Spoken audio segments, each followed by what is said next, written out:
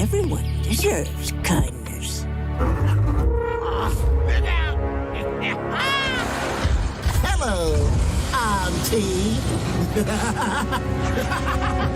This all you brought? Yes. Oh.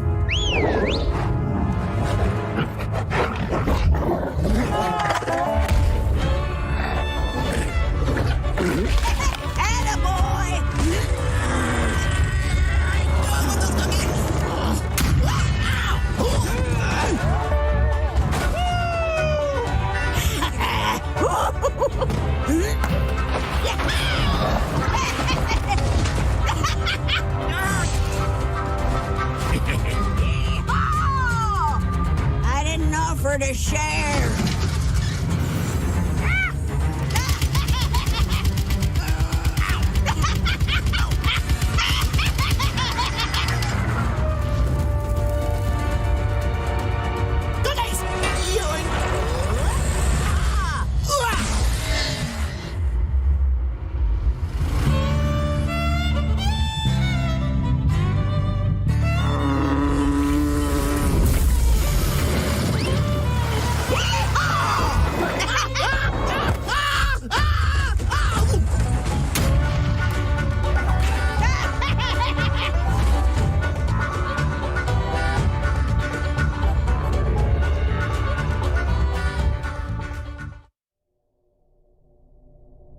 Long have my celestial brothers beckoned,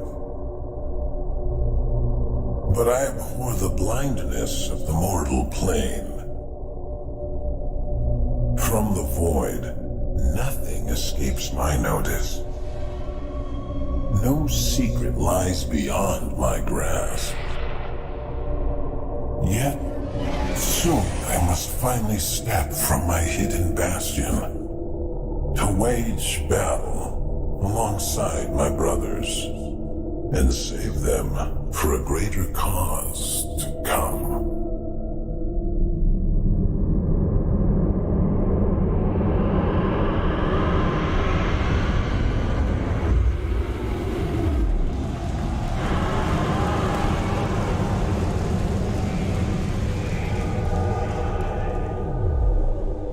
准备好，凡人们，很快将会惊天动地，而我的时代也终将来临。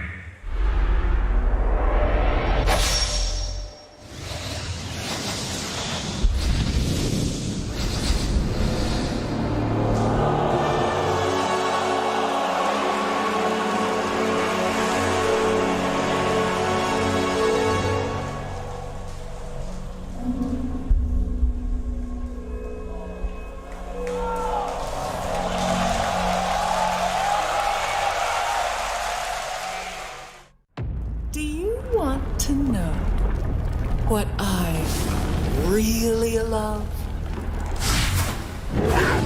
It's that first little moment when they realize this isn't a game. Are you ready for your moment?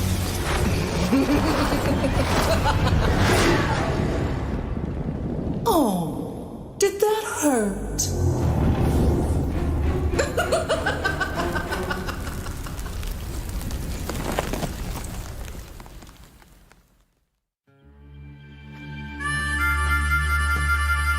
Don't let this party scene fool you. This world is a dangerous place. When you get to be my age, you'll see friends come and go. It's important to take care of the ones still kicking. In the heat of battle, you'd be surprised how far a little kindness might go.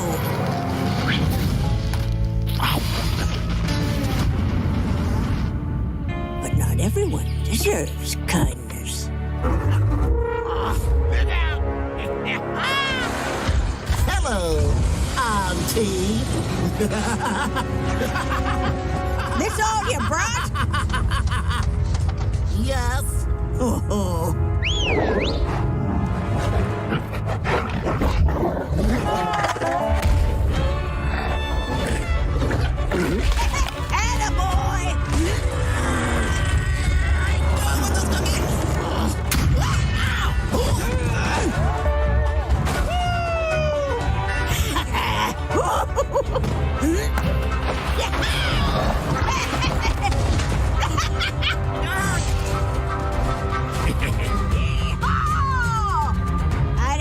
offer to share.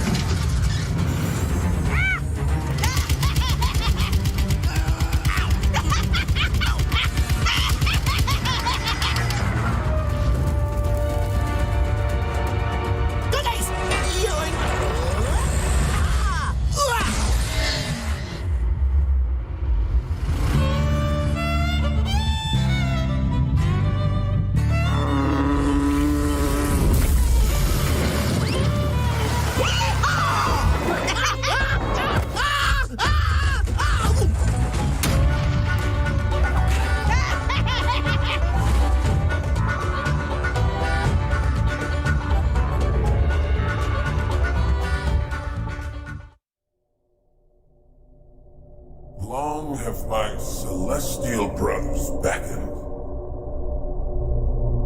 but I abhor the blindness of the mortal plane. From the void, nothing escapes my notice. No secret lies beyond my grasp. Yet, soon I must finally step from my hidden bastion to wage battle alongside my brothers and save them for a greater cause to come.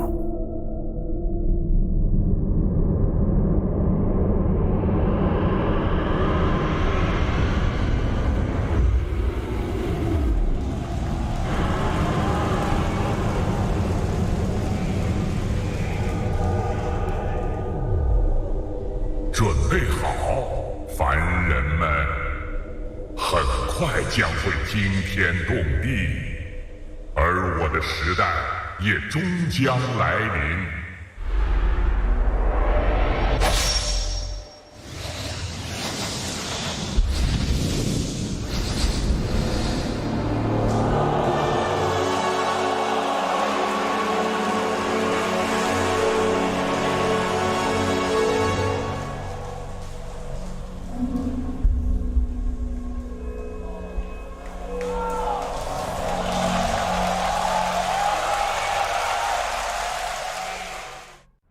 Do you want to know what I really love? It's that first little moment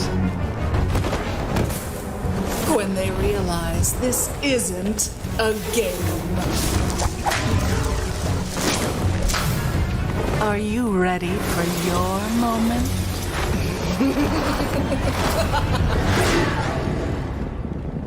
Oh, did that hurt?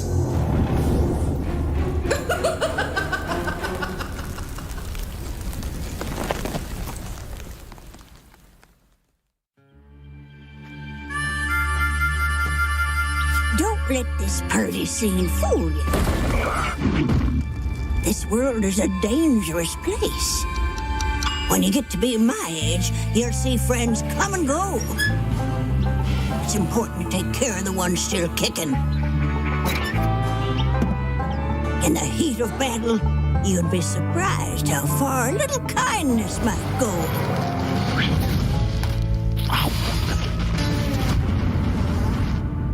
But not everyone deserves kindness. Hello, Auntie. This all you brought? Yes. Oh.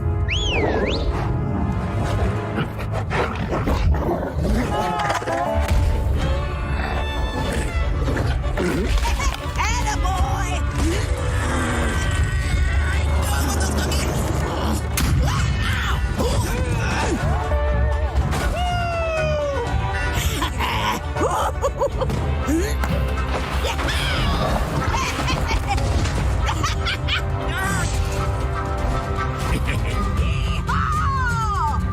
I didn't offer to share.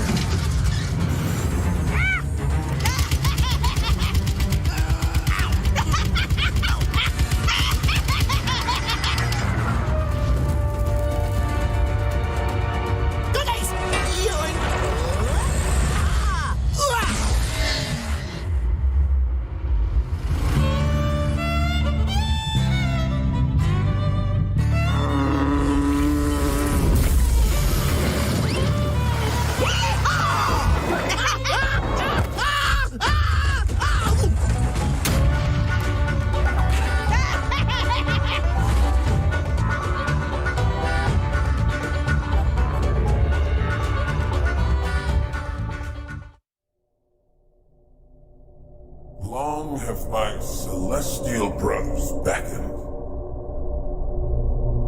but I abhor the blindness of the mortal plane.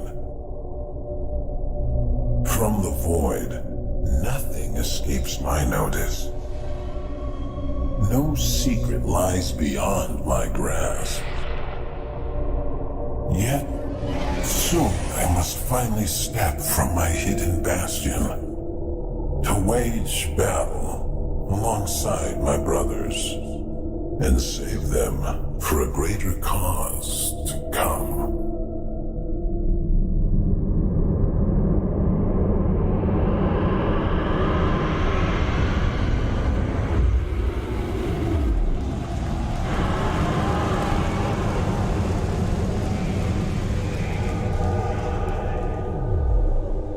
准备好，凡人们，很快将会惊天动地，而我的时代也终将来临。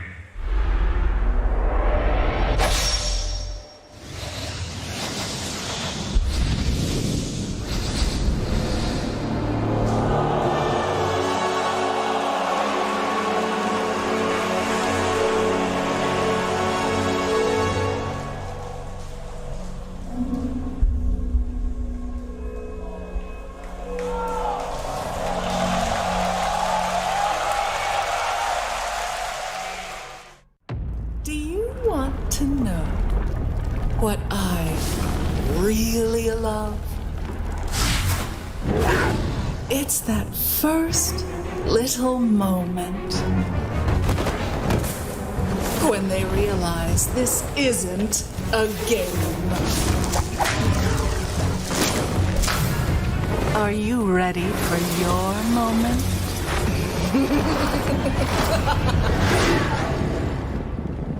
Oh, did that hurt?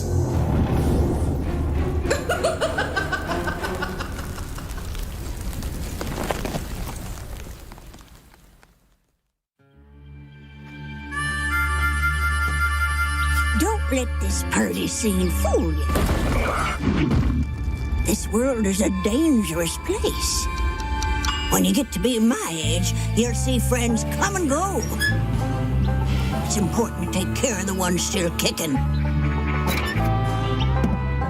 In the heat of battle, you'd be surprised how far a little kindness might go.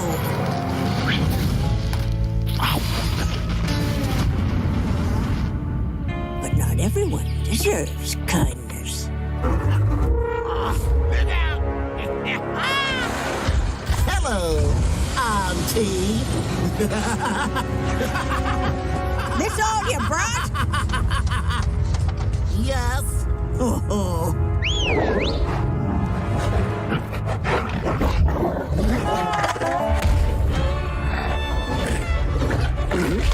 Attaboy!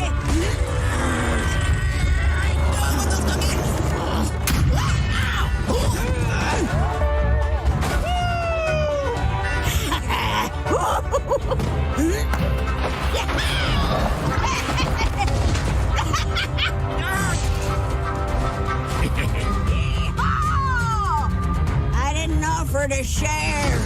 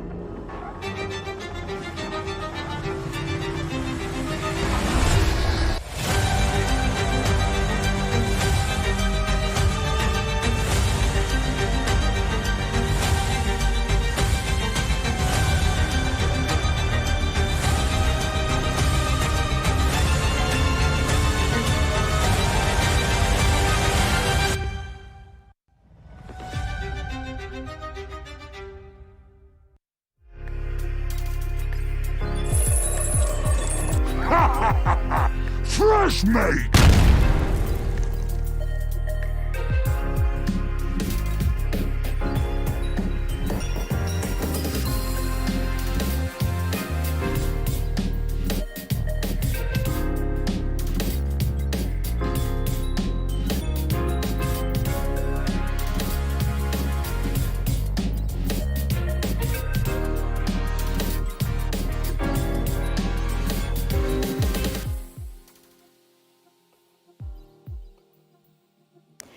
Welcome there, ladies and gentlemen. This is Top Clan's 2021 Dota 2 Summer Invitational, hosted by NetEase Games. I'm your host today, Evangeline.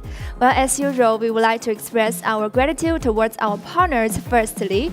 We would like to say special thanks to creator Justy Jam from TikTok Russia, exclusive technical supporter UU Game Booster, and our music partner NetEase Fever for all the love and support. Also, our grassroots tournaments are hosted by our wonderful partners Moon Studio, Epod, String Gaming, and TNC. Thank you for all the love and support and hard work. Well, today's matches will be broadcasted in 3 languages, English, Thai, and Tagalog. English will be played on Facebook, Twitch, TikTok, Likey, Video, our TV partner Egg Network on TV, and with our grassroots partner Epod. Well, you can join with our Thai casters at our Thai channels on Facebook, Twitch, and TikTok. If you would like to watch this in Tagalog, our YouTube channels will be your best option. Alright guys, now the time is right and the game is on. Let's welcome our wonderful casters. Hello guys, see you again. Nice to meet you. How are you?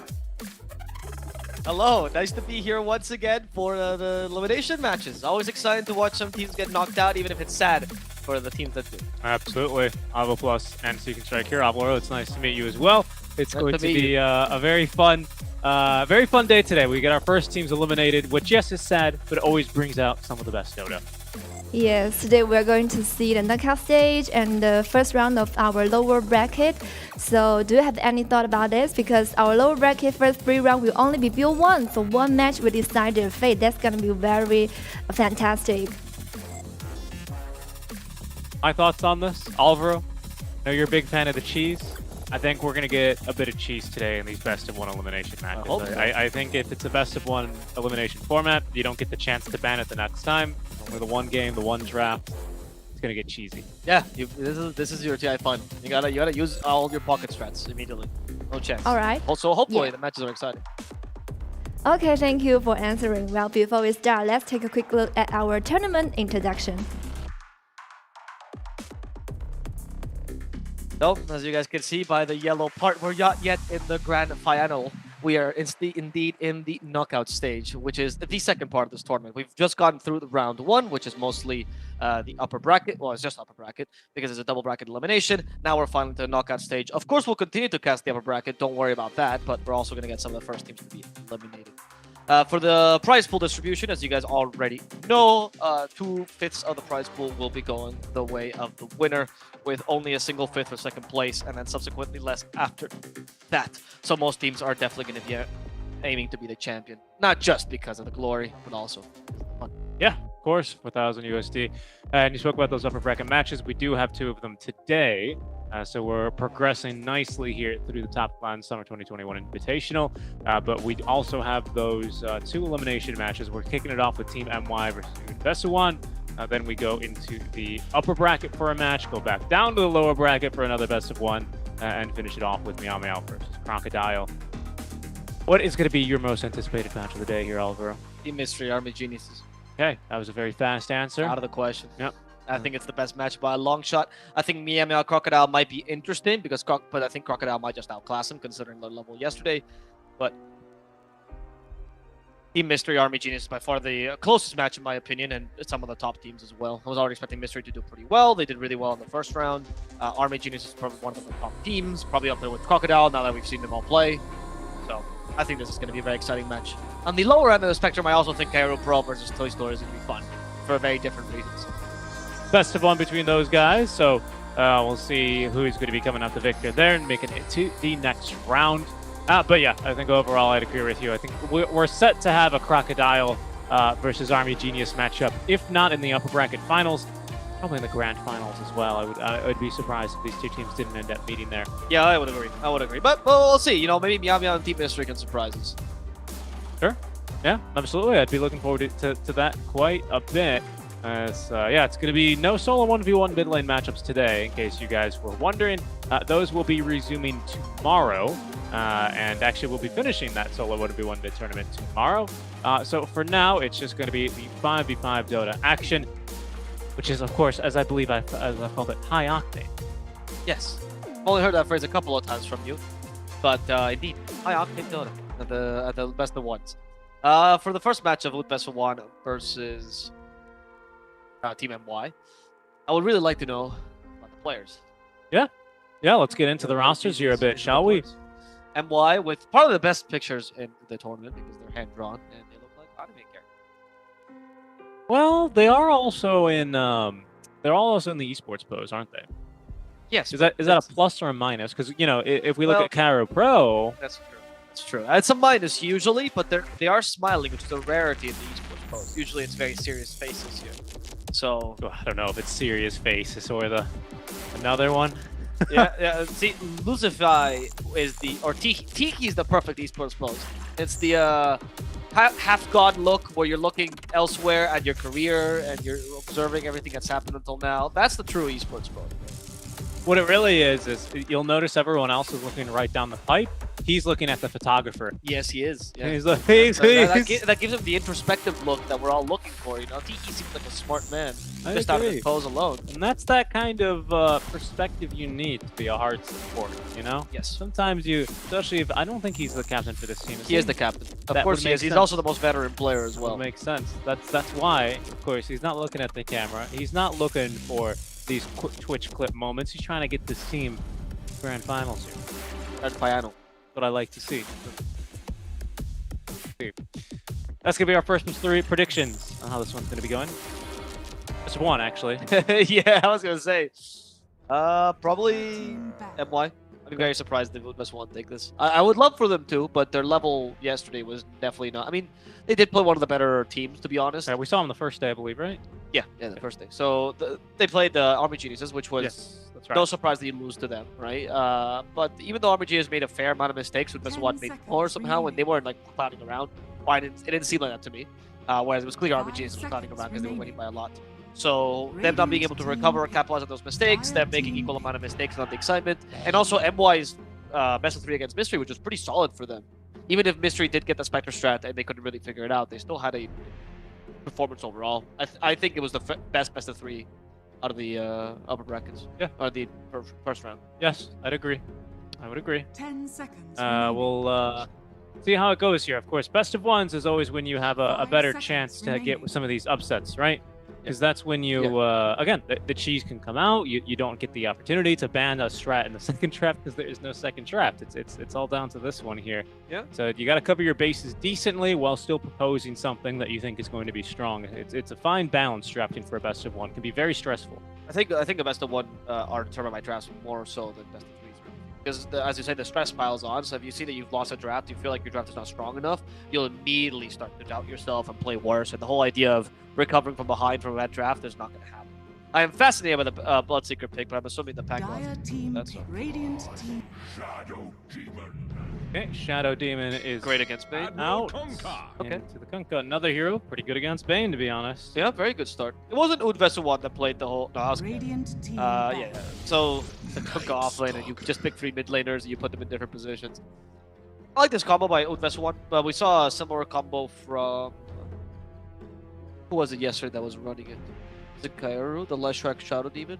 Oh, that was our last match of the day, wasn't it? Yeah. That would have been Crocodile. Oh, Crocodile versus it was Toy Story. Toy Story ran that, yeah. So Toy Story ran because they was losing.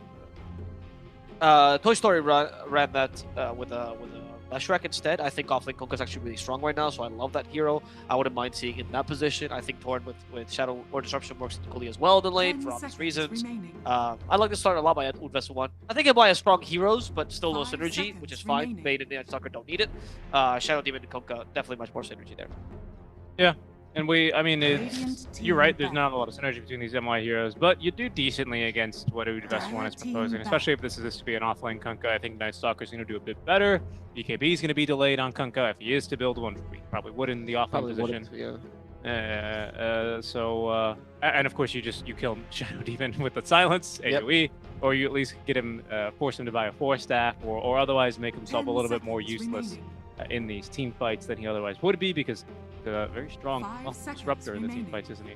Yeah, well, the Shadow Demon, though, is quite strong in both these picks, regardless. Like, yeah, obviously Night Stalker's good against supports in general. There are very few supports that you could say are good against Night Stalker, probably the strength ones. But Shadow Demon has the Demonic Purge when he's running at you. So Night Stalker has to play very much around the shadows, has to play from out of vision, so he can actually get to Shadow Demon, or alternatively Blink Dagger, of course. Yeah. That's a turning point usually in the game. But he's one of the better range supports at dealing with Night Stalker for that reason. And even if you die to him, but you get the Demonic Purge off on him before you die, that's already a big deal as well, because you stop his aggression. Yeah. And obviously against Bane, you are a counter, so that is true. That is true. Night Stalker early, I think he's going to be fairly happy to tank those Demonic Purges. A bit later, it does become a bit hazy, depending on what your draft looks like, pardon me, because I think we see a lot of Night Stalkers build into like a secondary, tertiary core, or at least damage dealing type of role, which can be necessary. If not because you need the damage, because sometimes you'll see it like paired with a Luna, just because you need your core to have that space that you provide, right? And Shadow Demon, he's not going to kill you with one Demonic Purge, but he is going to make your team fight a little bit slower, right? If your front liner, if your Vanguard unit is slow to move around, that is going to make your fights a lot more awkward. Yep, I agree. That's why I think it's a pretty major thing here. I would like to... Oh, I think MY played... They were the ones that played Night Stalker, right? Mid? With BB? I think it was BB's Night Stalker mid, so I think this hero is still a flex. I'm surprised with the Phoenix pick. No, I guess he's good against Night Stalker because of the Sunray. Yeah, sorry. I always think of the Crippling Fear as a counter, but to be honest, Phoenix just gets the Supernova off. You get rid of the Nighttime, even despite the Ascension. Sunray is great against Night Stalker as well. So Supernova. What? So Supernova. As I just mentioned, yeah. Oh, you said Sunray, sorry. And then Supernova and then Sunray. Oh, okay. Yeah, it's really good. The only thing you're scared of is if it's already nighttime and he voids you before you can get off like Supernova, or he's like a professional Night Stalker player and like interrupts you in your path and then voids you, so you can't like immediately just cast Supernova. You might be at a rough spot, but again, it's kind of every other support hero versus a Night Stalker, and you have other ways to outplay him. So it's one of the better picks. I think you can get into him. I would agree. Looking to draft by Vessuwan a lot right now, especially because Kunkka Phoenix, especially if this Kunkka's offlane is so strong. Tornstorm build with Phoenix is incredible because you Supernova, you protect the X so well. Everyone needs BKBs for that. Then you stop the Demonic Purge by Shadow Demon. You might be able to stop a BKB with Disruption. Like, there's so many tools you have for the Supernova to get off. If I was MY, I'd either pick, because you can't really pick an Egg Avoider like Centaur, because obviously Night Stalker, already you're off. Like if you pick Centaur Night Stalker as your cores, I don't love that combo. So I would say that you want an Egg Scrambler instead here. Mirana, comes to mind, is a pretty decent one. Yeah. You have with Bane combo. Yeah, that one's not bad. You can still move around fairly easily, even if you're disrupted, so you're not going to have that component removed from your fights. You punish Shadow Demon as well for disruption, so that's a big deal. You can, obviously, the leap destroys the egg. Yeah, that one seems pretty good to me. Although I think you actually, if you are Shadow Demonic Purge, rather, you do lose that buff instantly. What? The leap buff. Yeah, but if he's Demonic Purging you, then that's also a win to a degree for the Mirana. Yeah, it is. It would be. It would be. It's not. It's a pretty big win. It's depending on what your other egg hitters are, because Night Stalker Pain are not going to get it done. If you're Mirana, like there's something to be said about that. Okay, I don't mind this actually. 1-2 punch. Lifestealer. Oh, okay, so they've already defined their Monkey King as a mid, so they're not considering the possibility of flexing Kunkka Alpha, which I think is a mistake. But to be fair, Lifestealer also has the win against Kunkka, regardless, so it's not like Kunkka's gonna have a good lane no matter what. The problem I see here is that if Monkey King is mid, and all of a sudden you pick up a mid hero that beats Monkey King, like say Huskar. Not that I'm saying that's the pick here, but then I feel like MY just had a dead lane for no reason. That is a bit risky. I wonder why they highly value I wonder what the thought process was, rather, because I'm assuming I was about to say they highly value position 4 last pick, but maybe they just really wanted to make sure Monkey or Lifesteal didn't get banned. That's what I'm thinking. Yeah. And I get the point with Monkey King perfectly because he's a very strong hero right now. But I would have picked Mirana Monkey King because then you flex Monkey into carry mid. You don't know what to ban. Yeah. I wouldn't have thought of Lifestealer. I'm surprised that top clans, not this region, top clan specifically, just loves this hero. But the top teams like Army Geniuses and Crocodile are both not using a Lifestealer because, well, he is not very good. He is just okay. It's all right in this draft. You know, theoretically, you can not really care for the Kunkka's combo too much. You have a Dispel in lane for Shadow Demon, right? You can get rid of or make them immune to the damage. You got a Phoenix, of course, who's going to need to get his egg scrambled. But there's a pretty good response to either the Monkey or the Lifestealer alike with the Slardar. Lifestealer can sustain himself a little bit too much off of you. But this is going to be particularly brutal for either of these melee laners. 10 seconds remaining. Yeah, I think it's a very strong answer to it. I mean, then, of course, you still have Kunkka versus Monkey King, so you've lost one lane, won the other. I think it's okay. Once again, Vessuwan valuing the Lifestealer over the Monkey King. Very surprised by this. I would rather cancel the Monkey King than Lifestealer, personally. But the Lifestealer is just apparently OP, even though his win rate isn't reflected. Yeah. 5 seconds remaining. And the Mirana, please. I guess we have like team fight solutions to Monkey King, whereas for Lifestealer it is a bit more difficult, right? Yeah, I mean, like once Monkey, if he gets BKB, which he probably will this game, like yeah, then he's kind of free, and that's an issue, because then Slaughter can't lock down both Lifestealer and Monkey King, and like it's just too much. It's too much for him, especially with a Phoenix grip in the field. Like that's. But I think your early mid game fights are looking pretty nice, even with the strength of this Monkey King pick. Yes, the lane is hard for Kunkka, but he has good spells against him. Yeah, sure. You can tidal wave him out of the circle and everything. I just think Monkey King is quite broken right now, so I would not really let that guy go. They're banning Invoke. Oh, so the thing is I stuck 4, which fair, honestly, not a bad flex by MY, because then you don't get us countered by the Phoenix. You're still strong against the Kunkka Shadow Demon. Yeah, actually don't mind I stuck 4 at all. If it's a 4, it's Mirana. It's 100% Mirana. If it's not a 4, you want an offlaner. Centaur still fits. You just avoid the Phoenix. Kunkka's been annoying though. To go for here? 10 seconds. What do you want to go for? I think we could just use like a regular stun. Void is a slightly situational if it's not nighttime, if you don't have the ulti. Bane, super high commitment. Boundless Strike, sometimes you need to save, much like a Satanic, you know? Lifesteal off of. Yeah, okay, that's good. I just wanted like, if not Mirana, just some stuns. Sure, I can see this. I think probably the second best option, as you said. I still think the Mirana is better because you currently are trusting Lifestealer to be the egg hitter against the Slardar, and I don't think that's a great plan. But 10 seconds remaining. I guess maybe they're not so concerned about the egg. Yeah, well, we've got Bane as a solution to Slardar. Yeah, if he doesn't get disrupted, that's true. Now select your heroes. Oh, this is a very good TA pick. Very good TA game. And do they flex? Wait, sorry, what's their... Oh, it's the carry TA, right? Yep. Carry TA. Yeah, because Ken's their mid laner. Yeah. Alright. It is a very good TA game, so... He's going to have a rough time in this mid lane. I think this is a great solution, right? Because now you were... whoa. It's carry TA. Kunkka's lane is still rough. But Night Stalker's going to have a rough lane against TA. He's very bad against her. Because obviously, you have a high armor, but TA just melts and kills you, and you don't have enough to deal with refraction. Neither does the Lion, to be honest.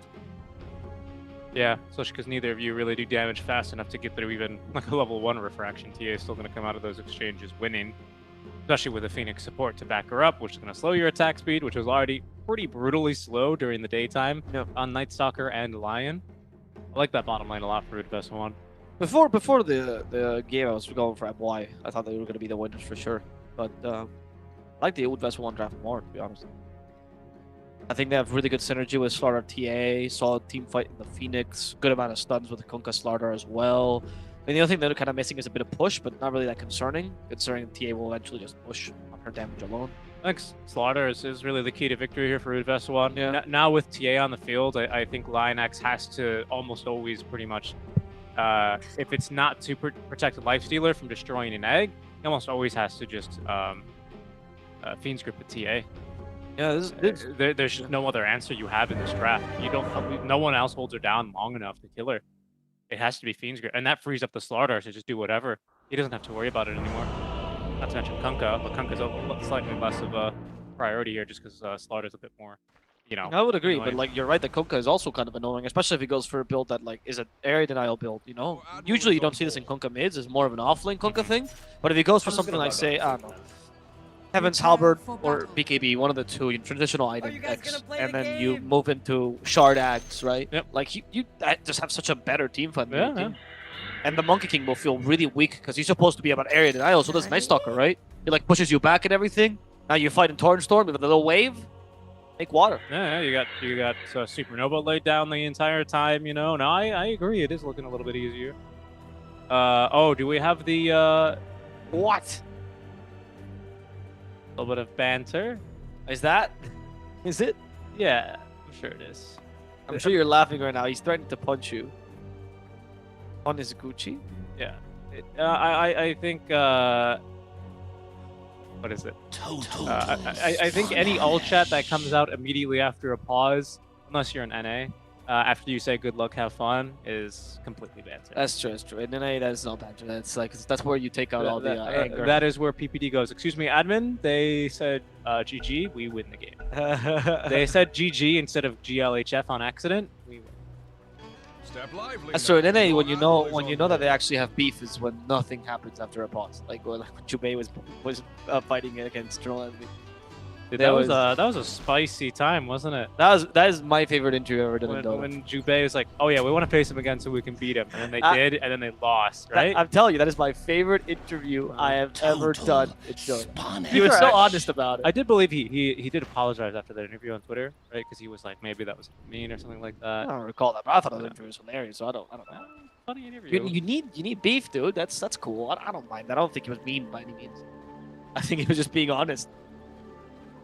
It wasn't like insulting Envy or anything, right? So that's why I would say. As long as players are not insulting to each other, the rivalry that sparks is nice. So I like seeing when they say that they're gonna punch each other. I think it's nice. It's was it the crit and no tail shoulder? Yeah. Yeah. The kind of stuff you want to see him checked into the boards. Oh, that was hilarious. The Slacks version of that, where he pretended that he was Canadian and a hockey player. Yeah. That is one of the best bits of Dota. Well, he was an A, right? That was the joke. Yeah, he was an NA, but obviously they were using that, and that's why he was doing it. That was very clever. What do you mean, poser? So hoser. No? He might have called him a hoser. Yeah, hoser. I think it's hoser. Hoser's much more Canadian, eh? Yeah. Hoser, I think. You know what a hoser is? Explain it to me a long time ago. You remember? I know, like. You care to know? Sure, go ahead. A hoser is very Canadian because, you know, they always play ice hockey basically from fall to spring. Oh, yes, I remember you telling me that. So, you know, after you play some ice hockey, it's all scratched up. Yeah, right? so you have to hose down the ice. You got to hose it down. But that's a lot of work, actually. You got to do a good job. Otherwise, you know, if you do a crap job, you're going to actually trip over the ice if it's uneven. And it's very dangerous. You break your ankles. So you got to do a good job. It takes a bit of work. But they would always make the losers do it. Right? If you lost the hockey game, hey, hoser, come over here. It's time for you to do your work. So yeah, it's crazy that became a general insult in Canada for people. That's why Americans, we do love our northern brethren, but they do like their ice hockey even more. Yeah, they really do. I can't think of any American insults like that. Based on American football or something like that. No, some sport, baseball maybe. There's probably something with baseball, I'd imagine. Probably something with baseball. There's a lot of like baseball and stuff like that. This lane is looking actually a little bit difficult right now for TA. I think it's hard for her early, certainly, especially when Phoenix is away, you know, stacking or trying to make sure that the camps spawn in. But actually, TA is struggling. Meld level 1, of course. So level 2 immediately is a pretty nice spike for her with those refraction charges. Albeit level 1, it does become a lot easier for her. Yeah, I feel like Meld level 1 maybe wasn't the choice this lane because Night Stalker has way too much base armor. I would have liked refraction for last inning, but oh no, my pro. Oh no, that's the hex though. I don't know if my pro's doing the right play here. No, so his mistake there. Oh no, he's not gonna get the courier either. His mistake there was the tower's not gonna switch aggro to you. What he did was he commanded attack move to the TA, and the tower did not like that.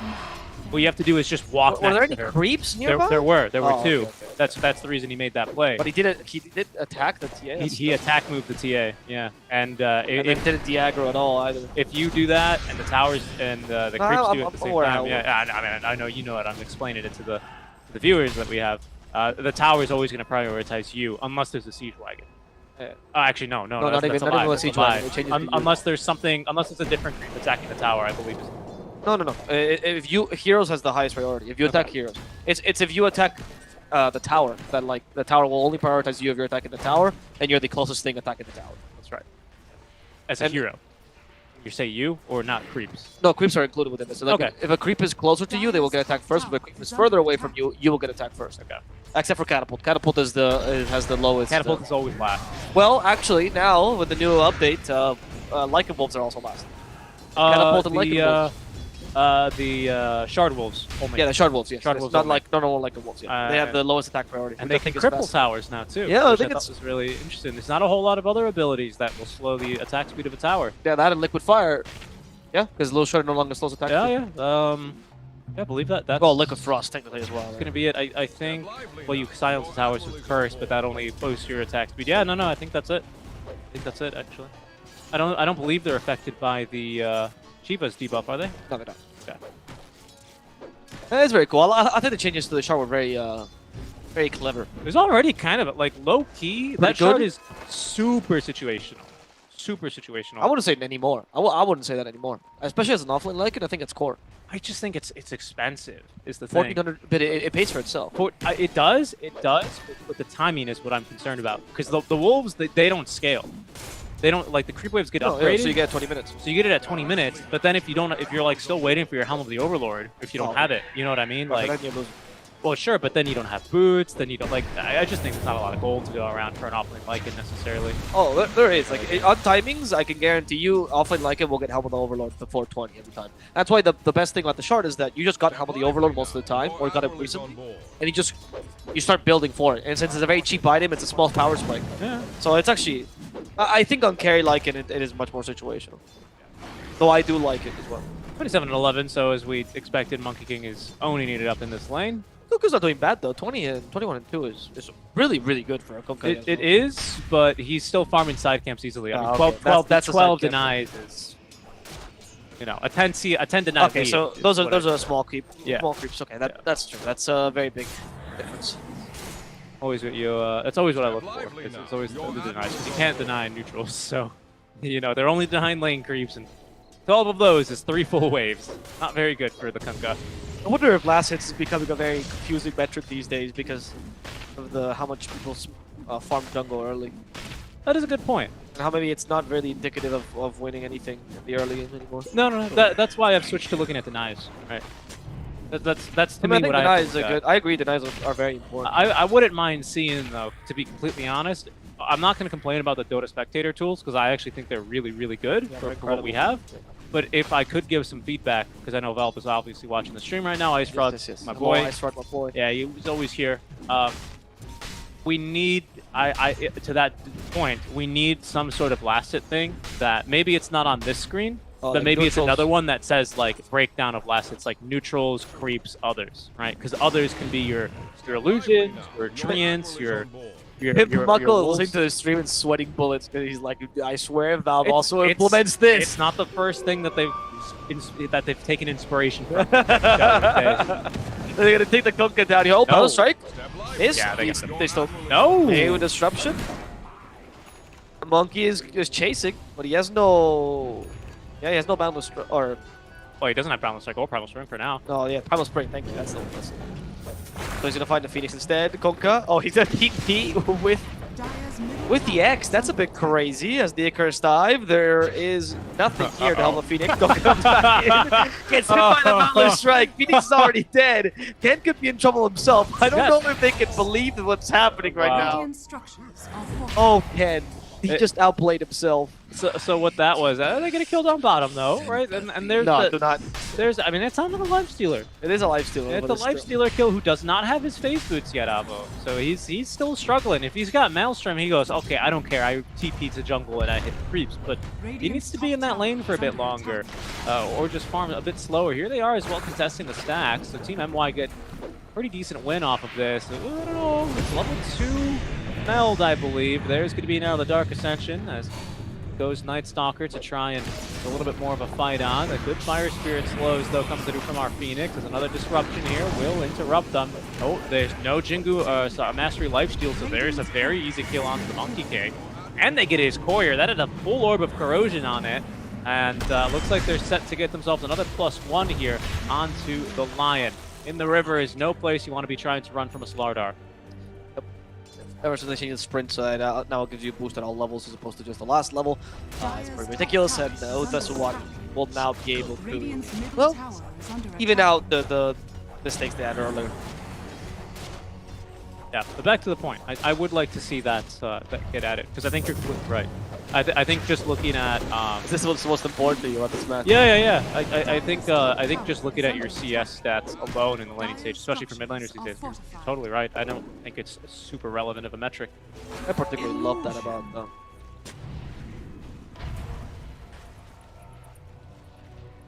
What's the name of the HUD now? In the name of the HUD. What's the pip buckle application? I don't know. Completely forgot.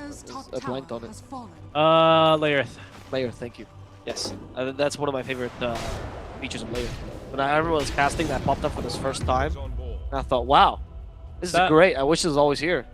Really good stat. Yeah, it's a good stat to have. I like the gold breakdown in general, right? I wish I could know like if a team has gotten more gold out of creeps or heroes or towers or what.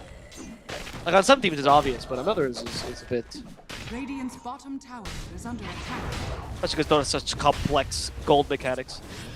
Slardar at the bottom lane gets hit by the Nightmare. There's no Fiend Grip though, so they're just gonna last it. Otherwise, this is pretty much. Yeah, pretty much. Hey, 2 range creeps under tower. That's pretty big. That's pretty big. That's pretty big versus Slardar. Normally he's in there getting in your face, giving you a bash. So yeah, 100% for you Nightmare. That big old fishy boy. Best of 1, of course, between these teams, so I think that's why we see everyone a little bit more restrained. We haven't seen Monkey or rotate away to either side lane yet. Team MY, though, although they did lose that last little skirmish we saw, we did see Lifestealer rotate top lane and take that tier 1 tower in the midst of that fight. So he's actually returned back bottom instead of just chilling in the jungle, because with the support of the Bane, with the support of the Lion, he feels at least confident enough to just at least remain in lane despite the Slardar existing. BB as well is actually doing a little bit of right-click damage to the tower. Here comes the 10-minute wagon about to spawn in. I'm not sure how close to Supernova we are, because I think once Supernova is up, Alvo, we haven't seen a boat yet, but that combo between the two is gonna, I think, prevent Team MY from effectively trying to make a push to tier 1. I think it's too difficult. Phoenix as well, he can defend the waves just with Fire Spirits basically alone. Tunka can just show up when he needs to. Like I actually concerned for how Team MY look to push. If they don't do it now before Supernova's up, this mid tier 1. Everyone else is just farming though for Mood Vessuwan. I guess you're right. They don't really have any consistent pushing power at all. I was hoping Lifestealer would go as a later build this game, but I don't know if that's even viable against TA. Yeah, the matchup against TA is really bad too. I mean, this could turn into a. I don't know about that. Slardar gets saved by the disruption here. There's no demonic purge though. Yeah, there was. It came out. I think it's on the monkey. He just moves at full move speed and trees though. Don't care. That's crazy. I guess monkey is the wrong target. I mean, I know it dispels the Jingle Mastery though, so maybe that was the idea. Yep. I still think Lifestealer is probably your prime target for the demonic purge. Well, if he has Infest, maybe not so much. If he doesn't have Infest, yes. I think if we have, I don't know, this might be Blink for Slardar, the way they're playing this. No, yeah, it's not. No, he's going to pretend like he has it. Looked like he had it, right? That was the kind of smoke I would expect the team to make with Slardar Blink. I agree. The way he was playing that and everything, but maybe he just wanted BB to jump on in with that Primal Spring. Pretty easy push here, though, for Mood Vessuwan. Again, just threatening with their team fight, basically. Tunka, yeah, you stunned him, but he's very tanky. He's got a Slardar as well to beat him up. Nightmare is going to be toggled over to the Phoenix, and a very easy tier 1 tower here for Mood Vessuwan. Okay. The bottom lane, Slardar also rotates, hoping to catch this Lifestealer, but instead will designate himself to farming Not loving that Slaughter, who might be a win conditions, going straight for the blink. I'm a big fan of the Midas Slaughter, if you can afford it. I don't think this game is going to be too fast for you anyway. But I can see why he's decided to go for the blink and try to be as impactful as possible. I just feel like your win condition is limited until...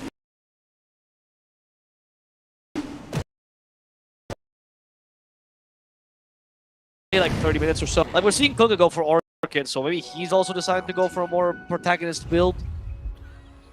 I don't think Orchid is the call for that, though, entirely. I usually am a big fan of Radiance on Kunkka if you want to be the main win condition.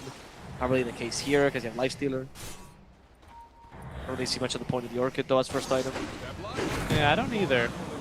Gonna be killed here. Immediate Fiend Grip, not wasting any time. Line. Oh, wow, okay, even Finger of Death. I mean, they wanted him dead. They got him dead. I just think it's a very greedy build. I would much rather see he go for Halberd or BKB straight up, and then into something more useful.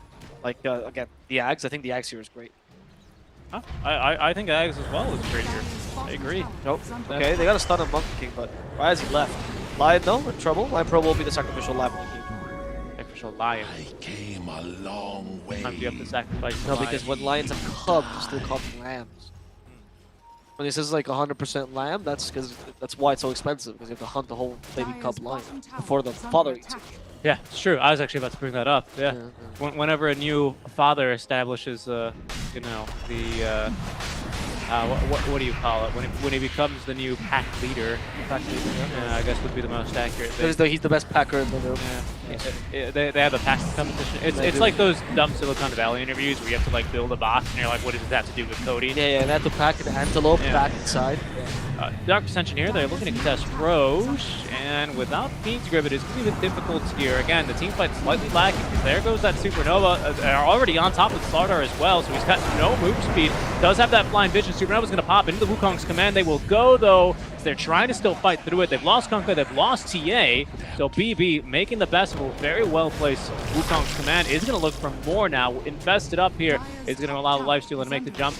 Not enough damage, though, for Tihi. Looks like Unify is going to be able to escape, but at the cost here of the Slaughter, all 3 cores drop for Vessuwan. A great fight for Team MY. That was such a better executed fight for MY. Like, there was a... I think Vessuwan kind of fell into their own trap where they got the Supernova in a really good position, to be honest, and they overestimated its value, and they thought, oh, if we fight in Wukong's command, as long as they're still fighting here, they're going to get baited into the Supernova, and they're going to die afterwards with the Ghost Shift combination. And they both hit, and they just didn't do enough. Infest heals way too much, Monkey King has way too much healing, TA was not dealing damage inside that Wukong's command. Of course, because Monkey King has extra armor, so that's going to be really hard to do. And I feel like they just underestimated the power of that circle, honestly. Now MY has a sizable advantage, and they're also a team that... They should lose the early. They should lose the early. Like, look at that. You know, he takes Wukong's command, and this is what you usually retreat, or you should try to, but... Great stun, by the way, from Lion. It was a very good stun. It was a very good stun and a very good boundless strike, but they didn't even try to retreat. Slaughter was actually fighting in the sidelines, which I think was the best choice. Yeah, just keep Night Stalker away. And then, unfortunately, his team is just done. I mean, what is he supposed to do there, though? I think without Blink... No, I think... No, he does have Blink. He does have Blink. Doesn't matter, though, because he did the best thing he could, which is kill Night Stalker. Yeah. Yeah. And we'll see here what he's going to decide to do in this next fight. Into the BKB. Maybe he does need to be this kind of bespoke support killer. It does free up Night Stalker. It does free up your lifesteal a bit too much. But I think for now, you're not really too scared of lifestealer's damage. It's Monkey King, basically, and the supports that are winning these fights. I think for now, for Team MY. Yep. I think Lifestealer eventually is going to come in clutch in a bit, but right now, with just Maelstrom alone, farming item for the most part. Scared of that. The Echo Saber, of course, on the Monkey King. Item. This build is much better than Hookah's, to be honest. I'm not liking Vessuwan. That was close. I'm not liking Ken's build at all. I feel like the Monkey King's going to have so much more impact this game than him. That was 100% a kill. If they found TA, yeah. There's no tier 1 tower up bottom for Vessuwan. They still have their mid, as we can see Lifestealer is trying to demolish that one. Disruption is going to be used for the line, stun for the wagon, which the Lifestealer is inside of. Torrent and the line will be sleeping tonight. They want to get the wagon, but they won't be able to. Stronger start by, or stronger fight by MY, because in the end you're forcing a bunch of rotations towards the mid lane just to defend it. Didn't really work out, only for the Lion. You defend your bottom tier 1 as well, Mon? Which is not ideal. I mean, you've lost your mid tier 1 is the most important one. Yeah, but you lost that like 6 minutes ago, right? Exactly, you can't do much about that. Aetherland soon for the Bane. I don't think he should be the one defending this Ned lane. Dire It's are Bane. scanning. At best, we can push the range creep. Yeah, well, he's gonna walk underneath that tower. That's gonna Yeah, turn that scan red. Pardon me. And Scar Ned. scan red. Yes. And we'll see how they react. They're gonna react.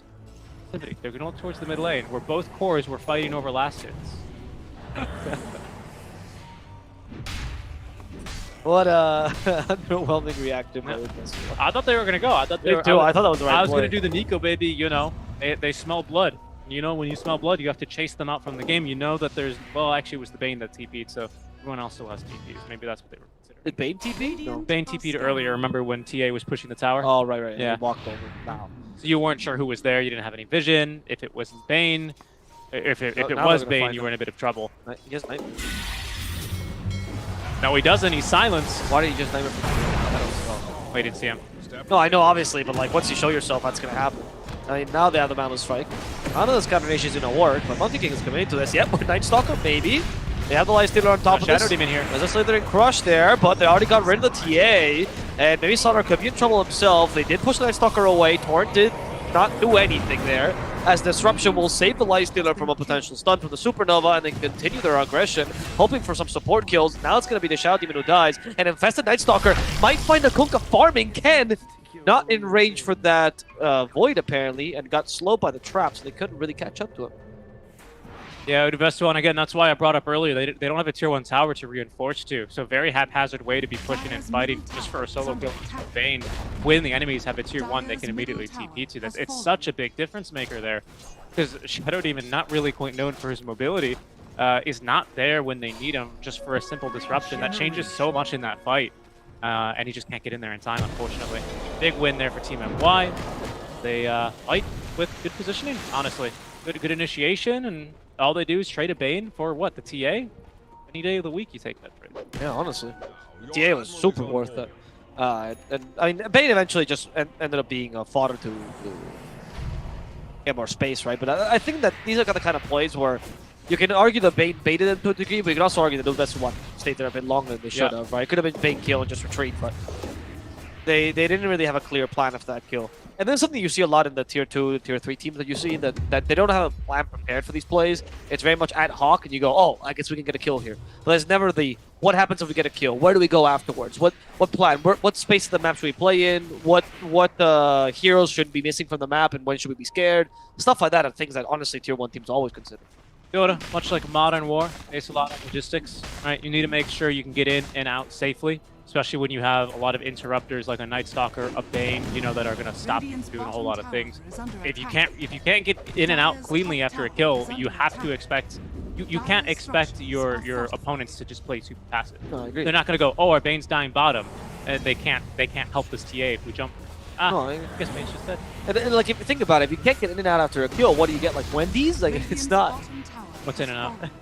It's not very good. What's in and out? It's not a good idea. I don't understand. Phoenix is going to die here at the top. Like, come on. Can you explain it to me? This is an Asian tournament. Yeah, but I'm not American either, so. I don't know what in and out is. I've never It's had a it before. burger chain. Really? It's not everywhere in the U.S. It's pretty tasty. Yeah, there's one in Spain. Oh, what? Yeah, imported one. We also have Five Guys. Recently came by. Tasty. Cinco amigos. No, that's not what it's called. Kunkka, Monkey King has the BKB right now. They Crippling stop Fear. Nice. Disruption. That's gonna set up for the Night Stalker kill here, or should soon. No, they're gonna let the starter go. Instead, Night Stalker was in trouble. He's going to die. Okay, they just took 2 down. Starter did end up falling to the Bane. Well done. At least he was somewhat useful there. That's a hard one to call for me. It's almost even here. BB's gonna stick around. It's a win, even though a small one for Vessuwan. Because its Fiend Grip was cancelled there by the disruption, and he's standing by here to counter initiate onto a TA. I don't think they quite know he's here. It was a good response to disruption though. Yeah. But this time we saw the last time around. You get it? Oh, he didn't see the hook. Oh, he's gonna go for the Shadow Demon instead. Yep. That's very clever. I agree. No greed there. Very well done. Orchid from Lions wondering, are they going on me? That's back for a second. He knows he has to be the sacrifice here. Monkey King will lead instead. No stun just yet. Mischief does not avoid any damage. The Sunray. Okay, now they have no invulnerability. Boundless Strike misses everyone. TA has been hacked. what an Earth Earth Spike. Spike on top of that. But do they really want to fight this? I don't think so. There's no Lifestealer Rage right now, so he's just going to fall. And they need to retreat immediately. With that Night Stalker, they don't have that strength. Finding a Bane as well is going to be Vessuwan, hoping for a secondary kill here. That bit of Rain Sap will help him a bit, but no Nightmare available, which means dead Bane. Yeah, Monkey King is lucky to escape with his life there. He will actually TP mid, so he's just looking to continue farming that BKB online. But this is now what started as a tier 2 power push and just a couple of free kills for Team MY quickly, you know, turns into your tier 1 being pushed. The tier 1 tower, again, is not that big of a deal, so I don't mean to harp on that. As BKB active for Monkey King in the mid lane as he needs to run away. Again, no HP, so as soon as he gets jumped by Slardar, you don't know what's coming from the shadows, and that was really what that kind of concept, what lurks and what they did in the shadows is what really ended up screwing up Team MY's day here. Because that's a pretty big momentum shift here for Vessuwan. We're not winning fights, especially with BKB online from Monkey King, but haphazard engagements out from MY, and Vessuwan right back in it. In fact, now they are looking to set the tempo as they move together and set the map. I think they're leading now, yeah, I agree. They have much more constant initiation, because of course, yes, Supernova and Ghost Ship are great spells. Demonic Purge as well, but you don't need them to fight. You can fight without them. You can just continue to be aggressive with a Slardar Night Stalker, Slardar Kunkka TA combo, which has relatively low cooldowns, which puts MY in a difficult position, because they know that if they take a fight and the fight doesn't go too well for them, the oppression by Vessuwan is going to be immediate and swift. Immediate and strong as well. And we'll see how MY responds to this. They need to hit the next power spike to be able to fight. The next Monkey King item is very important. He's considering Heaven's Halberd. I'm not the biggest fan of this, but it's okay. I think you need something to deal with the TA at this point. She's too strong. And she also beats your Lifestealer completely. Yep, especially in this pushing war, especially because I don't believe Lifestealer did end up going for the Deso. They're just going to do tower trades, but TA now is going to very likely disassemble that Dragon Lance into the BKB. And she is going to have a very strong teamfight item, because now she can look to mostly ignore these supports with the exception of the Bane. I don't believe you can disrupt a magic immune ally though, or enemy. In fact, I know you can't.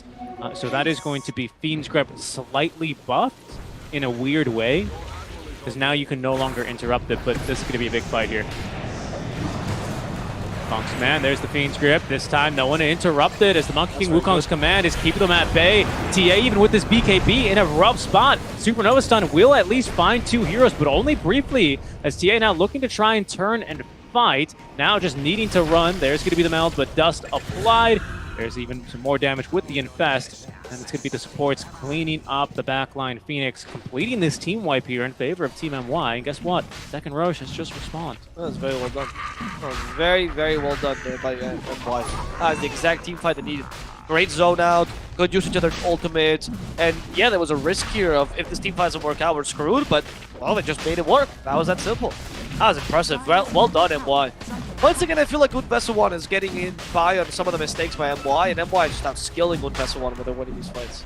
Vessuwan is never playing badly, but they're also not playing as well as MY sometimes. The Shard is going to go to the Lifestealer, I hope.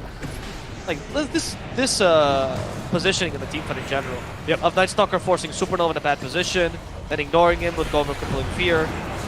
The beautiful Monkey King ultimate, honestly. Yeah, Slardar is stuck on the wrong side. It's a great Fiend's Grip, and they also always knew that Slardar's doing this every time, right? They're jumping someone in real time, but the rage comes through. Not a big deal. He's fine. So they actually took advantage there of Slardar's proclivity towards going on the sidelines, right? And since he's done this, what, 2-3 times in the fights? Once to good success, 2 to not so good success, they finally realized, we can punish this, right? Yep. So very, very clever. All it really is there is just communication between the supports saying, hey, Slardar's going to jump one of us, but just don't be within crush range of me. Yeah. It's really that easy. Until he has BKB. Also Bait's positioning that he knew he could use the vision of the allies in the high ground, and he could stay in the low ground. Very unexpected positioning, because you usually think, oh, everyone get on the high ground, right? But Bane, why does he need to be there? There's no advantage to him anyway. Especially with Aether. Yeah, exactly. So I thought that was very well done. I'm still now with a Satanic. Okay. So no such Manta style, which we saw from who was always building Manta style before? A losing team. No, it was a winning team, right? Remember? Oh no, you're right. It was Hawkeye from right. Yam. Yep. I really thought Lifestealer Manta style can't be good. I think the Satanic is a great item in this game because you don't have any Scotty builders or Shiva's builders. So your Feast and Satanic are free here. It's actually so good. What, is TA gonna build Shivas? That's a good point, yeah. Are we gonna get Shivas on Honka maybe? He's probably the best Shivas builder you have. Yeah, that does seem likely, actually. But slow, especially if you're not winning these mid-game team fights. Tier 2 tower's gonna fall. Looks like Team MY setting their sights now towards that bottom tier 2. The creep wave is pushing, though, against them. But for now, they're content to just farm some Ancients. Vessuwan, they know that this is not just a life stealer farming, in too dangerous a position. The rest of the team behind him waiting in the shadows, so they don't look to make that jump there, especially versus the Aegis carrier. They have to look for a different fight. Oh, Bane. Oh, Bane. Is he baiting? Yeah, he is. I think he is. Just broke that bait. He even just destroyed one trap. Oof, Heaven's Halberd's built for Hookah. That's way too low. Yeah, I agree. I mean, I think it's a good build. I think you go Orchid or Halberd, depending on what the game demands. I don't think you go both. I also don't think you go Orchid this game. But with Fear. Well, on the support zone, there's the feed script for the TA. Finally, the Supernova comes out, but I think a bit late. Or, never mind. Night Stalker's dead. They managed to reset the team fight now without Night Stalker. It's still nighttime, doesn't really matter. You're gonna get Monkey King. As Monkey King is dying alone to the magical damage, it's gonna be his Aegis, and therefore his Ramon's command. And MY is holding their ground. Unbelievable. Alright, well done with this one. How did he end up there? Did he Primal Spring there? That's a lost fight because that's where he decides to stand, unfortunately, for BB. I'm not sure how could they have pushed him? With what? Their hands? Their hopes and dreams? I'm not sure. I was thinking of something that can push him, but I guess no. I mean, we were. They disrupted him. I don't know. I mean, no, because even if you primal spring around and you're hit with disruption, you still end up going to your target. Is the way that one works. Like Hook. No, maybe they started him close to the cliff and then he got unlucky and he appeared. I mean, it was a mistake either way. Regrettably for them, because it was otherwise a really easy fight. A very good nightmare actually, but I think BB's dead. Well, this is a BKB steal. Demonic Purge is gonna hit finally. Night Stalker just bought his BKB. We see the Light Stealer from behind. That's not time for the Vessuwan guys. Shadow Demon TP'd away, so they need to get out of here. Vessuwan, they're fine. Hey, they have a ward there, so we go. Ward Night Stalker. Oh, great, crazy range, and I find nothing out there. TA for you. Unnecessary play. There's no raid. Oh, there's raid. My bad. He used Infest. Yes, indeed. I'm surprised Infest isn't green on this client, but Rupture is. But that's a good point. I want to see, is Open Wounds going to be green? Oh, probably, because that's an old ability, right? Yeah, it's blood, technically. I'm thinking because maybe this Infest cosmetic is newer, right? Like an Immortal. So yeah. It would probably override the old ones. Oh, I see. That could be. Doesn't he supposed to have a mouth like in the? He does have a mouth. But I guess because the cosmetics is hard to tell the difference. Well, no, actually, normal Lifestealer doesn't have that much of a mouth. Normal Lifestealer, his mouth is like half. Yeah, half there, right? I thought with this mask, his mask or his mouth looked full. Oh, I don't recall actually. It's like that cosmetic carries. Well, his mouth is full of Kunkka right now. He is full of Kunkka, yeah. Was it tasty? You think Kunkka? I think Kunkka looks like a very tasty. Depends if you like salt or not. Very good bait. Very good bait. That's very true. What an air spike!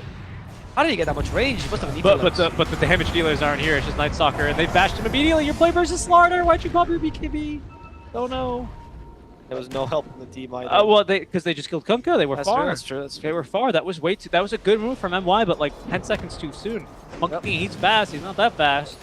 Lifestealer's not fast. No. Well, he could rage it.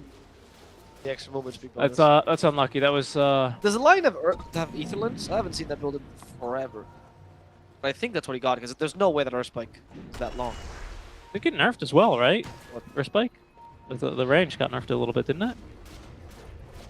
Fairly certain. They did nerf something with Maya, which I thought was weird.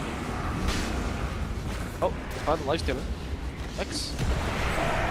Earth Spike on top of that. There's the Finger of Death. Enough damage. They have amplified damage onto this Lifestealer to spell it with Rage, immediately infesting the Monkey King inside the Wukong's command. Those Monkey statues are going to get rid of the Slaughter together with the Infest damage. Very well done. It's actually Shadow Demon. Tags for Shadow Demon. Oh, okay. That's a big point. That's a big point. But we just gotta kill here on Slardar, so now Night Stalker, if you can join. I guess you don't want to really push this bottom lane anyway.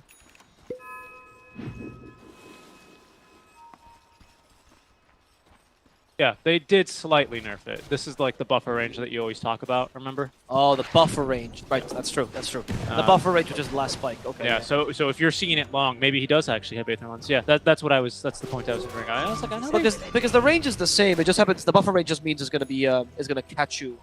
Less. Like right now, the Earth Spike would hit you, even though the animation didn't really hit you. That was the buffer range. Yeah. Okay, yeah, you're right. I mean, 75, kind of a big deal. Kind of a big deal. I mean, yeah, especially for like top tier lines. That's very important, particularly not for the range as like how far you get, but for when there are two people are next to each other and you can't get the angle through them. Yep. And you have to like hit them with the last spike. That's much harder. That's true. Dive. I think you just continue. That's this. open wounds. Yeah, that is open wounds. It's red. I think is the immortal. I don't know. Oh. Oh no! Oh no! A team. Nope. What do you mean? This isn't a free kill onto a Phoenix? I've been bamboozled. He still had Satanic though, so honestly it would have lasted a fair amount of time, but I think it was right of him for just retreat. His team was nowhere near. I think Vessuwan were probably expecting that to be a bait, considering Team MY has done that about twice now. Yeah. But the last time it didn't work out nicely, so I thought Vessuwan might have bitten on that one, or at least rolled the dice on that particular piece of bait, because it probably would have been a kill. Slardar, Blink, BKB, even with Satanic, I think you're dead there. With the Deso, Corrosive Haze, ooh, that's so much. That is so much. 4 bounties. They had left 4 bounties. They're so they hadn't picked up a bounty since 21 minutes. They're like preppers, you know, like they do. You know, I think the stocks for Doomsday preppers probably sank considerably when all of them went out and bought toilet paper at the start of the global health crisis. You know, like the stocks. It's like a Doomer term. You know, stocks is in like the value or like the public opinion of. Is the public opinion of Doomsday preppers ever high? No, but it's now like tracking. Oh, right. Okay. They're gonna go in, find a quick kill on Tiki. Another one, both supports dead. That means no more of those demonic purges. That's very important. The constant disarms are making it very difficult for them to continue this fight as the Star dies to the Fiend script. Here's the Ghost Ship though, but that Ghost Ship is not gonna hurt the Life Stealer, who is just life stealing his life away from Kunkka. Hexed up, now crippling feared, silenced and killed. And Vessuwan only has 1 remaining member alive, which means it's time for MY to push. Yes, it is. Only started with the buyback as well. Team MY do have to buy back on both supports, but it's immediately worth it as they get the Slardar through his BKB thanks to a fantastic Fiend's Grip. And now they're in a great position here. BB was camping the creep wave to see if they can make use of that last little bit of Jingu Mastery adverse to TA. Cannot, though.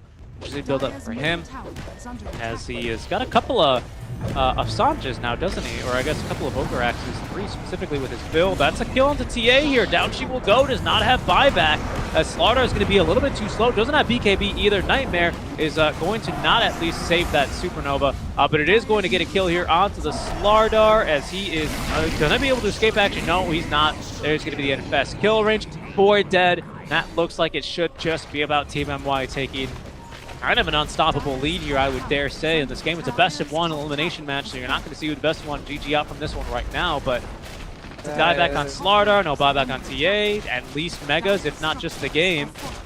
Yeah, you're not going to see them GG out, but they could. They really could. There's no way that you're stopping this push. They went for Moonshot and Lifestealer as well for like the X. Right, do you have an AC? We do have an AC. So there we go. The towers are going to drop. Yep, it's natural nighttime, so the attack speed is here. They've been cut by the Kunkka. There's only a Phoenix nearby, but without really much. Kunkka's too tanky. Lion Finger, not going to do much to him. He's going to call on the boat. Not the fleet, just a single boat, and we will be able to walk away, at least from the Monkey King. Can't do much against these towers. At least that's the space created, but not very much, because the rest of Team MY, not distracted by the Kunkka. They're straight on to the last lane of barracks, which are going to be falling. They just stay in the base, honestly. You could. Phoenix decided to do this weird split pushing. It's not going to work. It's the best thing you can do, honestly. Yeah, it is the best thing you can do, but like, that's why I would just stay in base. Yeah, you're right. It's not going to work. Not? Okay, they want to punish He knows, him. yeah, he knows. Oh, no. He's gonna oh, no, he's a TP. No, he's fine. Good one. Base. All right, you're waiting to walk off. I'm very surprised I had to retreat, because if you know the Phoenix is there, you're going to force him to TP anyway and start pushing the throne, so... Yeah, I agree. And it's not like you're, even if he is there, you're not really scared of him. Not without Supernova. Yep. Whatever. Just making the safe play to back off. Vessuwan, they have one opportunity. They have one fight that they can get here. Potentially turn this one around. Everything's kind of lining up for them, though. There's a Monkey King alone in the Roche pit. Roshan is alive. It's Roshan number 3. He's not alone, actually. He's got a friend with him. A 2-man stun. Not going to last long enough, though. There's Supernova. Feeds grip immediately onto the Kunkka. Disruption, though, is going to save him this time around. Wasn't magic immune, but Monkey King still fighting quite easily, despite being broken versus the TA. Kunkka's going to be the first to drop. The boat will not come in time to save his captain. As now the Phoenix, hexed up, already out from the Supernova, is going to be dropping to the Monkey King. BB, Godlike, looking for another kill, but that one's going to go towards the Life Stealer. They've only lost the Bane for this one. Sure, a dieback, but 3 dead here for Vessuwan. Mega is going to be rolling into the base shortly. Team MY, they've defended against what was seemingly Vessuwan's last chance to get back in this game. Tower is under attack. Now they're going to just go for the final push here and sentence Vessuwan to death that they deserve. Wow. The elimination they deserve is what I would say. Yeah, obviously, but the death in the match. Death in the match. Death TA, there's the dust. No, oh, wow. Oh, my goodness. That was an immense amount of damage. And there's GG, well played called.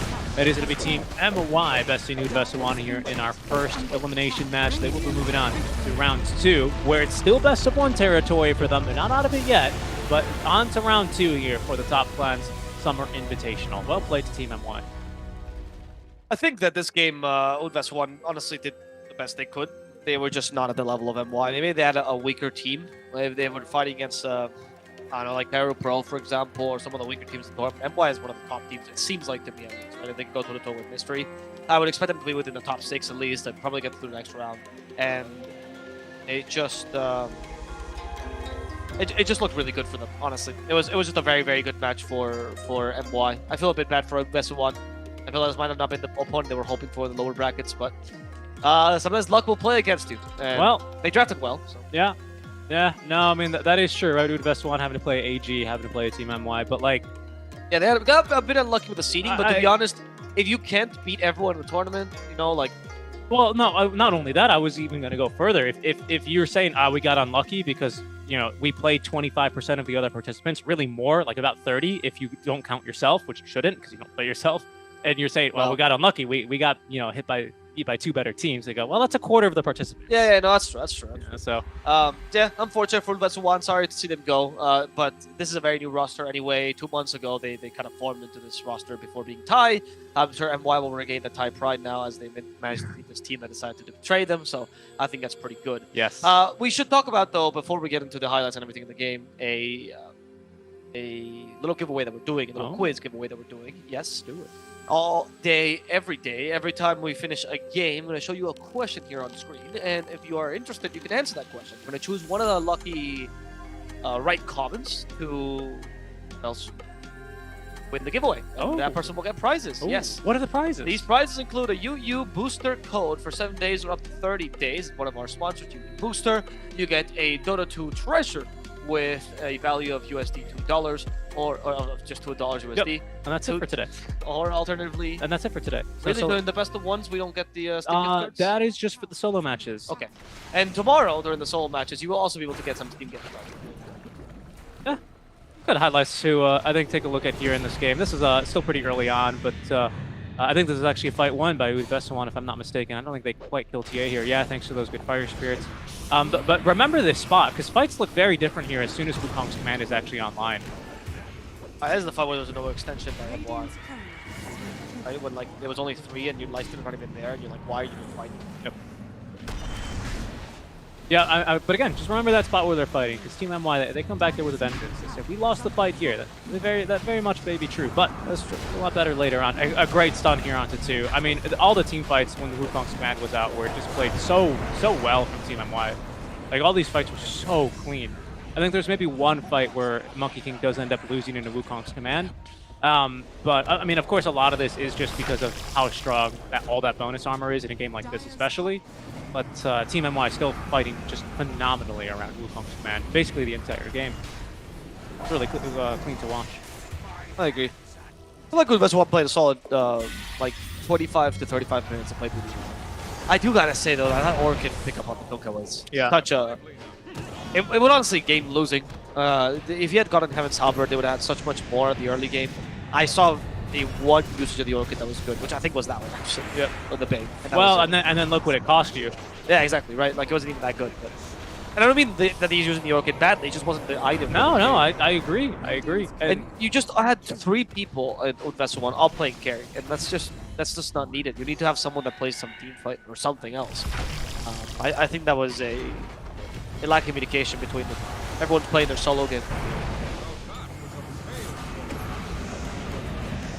Nightmare top turns into the Fiend's Grip, turns into Disruption, and I believe this fight was a kind of a decent win for Vessuwan. TA lives. Yeah, this is the one where you couldn't believe Slaughter lived in. Neither could I, to be honest. They got out of it relatively scot-free, and then they follow up with another kill here. Yeah, on the Shadow Demon. So it's just about even, really. Offlaner support for offlaner support. And then Vessuwan stick around too long. Yeah. Or sorry, make that team MY stick around too long. Yeah, they lose this fight. I don't know why they're chasing here. No vision on the high ground. I mean, now you do, but choke point versus TA. Slardar, it's just really risky. Unnecessary play here from Team MY.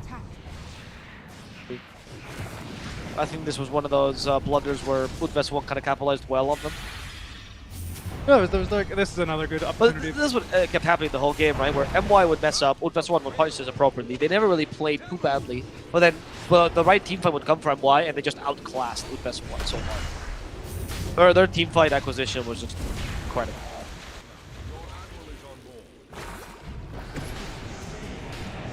Oh, this was the fight. This was a great fight, yeah.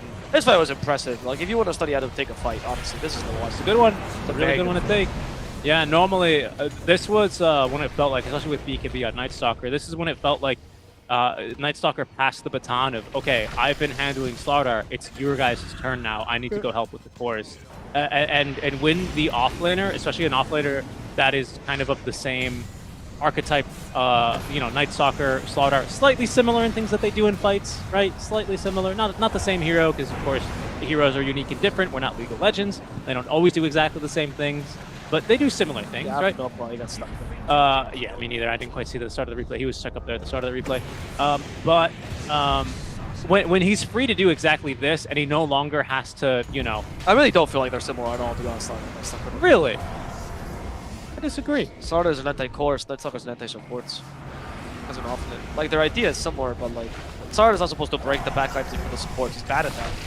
He's good at killing the cores or stunning the purple stuff. Right, but I think a Night Stalker, my point is when he's this far ahead and when the supports are good versus the enemy offlaner, he's freed up to play anti-core. Like, look, in the past 3 fights, he's been running at just the cores. What did he just do at the beginning, though? Where's Phoenix Crusadity? He killed them. Like, that's what he's doing. Sure.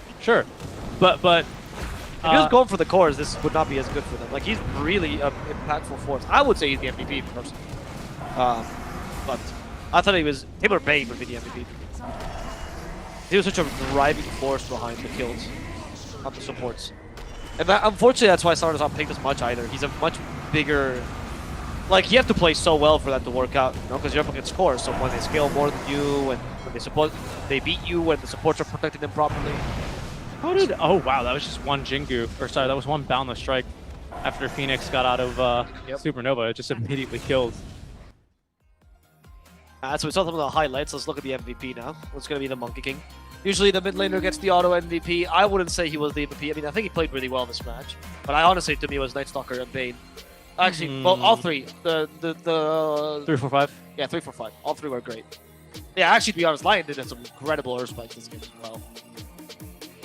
Yeah, kind of felt like a pretty nice team victory to me.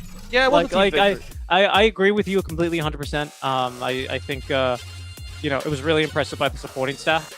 This one, I think, like the back office, right, did a great job. Allowed the front office to have these lovely stats. I mean, 11-1 and 16 on Monkey King is a phenomenal game, right? Yep. Especially when really his other death on Aegis was just kind of a bit unlucky on positioning. However, he ended up there. Yep. But I agree, it was really well executed between Bane, Lion, and Night Stalker. I think the communication is definitely there for Team MY. Like, it shows in the way that they take these fights, and the way they set each other up, and the way that they cover each other.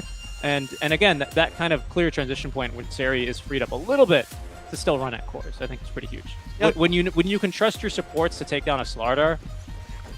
I feel like Team MY is more of a team, and Vessuwan seems like 5 players. which makes sense because they still need more time and they probably are less experienced. But you definitely do see the team aspect or the competitive aspect of Team MY. But that said, we had a really fantastic series, or a really fantastic best of one to start us off. We're going to have the next series of the day coming up shortly, guys. And the next series is going to be probably the most exciting one of the day, as the two top teams, according to us, some of the top teams at least, which is going to be Army Geniuses versus Team Mystery. It's going to be Indonesia versus Malaysia. The two Bahasas fighting it out. Let's see who is going to take that best of three, as we're going to take a small break. My name is Alpha Plus. You're joined by Seek and Strike, and we'll see you again in a bit. We'll see you after the break. We'll see you after the break.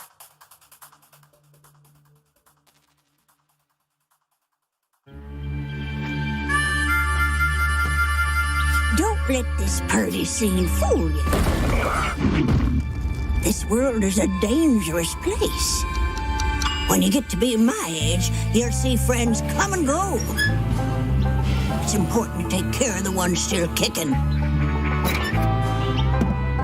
In the heat of battle, you'd be surprised how far a little kindness might go.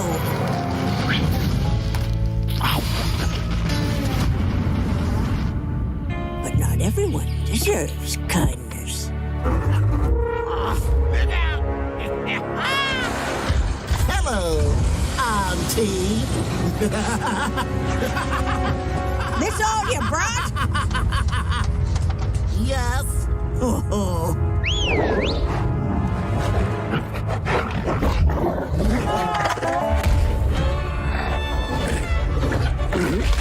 Attaboy!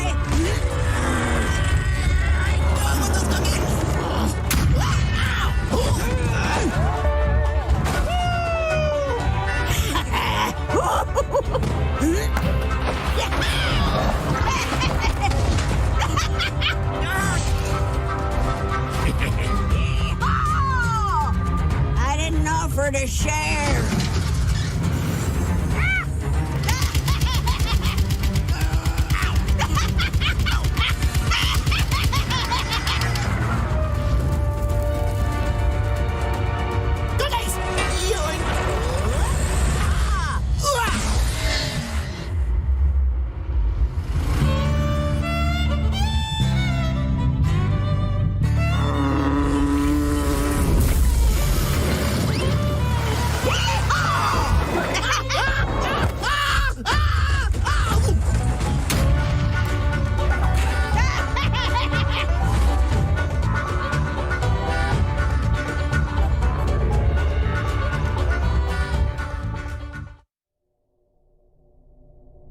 Long have my celestial brothers beckoned, but I abhor the blindness of the mortal plane. From the void, nothing escapes my notice.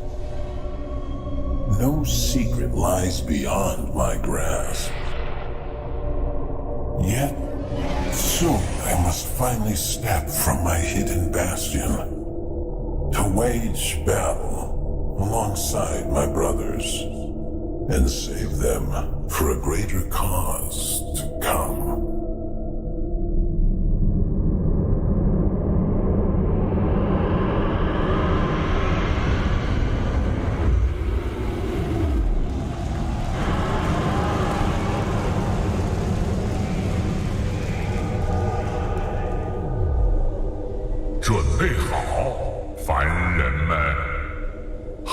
快将会惊天动地，而我的时代也终将来临。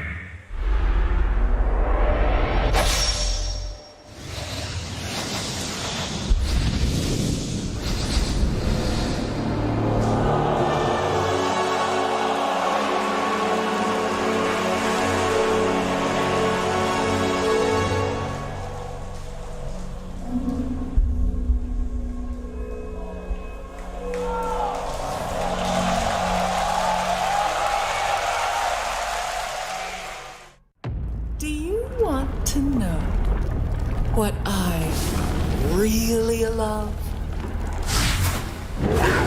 It's that first little moment When they realize this isn't a game. Are you ready for your moment?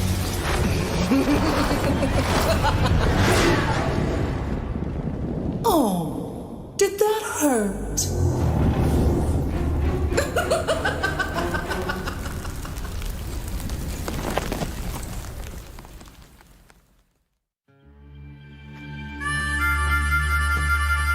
Don't let this party scene fool you. This world is a dangerous place. When you get to be my age, you'll see friends come and go. It's important to take care of the ones still kicking. In the heat of battle, you'd be surprised how far a little kindness might go.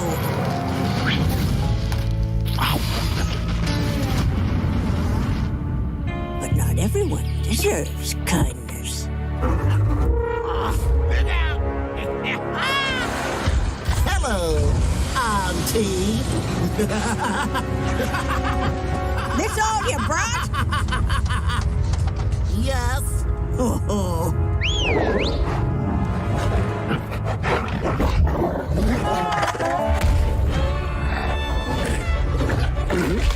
Attaboy!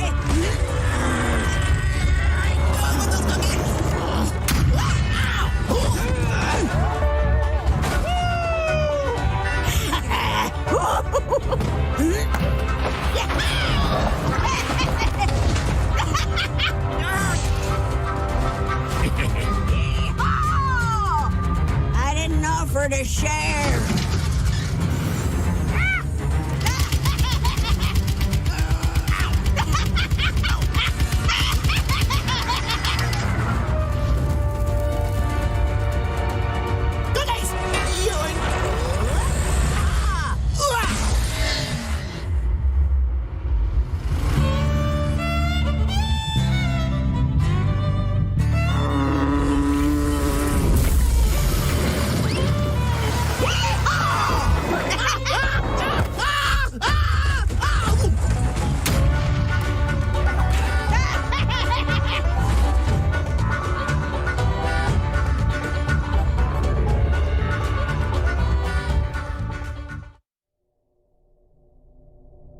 Long have my celestial brothers beckoned,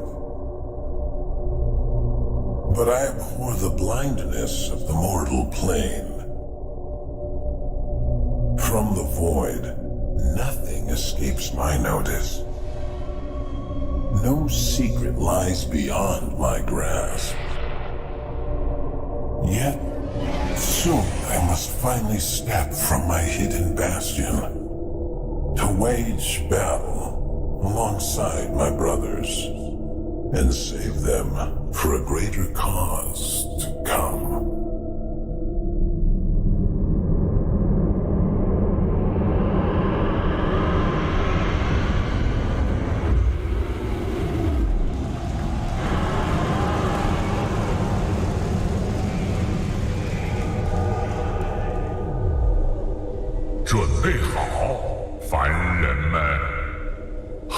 快将会惊天动地，而我的时代也终将来临。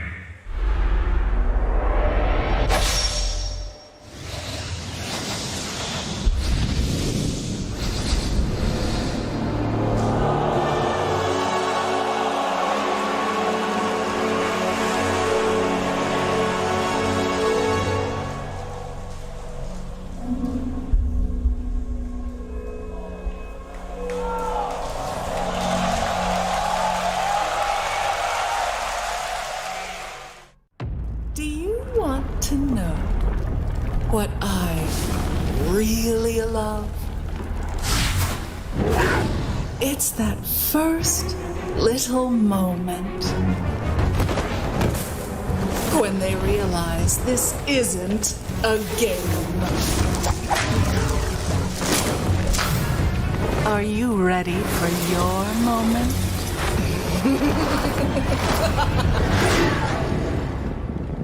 Oh, did that hurt?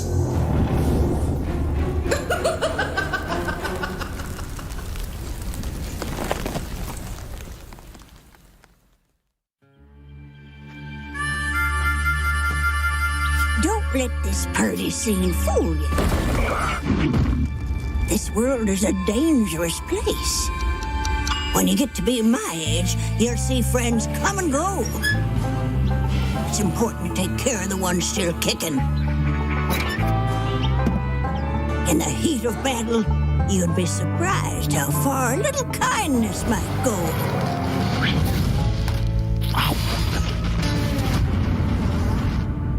But not everyone deserves kindness. Hello, Auntie. This all you brought? Yes. Oh.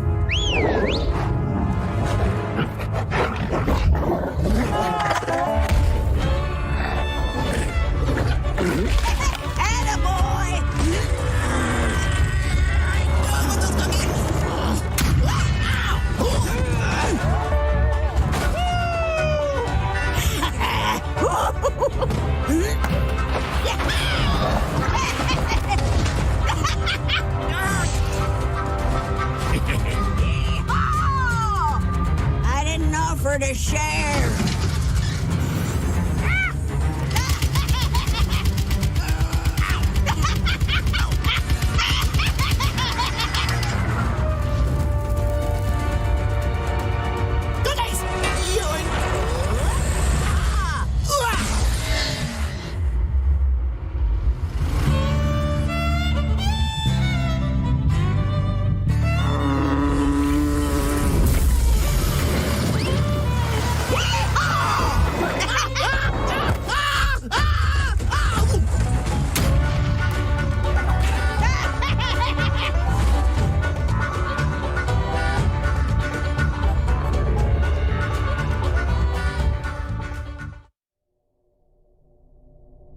Long have my celestial brothers beckoned, but I abhor the blindness of the mortal plane. From the void, nothing escapes my notice. No secret lies beyond my grasp. Yet, soon I must finally step from my hidden bastion to wage battle alongside my brothers and save them for a greater cause to come.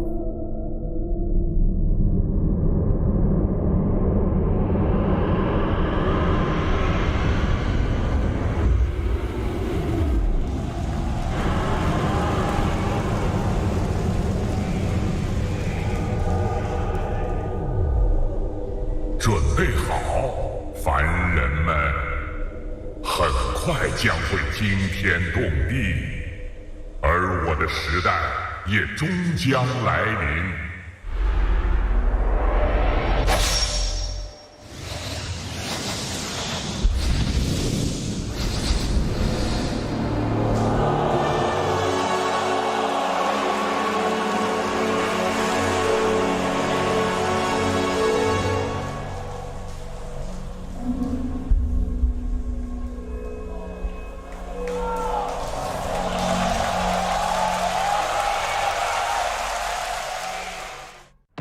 Do you want to know what I really love? It's that first little moment when they realize this isn't a game. Are you ready for your moment?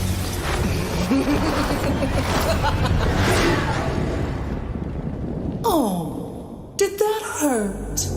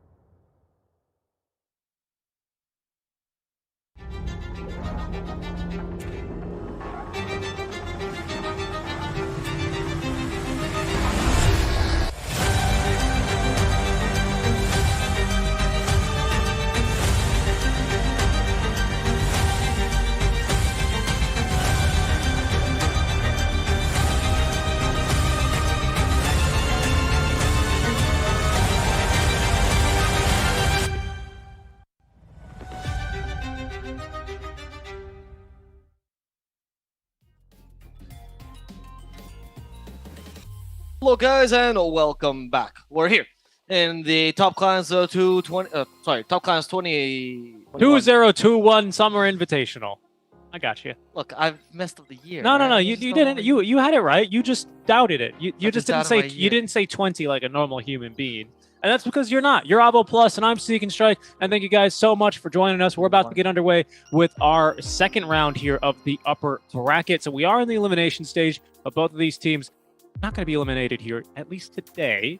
And well, speaking of these two teams, what two teams do we have actually playing here? It's Army Geniuses versus Team Mystery.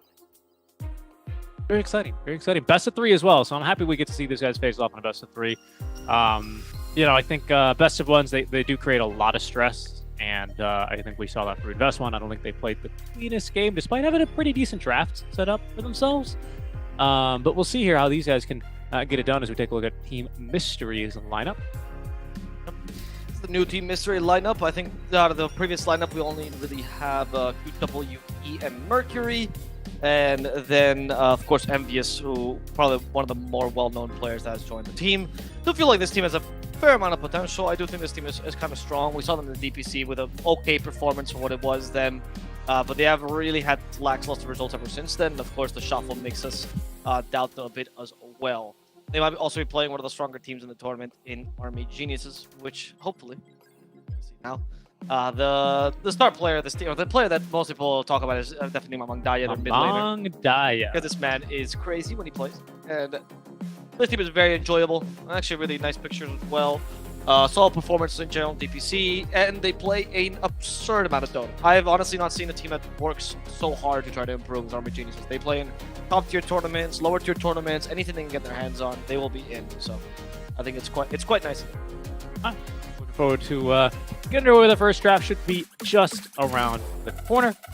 Stick around and make sure you're catching this one. I think it's the match of the day as well. I think we said this in the intro, but in case you weren't here then, this is the match I think you and I are both looking forward to the most, especially in the best of 3 formats. I think we're going to get some high caliber games here. Don't get me wrong, I think we're also going to see in a little bit Meow Meow versus Crocodile. That's going to be our last match of the day, so in about 5 or so hours, we'll be getting underway with that one. But getting underway right now is our first draft between Army Geniuses and Team Mystery. We can see the opening band starting to percolate on through. Dire team pick. I still think it's gonna be a 2-0 for Army Geniuses. Really? Radiant's team pick. I think Mystery, they looked really damn convincing on that Spectre They strat. look very good. I don't think the team is bad. I just think Army Geniuses is like just a step above the rest. But we'll see. Okay. Because their consistency does sometimes drop them a game or two, right? So Yeah. I don't think it's a guaranteed 2-0, but I would lean towards a 2-0. I think it's if we are going to see an Army Geniuses victory, which is I don't think it's impossible or even unlikely. If we are going to see it, I think it's going to be after they win game 1. I think Mystery. But what I mean by that is Mystery. I think you look at their performance from game 1 to game 2, huge improvements, right? Huge improvement. So I think I don't necessarily think this is a free game 1 for Army Geniuses by any means. I think they still have to play well, and they're capable of doing that. But I think Mystery are going to give them a lot tougher time in game number 2, regardless of what the results for game number 1 is. Fascinated by how. Dire team bad. But I don't mind the strategy. Well, it's an AG pick, right? Silencer. It is an AG pick, but it's been a pick also for a bunch of other teams. So I'm not surprised. I don't think this is a bad strat though to start off with, because Vengeful Spirit plus Silencer is the classic combination of like Initiation plus Silencer, which is Batrider, Legion Commander, Beastmaster, and Venge. The 4 locum and high command single target stunts or single target displacements, whatever it is, and then you combine that with global silence, and then you kill a single person for sure in that fight. There's no way they're recovering until they get BKBs or a bunch of spells and stuff like that. So a good combination. I actually do like the Venge here in the 3 position because of this. I feel like it gives the 5 gives you a lot more leeway in terms of your team fight, and you still have a really good lane. Also, Bane is mega counter with these 2 heroes, so I love this. I think Army Geniuses is a pretty solid start, honestly, and I'm not a fan of the Silencer. Yeah, I agree. You're right on the money with that one. Against these kind of lineups, you just have to play different Dota. Like it's weird to be like, well, we have to draft in mind for our team fight to start about a couple of seconds too late and maybe even 4v5, and we still might need to have some gas left in the tank at that stage to be able to at least equalize, at least go 4v4, at least get a quick pick off there. So we'll see what Mystery are going to want to put together. Starting with the Brewmaster against Silencer is always, in my opinion, a little bit dicey. We'll see what they want to pair it with in lane. I think we've seen it with Skywrath Mage, and it works obviously very well, thanks to the Ignites builds that we see quite a bit, or the Cinder Brew build, I suppose, but lots of free Ignites, basically. I wonder what Mystery, how they're going to look to approach this and solve that issue of, you know, global into swap is almost always a kill until items come through. Is there anything that could be, considering if there's anything that's like pretty solid? I mean, usually I would just say something like Wraith King, right? But that hero just been destroyed. Checking if.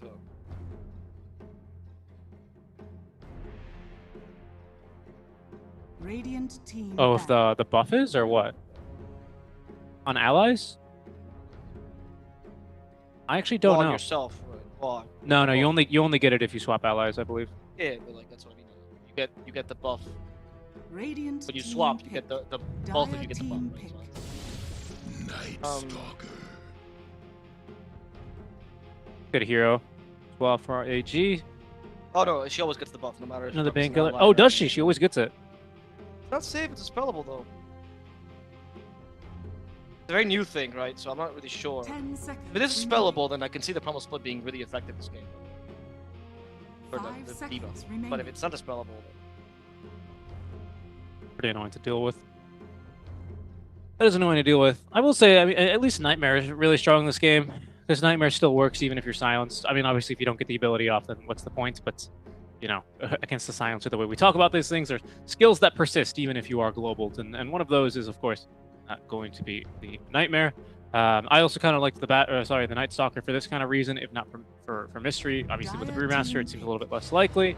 But just heroes that need to press one button and then they can fight, like your metas, like your, who else is like this besides Night Stalker? There's like a Sven, right? Doesn't really care if he's silenced too much. Luna either, right? I think are heroes that Team Mystery should tend towards, especially with now double silences out from Army Geniuses. I don't think you can always expect to be able to get your abilities off here for Team Mystery. That's how you got to approach these fights. I'd be looking for a Jug, though. I think they ran that game 1 or something with a Grimstroke, didn't they? Or a Lycan, actually, but Lycan's been banned. I think it was Lycan, yeah. No, Lycan's in the pool. In the pool. It's pretty good, actually. Pretty good against Bench, pretty good against Silencer. Not too bad against Night Stalker. I like the Lycan. They did run Lycan off lane, right?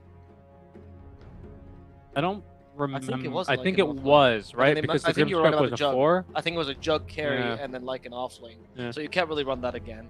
I think Lycan carry is still a very solid pick though here, to be honest. Very strong. Radiant You stop team like, okay, pick. I'll just move Lena. 300 more units. Right?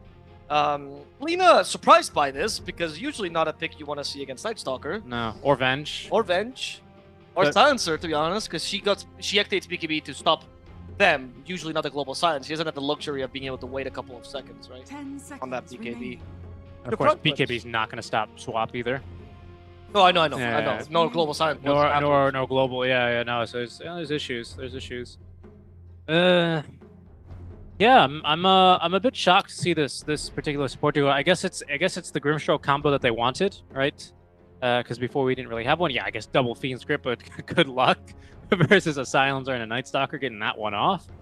I do wonder, by the way. I assume it does get canceled because it's called Global Silence for a reason, right? But I don't know of many other abilities where your illusions also channel things. So I wonder if you get Bane Eggs, which doesn't happen because the hero doesn't farm, but like, you know, an Imagine land, right, where we're living in. Well, they got it one last week. Did they Bane Eggs? If you start channeling Fiend's Grip and then you get global, does it cancel Fiend's Grip? Okay, even with Eggs. All the illusions. Because all illusions get silenced. I don't know if you saw. Whenever you get global silence, all the illusions get silenced. Yeah. No, that's what I mean. It's called global for a reason. Everything gets silenced. I wasn't sure if it was just. I wasn't sure if like the illusions actually channel it because I don't know any other ability where illusions actually channel something. You know what I mean? I didn't know if it was just like Arc Warden you could consider if you like. But he's not an illusion. Yeah, he's a special. Yeah, he's a. Phantom Lancer when he 10 targets seconds remaining. That's not just channel it. It's not a channel though. Yeah, I guess it's 5 seconds remaining. Nagasari's old Riptide. Not really channel. No, it's not channeled. That's what I mean. Like I assume Valve has the technical capacity to code this in for the illusions, but just because it's something that doesn't exist before, that's when we get these really weird scenarios to play out, where it's like, oh, you need to kill the illusion, so you don't have to silence. Like what? Well, you get the silence. Well, I know, but do they actually channel it? That's my question. Because I don't know. Again, that's my whole point. Bane, yeah. 10 Okay. seconds remaining. That's how the axe works, right? Dire team bad. Yeah, and the illusions, if they start from channeling, they die. Okay. So that's like a big part of that. Okay. So they die immediately to global silence. It's not They also really- take like 700% damage, so you can kill them pretty easily. Well, yeah, but if you just start them, that they also die. Yep. Or silence. Yeah, so it's not like a good beat. I was just wondering. 10 Kunkka seconds made against remaining. Lina. I'm surprised by this pick as well. I feel like there's better picks against Lina, but he'll tank the damage, so 5 it's okay. seconds remaining. And it suits your lineup. I'm not too bothered by this. This doesn't mean Venge 4, most likely. Or is it Venge carry that they're assuming? The The- Pango and Scarlet Mage looks to me like they're thinking it's... I mean, it is Army Geniuses, so it could be Night Stalker carry. They've run this a couple of That's times. that's what I was about to say. Are we too scared of that Ignite combo with Brew and Grimstroke? It's not a bad one, right? Because Inkswell will cause Ignite, won't it? Magic damage, even if it's a little bit. It's okay. And there's Sven for Mystery, like I said, that's kind of what you want versus a Silencer, right? You just need to make sure you get off your abilities. Warcry as well is going to be nice, should this be a carry Night Stalker. Okay, not bad. Not bad. Still kind of preferring this 10 Army Geniuses draft, seconds especially because they do get the luxury of last pick here. Wondering what they're going to want to go for. We've banned a Skywrath Mage, and we banned a Pangolier. So, at least a position 4, and then a Flex Pango pick. So you probably don't want to... mid Pango versus Lina is... I think the lane is hard, so you probably didn't want to go with that. I think they're assuming it's a 4 Pango, and I think it's Venge 3, Kunkka mid. Fair. I honestly think it's better now. I mean, with the Sven... Leicester's out, so is there any other better carry you want to play against Sven, to be honest? So maybe, but it's not a really greatest game for Ursa. So I think the strat that Team Mystery was suggesting themselves is fine. I like the Night Stalker carry here. Actually, would like him with Ags, very strong against this Sven. What about someone like a Slark? Works fine. Okay, not what I was expecting. Yeah, I mean, not really. We were actually, expecting it, right? yeah. Yeah, that's what you said. So, Among Diet and is it Night Stalker carry? Oh no, it's not. Bench carry. yeah, looks like it, right? It's that's a support silencer. Yeah. And obviously a support Shadow Demon, so Shot carry. All right. I mean, I'm okay with Venge carry. I just feel like the changes don't really make her that great of a carry. Like they don't really yeah. buff her carry, and that kind of defeats the purpose of your strat. The last time I saw Venge carry was like as regularly a thing was back when I started playing Dota 6.84. A long time ago. It was like 7 years ago. You missed a couple of patches then or something. He has been played as carry. Of since Venge then. carry? Yeah. Really? Yeah, she has been played carry since then. Yeah. The Hmm. SNY build a while ago. How long ago? Year and a half ago. 2 Really? years ago. Yeah. Regularly? Like I mean, that wasn't like a tier 1 carry. It was tier 2. Oh, okay, that's what I meant though. Like, Well, but tier 2 is not. I'm not saying a tier 4. I'm saying tier 2, like regularly picked. no, Like, I'm still surprised. I see some strengths in it. I don't think it's really all that good though. Honestly, I mean, her stat gain is insane. She's one of the strongest. The only issue she has a carry. I honestly, she has so many strengths. The only issue she has is her farming speed is the floor. If her farming speed was better, like Clink, she would be a much more viable carry. She has very bad farming speed. So people used to go SNY because you just go for stat build and then Scotty, sometimes Manta, depending, and you just have the strongest carry in the game as far as stat gain. But you don't have anything to boost that up with. So unfortunately, it's kind of lackluster. I'm assuming here it's going to be probably an SNY build into a Axe to take advantage of the new Axe. It's just so slow though. Yeah, you don't need BKB because you just die and then come back on your second life and kill them. But like, Yeah, but I don't know if you Maelstrom or something to like just be able to boost your farm because it's gonna take you forever, especially against Sven. You know. I feel like Mystery just has a really easy game of let's sit back, farm, and that's all we need to do. And as long as we avoid fights. so another Vengeful Spirit thing is not. It is kind of an illusion, but in a lot like you can't hex it and kill it, obviously. But does it still take increased damage to dispel magic? What? The Vengeful Spirit illusion, does it take increased damage from dispel magic? No, it's a special illusion. Okay, for it's them. special It's illusion. the strong illusion. type. Yeah. So it's like the Arc Warden So one. massive spells unaffected. Notice a Stormhammer. terms of dispelling it and Yeah, killing it, yeah, exactly. Because if it's a normal illusion, it does take like Stormhammer with Shard deals so much damage to illusion. Unknown equals you known. Aaron equals J Nova. I'm assuming after X Nova. Aaron equals Hypocrite. Oh wow. Going ready is the answer. Yeah. Let me beat you in the lane. All right. Have fun, have fun. Strong fighting words, Hypocrite. That's there for the Venge. Yeah, I'm just. I'm not sold on it. Maybe that's what it is. Like I see Venge carry this game, I guess, and I don't really. I'm not in love with it. Like you said, I think Mystery their game plan is very easy here. Like their fights are hard, but when you said your high commitment, hero into not Batrider, your high commitment hero like a Batrider, like a Venge into global. I think, yes, that hero is somewhat expendable. Not this hero is going to be our main damage dealer in our core. I agree. I think that's the big issue. Like, because the Venges, when we used to see it as carry, again, like the most recent iteration, which I think is very similar to now, was the stats build of Dragonlance, like S and Y, survive as much as possible. What is the point of run the silencer now? Like, I just don't actually see the point of the silencer here, except for just being an okay hero. But there's no combo with him, nothing like that. You have like two very different styles of Dota put together because, for example, the Shadow Demon Venge is the idea of like Luna Venge very similarly, where you get the two illusions that deal so much damage, you push really easily, you have a lot of ghost push, it's great. But then you combine that with the Silencer plus Venge, which is like the high commitment, let's run in with Night Stalker as well. But Kunkka is more the second of the first style. Like it's so confusing. It's like you have two drafts put into one and just kind of forced together. Yeah. And if I learned anything when I was playing with my shapy toys when I was a kid, as I was 1-2 years old, you cannot make a square fit into a triangle, no matter how much you try. Shapy toys. Yeah, toys that had shapes on them. Or shapes. I guess everything is a shape.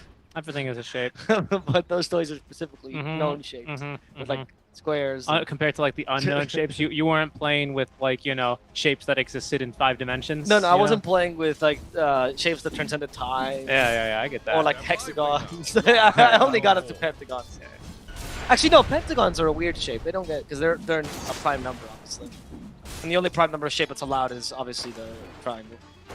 Yep. Heptagon be damned. Oh, heptagon is so creepy. Have you ever seen a heptagon? No. No, I just want to say a pentagon is a regular shape though, because it's you can make it out of equilateral triangles. I think, if I'm remembering my geometry. Yeah, that doesn't make it rectangle. No, it it's does. Still a prime number. It actually does. I like a couple of definitions. It doesn't beat the whole prime number. No. It's because it's I believe again the way that they define a lot of things about triangles and whatever. Like you can apply these rules to a lot of other shapes. And yeah, pentagon is one of those. Every single shape can be made. No. Yes. No. The only uniqueness of a pentagon is they can only be made by collateral triangles. Okay. Every single shape doesn't have a. Okay, make triangles out of a circle. So I'm telling you, any shape without a curve, unless that's not what you said. You said any shape without a curve. But I do have a counter to that. In Euclidean mathematics, a circle can be made through triangles as well, because triangles, the curved edges are considered triangles too. Wait, what? In Euclidean mathematics, yeah, a circle can be made through triangles because he considers that triangles with curved edges are still triangles. There's a whole math proof of that. It's very interesting, actually. Interesting. Sounds like some fake triangle news to me. So back to the point is, you shouldn't ever have a prime number, and if your age is ever a prime number, don't leave your house for that whole year.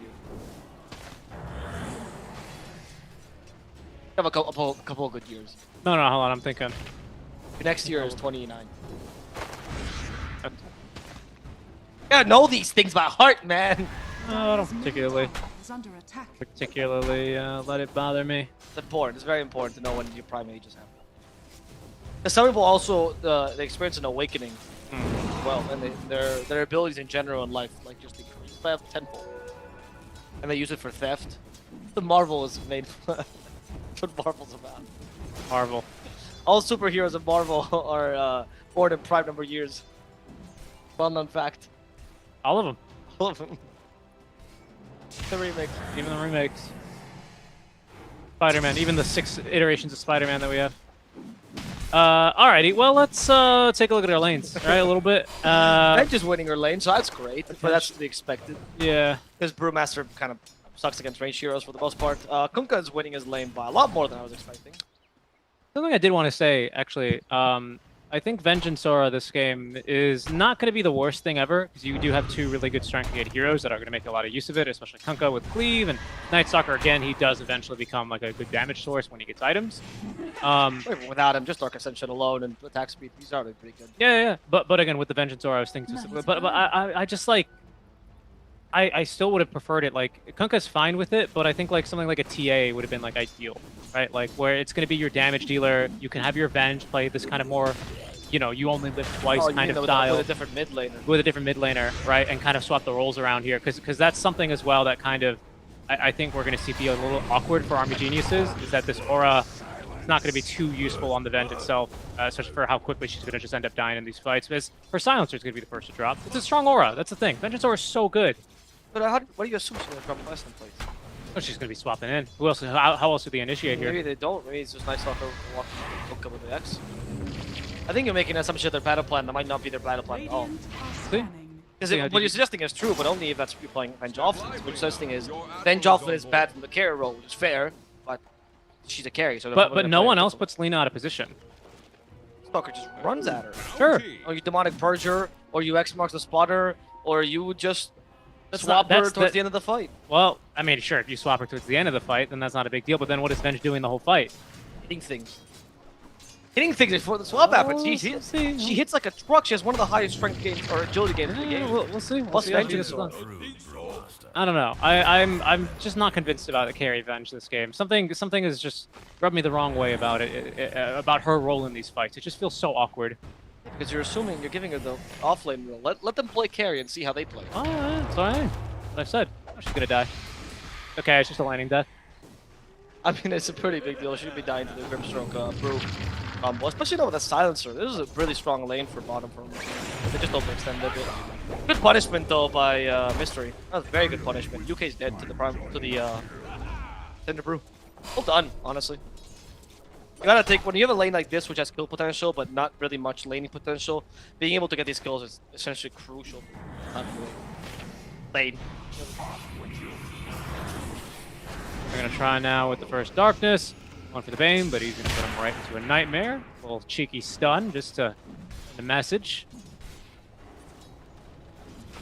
Getting a little bit lower on the mana now, so they can go again with the next Disruption if Lyn has enough for another go at it. Then approaching level 6, 2-2-1 builds.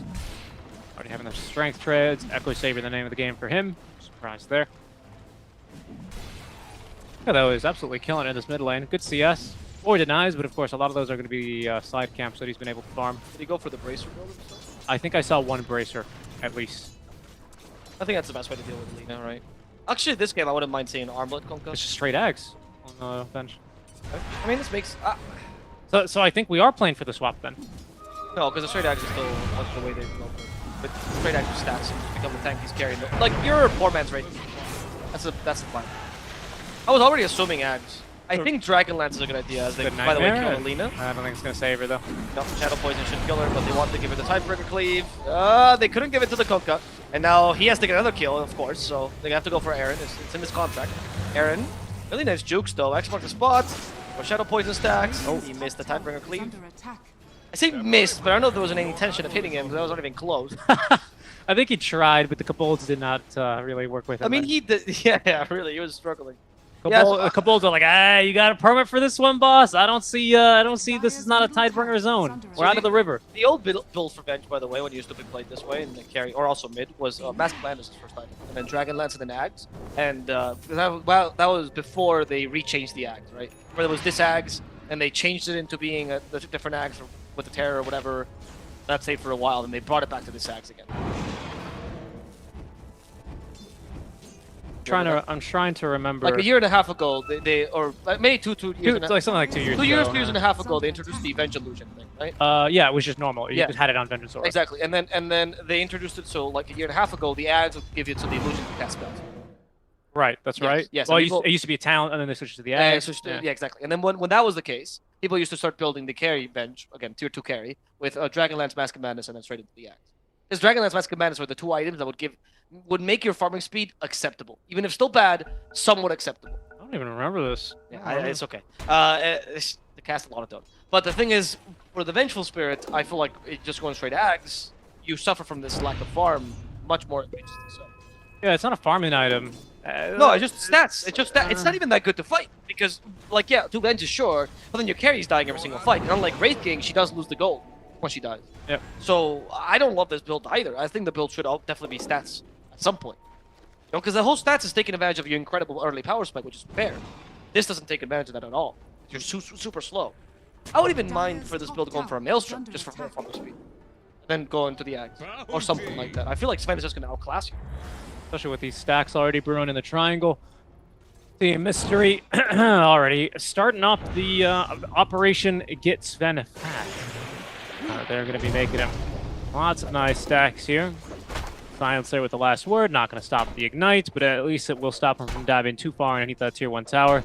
UK already basically left on lane defending duties as Venge has moved on into the jungle. Daya. He goes on his first rotation. Quick Ascension used. There's War Cry. Good silence here, but he's well timed. He's nicely timed there. The Torrent's Boat X combo. It's not going to matter for Autumn, of course. That kill was bound to happen here eventually, especially when 3 heroes showed top. Dark Ascension Boat used, and I think all that's going to really do is get Sven to start farming the jungle and maybe that top tier 1 tower. I mean, top tier 1 tower is a big deal, so I don't think it's a bad rotation. Tactically, it's a very good rotation, even if the problem was that the lane is just not good enough, right? Your lane is not strong enough to be able to kill a Sven here. And in fact, I think Mystery acknowledges this, which is why they come back to defend this. Well played. Good idea. We already have MOM on Sven. You need to disturb Sven's farm somehow, because otherwise you're not going to be able to farm that Ags on Venge before he just outfarms you.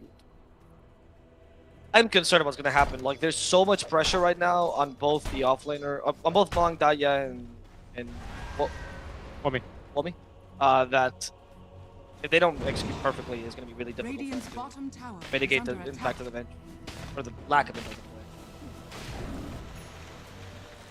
Venge. Do a lot. That's why the tier 1 tower had to fall.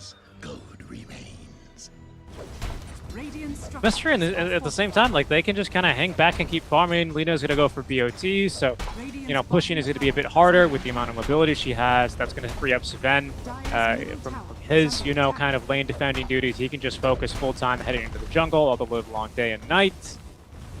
I don't know. A team fight is not bad, though, from Army Geniuses. Maybe that's going to be the saving grace here. You have swap for Lina, even with BOTs, not going to matter. You've got Global to basically nullify the supports. Primal Split maybe is going to be a bit of an issue here, but early on when Sven does not join these fights, and I think Venge is going to fight. I mean, Ags is not a farming item, it's a fighting item on Venge. So I'd expect them to start fighting early, and I like their early team fight, so maybe that's where AG are looking to make a little bit more space for themselves in this game. Yeah, maybe. They are super strong, right? Lina normally quite strong in the early game. Look, I would agree with but, you. Is Venge going to join these fights? She has to. I mean, come on, you don't build Ags and farm on Venge. Wait, that's my problem, though. That's oh no, the Ancients killed me. I respawned and killed them. Like, no. Then wouldn't even fine. Forego the Mask of Madness, just Dragonlance. Wouldn't that just be good enough? I'm agreeing with you, but I'm just trying to see it. You know, see the strengths of this first item Ags. I agree with you. I think it should at least be some stats. Maybe even just a Yasha. Yeah, I would be fine with that. You know, just a Yasha. Because Yasha also improves your farming speed by a lot. Exactly. I agree. I agree completely. But I think these items pay for themselves. That's my problem, right? I think these items, like, they're just always worth it. If you're gonna. Well, yeah, exactly. But how does Axe pay for itself if you take these weird fights and end up winning because of Axe? Again, you still lose a little bit because they kill you. Die. Yeah, exactly. That's the point. But if you're planning Donuts to die, there's a problem. That's what I'm saying. Unless you're Wraith. Kunkka's going for the armlet early. I suggested this earlier. I think it's the best build. You already talked about the great base damage amplification. Obviously, armlets helps that.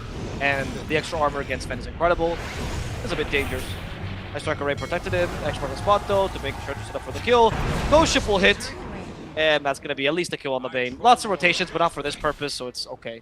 That sucks. Whenever you're playing a support with 4 actives, which is most supports in the game, and you get hit with last word, you're like, well, there goes anything I wanted to do. Well, it's better than the old aura. You didn't play Silencer back then, but did you know what the old aura for Silencer was? The old, aura. Like Dota 1 aura or what? Yeah, Dota 1, yeah. He used to have an aura on Dota 1, like, but towards... Before Dota 2 got made, Silencer I think his first port actually still had it. It was Last Ward Aura, and then whenever you casted a spell, you'd get silenced for a certain amount of time. So if you were playing something like Bane, it was like, well, I have to really be careful with what spell I'm using, because for like 2 seconds you'd be silenced. It was absurdly strong. It was so powerful. So, Good thing it's not in the game anymore. yeah, it is. Just an archaic fact of the times. Look, let me. What? Hey, Boomer. All right. These kids these days, they don't want to hear the stories. Okay, of the good old Dota days. Boomer. All right. Back then, we were the most popular game in the world, and then League happened. So you know. I think it was the Aura. Really? Was it in StarCraft? I would have thought for sure StarCraft was more popular. In the heyday of StarCraft, Heart of the Swarm, they want to core here. And, well, there's going to be the global out to cancel the Fiend's Grip. TP's coming out from Mamang Daya. Look at all that bonus armor as well. Next to the armlet, he is A-OK back home to the Fountain Silencer. Not as lucky. He's going to have to fall for the sins of the rest of AG. I think it's fine. They used God Strength for that, didn't they? Yep. God Strength, Fiend's Grip. They didn't use Laguna because they couldn't. Yeah. They would if they could. Maybe this is a consideration for the lane to go Yule just to have to stun through the silence. Oh. They go for DB, swap for the extra damage boost. Kind of important, but that's the massive spell. Let's get spelled. That's important to know, as the magic missile will hit the Lina. At least they can get a counter kill, but unfortunately he had no Ags, so he can't join this fight yet. And in fact, they won't even get his counter kill because the Cyclone stopped the Kunkka completely. There's a disruption, but Kunkka can't move any further due to the Soulbind. Torrent, which will just barely miss as the X-Marvel spot brings him back into the Tidebringer Cleave. That's going to be enough to at least get one single kill off this, but definitely not the trade you were looking for. Carry for support. Radiant's top tower is under attack. Dire's middle tower has fallen. Let's get this build. No, I believe you. Checking something else. Good fights there outside of Global as well. Team Mystery at least able to get off the carry. Of course, that's a pretty big one. It's not just a support Venge. It's not an offlane Venge. It's a carry Venge. A carry Venge who, by the way, was just about to close in on that X. Pardon me, Scepter. How long does this aura linger for, though? Too long, is it? Oh, that's the wrong one. Oh, they took that out. Damage reduction duration 3 seconds. Okay. Oh, you mean the nether sub buff? Yes. Oh, okay. I thought you meant the aura. Yeah, it is spelled. It used to be. Okay, I thought it was like 2, 3, 4 or something like that with each level. Maybe they should consider doing that. But no, 3 seconds every level. That's pretty strong. No, it is. But obviously with massive spell. No, not at all. But no, it's strong ability here. So she almost has Ags though. She was like 400 gold away when they killed her, so I'm assuming she'll have it. Yeah, now she has it's on the way. Yeah. So that was the point I was bringing up. That's why it was such a big kill on the Venge, right? It's not an offlane Venge, not a support Venge, it's a carry Venge who was just about to get Ags, which is the whole point of this item, and already making their way towards kind of clumping up. We've got Global back up again. It's natural nighttime with Dark Ascension ready to go. Yeah, let's go. It's time to fight. Global silence. Okay, that was not the initiation you were looking for. Nope, that is a big waste. Very big bit. Very big waste. That never feels too good. Oof, that feels awful. He also used the smoke for that. Oh, you're still smoked up at least, but it's obvious that they're looking for kills. They don't just Global out from a torrent and from fog and not look for kills after that. Into the triangle they will go, but there's nothing really here. Sven's already cleared most of the stacks, and he's safely farming now in the bottom lane. Unfortunately, AG with a big missed opportunity here are going to have to keep farming with this Vengeful Spirit Axe. I mean, if she goes back on that style, I guess. Now she can finally build real items. Feels hard, though. Like, it should be easy to force these fights, but the fact that you just missed out... I mean, that was just a Brewmaster, and you couldn't even get him thanks to Blink. If Mystery, again, because Mystery, they can just take it easy here. Like, they don't have to play a very fast early game tempo. The thing is, Venge will beat the Sven against Farm. The problem is that... I believe Mamang Daya got him this time. Well done. The Palm... Well, she got it last time as well, right? That was in the first blood. Not first blood. Was it first blood in the mid lane? Yeah, on the Kobolds. It was the Bane, though, not the Grimstroke. Ah. But the Vengeful Spirit... in the late game, like in 40-50 minutes, when you have like full slotted, you know, with Scotty, Butterfly, she's better than Sven, for sure. A problem is that, well, for you to get to farm that, right, Sven usually gets it much faster than you. So, for you to have equal farm to Sven usually has run out of slots, and at that point you're recovering. Like, there's going to be a period where he's initially stronger. And that's the moment where Ven loses. So, technically they could take it easy, but it's like a very, like, asterisk take it easy, right? I guess, I mean, I get what you're saying, but like, that's kind of what I meant, right? Like, 'cause the late game will come for Sven faster than it'll come for the Venge, especially with the Sven's build. Yeah, like, 100%. Like they don't need to. And with Sven's build as well, with Mask of Madness into Echo Saber, it's like the most efficient build. That what I meant was like you don't need to Push anything. No, force it. Like Sven doesn't need to be farming this. I mean, he's going to be fighting here. As there's the blink on in. Dark Ascension used to make sure they can't get the Primal Split off as they swap the Bane back into the melee. They're going to take down the Pandas. Here's Sven now beginning to fight. God Strength active. There's going to be the Magic Missile and the Global Silence. There's no help from him. Surrounded by 5. Trying to cleave through. Almost picking up the Silencer. But will end up falling first. The snake there. Yep. And that's what I meant. I don't think you need to be fighting like that. I agree completely. Alright, by the way, when I said the asterisk of they can take it easy, I meant Army Genius. Like, they can take it easy, quote unquote, with an asterisk. Of, Oh. Like, if this goes into late enough, sure, right? Right now, I do agree they need to put the pressure. I was talking about Mystery. No, I agree. I think Mystery can totally take it easy right now. But then there's a moment where they have to kind of put the pressure. Of course. You always want to be pushing when you're strong, and this is going to be a kill. And Lena, that sneaky little river ward. Nope, got PKB. Gonna look to turn. Can they kill him? No, He's strong. Very good disruption. And now she might just die here to the physical attacks. The TP just barely getting out in time. Bane instead will be the target. More Silencer Intelligence, not too bad. Still though, I want to say, beyond the fact that that was not the greatest fight, why initiate an Avenge ever? You just saw her get angry. She has a little aura around her. You know for a fact. Oh, yeah. There's no way that she should be your primary target now. Yeah, that was not amazing. Yasha's on the way now, so this is going to help her farm quite a bit. She's going to clear a couple of camps. Yeah, this is, I don't know. I think Team Mystery, they have still a pretty easy path to winning this game. But engaging in fights unnecessarily, I don't think is the right kind of play here. Like, Sven TP's in to fight, and I think that's admirable of him. Everyone TP's in to fight, but they've got all the ultis up. Simply put, they're just way stronger than you. They're just way stronger than you. Kunkka's keeping everyone else out of the fight. Not like they could help because they're silenced anyway. Greater Cleave's not going to do really anything. Like, just, you know, this is one of those games where you don't have to play it like a TP. You don't have to show up and fight with medic. Just farm. Just farm, I agree. Just farm, honestly. I completely agree. I also don't feel like you are hitting, like right now usually is the low period for the Brewmaster where you're like in that period between Primal Split's the strongest ability in the game and I need items to make Primal Split the strongest ability in the game still, right? When you still don't have the Ag, you still don't have the Refresher, you don't have the 15 Primal Splits, plus maybe hey, it's not 15, it's only 8, okay? It's only 4 actually, right? Well, if you get, well, it's 6 up to with the Refresher Shard, but yeah, from Roche. I was being very generous, you know, best, quote-unquote, worst case scenario, right? But yeah, so I feel like it's just not a time for you to fight anyway. You do only know. 4 is more than plenty, right? Yeah, 4 is 8 spins, you know, 8 cyclones. So yeah, that should be good enough. 8 cyclones, yeah. I mean, that's their best way to deal with Avenge. I'm surprised they're trying to kill her. Just cyclone. Yeah, you have so many good. You have so many good cyclone targets too. Like you cyclone Night Stalker, your supports get to do things in the fights. You cyclone the Shadow Demon, you don't have to worry about disruption. You cyclone Venge, carry, always good.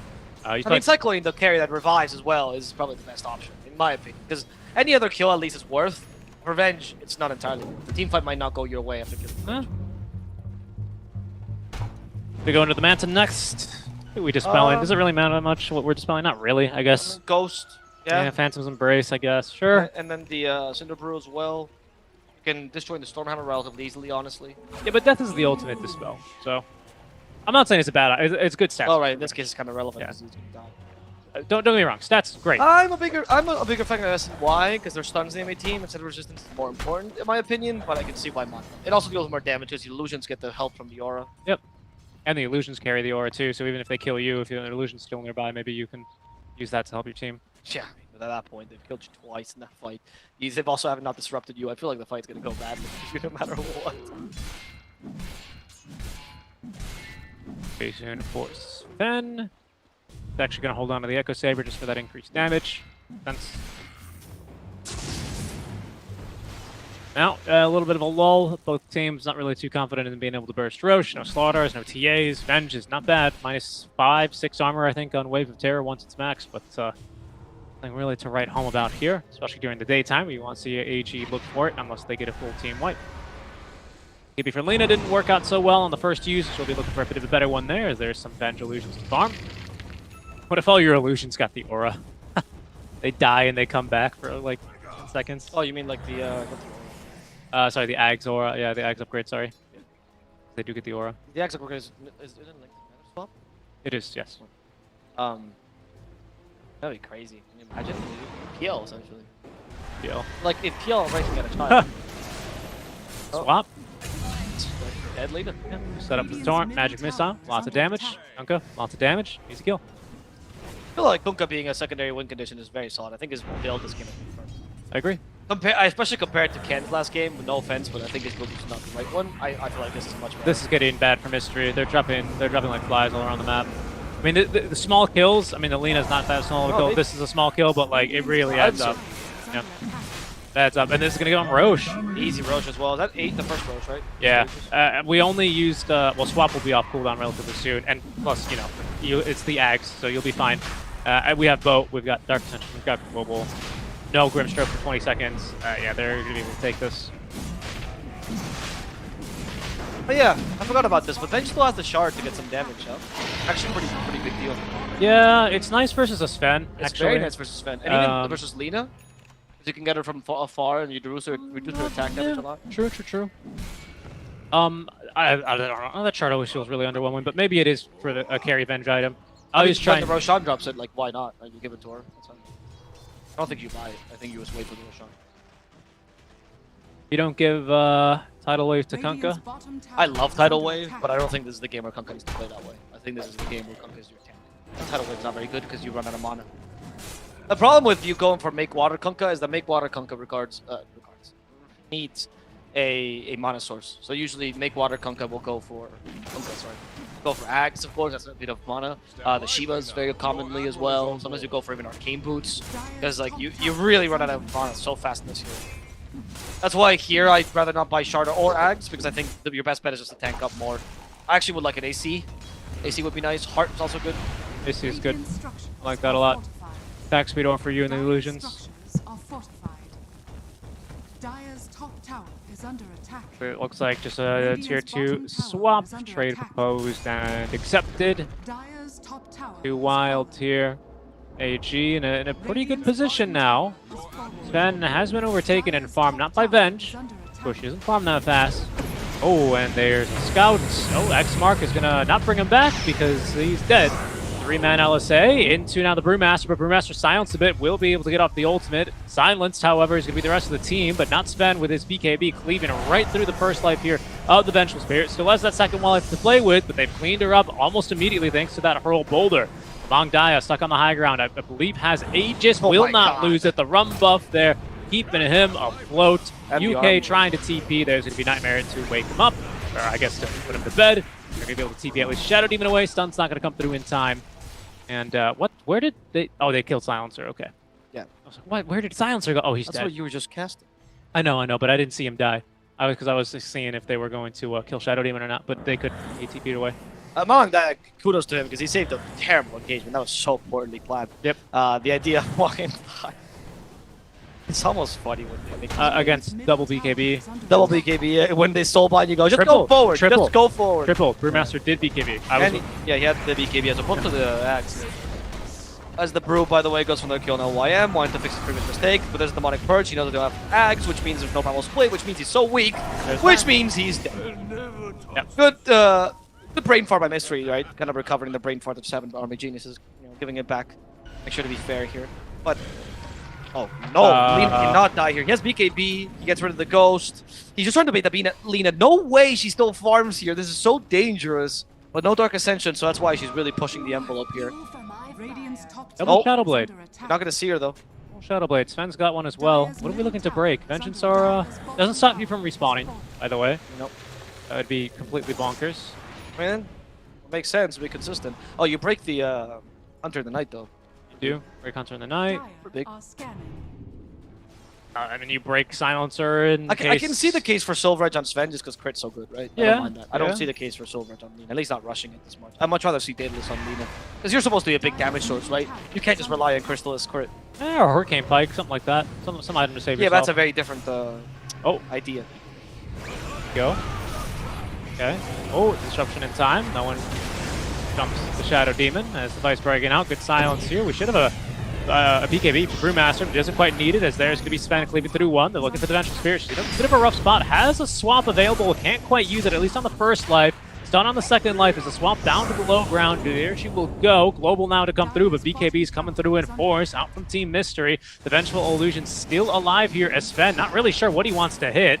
Is just going to end up backing up. Brew is close to death here. Again, he's got BKB, not that Ag Scepter, so he's got to wait for this one to time out. Luckily, it allowed him to do that as Sven now actually caught in a bit of a rough spot. They actually did kill the Brewmaster, by the way. And Among Daya now picks up the Sven. Lina, the only survivor of this engagement, but there's another magic missile as Lin buys back and is going to be able to find the Lina and result in a team wipe there. Ultra kill from Among Daya. What the heck? Can we see that fight again? Among Daya was incredible. Seriously. We were talking about the TA, like, I want a more bigger win condition in the mid lane, right? I think the Conker is perfectly suited. Among Daya? I wouldn't have said that usually. I just think Among Daya is just a god. Yeah. Honestly. I mean, there's a reason why he's level 30? Is that level 30 or level 25? That's a Grandmaster. That's Grandmaster. level 30. Level 30. Yeah. Jesus Christ. That's a lot of games, by the way. That's a lot of games. And with Kunkka, he's a hero that honestly has immense complexity. If you're like good at Dota, you can probably get like Master Tier in like 175-ish games, something like that. Which is still ridiculous. More than I don't have 175 on a single hero. Which is a lot, yeah. But Master Tier is like at least double that. You need like at least 350, maybe 400 games total. It's ridiculous. It's so much. Being good and winning everything in the bench. Be in trouble here with the double ghost, but she still has the axe though. She still has the second life technically, so she will die. They have demonic purge this poor Brewmaster. They swap back in. He will die to the magic missile. They put the bench to sleep, but it doesn't really matter. This is GG.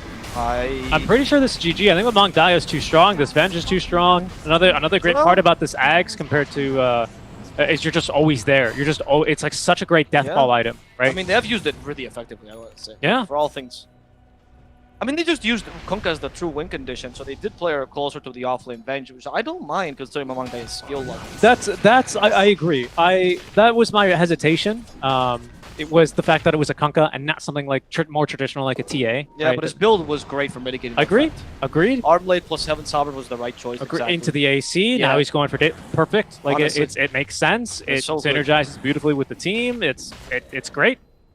AG shows us some really good Dota sometimes, man. I mean, I'll say it sometimes because sometimes they will. Yeah, of course. But they're a very creative team. I think they think about Dota a lot. They've got a lot of respect for these opponents as well. They're not really making any silly plays, not looking for anything too crazy. You know, I mean, everyone's there to support the support. You know, the only blunder they made this whole game was the high ground push up. Yes. Alright, so they lose the Venge. Venge beats BKB up on the one life. Yeah, but it's still gold loss for Venge. Like, it's not like you want to die. Unlike Wraith King, which might set up for a kill, this is not. Yeah, no, I mean, it's gold loss, but again, it doesn't really stop the push, doesn't stop her necessarily from farming. I would rather see a BKB, by the way, than Butterfly. I see the point of no BKB, because as you mentioned, you die, so you just come back and that's your spell. But I think the BKB would give you that extra element of bait that Wraith Kings, for example, use very often. You're like, oh, he's going to use BKB on first life, second life. It's so hard to tell. Like, how much do we commit to this first kill? But you don't can't BKB on her second life, though. What's the point? Nobody BKB in the first one. Only. Yeah, but I think you tank more spells as the Venge. Like, I agree with you. It helps Venge live, but I think it kills your Kunkka. Like, you want to tank those spells as Venge. Like, that's the whole point of it. Yeah, but what if you force a Fiend Script, is what I'm saying. If you force the Fiend Script on the first life of the Venge, that's your ultimate win. Fiend Script is not your concern, though. You've got Silencer, you have Disruptor, you have Kunkka, like, you have Swap, like, you have so much. Like, I agree. Normally, yes. I get what you're coming from. I can see that. Yeah, but, yeah. The DD, that's a big one. Among Daya is like, nope. That's either a Lina or a Sven that's grabbed that. They can't risk the Sven. I mean, the Lina is also pretty dangerous, but the Sven is definitely the most. Now they go for the fight. They should predict this, though. I've seen the double damage. Ranger's about to come back. They might lose the Silencer too early. The Kunkka. Disruption for the Kunkka. A lot of damage, actually, for the Sven. And with a Basher, Night Stalker's just beating him down. Oh my god, Unknown just got destroyed here with the swap. They actually killed Mercury in the backline's Venge alone. With her 2 lives, she died again. She came back and died again. And then Bane will also fall here to the Night Stalker. That's incredible. I cannot believe that they just beat a double damage Sven with the Night Stalker alone. That beat the crap out of him. I mean, the Kunkka did act as a damage sponge, but it was just Night Stalker's damage there. That was incredible. Well, boosted by the Venge, right? Yeah, boosted by the minus aura. And again, I guess I didn't really give this this credence, but I mentioned it briefly. I didn't really expect Night Stalker to build this way exactly, because I don't believe Night Stalker has Blink, right? No, he must have. No. He actually went I consider BKB Bastion. Okay, yeah. So, which is the best build because Venge is just dealing with the backline. I agree. I don't need to close the gap if I have Venge here and Kunkka holding them down and disrupt. No. It makes sense. It really makes sense. I like this game a lot from AG. I was hesitant of Venge carry. Wasn't really played like a traditional carry. I'm not mad about that though. No, I'm not. I really like that. I think it's a really good idea, and I think the optimization, like you said, I mean, I think Blink is always suboptimal on Night Stalker, but you just have to get it because who kills the supports otherwise? Yeah. But the adaptation from the Kunkka build to go for the semi carry, Night Stalker to also deal for the damage build, right? But also the big massive tank, and Venge sacrificing her farm completely to rush that Ags. I think in general the plan. It's just a team executing, which I missed. It makes sense. I think if you Ags on a Shadow Demon. I think it's easy to just be like, well, if this Venge is basically playing offlane, why didn't why is it DB playing? Why isn't it Momi? Why don't you swap the lane? Well, it's because honestly the lane is just better for Venge, right? It stops the Brewmaster from really doing a whole lot. You do need to give her a lot of early levels to make this one work. I think it was great execution here by AG. I mean, we're talking like they won the game. Not quite secured, but they're looking really damn good for now. Sven has been eclipsed in farm by Kunkka. He's already kind of losing his net worth lead over the Vengeful Spirit, and Lina just not simply having any impact we're seeing in these fights. Venge is just on top of her. Well, Venge is swapping her, really, not quite on top of her, right? Venge has got it covered. It's very... I mean, the fact that she killed Lina alone in the last fight already speaks volumes to her, right? It was obviously her 2 life, but still. Not that she can be so far away from her team, deal with Alina. That's why I like the BKB. I feel like you just, honestly, completely thwart the team fight here for Mystery if you buy the BKB. They get the Butterfly also helps you. There's the first stack of Purge. They have 2 more because they just got Ags. They just don't want to follow this. Oh, really good Nightmare. Yeah. Yeah. I think the choice, by the way, of BKB over Ags is really screwed over Mystery's timings. I can see the point of the BKE, but they haven't really been too bothered by it, and he might have been better off just primal splitting into the fight. They were bothered by it once, right? Once, that's it. He was a big reason why. But that was the surprise. That was the BKB didn't reveal. Sure. But he was basically the reason that top team fight went so badly when they tried to push barracks. Like it was BKB. They were like maybe they weren't expecting it. Maybe they're like, what the heck? But it was already a bad push, so it was just a punishment upon the punishment. I agree, right? But I still think that Ags would have allowed you to go into the fight with the Brulin. I also feel like you're very vulnerable to Kunkka just cleaving through your Brulins. Illusion freaking hurts, man. Yeah. And Ags is much better to deal with that because you can always stop the primal split. Honestly, if you disrupt this Venge and you give your team Vengeance Aura, Radiant's middle tower. for Alina, for a Sven. Yeah, but you don't have the Shadow Demon here. Oh yeah. How are they getting illusions? The Ink Sword, the Dark Portrait. Oh. Lina. She's gonna die. So that was easy. I have Mercury. The Brulings are also in trouble. He's just silencing the Brulings instead. He's like, oh yeah, use your BKB now. Use your BKB now. Anyway. Are you gonna do a hurl a boulder at me? And they just killed the 2 supports here, plus Alina, of course, for free. And Alina, which might die a second time. I heard a swap. Yeah, unknown. Not doing too much. No, it looks like they didn't get it. Should go Roche. And this Roche, honestly, now is the time, but I would definitely go for Ags on the bench. I think it's awesome. Oh, Shard. Yeah, Ags Shard, sorry. She already has Ags on They gave it a different name. I don't mind the Ags Shard, but like I will get confused because of my... Yeah. I really wish they had a different icon for the Ags Blessing. That's the one I would wish. The only thing it's confusing with, even though no one even though we barely see Moon Shard, right? Like, it's an item, you know? Yeah, it's also confusing when you go and they want to buy both items. You go, they want Ags and Shard. Ags and Shard. Okay, Fiend's Grip immediately canceled again. They did get the Dark Portrait off, though. It's not a bad one. DB still fighting. Will choose to stun up the Sven. He just bought back. BKB active, but he's broken by the Shadow Demon ultimate. He cannot cleave. He doesn't have the damage either. 3 dead already, and GG is called. Team Mystery will drop in game number 1 to Army Geniuses. What a game by Army Geniuses, genuinely. Like, we were a bit doubtful of the difficulty of execution of the draft, and I think with fair... That was a fair point. I was extremely doubtful. You were much more doubtful than I was. I was giving them a lot more... I was a non-believer. I was a believer, but I was doubtful as well.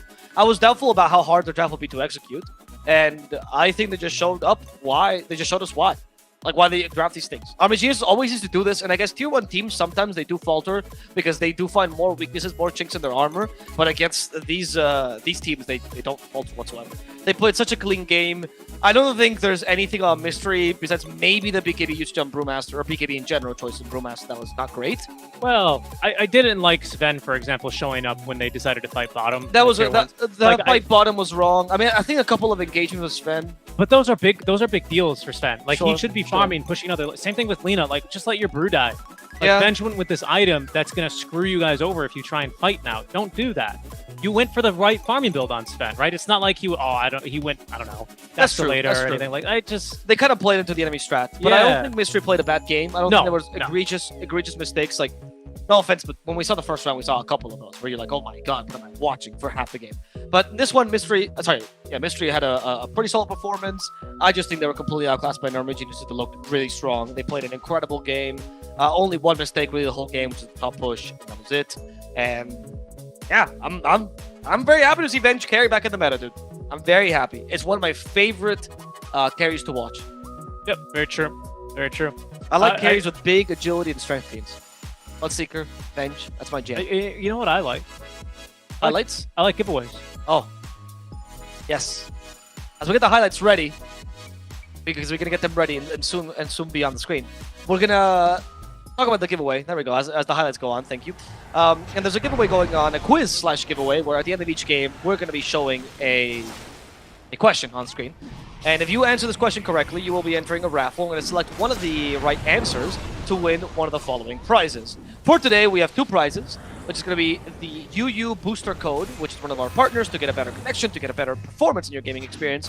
It's a 7-day or a 30-day booster code, and also a Dota 2 cosmetic worth $2. When we get back the 1v1s, that will be tomorrow again, we'll also be doing our prize during the 1v1s will be a $10 Steam gift card. So if you're interested in that, I also recommend you tune in during those 1v1s. So just all you have to do, answer the question correctly, and we'll randomly select a chatter for the prize. Yep. I think a big strat here that I just want to highlight for AG is because, like you said, they play so many tournaments together. They've got so much experience. They play so well together, which is something that you don't always see for a team of their caliber. I don't mean that in a bad way, but I don't think AG, I don't think they stack up quite against the top tier teams in terms of their execution, but the way that they do play, this is the fight I'm referring to, by the way. I don't know why Sven decides to show up here. Lena's nowhere near. This is a bad decision for Mysteries, just straight on through. But the way they execute, the way they play together, the way they itemize, like the way they draft, it's just so cohesive, and it just makes sense, right? Kunkka, a lot of the times, even when he does kind of go for this build, lacks damage. Not an issue with Vengeance Aura, right? He's tanky, you've got good damage, Night Stalker as well to help supplement that, because I think eventually the Kunkka rather will fall off just a little bit. Wrong fighter. Yes. Yeah, I think the crit Kunkka falls off a bit. Like the damage Kunkka, this kind of Kunkka falls off a bit. I still think you're a good tank, you just don't have as much damage. No, of course.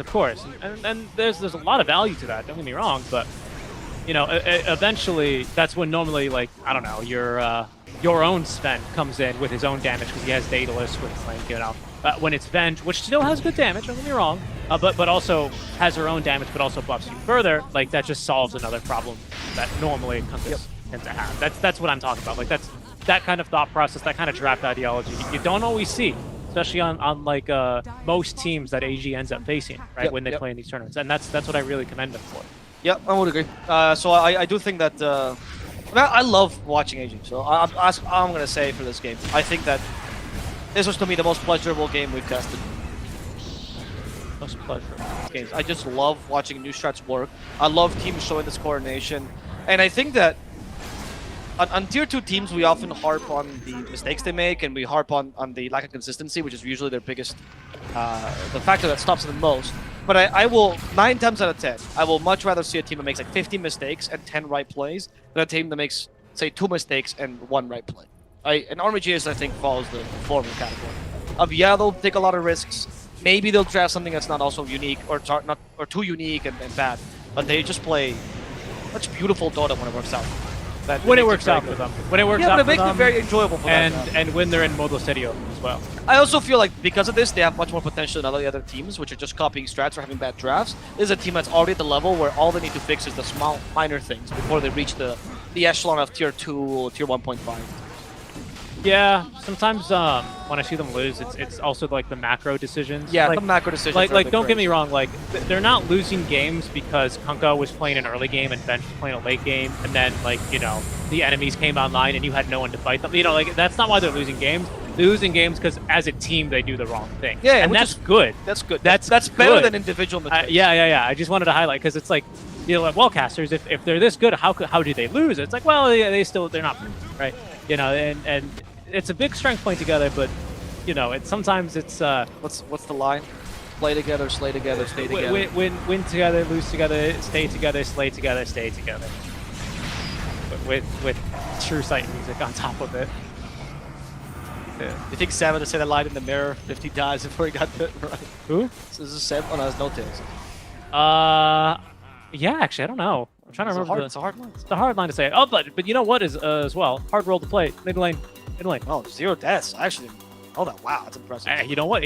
Well, I guess Venjax actually does count as death. I once again would say that the whole the whole Army Geniuses deserves the MVP. I don't think I would highlight because I think Nightstalker was also really impressive this whole game. I think he played really well. You even talked about the fact that he changed from being a anti-support hero into the anti-core halfway through the game. In last game, I think he did the same thing here. So I think the whole team kind of deserves it, but I will say Malangaya particularly stood out as a strong performer. And again, the reason you can do that is because look how strong the Silencer and Shadow Demon were throughout the entire game. Yep. Normally, this is not a support duo I liked. Yep.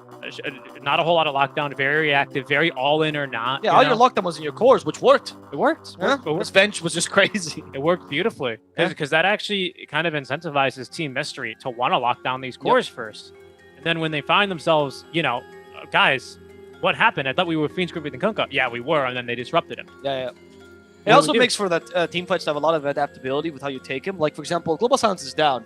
Your fourth objective should never be the Silencer. But they kept messing that up. It's like, oh, Global Silence is up. Oh, no, it's not. But, we're going to go for the Silencer anyway for safety. Yep. It makes it really difficult to actually adapt on the fly to do these things. And especially for new teams, or not new teams, but, less experienced teams like Mystery, this is a big factor. So well done by Army Geniuses. Can I just say one more thing real quick? Go ahead. Because in the highlight, I realized why that top fight went so poorly for them when they pushed high ground, and that's because they used global, and then they kind of tried to just ignore the what's his name? They tried to just ignore Brewmaster, and then when they realized he BKB'd, they committed Nightstalker on top of him to try and get him with Crippling Fear. I don't know, something. Yeah, and then they didn't have global, and then a Fiend Script came through. Was also, by the way, swapped behind the Brax. Benj was on a bad spot. That's why that team fight fell apart.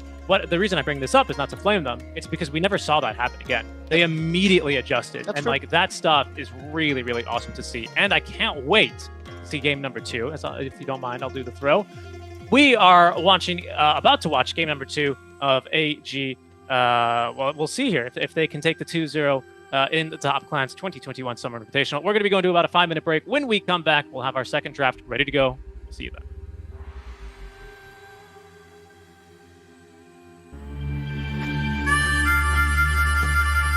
Don't let this party scene fool you.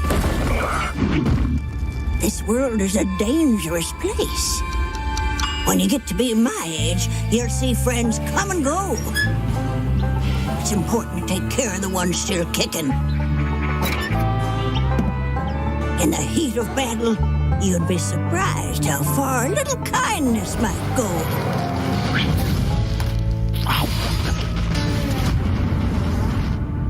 But not everyone deserves kindness.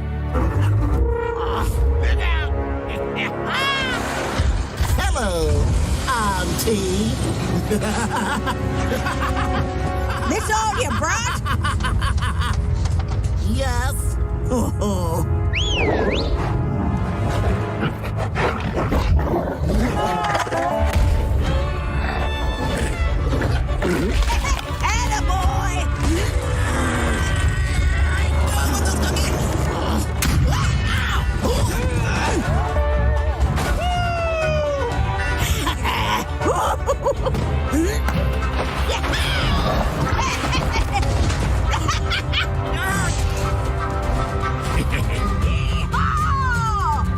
I didn't offer to share.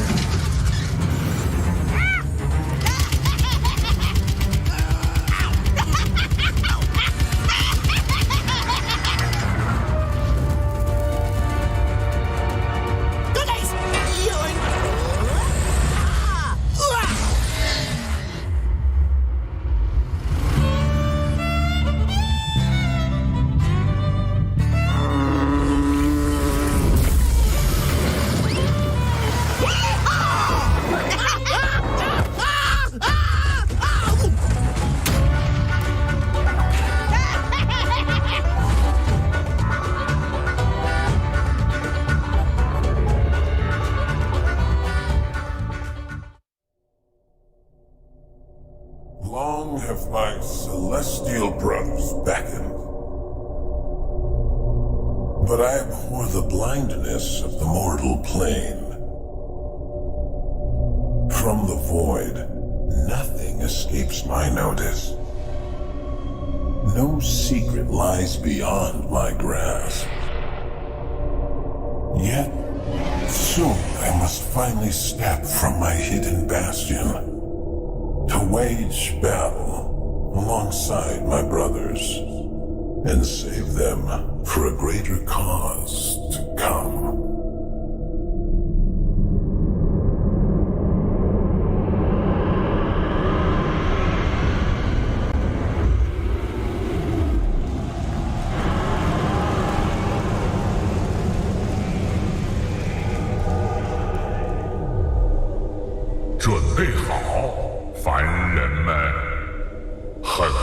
将会惊天动地，而我的时代也终将来临。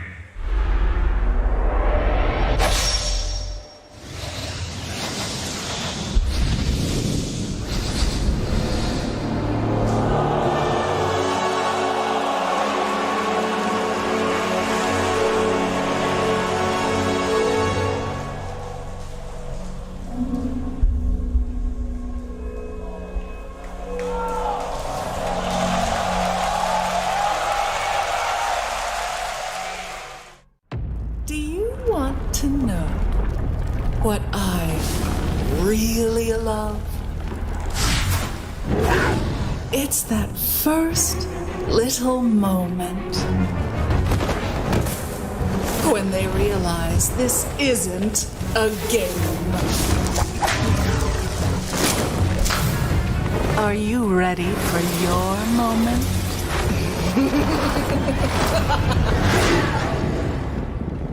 Oh, did that hurt?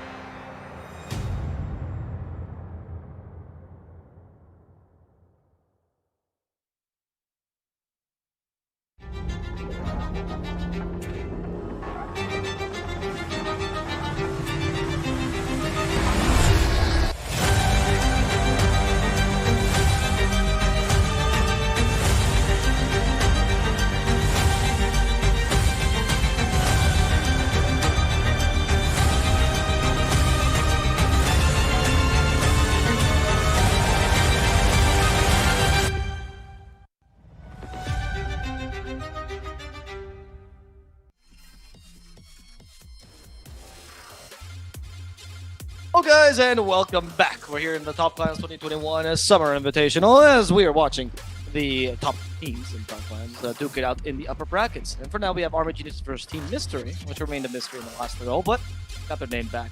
And we're seeing if they can bring it back into this best of three. Indeed, top teams, top clans, top casters, top action here for you. As we're about to get underway with game number 2, Team Mystery. Army Geniuses. Yeah, I was testing you this time. Okay. I was testing you this time. Sure. Should be exciting. Yeah, really close game 1. I think good strategy by AG. That's I don't know. I do think still that Mystery ended up fighting a little bit too much into it. But this is also kind of indicative of, or we've seen patterns of this, right? It's kind of a pattern of behavior for Mystery. They did this as well game 1 in their series versus Team MY, and then they did their own thing. I think they need to propose their own thing. I think that's when Team Mystery plays at their best, right? When they have a bespoke Spectre strategy, it just works for them. With this one, it's like, we're going to do farm and we're going to look for pickoffs, but we're not going to force things until we're super strong. And then when the enemies were strong, they still decided to fight into them. It didn't work. I think they need like their own set objective, and that's when they can kind of, end up playing a little bit more of a clean game. Again, nothing too crazy for Mystery, right? But play around something. I think that's your strength. Sure, we'll see. For now, they're going to like it, as the call gets bad for them. I think right now it's really up to Army Genius. I feel like at least in the last game, Army Genius is doing better, and they kind of control the tempo of the draft, they control the tempo of the game, and Team Mystery was just responding. So if Army Genius just has a really good draft once again, I don't feel like Mystery's going to be able to respond accordingly. When you bring outside the box strats like these so regularly and all the time, it's just so difficult to draft against you. And you will, as a normal team these days, you'll go for these low tempo strats, that's what the meta is, and they'll beat you with a high tempo strat 9 times out of 10, because they're the only team that plays them. If the meta was like Lycan Lone Druid, then Army Genius would be much more nerfed, because everyone's playing that way. When it's like Dusa, Terrorblade, or in this case Sven, right, Luna, whatever, it's just such an easy meta for Army Genius. Adding the Lena here is Army Geniuses, which has given some pause to Mystery. Yeah. Maybe they're thinking Night Stalker. Maybe they're thinking, what else is like a usual for Silencer? I mean, we see so much Silencer this tournament, right? That rider. By the Lena ban. Yeah, that's what I was thinking. That's why I was like, maybe they work. Dire team pick. Here's one of Magdaya's best heroes. Yep. There's Avenge again. Okay. Again, can still flex it. I've seen it carry now. Again, not really played as a carry, so I still wouldn't mind seeing like a true carry Vengeful Spirit. Dragonlance or Kaya, not Kaya, sorry. Dragonlance or Kaya's Yasha or Dragonlance first, and then playing into the Ags and looking to play a little bit more like a core, not so much as a utility core, which I think was kind of fair for that Vengeful Spirit. We eventually got that Butterfly online, but much later than you'd expect a safe laner to get their 3rd or 4th item. It made sense on Avenge, of course, when the first item is an Ags. The rest of the items are going to be slow to follow suit. Mars opening for Mystery. Doesn't seem particularly strong versus Avenge, though. You just swap out of Arena, you die in Arena, and if you have Ags, you I'm not don't a care. fan of the Mars. 5 seconds remaining. I don't see why this is good against Avenge. Particularly if it's flexed as anything and that's not carry, it even feels 10 times worse. I mean, he's a ranged hero, so technically I guess that is good, but you just stop it out of the arena. There's a silencer for them.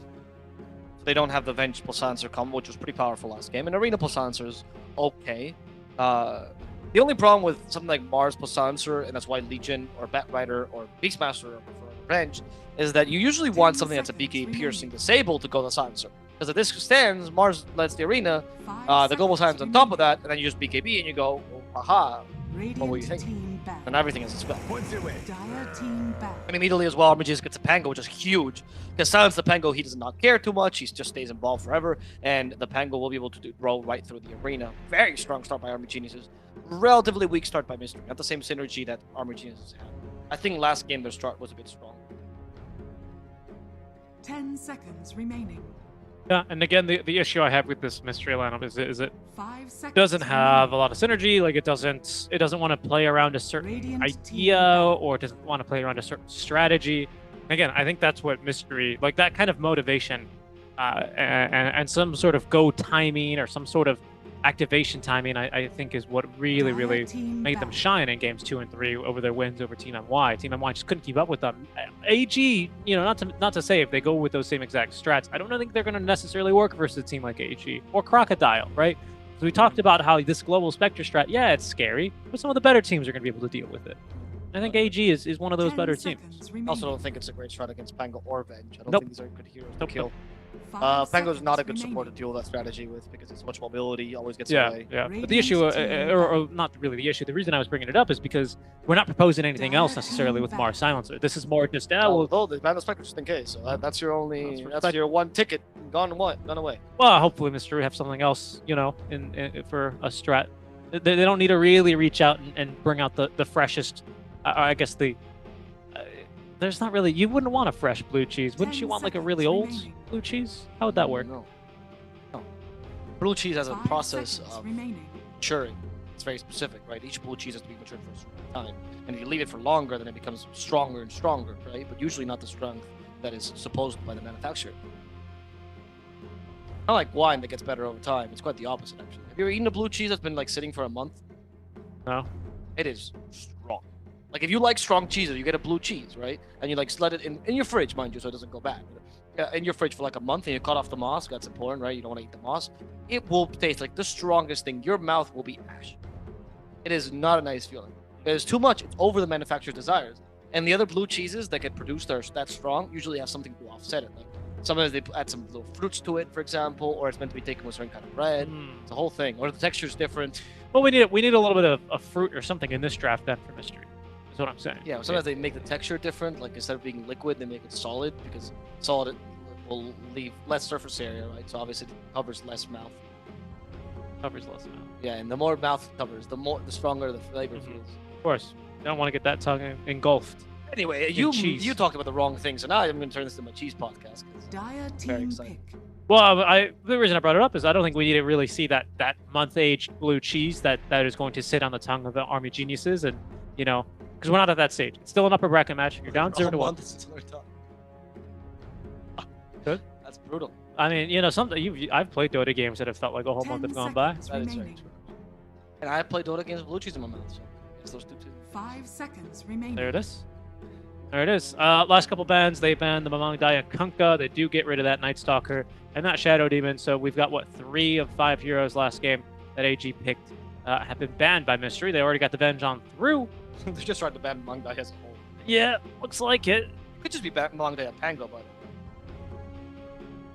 now that Spectre's not a threat, so you can just run him as a mid Radiant laner. team pick. Grimstroke. Stroke.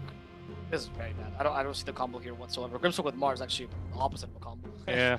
And the Silencer has 0 combo. Oh, double Ah, last word. It's Nah, not come on. bad. No, Come it's on. bad. It's not bad. It's bad. A lot of damage. It's very annoying. It's not that much damage. Not for a Silencer. 10 seconds Oh, remaining. what if it's a silencer mid? If it's Silencer mid, then sure, and then because you can then actually pick a 5 with seconds stun. remaining. Right now you have 0 stuns because that's There we like go. the spear, sort of. What would be looking for here for a stun against Avenge against Pango? He is a counter to the Team Pango though. Dire That's why. team Oh, huh. Poker McGee. Monkey King. Up by Monkey. Very Yeah. fascinating. I don't know what this draft is going at all for him. Poker Magi, fascinating. I mean, he's really good against what Team Mystery is doing because he doesn't care if he can't cast spells because he has a big beefy body, so he can last most of the time. He's great at destroying the remaining. Phantom Embrace because of the attack speed he gives his teammates and his own 5 self. seconds remaining. Very good. Can take Mars Arena. Yeah, but there's a bit of anti-synergy with this Venge and Monkey King. I guess Monkey King's got no interest in leaving his ulti. I don't know. I think all Mystery need to do is draft Why themselves is there anti-symmetry? between them Radiant and team Venge. ban. If you won't get swapped out of your Wukong's command. What the happened? I don't know. Maybe, for example, if he's dying to an Eclipse and you need to get him out. Yeah, but that's a good kind of because then you want to get out regardless, right? Well, yeah, but then you've got to abandon that fight. Dire sure, team that's- ban. Well, but then Mystery have got way more in the tank, right? 1 Eclipse for 2 ultis. Not a good trade. Sure, but swap is like a 40-second counter. I don't think it's much. Radiant anti-synergy. team ban. I think there's synergy because you swap someone in the ult. Well, we'll see. We'll see if that can work. I'd like to see that one work. I don't know where you see the anti-synergy. I think these heroes are very synergistic. Well, again, I think anyone that can push Monkey King out of his own ulti can potentially be Yeah, bad. but if you're only doing it because you're losing the fight, then you're not really pushing him out of a good ultimate. That's what I mean. 10 seconds remaining. It's not like Venge is going to do it in the beginning to cancel a good ulti. Right, but what I'm saying is there can be other 5 save heroes like an seconds Omni or an Abba that also prevent Monkey King from dying in his ultimate that aren't going to necessarily end his ultimate, and that is a weakness. Yeah, but those heroes are all supports. Sure, well, I mean, you know, this Venge could be a support still. I don't like her as a 4 this game. I think she's either a 3 or a 1. I don't think a 4 works. I mean, a 3 actually really good against Luna now because she's a strong laner. Luna Silence is a strong lane. You put Venge plus Pango could be. Honestly. And Pango's a 4. Yeah, Pango 4. Yeah, I think Venge you want to downgrade him because of the Grim. Pango mid is still... The problem with Pango versus Grim is that, as opposed to Bloodseeker, right, where you just itemize correctly against Bloodseeker as a 4 and you're fine, the Soulbind always messes up your ult. So when you depend more on the ult, which tends to be the 3 and the 4 position, then it sucks for you, because obviously they just close your ult without having to commit anything. I think it's going to have to be Avenge 3, actually. I don't think you can afford to do that. But then again, if we leave Mamang die as hero for last, I mean, there's going to be another mid Mamang hero and here. We've already got rid of the Bat, Quap, and Kunkka. I'm trying to think of another one for him. Does he play a ton of? A lot of Void Spirit. That's right, he does. Void versus... Not the big fan of this. not versus Grim, no. Not versus Grim and Silencer. I mean, against Mars, Yeah, I'm against Mars. It's nice, but Ember's a better pick here. yeah, I also feel like the Grim annoys you.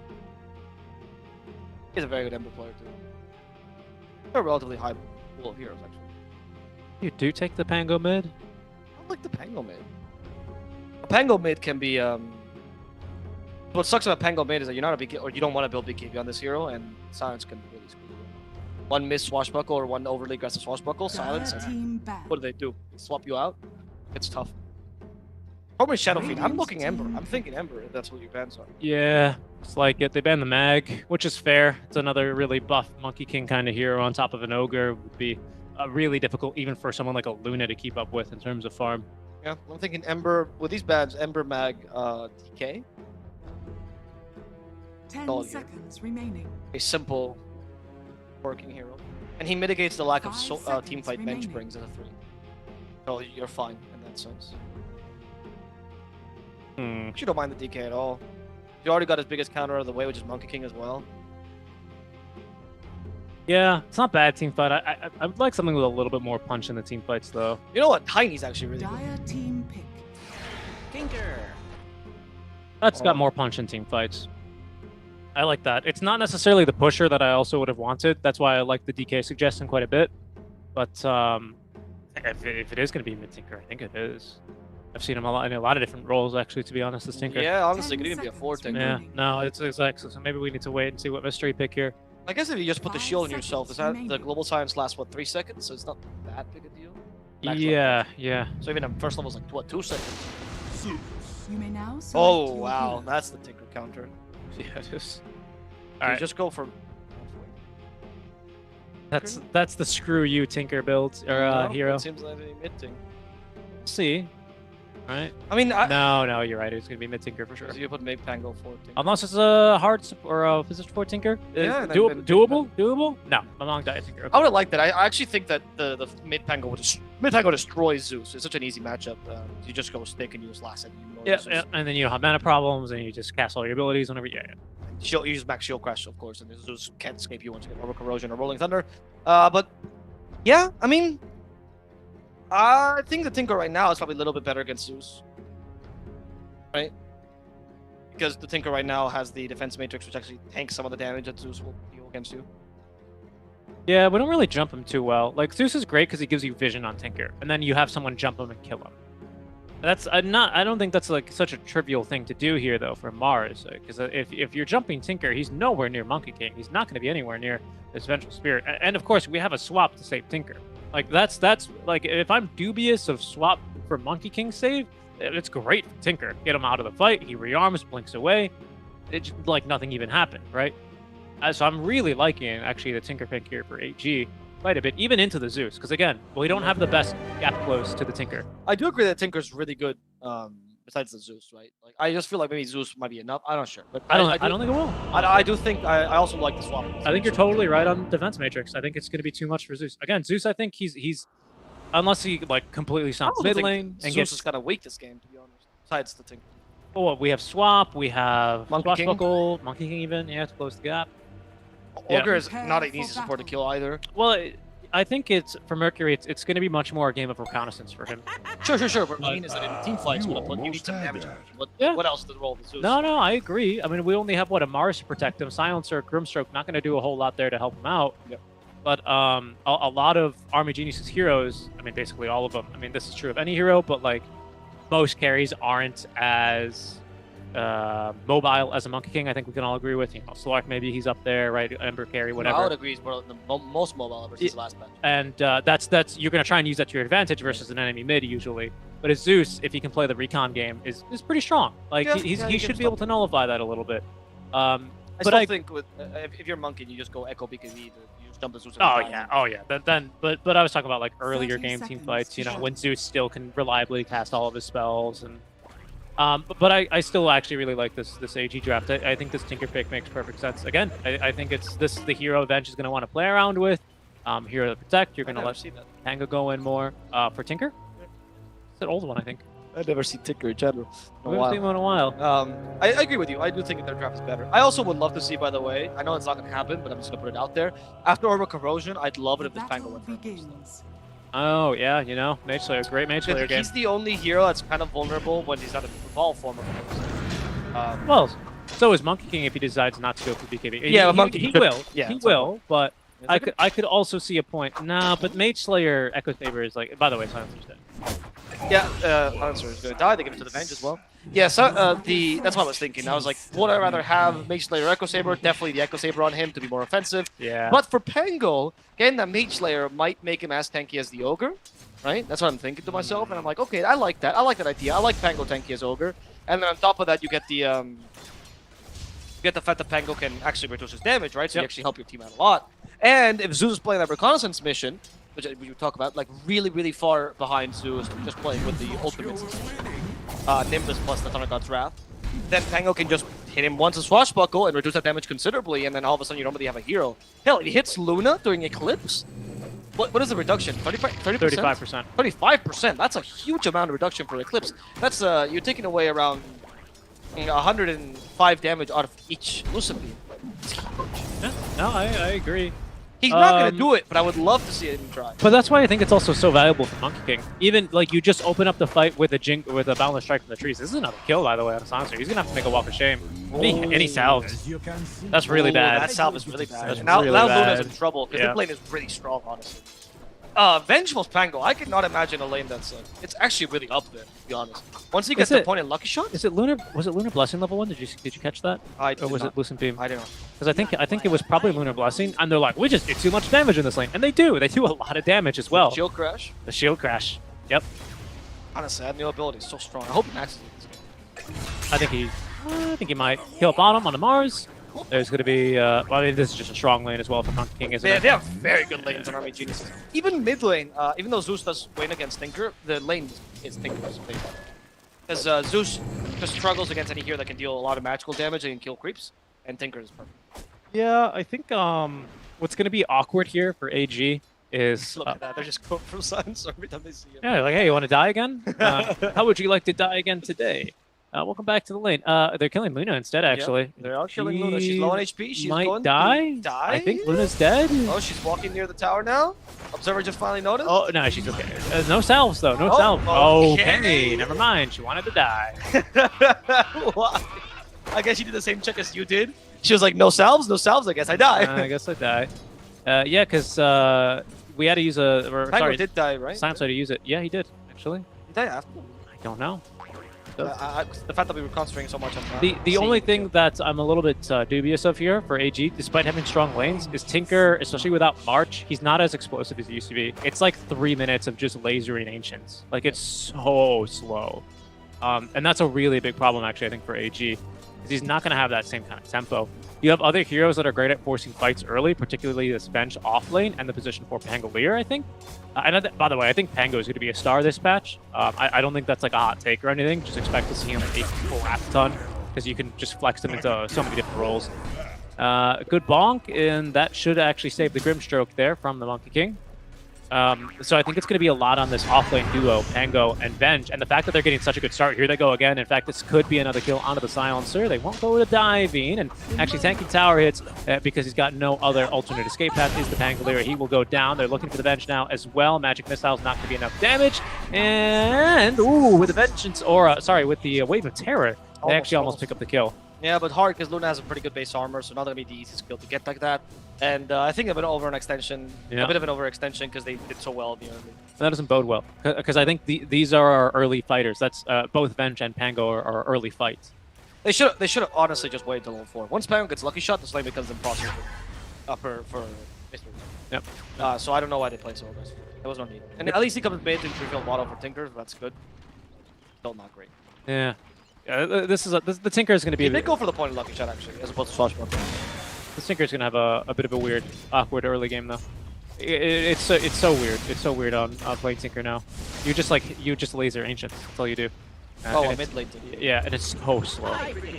Yeah, I mean you can also just play super aggressively once you get level 6. I've seen that because he's going for heat seeking missile drill. It's just scary though because against Global, against Zeus, and against Mars, I think they're just stronger than you early for Tinker. Like I don't think you can join fights safely until Blink. Yeah. I don't think that's the case necessarily. I think especially early, you kind of play like Storm. We have a small power spike when you get your first teleport, and then you can play for like 5-6 minutes, get a couple of kills, and then go back to farming. And by then you should have Blink Dagger anyway. But we'll see. I don't know. I think the Silence will take forever to global. I don't know. All right, well here he goes with his first rotation. He agreed. It's a great lane to gank. I agree. This is still a strength of his. There's the Magic Missile that'll be hitting unknown. Hit another one. Well, eventually, it'll be hitting unknown. There they go. As they get that was the other one. He used it. Gotcha. Third one for Sanser they instead. get killed bottom. He'll get killed bottom, but it's on UK, so that shouldn't be happening. Monkey King at least will get a counter kill here when the Grimstroke. He does not have the Orbital Corrosion. That's even more impressive. In the top lane, they'll kill Sanser as well, so Tinker's rotation will count for naught. Oh. But Thunder God's Wrath does finish off LYM. Good job on the Thunder God's Wrath there. And he even calculated as the Shield Crash is ending as well, so well done. Yeah, really good stuff there. Yeah, if we can minimize those deaths, which will be tough, but that's exactly what I was going on about. This top lane is definitely going to be the gold mine for Tinker. Maybe you don't want to be laser in Ancients. That's the only threat that's the only downside of the Tinker I've been seeing is the new Tinker is a lot of fun to watch, but without March he doesn't have that like same explosive earliness that he has, even with the free quote unquote BOTs or whatever. Sure. You just get to your first item faster theoretically, but you don't farm as fast in general. So it's. Although I will say. The weakness of Clairvoyance compared to compared to BOTs is that you can actually stop him from TPing with Global. What is Clairvoyance? Is that what? Yeah, Keen Clairvoyance is the new. Yeah. I was just called Tinker TP. Answer. The crash. He's dead. Gonna get a kill to Tinker. That's pretty smart. Let him farm. Bench doesn't need farm in the offlane position. So. Nope. I mean, she wants to axe at some point, that's it. But you see what I'm talking about, though, where like Tinker is just kind of coming around all over the place and just getting the quick, easy kills. Not really committing too much because he went for heat-seeking missiles anyway. And then goes back mid, farms a bit. Bless. Pushes it out as well. I don't know. I don't know how well this Tinker is going to be farming here. I think like when I listen to the top Tinkers, you know, they say they farm crazy fast. They just know how to play. So I'm feeling like this is just he's mitigating his early lack of farm with the March of the Machines. Just gonna go laser. Yeah. Okay, well, we're gonna try bottom. Oh, this is a really good kill. Oh wow, Mars only level 4? Yeah, he's super easy. They just need vision of him. Okay, he's actually gonna get away for now. They're gonna get the Grimstroke. They need vision of him for one last Spiral Spring. Not gonna find it, so he's gonna be able to get away. Great spear, but they weren't really too committed to that. Swap to get both magic resist, very smart. However, it's not gonna be enough. Intelligence is good. You're losing it all to the Silencer, so. At least they got the kill first, and they did force the Zeus rotation. Not too bad, considering Tinker rotations don't count as much as Zeus. Still not ideal. Yeah. Not bad. Not bad. Again, I think this is why this Tinker draft makes a lot of sense from AG. It's because you do have this really strong top lane to gank, but now we're starting to mitigate a bit of that here with, for example, the Zeus rotation. Yeah, you can't do it as frequently as Tinker would, but he is almost as powerful, if not a little bit more, just because he's got spells. Spam, especially with Rion level 1. I mean, we can see how slow this is. Rion level 1, that is. It is. So you don't really like. It's not really a burst damage. You deal one, maybe 2 heat seeking missiles, and that's it. And then you're happy. Bottom. This Mars is really suffering. This is a big problem for Team Mystery. And not only, of course, because it gives Monkey a great start, but now I don't know how we follow up on the Zeus vision. Like now I think Tinker is going to be so free in these first 20 minutes. You have nothing if not for Mars. I agree. Yeah, he's the pre-destroyer, right? Yeah, he's the follow-up to the Zeus, right? So Zeus, I mean, yeah, sure, late game Zeus, Refresher, Ags, yeah, I can kill Tinker by myself. Yeah, but not with Defense Matrix. Yeah, not with Defense Matrix, and not before those items. That's he's even struggling right now to kill Tinker alone. You know, the damage Tinker can put out is definitely higher than Zeus. Oh, from range, yeah, from the range, it's crazy. Good kill. Again, only onto Ogre, but that stack's defended. I mean, the fact that the Venge and Pangolo are going to your jungle and you're kind of forced to all huddle around the same area for resources is not good. Like, you're in a bad position. Obviously, you're taking Anxious now with Luna, which is great, but Mars is not getting any farm whatsoever. That's the biggest problem. He has been completely shut out of this game. I would also say that Zeus is just doing okay, but the Zeus we're used to right nowadays, the arc-lighting Zeus, so I'm going to farm the whole thing. I'm going to be the fastest farm in the game. The fact that you're matching a Tinker alone, the new Tinker, mind you, it's just not good. It's not what you expect. I actually think Zeus still has a lot of impact here. I don't think he TP's top to defend this, not versus Avenge you don't. But a big problem I see AG having this game is for more important towers, for example, like when they try and go mid here, probably in the next like 5 to 10 minutes at least, they actually are going to struggle to push. Because you can have Venge frontlining, and if you have Vision of Zeus, you just swap him and kill him.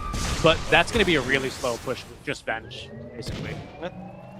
Because you have Zeus to defend from long range, you're going to have Mars with a threat to counter-initiate. Silencer doesn't do really anything there.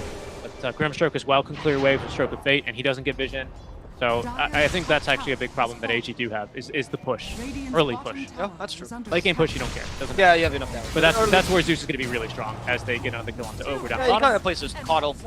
Actually, yeah, I was going to say Coddle from the mid lane, but no, that's Coddle. That's Coddle. Yeah. I don't know if they can get a kill bottom. They'll swap. Oh, wow. Yeah, Mars is super easy.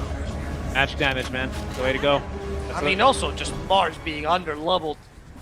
Right? Like, what level is he right now? It's level 6? He just hit 6. He's level 6. Is Venge 9? Did I see that correctly? Probably. Yeah, I could see with all the kills that they're getting. I might have been an 8. I'd be surprised. But that was a max magic missile, so... It's just overwhelming magic damage.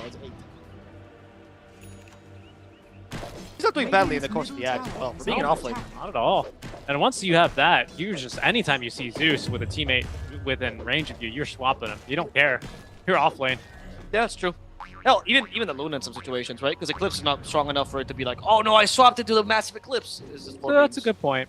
Luna's just a little bit tanky. Obviously, she has armor, right? So she's a little harder to kill. Well, you've got overwhelming magic damage, so maybe you kill her just as easy to be honest. Yeah, honestly, if Tinker hits her with laser heat-seeking missile, 600 damage right off the bat for free. That's true. Good point. Just because I think Zeus does more damage from range right now than a Luna will. I would agree. Zeus is the primary target. Exactly. Why I don't want to get rid of Zeus. Because I think there's just like, oh no, we got Luna, but Zeus got 4 kills. Yeah, Zeus is also fodder as well. Like, Zeus is just yeah. So it's either way, great game for the Vengeags, right? So no complaints there for AG. Right now, the Tinker game is still working out quite nicely as we're about to have Echo Saber online for the Monkey King. No Mage Slayer queued up. Probably won't see one for Pango either, honestly. Yeah, I could dream. I suggested it because I thought it was a really good idea. It's cheaper now, what, 2,400 gold compared to like the 32k? No, it's 2,250. 2,250. Wow, that's super cheap. This is an illusion bait. That never feels amazing. Oh, that was pretty good. That was really good. A voice line. There you go. Second to realize it happened. Or maybe he was looking for the perfect. Yeah, you had to find it. You had to equip it in the settings menu, you know? I always get the confused with the character voice lines. Well, there's the swap you're talking about for the Zeus. The global science does punish this. In fact, Mages is gonna die. Yep. Okay. Rolling Thunder, but you shouldn't go in one by one. There's no Eclipse though. This is not a bad fight for AG. Yeah, they actually have more people in it. Yeah. They don't want to lose Tinker though. They don't know if the Mars can catch up to him. This is bad. I mean, you only lose Venge offlane. Yeah, that sucks. But for 2 ultis, basically. Yeah, it could be worse. It's not the ideal situation. And you might even just get. I mean, if you get Mars, that's be perfect. Yeah, he's. I think that missed. No, missed. Oh, they didn't miss. It just did that. Ah, true. Well, yeah. It's jointed. Doesn't really count as a miss, but yeah, I get what you're saying. If it farts, it just never fires. That's one of the worst sounds you can hear in Dota. But if you're on the opposing team Tinker, one of the worst sounds you can hear is the... Yeah. And you're like, oh no, you hear that 15 times in a Tinker row. spam. Oh my goodness. I wonder if we'll see Arcane Blink on this mid Tinker. The offlane and support Tinkers I've seen don't build it. But I think on mid Tinker, you just want to get your spells out. Mid Tinker's absolutely... Obviously offlane. I think offlane support Tinkers would build too.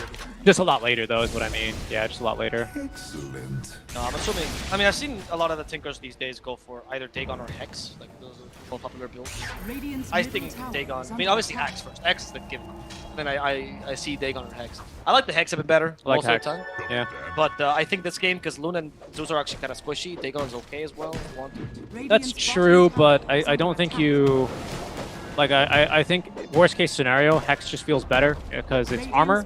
Wait, Hex. No, it's stats. It's stats. Well, I'll give you some armor. I guess you want That's true. one armor. It's not enough for a Tinker, though. But the reason I like it is because even if you're global, you can still Hex a Luna, and that's a lot of their damage gone, right? Or Hex a Zeus, right?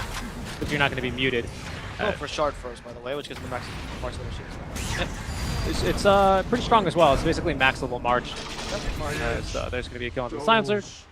I mean, it's really good. I agree. I don't think that the Shard is bad. I just think that it's not really creative.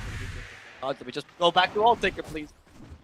Yeah, I wonder what his plan is then. Is he going to look to split push waves and just let Monkey King farm the rest of the map? Like, because that's the concern I have with Tinkers, right? Much like when you go all in on an Alchemist, is you don't get farmed to anyone else. At least when you go for the Shard build in March. Yeah. That's why I would like for him to build Axe. I mean, it's 50 minutes in. Why is he? I doing the agree. He Shard? definitely should get Axe. I always forget. Axe is core, isn't it? That's what I said. That was the first thing. Axe is definitely. I'm not a fan of this. I mean, you can't get it for the next 5 minutes. I'm hoping he starts building Axe instead. Yeah, I'm not a fan of this. I think March is fine. I just don't think that you need to get it before Axe. Axe always first. I think March is good, but I think it's too good. I think it takes too much safe farm from Monkey King, and against a Zeus with a global, against a Mars arena, like they have ways of killing Monkey if he has to take dangerous farm. That's the problem. They're gonna look to kill the Venge. They even global for this. She's quite tanky though, and they don't have enough vision, so she will live. Sucks. Arena top lane. It looks like they're going to kill the Mars through his arena. Second time they've done that. Just not a great Mars game here, honestly. There's so much magic damage. So many people can just leave your arena. It feels awful. It was a very doubtful pick. I don't Invisibility. like early game Mars in the beginning, but combining it with Silencer, It was a second pick. So they second pick Silencer. well, yeah, I mean, it was the second pick in the draft, though, right? Because they saw what was the first opening pick was Pango or something? With Venge. It was Venge. Yeah. And also didn't make much I didn't sense like it into that even. Yeah. Like, they picked up a Medusa first pick for whatever reason. This is sneaky, but there's a creep wave here. They're going to nuke it. Global to stop the bonus armor from coming through, and they have the kill. I mean, I guess she wanted to force the global. I don't think he could have retreated anyway, so fair. Not bad. I mean, good kill for Mystery. And this counter initiation I'm not so sure about. Soulbind, Ogre's just far away. We do have the Rolling Thunder They got available. Tinker. They got the Tinker though. With the Ink Soul, Tinker's dead. Huge. I think Ogre's gonna die too here. Nope. Not even get the Pango. No, Pango is able to retreat. Retreats through the trees. Alright, well, that ended up being a really big win for Mystery. I was surprised how Army Genius proposed that. Yeah. I think they were confident. There's no Thunder God's Wrath. There's no arena. There's no Eclipse. But Your monkey's dead. still pretty strong. At least this gives some time for the Venge to get her axe, which usually is not a good thing, but it's not that big a deal, right? But off-lane Venge takes forever to get this. That's like a weight that's been lifted when you finally get it. Absolutely. And Zeus, of course, going just for the most anti-Tinker build possible. Second here.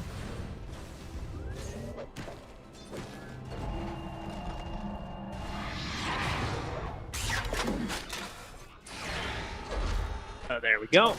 Yeah, Zeus is going, of course, anti-Tinker. That's why you picked the hero in the first place. With that BOT's online. That was a quick pause. Luna now with the BKB. She's been farming decently, actually. Richest hero in the game. No surprise, of course, with the Luna. But even with the Bloodlust, Monkey King not being able to keep pace. Going pretty much into the Halberd immediately as well, I think is always a wise move versus the Monkey King. Get yourself, or even him, outside of that Wukong's command. Might even be better to try and get him outside the Wukong's command, because you can always be swapped back in, even if you force yourself out. Mm-hmm. Whereas, you know, if you get him out once, even if you get swapped back in, that thing's gone.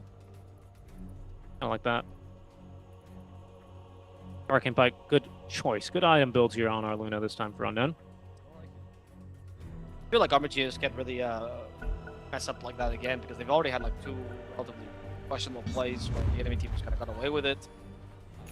Now they're giving Mars a recovery spike to a degree, playing into the global silences. Monkey King is not farmed enough, farmed more than Luna at least. He didn't go male farm build, he went for a fighting build as well, so you can't really just AFK farm. Monkey King's gonna die again. Alright, this is gonna be your last mistake, honestly. Yeah. If you want to get back into the game, like this is a really big deal. That's so big. You can't, I mean, it's not a mistake because it's really good smoke gank, to be honest. It's not really an army genius at this time, but still, I don't think you can afford to do this. But it's getting Mars back in this game. Like he can claw his way back in, and all he did was just buy a blink dagger, right? Like it's. Oh, got 4 stuff. Radiant's middle tower is under I don't mind the extra mobility. Maybe that's why he thought about it. Rover also sacrificed himself. It's looking good for Mystery. Radiant's middle tower. And it is. There it is. I mean, like I said, we just needed the timing to play around, and this Mars Blink Dagger has been the timing. That's going to give so much more confidence here. Wind to the sails here for Team Mystery as they will continue to sail around the map. Second tower taken down. They've managed to defend their mid-tier 1. Again, AG, it's not like they haven't been winning for, you know, the previous 13 minutes other than the most recent 2. It's just that their push sucks, honestly. They need to win like a big fight or get a lot of ultis down before they can look to push. And again, 4 staff before Axe is Dire's top tower is under attack. not in love with it. I don't know why you need the extra mobility. I feel like you're caught. Maybe it's you know what I always see Wish do, and a lot of other Tinkers actually. I don't know if he was the first or if this is just a thing in the Tinker Discord that they all have. Ghost Scepter, usually like a Keen Folk, yes. Usually, I love that's running gag. What? You know the gargoyles nest and the Keen Folk. Yeah. Discord. There's the Fortune Teller. Oh, what's the right? What's the Bloodseekers one? Bloodseekers one? It's just. Dire's middle tower is under attack. But usually the answer, like the defensive item that a lot of Tinkers get, is just a Ghost Scepter, obviously, versus a Silencer versus like no, that's not the item you want this game. Yeah, exactly. So I see the point of it. Oh, I've seen a lot of Ghosts, right? I think it's the Arena Venge has Axe this time. Yeah, so she can just swap aggressive. she's good enough to just run into the wall and try and die. There we go. Just try and use the axe or something. Yeah, she gets a Grimstroke kill. That's pretty good. It's still not enough to get you back into the game. Ooh, Mystery's still leading by a lot. And also Arcane Room for Zeus. Hello. That's a nice one to have. Anyone fancy a fight, says Zeus. We have BKB soon for Monkey King. Should be. Yeah, should be on the way. And he did get shard before Axe. Yeah, alright. I mean, since you have 4 stuff, I think ways to build up for Axe, right? Yeah. I don't know. I feel like you're going to delay the game for a bunch. I don't think Monkey King's going to be able to ever catch up to the Luna. I mean, obviously in late game when there's out of slots, but at that point. Alright, so here's my question for you. Luna went for this BKB early. I think had she known that there wasn't going to be an Axe, she probably wouldn't have bothered with the BKB so early, and instead just gone for more stats and farmed a bit faster. Because now Tinker can farm and you know, looks to get a couple of items ahead. But Monkey King also has a BKB. He did complete it. Normal build-up as well for him. But what's the game plan now for AG? Because Shard is a farming item for Tinker. Don't get me wrong, it's nice in fights for the residual damage. It adds up a lot, especially if you have a way of holding them down, which with Pangolier you do. So they're still valuable in fights. It's not just a farming item. But it just seems like now we're on 2 slightly different pages here. Maybe this is just a goal to keep Team Mystery on their side of the map with all the split pushing. So you can continue to get items, but then why BKB for Monkey King if that's the plan? Why Axe for Venge? I just don't see the impact of marching the machines in these fights. Yeah, exactly. So it was like a good fighting item because you're like a big kind of. If you're fighting against Monkey King yourself, for example, be like, sure, yeah, Yeah, if you have a Mars. But your Zeus went blink even, so he's just not gonna walk it as much of the machine straight up. That's what I mean. I guess it's to stop the split pushing, but then I question why we go for the fighting items on the other cores. Maybe he's considering. Oh, that's nope. Leave. Want me to leave? Completely alone? They're like, is this a a... clip? They just baited out? Is Wami a god? I mean, he's gonna lose his life. Oh, he's not a god. Well, hey, now with a counter initiation, Venge is still alive, right? Or the illusion is still there. Oh, careful. Oh, get the Mars out of there. Watch out for the swap. Good. Okay, not bad. Yeah. BKB charge had to get used there. Swap. Oh, there's a Luna sent back into the edge of the circle. Oh, After getting no, nothing to kill the Luna. There's the Arena Blood, however.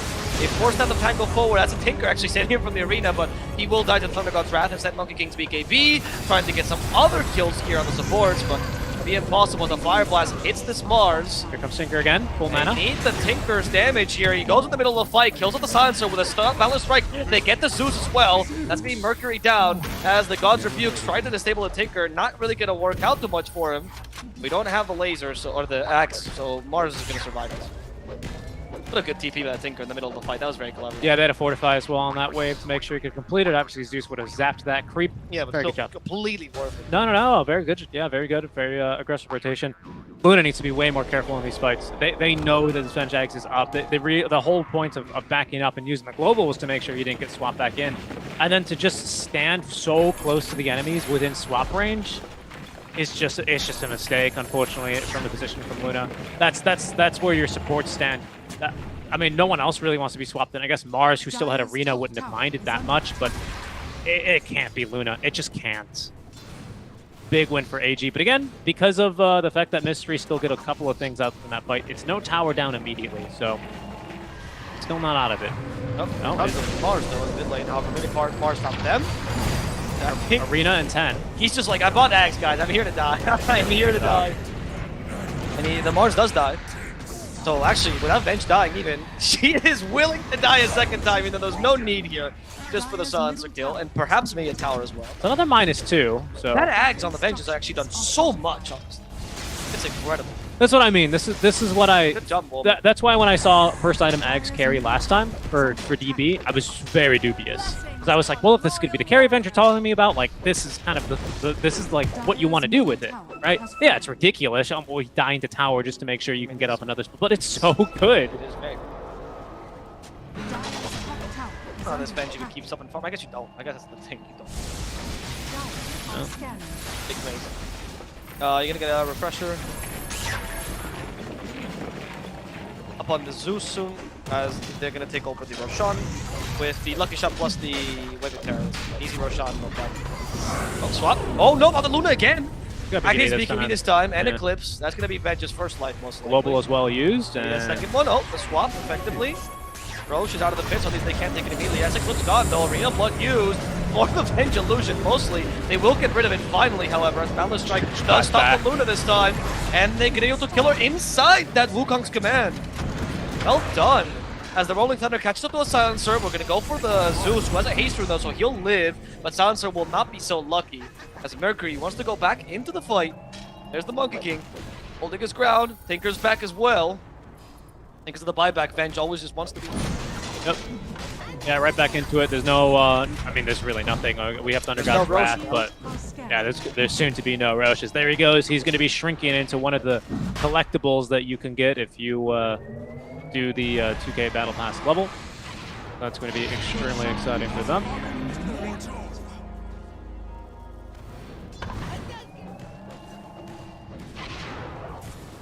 Big fight there. Monkey King now with the axe. Oh, they were hunting here for Tinker, but I think this is actually just going to be him dying, to be honest. I mean, a good idea, but there's just no one here to support. They cancel the TP, and they're going to end his life.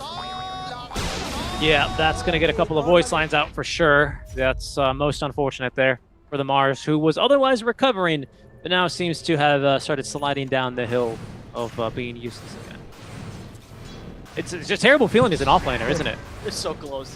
But it's halfway through, going up the hill, you realize it's muddy and it's raining. Yeah. And then the stone rolls back down the other side of the hill, and you're like, I thought this was a Sisyphus' job. Just taking a chill build now, all of a sudden it's Mars. Him and Boldy, you know, just chilling out. The good thing, though, is that Sisyphus is the Greek, the Roman name for it, so at least it makes sense. Wait, he's the Greek or the Roman? The Roman. Anything that ends with Urs. Uranus. Yeah, that's right. Yeah, no, you're right. It's similar to how like people will often say it's Hercules, but it's Heracles in Greek. Yeah. Hercules is the Roman name. Because the Greeks didn't care so much about Heracles. The Greeks were like, this is like, oh, Braun, he's pretty bad. Has he even had sex with like 15 women like his father? It's not even good. That's true. I mean, he did redirect the river to clean some stables. Yeah, but always strength. So Romans were like, this is the best thing. This is the aqueducts. It is genius. So Romans loved Heracles. It's true. That's my favorite feat of his. He's like, you have to clean these big stables, and he's like, horse poop? No, thank you. How about I make the river do it? He's the first civil engineer. For me, it was the one where we had to fight against the bull. The bull was flaming, and he decides to grab by the horns. Like, horns can't catch on fire. Like, what is? Who thought of this? That's like some old timey like logic stuff, you know. No, this is the cool one though when you get like a bad comic book of these days. Dead. Yeah, true. That's like the superhero logic, right? Yeah, Back it is then. superhero logic. Yeah. At the end, is like Spider-Man's like, of course, horns don't catch on fire. You're like, yeah. Spider-Man, you're not that smart. Spider-Man, come on, are you kidding me? That was the whole point of the movie. Radiant's No. bottom tower I is under get what you're saying though, and now they're really struggling here, by the way, versus AG. They are very struggling. Oh, what's going on here? Okay, move the shard. Tinker's gonna TP in, but it's a little bit too fast. Continuing to spam out. I mean, might as well. Oh no, UK. I think UK is actually going to need this charge. Oh, but I don't think... Oh, maybe the Luna is scared that it might be an illusion again. And until they saw him use an ability, they didn't really actually do anything. I actually don't think you even kill him. He's got Hood and, well, one infused raindrop, which doesn't, I mean, 100% damage, sure. He has pipe now. Oh my goodness. Okay. Yeah, That's impressive. I was going to say, maybe he should have gone for Mage Slave. He's just going for Hood, but I guess we go for the full pipe. I mean, if you're if you're an ogre and you get a Mage Slayer, I think I'm reporting you. Why? When are you ever gonna be able to reach the Zeus? Well, you don't reach it, but it's all about the fact that you're getting the... Like, you don't use the active, but the stats are still really good. Well, they can go for... No, they're not. Yeah, they are. They just go for pipe instead. No, the stats are better than pipe. What do you need the stats for? You got the mana region. What are you talking about? Mana region and all that. Ah. Buy something else instead. Get an Aether Lens of the mana regen. Do not get Mage Slayer on Ogre. Don't listen to this guy. I think Mage it's Slayer good on Pango, 100%. I will back you on that. I think Mage on Slayer Ogre, get the heck out of here. I think Ogre offlane is viable to Mage Slayer, but I also think Ogre 5 should fly Mage Slayer every day. No. I think most supports should stop buying Arcane Boots like Jakiro. Yeah, they should Ogre, get Mage just Slayer. Mage Slayer. Honestly. It's the same thing as Arcane Boots, but better. Yeah. I mean, and they only cost double. I think if we were still in the era where, you know, stats gave you move speed, or Agi gave you move speed and strength. What did strength give you? It gave you... Strength gave you stat resistance. Yeah. If we were still in that era, gives you magic cover. that's what I would agree with. I think that's what we would do. Instead, just don't get it, because it gives you the Agi, right? top tower is under attack. Anymore. Don't get boots at all as support. Just get Mage Slayer straight up. Yeah, and then you give your Mage Slayer to your team when they need mana instead of mana boots. But if your team needs mana, they should just economize better their mana, honestly. Yeah.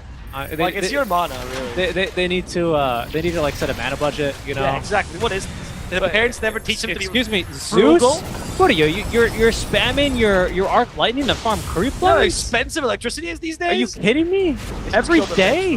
They just wanted to die. Yeah, she gets a swamp. Mars isn't here. So this is big. Actually, they might get through Aegis.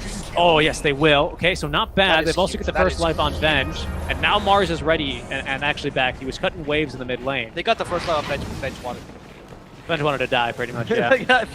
I think Bomi doesn't understand. You don't get stronger when you die. He's like, wait. You guys don't all get this aura? I thought that's what my axe did. No. We just lost Aegis. Not that, guys.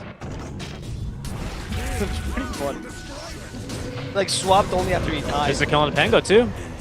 This is not good, is I believe what the Dota professional players call it. But Mars walking right in, trying to get the stun on the monkey, but he hops down from his tree. BKB is active, trying to get outside of Blue Bunk's man and out of his own arena. They're going to global silence to prevent the follow-up. There's already homing missiles on the way, and the BKB allows him to jump right on the Luna, who does not have a BKB herself, but has at least a Hurricane Pike. There's going to be a kill onto the Silencer as a swap back on into Unknown. Will end up getting him killed. Has buyback, but dead otherwise here for 80 seconds. Zeus at least able to blink away, but they're chasing after him. Tinker with that homing missile. I believe that it was going to miss, trying to TP behind the trees. They know where he's at, but they have no way of stopping him. He is off and away. That was BKB used there by the Monkey King. And a great fight, Mars. And maybe actually end up getting this kill. They're going to use everything. They're going to buy back on the Luna, and down he will go. Okay, has to run, but they might have even found the Vengeful Spirit here. And everything falling apart now for AG as he's going to be picked off there by just a right-click of the Spirit Mars. Are they continuing this? Do they want to force it to the Luna? There's a BKB. Luna, who did buy back now, looking to get at least a little bit more out from this one. They're keeping that Blink Dagger on cooldown, and in fact, that's just the Ogre, not the Tinker. There's at least a +1. Unknown, continue to try and fight. You don't, missile not affecting your shard. He's out of mana. Tinker canceling the TP, and he's actually going to die in the river. 4 dead. A throw. What a throw. Yeah. Like, what a massive throw. They just went, like, the first hit of the Monkey King towards the tower was completely necessary. Oh. Especially with nobody. Oh, absolutely. You don't have Axe. What are you doing up there? Wrong. Venge swap was used to kill Luna, don't you remember? It's not ready. That was so wrong. And then on Radiant's top of middle that, tower is under why attack. did they decide to still go in that fight for no reason whatsoever? Yeah, that was bad. If this is why they lose, that is gonna be a. That's. That is, yes, not good. Show us the break of this. It was bad. Why? I mean, the Rolling Thunder is understandable. He's a support, so if he's just saved the carry, then it's terrible. Fine. Why is Venge still there? Well, Venge was running over because Venge had swap. Was probably like, okay, we gotta buy. We're like, you know, we killed the Luna. Let's back off. And then why is Tinker and Ogre joining now? Yeah. That's. I think Venge is excusable a little bit. But I think Pango is definitely understandable. I think Venge is excusable. I think Ogre. yeah, just a bad move there from the Monkey King. Unfortunately, just baits kind of the whole team into behind along with him. Yeah, it's really bad. That is AUG then losing a 2-2 tower, and against the Luna lineup, that's never a team where you want to reward a buyback, never a team where you want to reward an objective or a buyback, because they just take objectives so fast. With Luna, they didn't get to through the tier 2 at least. Tinker's going to respawn and push the waves back out. See maybe arms like 3 times there before he decides to TP bottom. More to practice than we are, man. Otherwise you get rusty. Especially on Tinker, because he's actually made out of metal, so... He's not made out of metal, is he? He's the same kind of guy as Sniper in Timber, right? No, he's made out of metal. And Clockwork. They're all made out of metal. All made out of metal. Sniper. I mean, not Sniper, but like Clockwork and Timber made out of metal. What is their body made out of? What do you think, they're like a person, a robot or something? That's crazy. Beep boop, I'm a robot. Why else would he have that line? Why else would he have that line? Clearly a robot. Venusaur max now. BKB for our Vengeful Spirits. Sure, yeah, now you can die less. Yes, that's the plan. That's That's his plan this whole time. that's AoE last word, isn't it? I think I just saw. Oh well. Oh, that's impossible. No axe. Oh, well, we'll see here in a bit as they've got the Mars. I mean, this is AG at their finest. They're going to BKB here, actually, as the spear might allow them to live. I mean, we still swap. No, we don't have a swap, actually. It's been used. Oh, okay.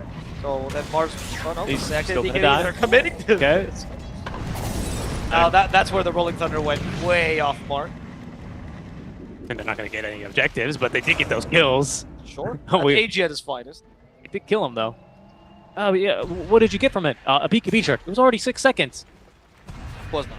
I know it wasn't. It was long. I think it was the longest one, actually. No. He's Okay, used used it. it last He's one. used it at least twice now already. At least twice. It Yeah, so it was a 7-second one at least, at most. I mean, No, if you shoot twice, he's using all right. 9, 8. Yes. No longer at 10. I know. I know. That's gonna. It's a weird one. It's a weird one. Luckily, it's not that weird if you never buy BKBs because I never play core, so it's I got used to it very quickly. In my case, if I got BKB, we either win or lose the game before I use my last charge. So it's easy. Pretty much. They yeah. Whenever I get it, I get too good to use syndrome. 10 seconds of magic or 9 seconds of magic immunity. Well, now I'm it's easier, unkillable. because now the max is 6. When it was 5, it did feel pretty bad. It went up to 5. Like, oh.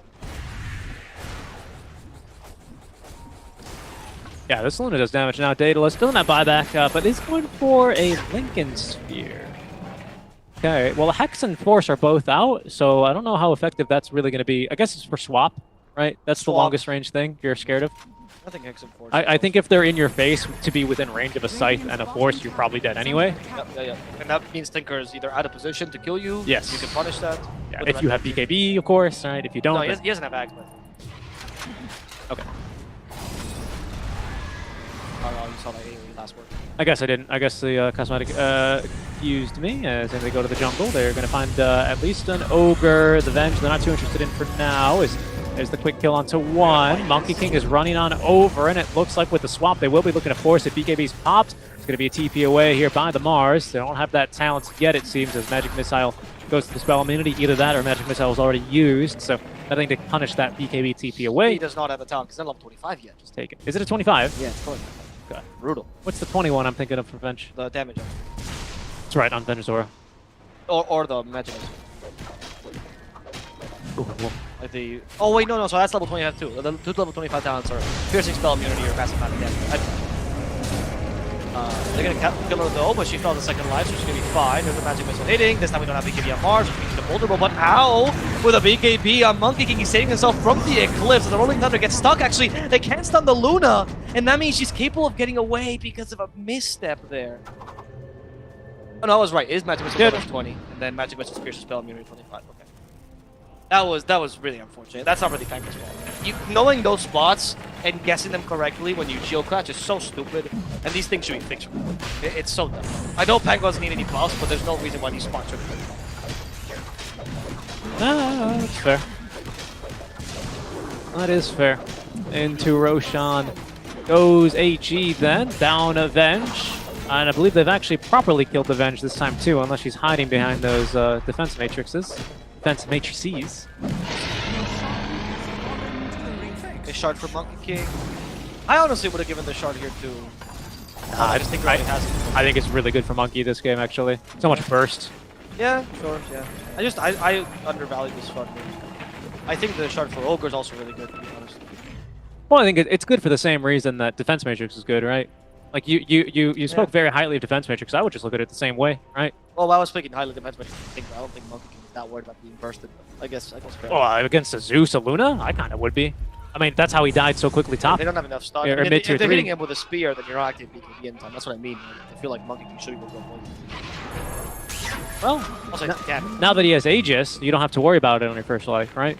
Now you've got that option. Also, 4k HP. I don't think he can kill him, even unless he hits the whole Eclipse. We'll see. But then he's wanting. Like, that's what I mean. Like, if he does that, he wants to. He wants to die. Yeah. Hey, if DB wants to die, by all means, right? That's his choice. This is actually a really good draft versus Zeus, isn't it? Because, yes, you're going to naturally tank up just because of the way the game goes for a Monkey King. But we have a Venge swap with the damage resist. We have Defense Matrix. Like, we have Monkey King shot. Like, it's just a tinker thing. It's taken really a lot of wind out from the sails of like this Zeus and this burst damage heavy lineup. There is no purpose for Zeus. Witchbane's incredible here. We're gonna give it to him. Come on, use it. Tango. Tango would deal 16% of Zeus's max mana in a single fight. That's insane. Come on, then. Here they come too. We already spoke about it at the beginning. Zeus just only for the Tinker. I mean, if the Storm was in the pool, Storm was the pick, but Storm was down. That's unfortunate. These fights also feel impossible once Hysteria have to face these mini stuns on homing missile. Stormcrafter is also godlike here for Venge. Homing missile stun is going to be really hard to deal with. I would not want to be Mystery trying to cast my spells and run away or just fight generally. That 25 talent is so annoying on Tinker. All these abilities, I think I heard someone talking about this the other day, like Splinter Blast stuns, Disseminate stuns, Homing Missile. Sure, it's not as long as those stuns, but it's so strong. The fact that you can have an ability which normally you're concerned about for its damage and you know, mobility and whatever, but all of a sudden now it stuns on top of it, which is completely new. It's so strong. Oh, I agree. No, all those talks are ridiculous. I mean, Heatseeker Missile is the weakest one, for sure. Well, it's only a mini stun. Sure. Compared to Dissimulate or Splinter Blast, I think it's absurd.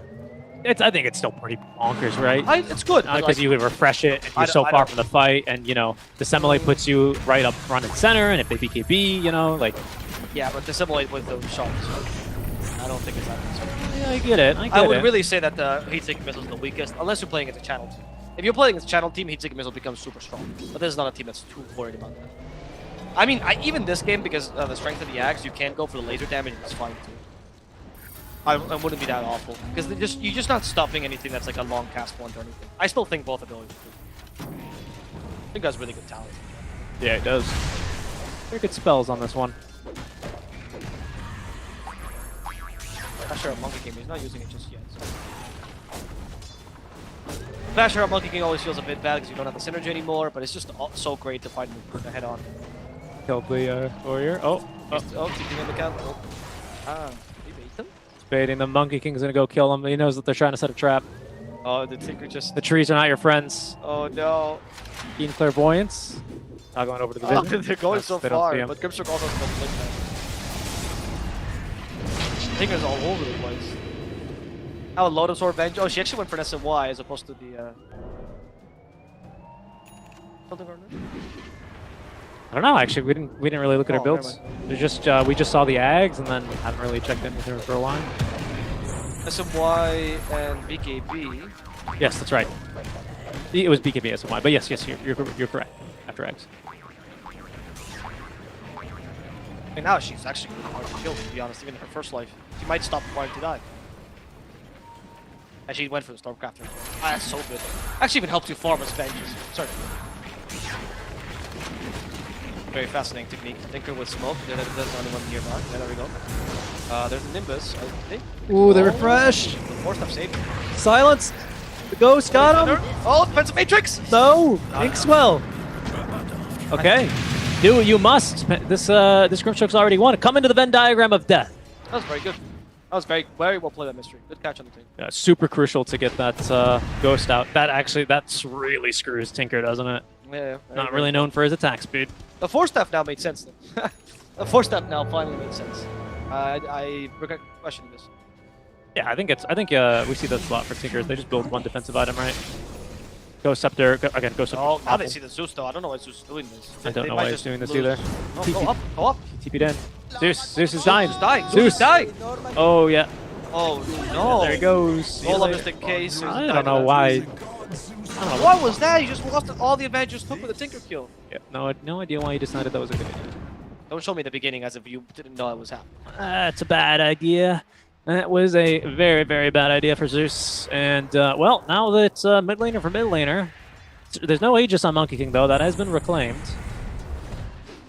But I think Zeus was a big reason why you were so scared of this high ground. Really good high ground defender, these long-range spellcasters, aren't they? Real annoying to push into the high ground. Did they catch another hero here? Oh, Flicker? Flicker? Yeah. Oh, yes, Flicker. That's why he does, though. And I guess we're making some space here. Okay. Over the target. Venge swapped right in. Can Tinker go in? Yeah, with the BK Venge, you can just go and TP onto her. Choosing not to for now. Seems like this engagement went way too well for them. I don't think RBG is expecting to win with those two. Monkey King's finally here. There's the Boundless Strike, stopping it back. Good job. Global Silence not going to help him enough as Mars already dead thanks to that Basher. Venge still has a second life anyway. Oh. One last magic missile. Oh no! Oh, that could have been so bad. Oh, the swap with the help of the clone, but there's the Eclipse there with, I believe, an Ags, which tears right through the Pango. All the backlines are done. They still have the Tinker alive, though. They're going for the Luna with the Hex. They're able to finish her off. The Venge Illusion still here. Hands on the Zeus one last time. Unfortunately, she dies before she's able to, as Tinker is capable of getting away. Just barely. That. Wow, that was messy. Something I want to highlight there. That's a dieback from Luna, right? I think it was. Something I want to highlight there from Luna was that she was just kept lotusing, which was fine. But an issue she had there, and I think the reason she dies is because she Lucent Beams, rather, the Venge, who's Lotus, and then the Lucent Beam is reflected, but it's blocked by, it breaks her Lincoln Sphere. And then it's just all in onto Luna. She doesn't have Lincoln, she doesn't have BKB. Everyone just goes right in. There's no global to save her. Zeus jumps in, at least does a ton of damage to Tinker and forces him back, so he saves himself, but he can't kill the Monkey King because he's BKB'd. Really, really messy fights overall, but AG are going to come out better for wear there, despite still losing 3 heroes, maybe 4 if you want to be technical about the Venge, but 3 heroes.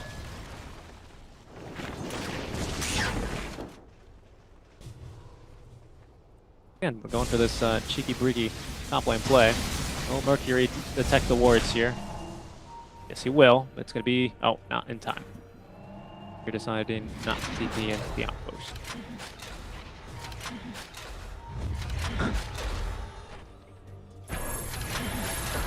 Gear 2 is so good, isn't it? Yeah, honestly, because it detects heroes. Nope. Hey, there's a fight going on as the replay. There is a fight going. Is that? I think Tinker just got caught. That's Tinker. Tinker's dead. Tinker's dying. Oh, Bloodstone active. Oh, he's able to get away. No way. Last time. He's actually fighting back. Tinker gets the kill on I don't know who. I think that was Grimstroke. That was Grimstroke. Okay. Yeah, Monkey. Oh no, I thought. Zeus too. Was it? I think they got 2 kills, right? Did he get Zeus?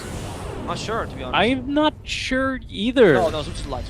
Sorry. See? Yeah, because he's the second square. He is the second square. Luna's still dead, and they got Grimstroke. They got Mars as well. Okay. Oh, no, Mars is reviving. Mars is reviving. Okay. They got Grim. Okay. I'm still got silence here.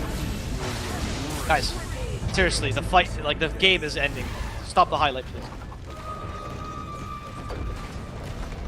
Going for the tier 3. Now take the Rax. I mean, we don't have a Grimstroke. We don't have a Silencer. I guess Silencer died there too. Yeah, that's what it was. It was Silencer. Silencer, Grimstroke both died. There's no chance here. To defend. No, I don't think so. I think you gotta let him just take the Rax. I think Megas are the table. I mean, maybe you could defend decently with Zeus in the last. I don't know. Maybe, I think you should be actually cutting the lane bottom. You can defend Mega super easily. I don't know if you want to cut. I mean, I think that's what they just tried topping it. Oh, right. Fair. Tinker's there. Yeah. Okay, I think it's Megas. I think you let the Megas through. You got Luna, you got Zeus. Okay, they both have Lakers. Swap. You don't have swap right now, but you also have so much damage. Lancer's back at 9. They might be able to defend this just with the Megas for off. They can defend Megas. BKB immediately though, that's very good. Lotus Orb, now the BKB, they cancel the Mammoth Strike, they try to summon back, but obviously Lotus Orb brings it back to the same place. They get the magic resistance, or the damage resist. And Nimbus will put her in a pickle, Soulcrafter. Lotus Orb, help her out, everyone's stuck in themselves right now. As the Ogre sending out those Ignites, they want to kill the Silencer next. There's the Heat-Seeking Missiles, one last laser, Global Silence stops the laser. Tinker's got BKB. Mars is dead, Tinker does have the BKB. He can now play much more aggressively against the Zeus, hoping to turn him into a pig perpetually, but he's actually close to losing all of his mana, so he can't proceed this. And just still around, just in the illusion form, which means Mars is stuck here. This might be a dieback. They do hit the Soul Bind, BKB from Monkey King, but he's stuck here to his support, so can't force us too much. In fact, Venge might die, the illusion mind you, Zeus goes for the last attempt. That's going to be the Venge dead. He thought about going back in. He's got Refresher, so he's got a double Abyssal and a Wukong's Command still to play with. For now, AG, well, they're going to be happy just dropping that Venge. Spirits will be coming back another day here. Mega's secured. Couple buybacks out from Team Mystery, so whatever was going to be remaining, as there's going to be the Zeus caught now. Oh, this could just be it, though. Refresh into the Boundless Strike. Zeus getting a 4-step up, but he's continuously hexed up. Another force. Is that going to save him from the Monkey King? Yes, it will, actually. He refreshes just to blink away in time. Going to throw it on the ulti. The Nimbus ends up picking up the kill onto the Tinker, as the Wukong's Command, with that extra ring, has surrounded the Luna. She's been taken down. Everyone left in the fountain here. Luna going to buy back. They've gotten back the Silencer, as there's going to be Tinker, who just bought back. Now dying back immediately. Ogre's going to follow suit. Monkey King's in a terrible spot, caught by the arena and killed off. He's the only one with buyback here, as Pangolier pushing in through the bottom lane is going to be forced to retreat. No one left on his side. Tinker got silenced. Not silenced. There was no silence for that. He died very early. LYM is the only remaining member in this fight. I mean, he's not going to die here because he should have enough. Oh, should have enough ability. Tinker, by the way, went for the laser talent just to prove my point about the heat-seeking missiles. It is just a better talent in this game. It really, the heat-seeking missiles is honestly overrated against anything that's on the channel item. But that's it. Mystery, they're looking like they have one last chance, and this is what they have to use. Really, Monkey King still has buyback, so it's not like it's over by any means. But this could at least push. I mean, if you force Monkey King buyback, it's huge.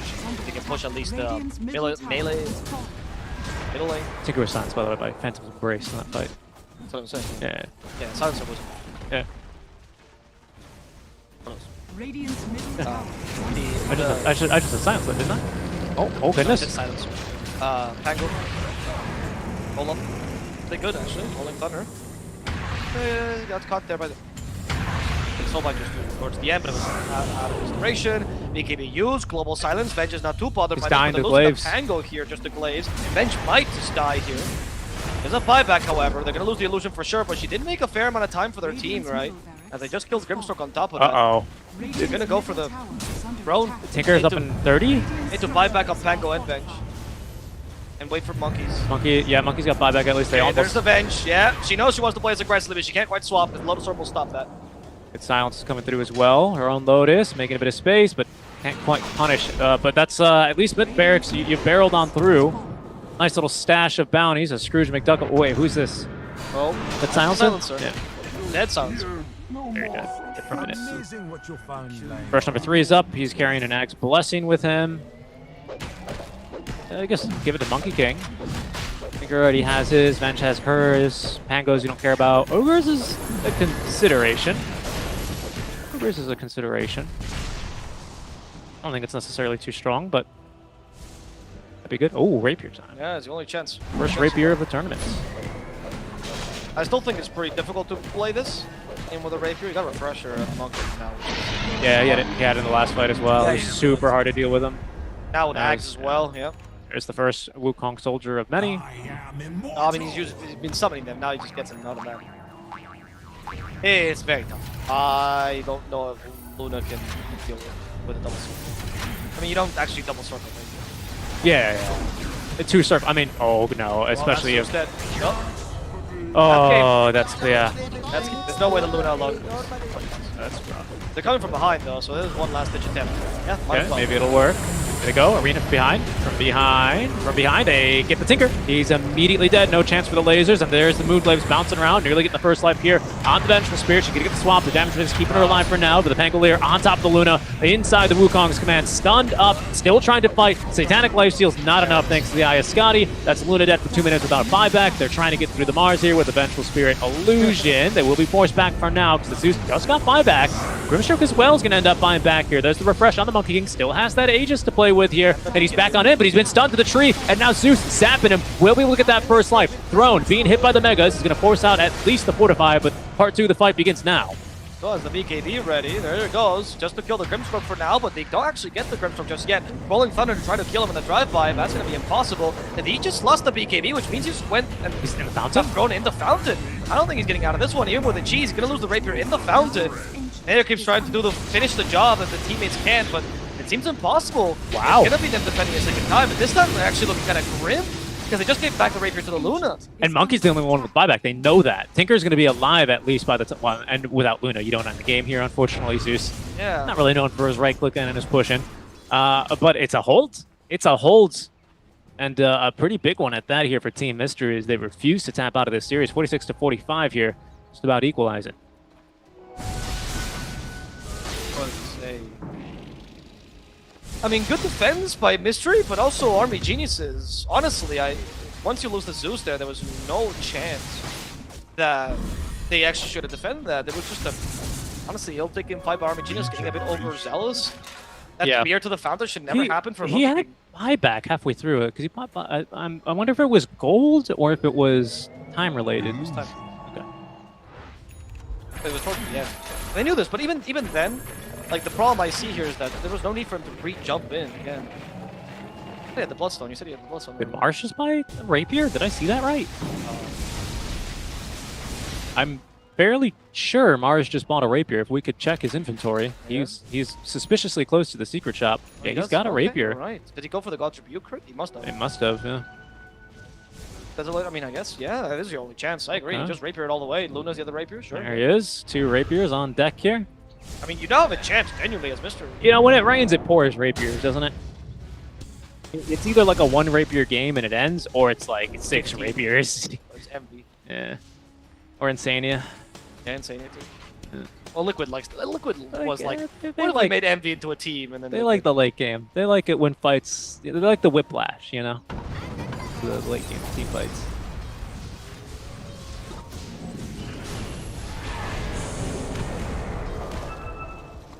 Performing Blink on the Venge. Interesting choice. Oh, I saw that correctly. It's so weird. Dice are scanning. I'm gonna see what next Team Fight MRGs proposes, because honestly, they just lost all the Roshan advantage, and after this, I don't know if they really want to. I don't know how aggressive they want to play this. Honestly, they're gonna go from Swift Blink to Monkey King. Obviously, pickoffs is ideal, but if they keep playing this aggressively, they're gonna get punished eventually. There's a Venge. What? Global Silence at least used just for her, so in a way a win. Trying to kill a Silencer here, and she's just too strong. Can they really not kill her? Good Stormcrafter to avoid the spear. Still trying to go for Silencer first. The Stormcrafter's helping. She might just lose her first life though here for free. Finally punishing this. Oh, there's a keys. Saving her for now. That God's Rebuke is huge. Arena is huge as well. Venge will still die. Swap back in. They're gonna take his Rapier. Mars turn into a pig. That's gonna be a dead Mars as Ogre does lose his life, but there's also the Silencer.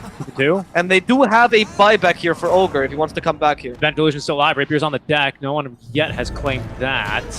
Why does the Monkey King take it? He was even thinking of queuing it. No, please don't let them take it back. As it looks like this Rapier has been recovered. Luna now with 2 Rapiers. No, but that's not her. It's an ally Mars. Rapier. Yeah, but why? I don't know. And now Tinker's like, Rapier? Where'd it go? I give it to the Pango. I don't care. What would you? Oh my. Okay, this is a wagon wave though, so they have to be careful for the Ancient. There's no, mega wagon. That'd be ridiculous. There's a super wagon, but they got to be careful with this. The fight could get messy. There's the messy fight once again. Ogre did buy back for this. They're going to go for Zeus first. Zeus is dead. This time no buyback. They know this. Eclipse is ready with the BKB on top of that, but inside the Wukong's commands, Luna is just not strong enough. They're going to destroy her and finally take the Ancient. That's it. And that is game 1. Done dusted. Our series, no, that's the second series. Second series. And that's game 2. Yeah, yeah. There was no 1 here. Was one team won. One team won, Yeah. and it was Army Geniuses. Yeah, I gotta say that this is to me look, I'm a big fan of Armored Geniuses, in case you couldn't tell. I've always praising them, but this is to me the example as to why they lose games against tier 1 teams. They make such egregious mistakes that a team of this caliber should not be making into the late game. Like 40, 50 minutes, they made some, questionable choices. So many questionable choices. And I get it, maybe you're having fun, maybe, sure, but this game, it didn't seem like it. In the games we saw it the first day, maybe, this game, it didn't seem like they were having fun. They just are missing that consistency that they need to find. At least I need to see some progress towards that. Because in the time I've watched them in the past year, which is when they start to kind of be on the up and up, year and a half or so, because we watched them first in the local tournament. Yeah. They haven't really fixed this whatsoever. There's been zero improvement in this regard, and I feel like they need to start working on this because they can't keep losing or almost losing games because of such. Yeah, I think part of it is because this draft is just kind of awkward to execute when it gets into the late game. Tinker becomes a bit weaker once items come through. I mean, he's killable, right? Permahex people, especially against Zeus. Like we did see that work a couple of times, right? Like. Bound to happen. But the Tinker kill was fine to me. Like even last fight, when Tinker got killed, that was just a really good play on Mystery, coming in from behind. That was really smart. No. Yeah, but even like catching Tinker top with Grimstroke and Zeus ultimates. That was also fine though. I don't think that's an issue by Tinker. No. But what I'm saying is this it makes the game harder to play. And then when your initiation is Venge, who even her game gets harder to play as well. I also think that he played really well. I think it's DP that stands out to me. That was Yeah. No, it was a great Venge game for game number 2, especially for the offlane, which was Womi, right? Yep. The DP played an excellent game 1 on the Vengeful Spirit. But the play style of Venge nothing offlane is just I'm going to swap, I'm going to die, they're going to kill me, waste spells, and I come back and use. But then when there's like refreshers, when there's like BKB, Satanics on Luna, like there comes a stage of the game where Luna's like, yeah, I don't mind being in front of 5 enemy heroes or 4 enemy heroes because I just Satanic and I kill everyone and they can't kill me. I agree, but to me, the problem with the analysis there, by the way, the highlights are going to be loading any second, guys. We'd really love to see the highlights for this game. My problem with this is that if the mistakes were made around how these team fights were concocted, like how the Venge initiated or how the Monkey King could have to jump in and Tinker was in the wrong position, I think these mistakes are fine. I think these mistakes are, and again, I don't know if you can even call them mistakes. At best, they are just plays that didn't work out for them, right? That's how I'm seeing it. But what I'm talking about with mistakes is that when these plays don't work out, as opposed to Armored Genius is just chalking it up to, oh, we tried, like they didn't work out, let's retreat in time, let's cut our losses. They will hard commit to these fights. And that's the mistake where it's completely necessary. That's not a misread, that's not, oh, my draft is so difficult to understand. That is, I just think that we can't lose. That's the kind of mentality. Sure. That push or that fight that happened, we'll see later, between the tier 1, tier 2 mid, that Armored Genius lost very hard. That was not very good. The Monkey King being speared into the fountain should never happen. Initiating after BKB was egregious.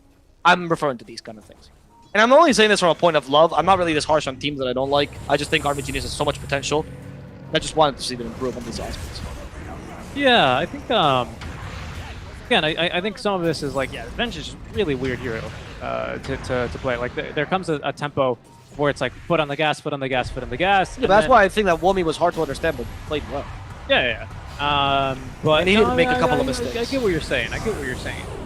But like Mystery was never in control of this game, which it sucks because I honestly think Mystery played a pretty solid game overall, all things considered. Yeah, they made maybe 1 or 2 mess ups, but I think Mystery had like they just dealt with Eventual as best they could, and the Lincoln's idea on Luna was very clever. I think Mars was really smart with his Irenas. The lanes didn't go as they expected, but that's normal, because I mean you're up against really strong laning. I just feel like these things were not things that Mystery forced. They were just things that RBG just gave them for free. That said, Mystery did do a really good job of punishing these mistakes. And the only issue maybe Mystery might look to work on, of course, is the drafting and maybe Mercury's positioning, which wasn't too ideal. Arna Zeus is just so easy to punish his positioning, and it's hard to really that is something to be said, right? The Venge it makes some of your initiations harder because it's like, look, Arena's big in this fight, right? So nice to have. Arena was so huge as well, killing Tinker, holding that high ground. But sometimes you just need to swap the one hero, and there came a point where the Luna was a little bit too hard to kill, and it should have been the Zeus. And once I think they realized that, the game was really easy for REG. It's just you need to these decisions need to be a lot faster to make, right? Because like you're saying, tier 1 teams, you give them an inch and they'll take a mile. Team Mystery, they took it pretty far as well. They took it probably about 1 kilometer here versus AG and almost made it to the finish line. but eventually it's just a little bit too much. And one more positioning mistake from the Zeus was lethal, right? Not having buyback that second time, that's it. I mean, this fight was just so bad, yeah. Yep. And this was just and this was just the first one where DB also made that kind of like weird play. This was the worst fight. That was the fight where the only, like, one again, Benj and Pango made perfect sense. I don't know what Ogre and Tinker. They got cocky. Like, once again, it just feels like Army Geniuses always feels they haven't really surpassed the tier 3 spot of, oh, we can just outplay them. And sometimes you just gotta respect your opponent and just be like, no, we can't outplay them. We're in the wrong position. We're not that good to outplay another competitive team, even though they're winning. Like, that's not how Dota works. And that arrogance needs to be toned down a bit. Also, an interesting move. I'm pretty sure at one stage Luna definitely had Ag, right? Yeah, she did towards the end. She's not there. No, not here. She ended up selling it actually just to buy the rapier, which I thought was interesting. I thought it was very clever as well because you saw the BKBs. Yeah, of course. And Venge. Yeah. No, it was a good idea overall. I just normally a lot of pros hesitate to sell an item because you lose half the value with 2,100 gold. That's so much money, right? Yeah. But no, when you need it, you need it, right? Divine Rapier it's the emergency punch out item, and that was certainly the one to get. I don't think pros hesitate when they're in this position, but she sold it once she got the megas. So pros don't really hesitate there. Yeah, did you see, right? Because she had BKB active, and otherwise Magic Missile she wouldn't have cared about. But and then she ended up dying because of she reflected the Lucid Beam. That was a bit of a mistake. Mystery. Really sucks to unfortunately have it to take a death for that. Yep. There were small things though. I don't think it was. No. Of course. I mean, it just sucks. It was something I noticed. It was a really odd interaction that I don't think he was quite expecting. I think it was a really respectable game for Mystery though. I'm looking forward to seeing a bit later in the tournament. I think that. Yeah, he just immediate Phantom Embrace, and he's just dead. I mean, to be honest, that was an overly aggressive blink, so that was a mistake. Of course. But to me, the biggest mistake of this fight is... oh, sorry, this is the Monkey King dying. I thought it was the last fight where Monkey King decided to, after using the BKB, jump in. Personally, I don't think he was the MVP at all. I think DB was actually to be honest, the most lackluster player. I think he played pretty well, but some of his mistakes were the biggest ones. To me, it was Womi. I think it was the bench. I think Womi was setting the tempo. Womi was making the calls. I think Womi was by far better than Monkey King. Yeah, I'd agree. I would agree. I think basically like the first 35 minutes were all Womi, and I think that's what. Even the late game, he was the. No. I agree. But I'm just saying, like, Womi's not doing the damage late game. Like, but he sets up so much time, so much space for Monkey King to be farming and fighting early. Like, I agree. I think it should have been Womi. I think this Venge played a pretty bonkers game. Of course, you know the algorithm's not going to like those 14 deaths, but Womi does. Yeah, because he knew he was doing it on purpose. He was very smart. I think in general, though, great strategy by Army Geniuses. Overall, great tactical team. The small things I'm talking about is really just the things I'm talking about are really just the difference between what separates this team from greatness. They're so close to being top tier. Can I just add, because we've talked a lot about Army Geniuses. Mystery played a heck of a game as well here. That's what I was saying. Like a couple of small mistakes here. Yes, AG, they're still a little better team. They're going to win. But I think specifically QWE played a fantastic game on Grimstroke. I agree. Yeah, he was incredible. I think the two supports in general were really very good. True. But I think Silence is not a flashy hero, right? We saw lots of blinks, flickers, four staff plays, killing Tinkers, catching off guard. That last play, he blinks right into the face of the Tinker to make sure the Phantom actually connects. Like a lot of like really smart moves just to be making. Very impressive stuff from Mystery. Luckily, they do lose. I mean, luckily for us, rather, and not for Mystery, because they do go down to the second round of the lower bracket, which is still best of ones, but we still get the chance to see them play a little bit more. So out today, but still in it for tomorrow. Yeah, we'll see what happens, guys, as we're going to take a small break before we get to the next best of one of the day. It's going to be another elimination. It's going to be between... pretty long break. We'll see you when we see you, though, when Cairo Pro versus... Toy Story? Toy Story. Cairo Pro versus Toy Story resumes. That's going to be our next best of one of the day as we go down to the lower brackets. Hope you enjoyed the cast. Hope you enjoyed the game. Hope you enjoyed Army Geniuses and Mystery, both giving us a heck of a game of Dota. Really, probably one of the best series in the tournament, despite it only being a 2-0. Yeah. And we'll see you guys when we come back. Until then.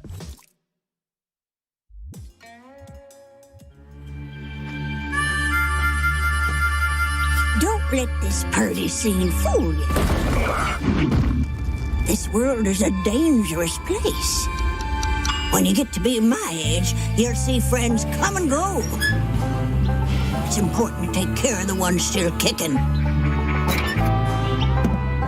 In the heat of battle, you'd be surprised how far a little kindness might go.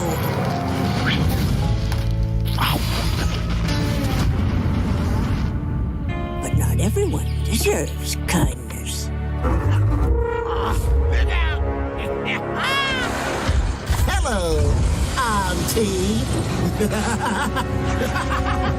This all you brought? Yes.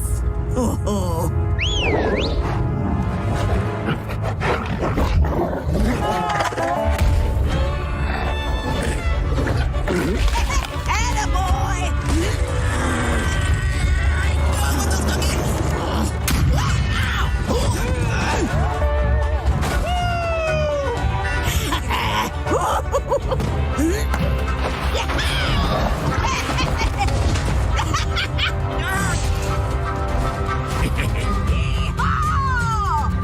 I didn't offer to share.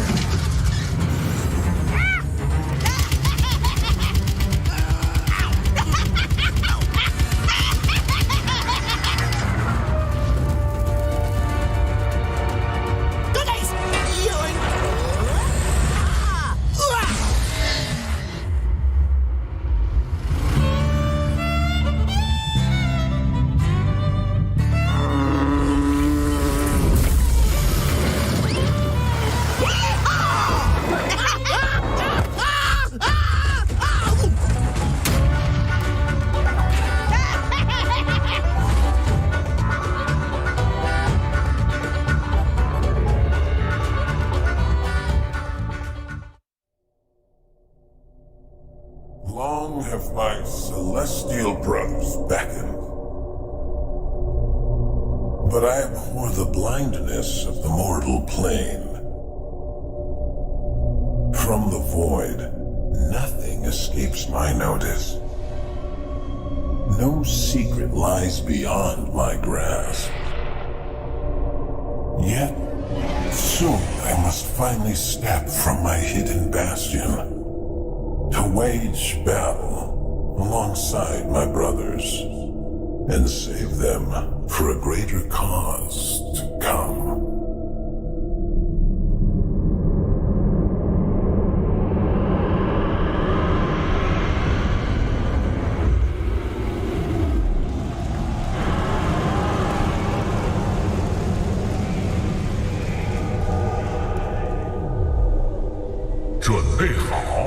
凡人们，很快将会惊天动地，而我的时代也终将来临。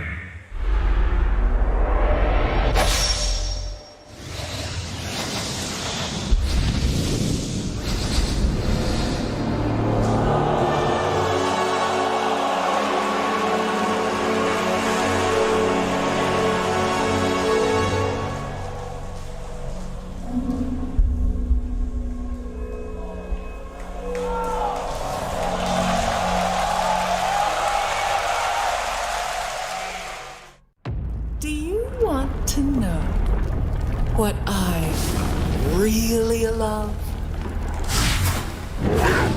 It's that first little moment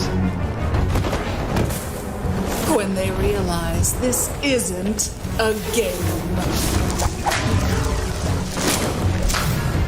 Are you ready for your moment?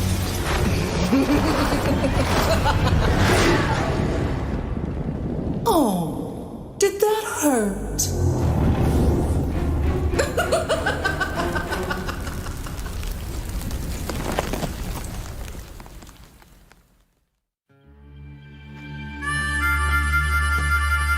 Don't let this party scene fool you. This world is a dangerous place. When you get to be my age, you'll see friends come and go. It's important to take care of the ones still kicking. In the heat of battle, you'd be surprised how far a little kindness might go.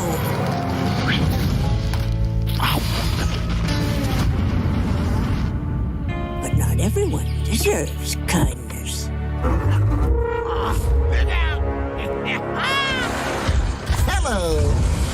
Auntie. This all you brought? Yes. Oh.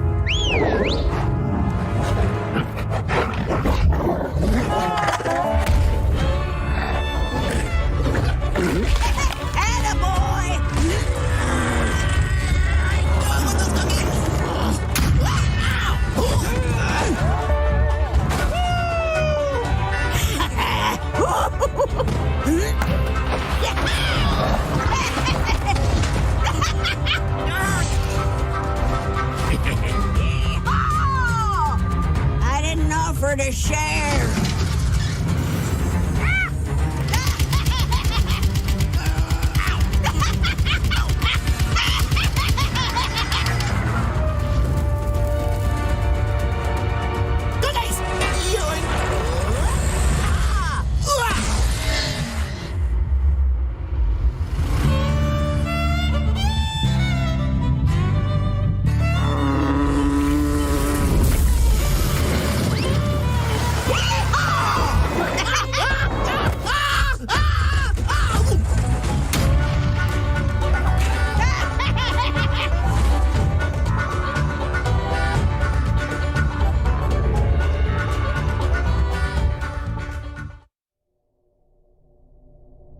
Long have my celestial brothers beckoned, but I abhor the blindness of the mortal plane. From the void, nothing escapes my notice. No secret lies beyond my grasp. Yet, soon I must finally step from my hidden bastion to wage battle alongside my brothers and save them for a greater cause to come.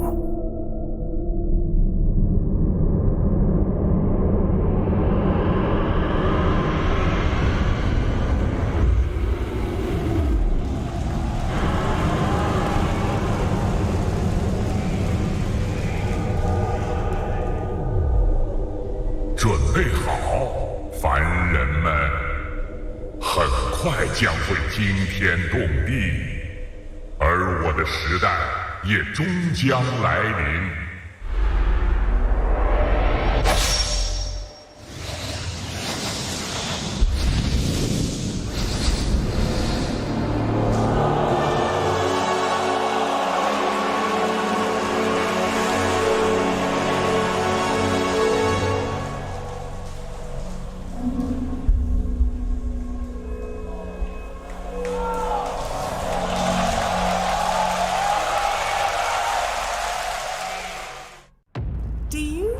To know what I really love? It's that first little moment when they realize this isn't a game. Are you ready for your moment?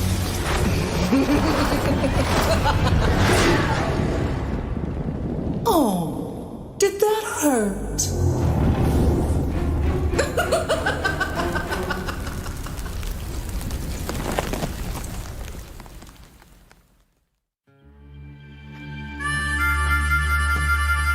Don't let this party scene fool you.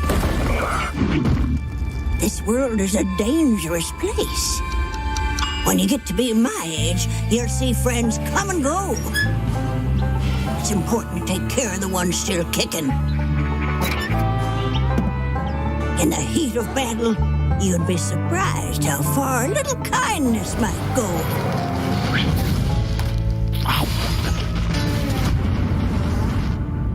But not everyone deserves kindness. Hello, Auntie. This all you brought? Yes. Oh.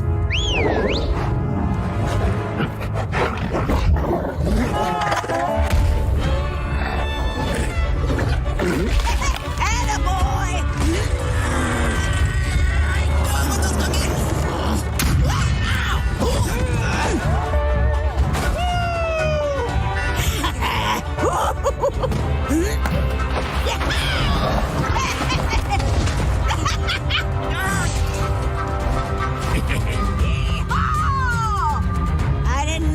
your share.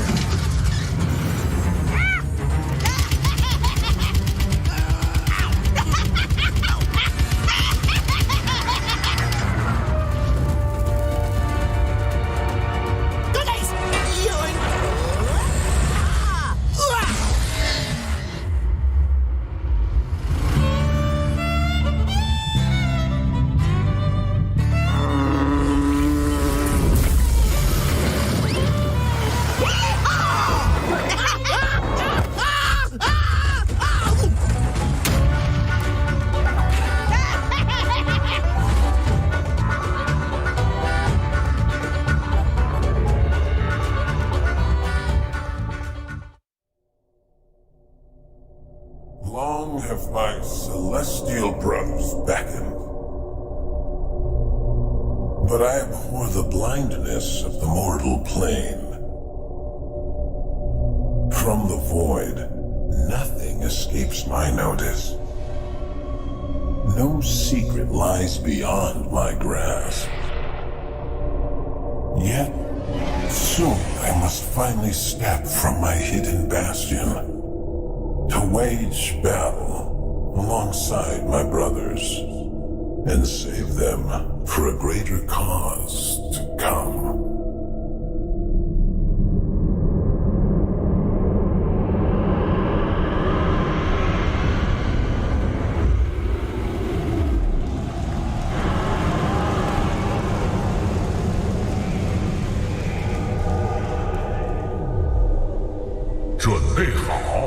凡人们，很快将会惊天动地，而我的时代也终将来临。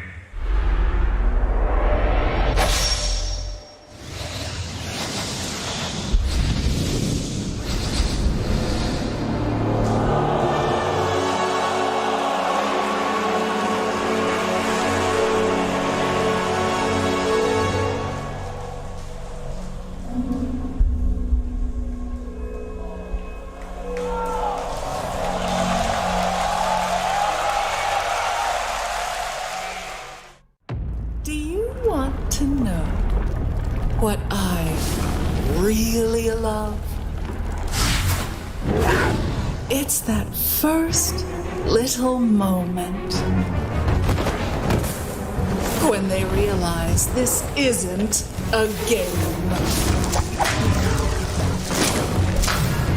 Are you ready for your moment?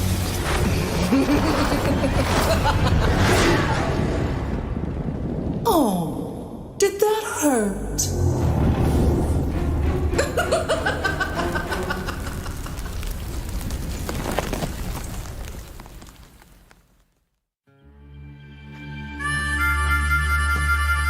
Don't let this party scene fool you. This world is a dangerous place. When you get to be my age, you'll see friends come and go. It's important to take care of the ones still kicking. In the heat of battle, you'd be surprised how far a little kindness might go.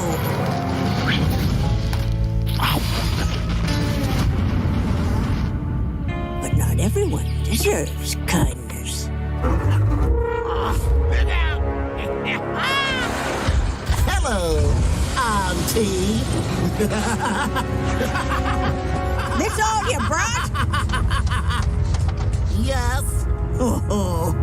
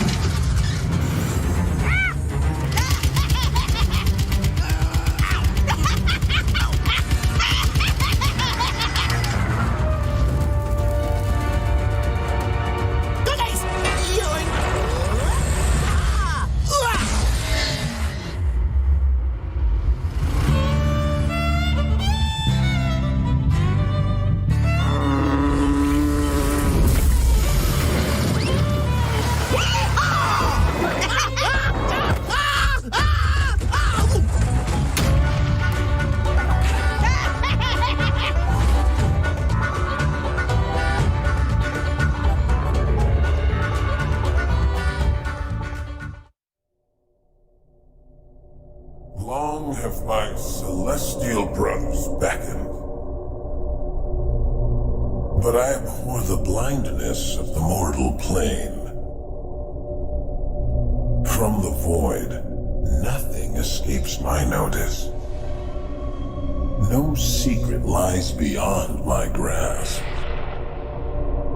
Yet, soon I must finally step from my hidden bastion to wage battle alongside my brothers and save them for a greater cause to come.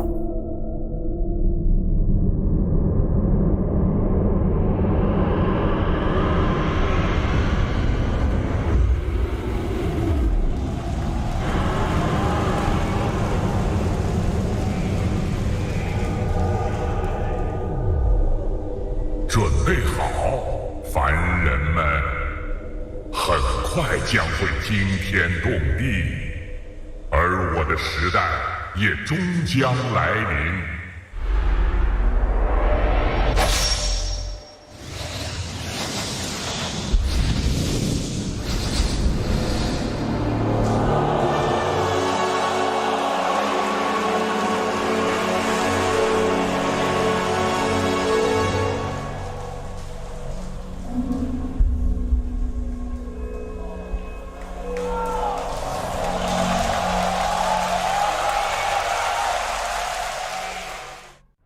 Do you want to know what I really love?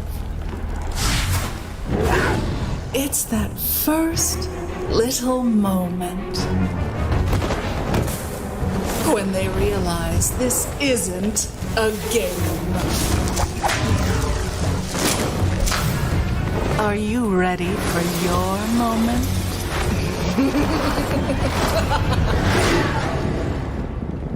Oh, did that hurt?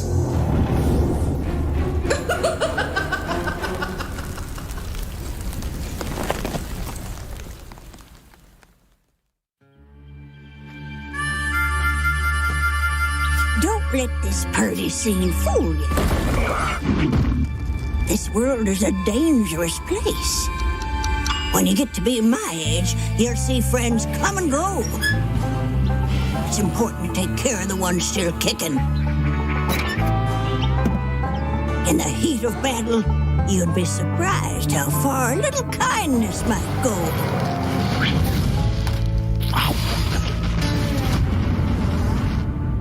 But not everyone deserves kindness. Hello, Auntie. This all you brought? Yes. Oh.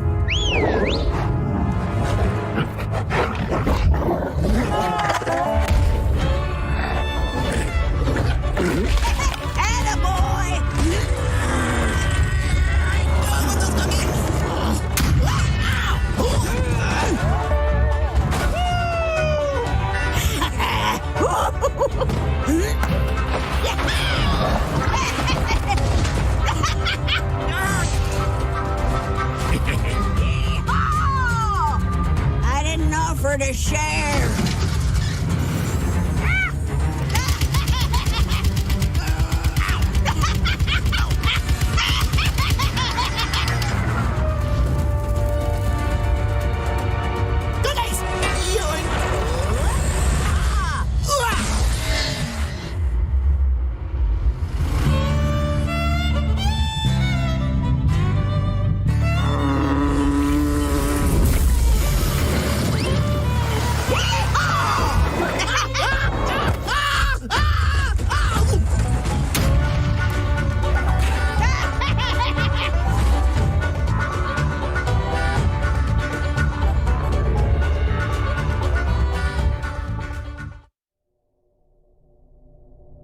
Long have my celestial brothers beckoned,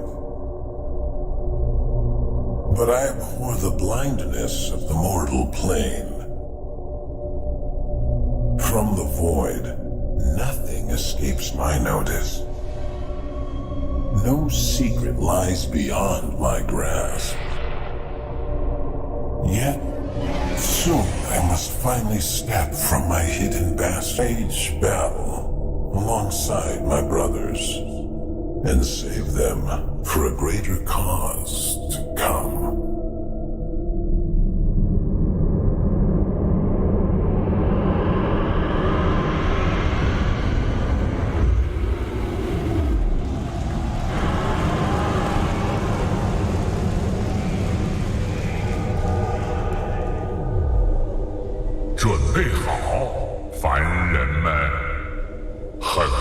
将会惊天动地，而我的时代也终将来临。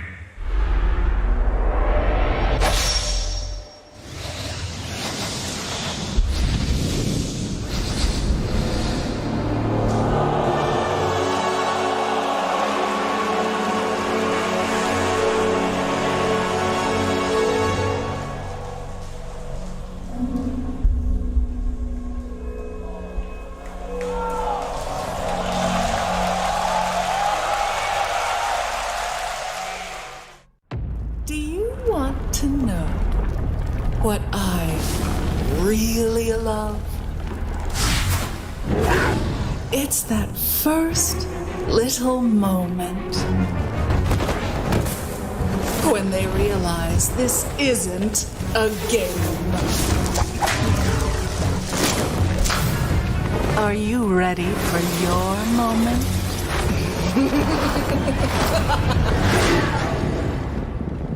Oh, did that hurt?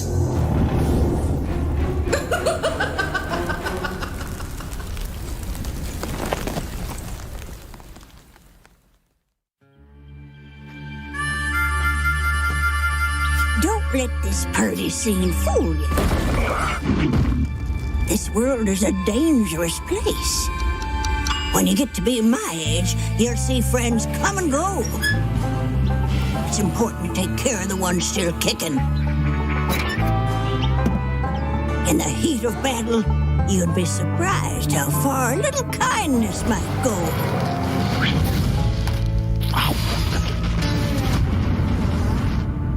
But not everyone deserves kindness. Hello, Auntie. This all you brought? Yes. Oh.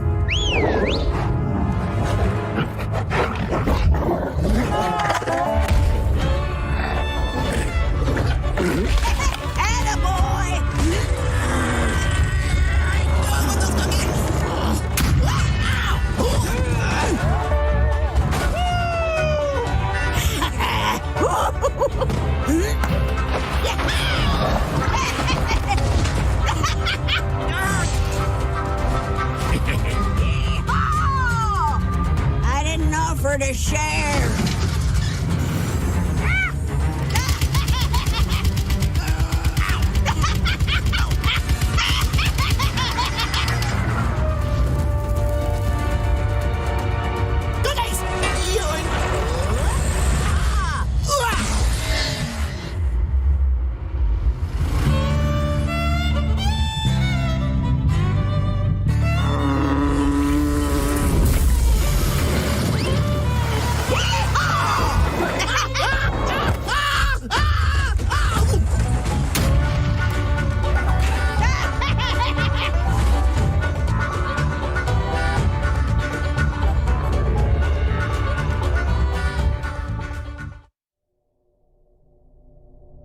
Long have my celestial brothers beckoned,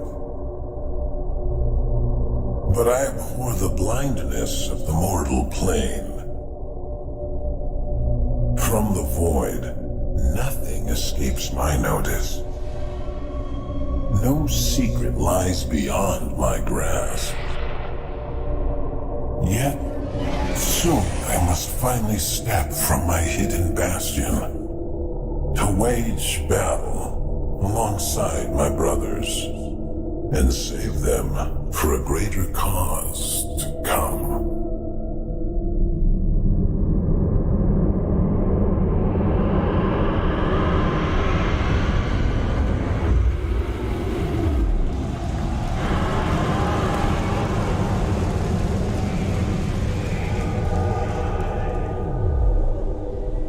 备好，凡人们，很快将会惊天动地，而我的时代也终将来临。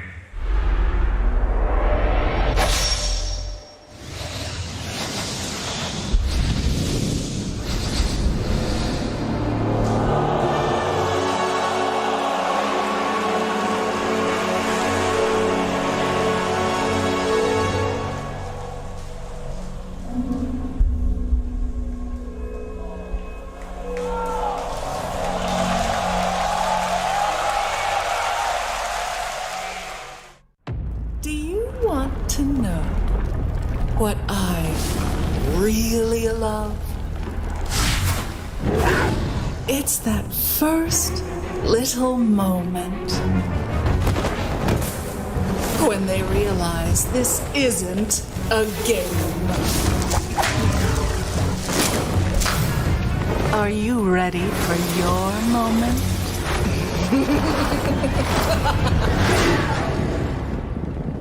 Oh, did that hurt?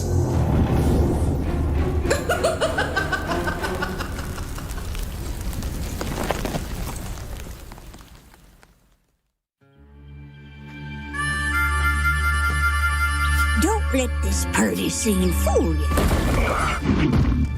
This world is a dangerous place. When you get to be my age, you'll see friends come and go. It's important to take care of the ones still kicking. In the heat of battle, you'd be surprised how far a little kindness might go.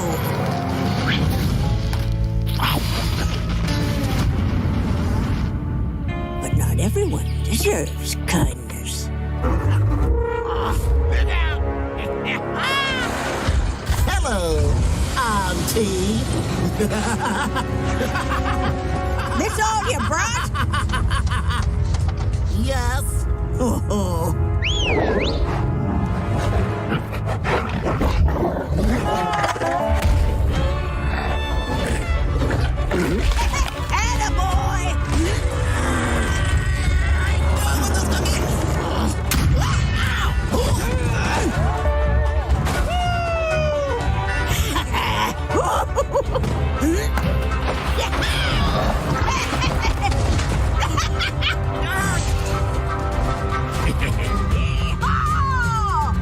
I didn't offer to share.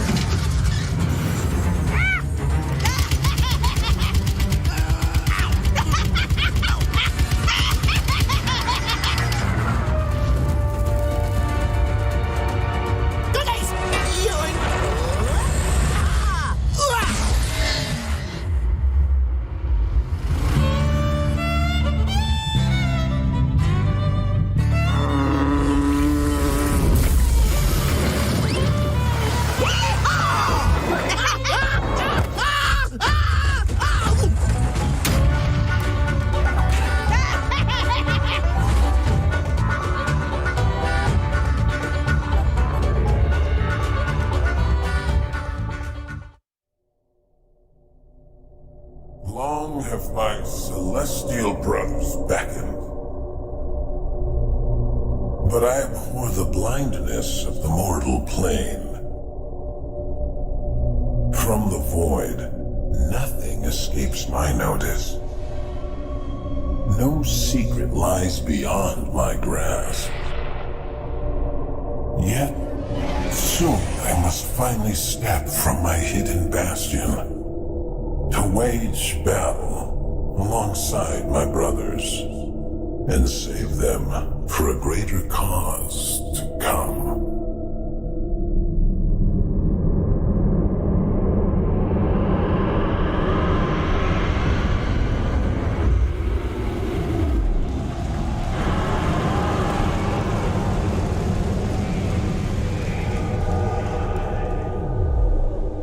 准备好，凡人们，很快将会惊天动地，而我的时代也终将来临。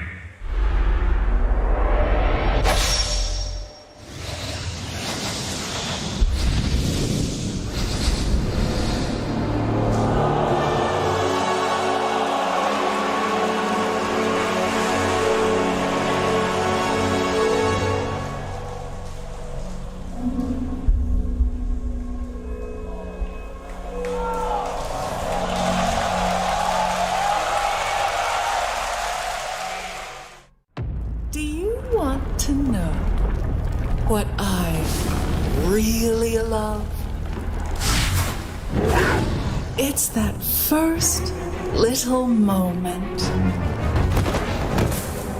when they realize this isn't a game. Are you ready for your moment?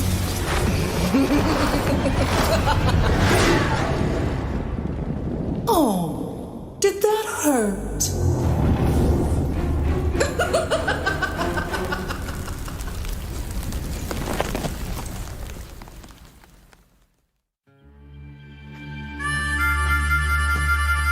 Don't let this party scene fool you. This world is a dangerous place. When you get to be my age, you'll see friends come and go. It's important to take care of the ones still kicking. In the heat of battle, you'd be surprised how far a little kindness might go.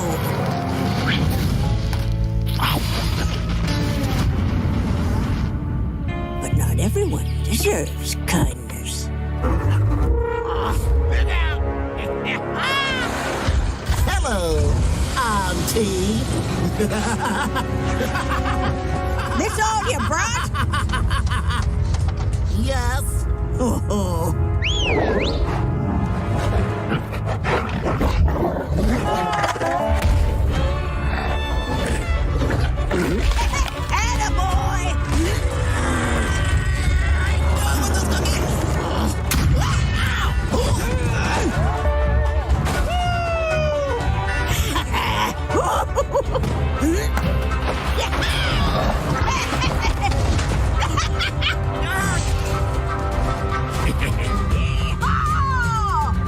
I didn't offer to share.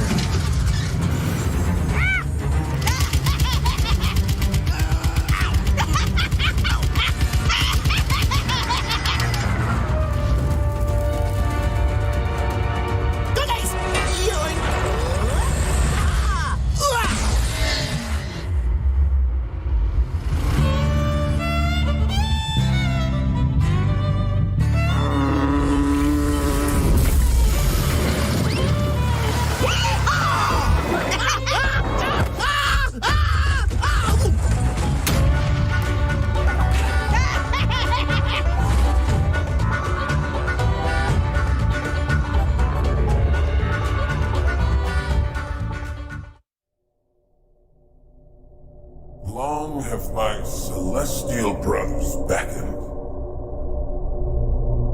but I abhor the blindness of the mortal plane. From the void, nothing escapes my notice. No secret lies beyond my grasp. Yet, soon I must finally step from my hidden bastion to wage battle alongside my brothers and save them for a greater cause to come.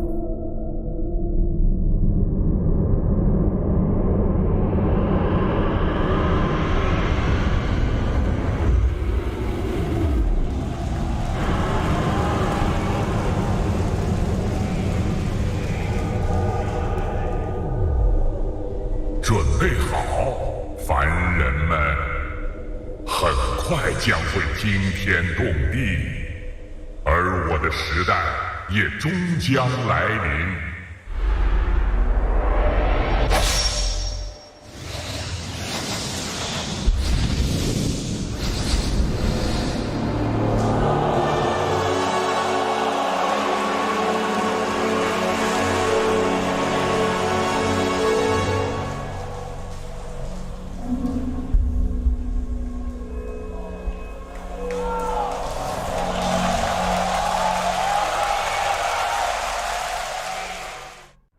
Do you want to know what I really love?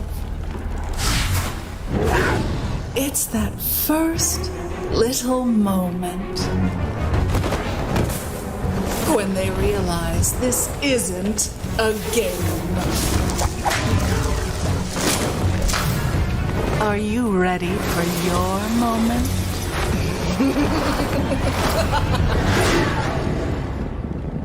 Oh, Did that hurt?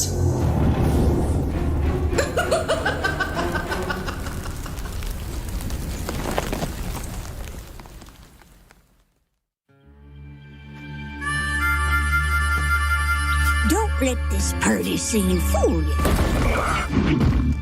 This world is a dangerous place. When you get to be my age, you'll see friends come and go. It's important to take care of the ones still kicking. In the heat of battle, you'd be surprised how far a little kindness might go.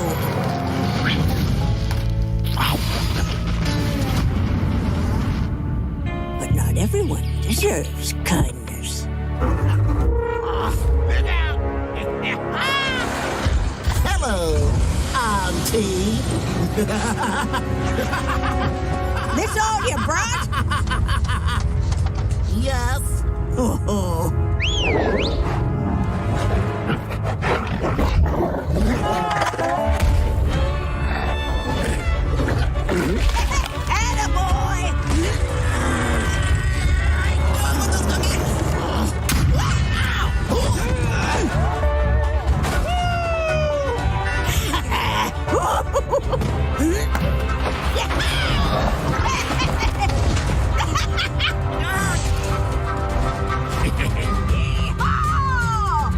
I didn't offer to share.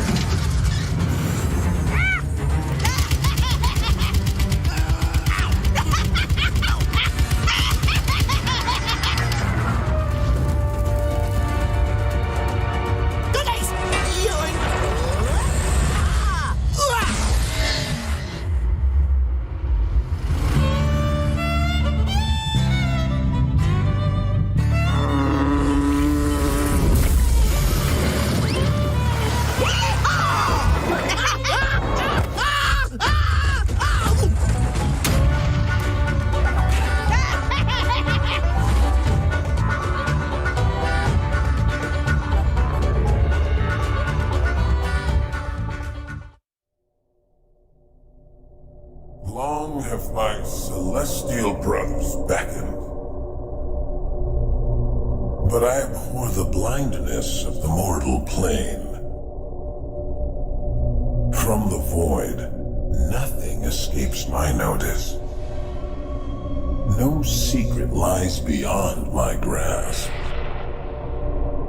Yet, soon I must finally step from my hidden bastion to wage battle alongside my brothers and save them for a greater cause to come.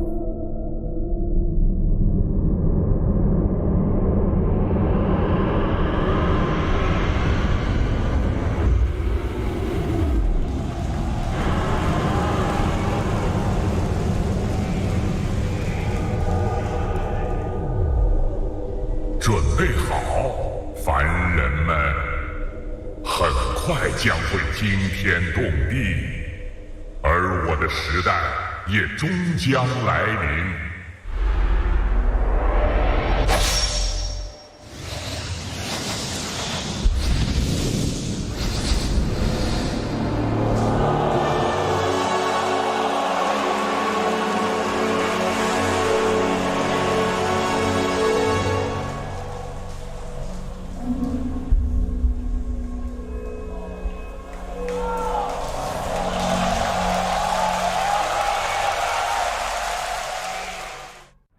Do you want to know what I really love? It's that first little moment when they realize this isn't a game.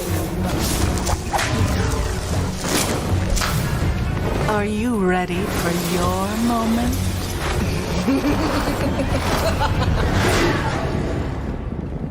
Oh, did that hurt?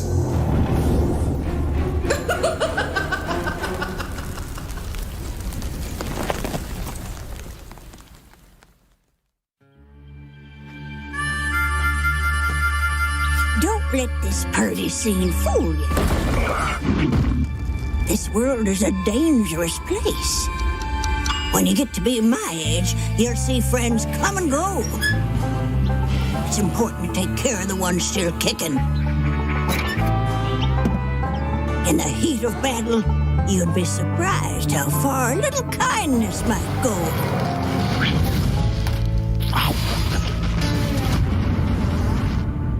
But not everyone deserves kindness.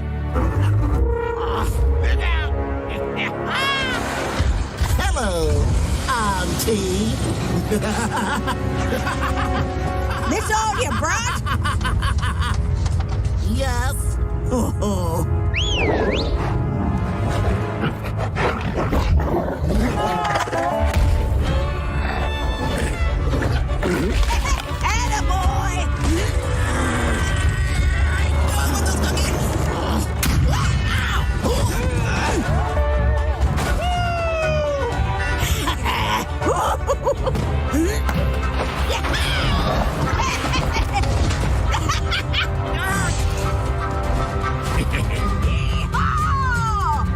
I didn't offer to share.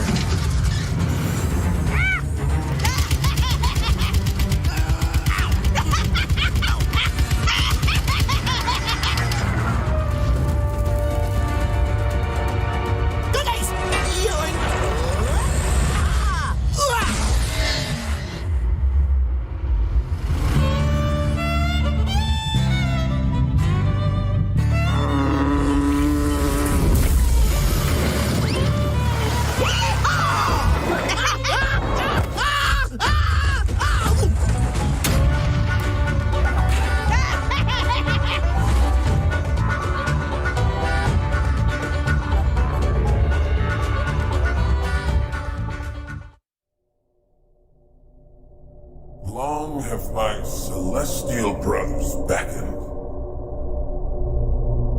but I abhor the blindness of the mortal plane. From the void, nothing escapes my notice. No secret lies beyond my grasp. Yet, soon I must finally step from my hidden bastion to wage battle alongside my brothers and save them for a greater cause to come.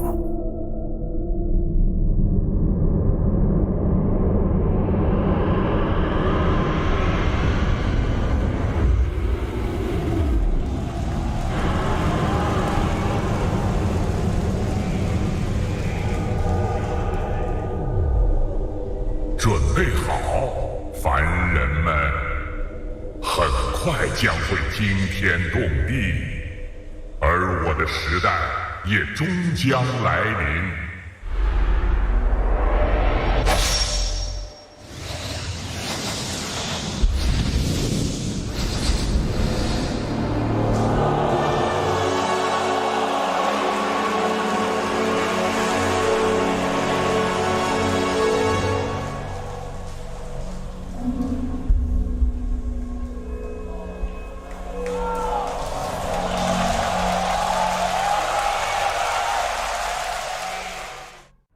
Do you want to know what I really love?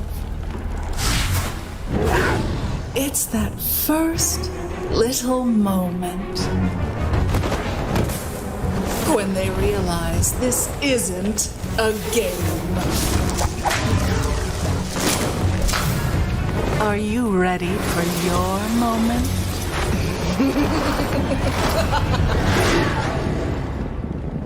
Oh, did that hurt?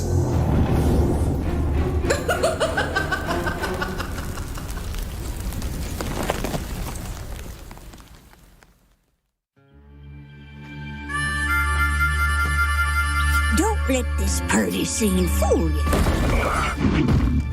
This world is a dangerous place. When you get to be my age, you'll see friends come and go. It's important to take care of the ones still kicking. In the heat of battle, you'd be surprised how far a little kindness might go.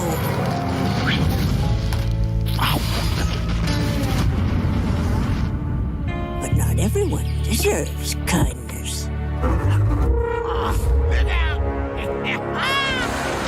Hello, Auntie. This all you brought? Yes. Oh.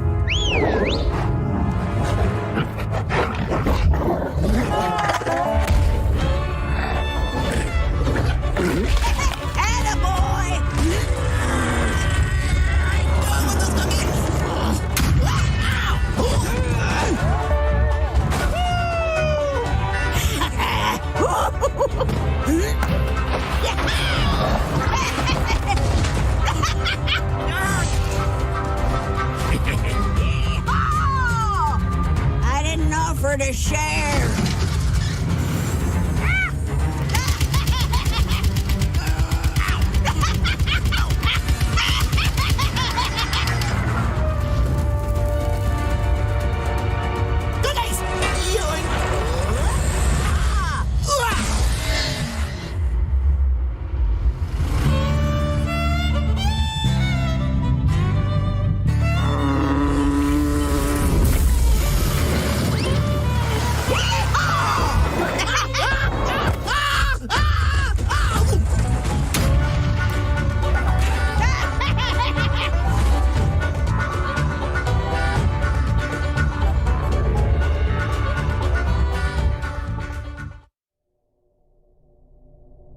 Long have my celestial brothers beckoned, but I abhor the blindness of the mortal plane. From the void, nothing escapes my notice. No secret lies beyond my grasp. Yet, soon I must finally step from my hidden bastion to wage battle alongside my brothers and save them for a greater cause to come.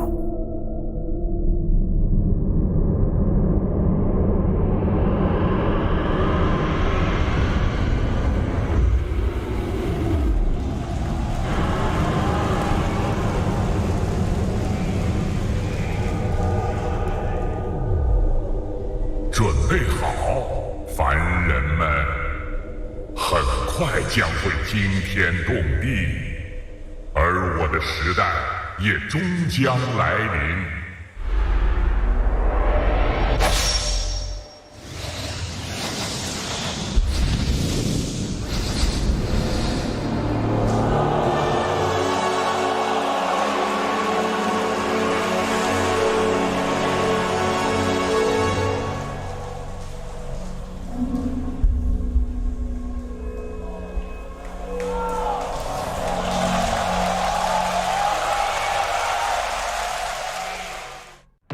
Do you want to know what I really love?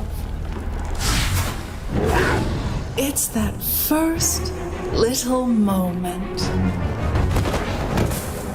when they realize this isn't a game. Are you ready for your moment?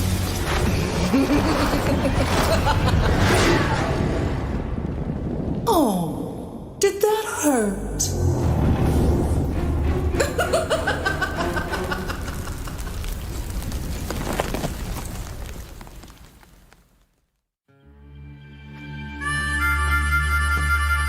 Don't let this party scene fool you. This world is a dangerous place. When you get to be my age, you'll see friends come and go. It's important to take care of the ones still kicking. In the heat of battle, you'd be surprised how far a little kindness might go.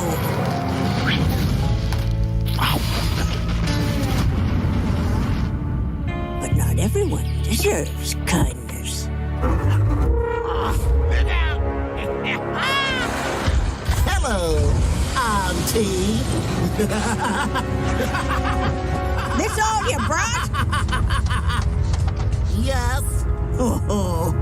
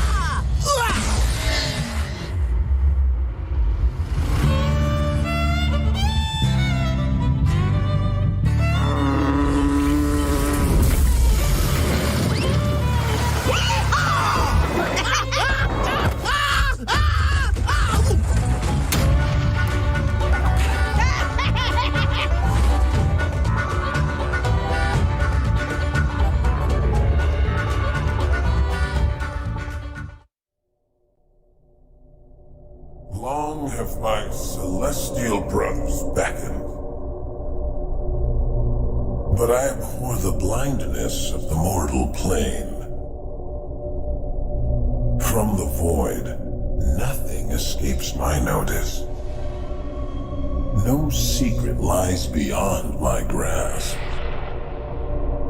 Yet, soon I must finally step from my hidden bastion to wage battle alongside my brothers and save them for a greater cause to come.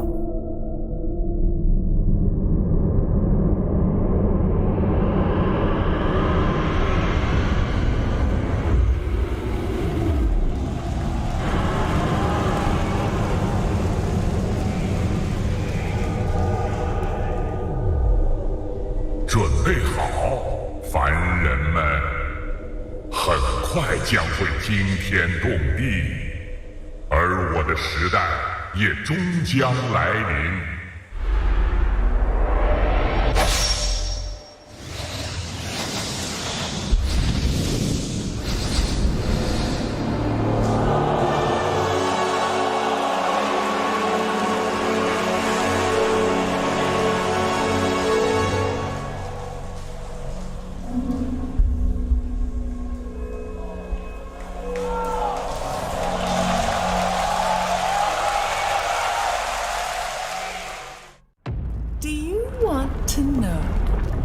What I really love?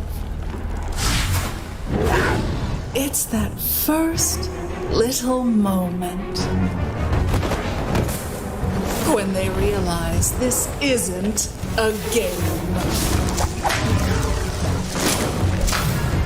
Are you ready for your moment?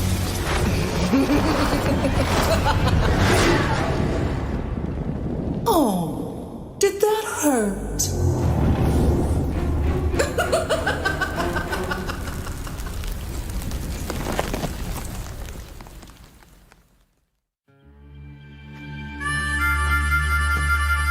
Don't let this party scene fool you. This world is a dangerous place. When you get to be my age, you'll see friends come and go. It's important to take care of the ones still kicking. In the heat of battle, you'd be surprised how far a little kindness might go.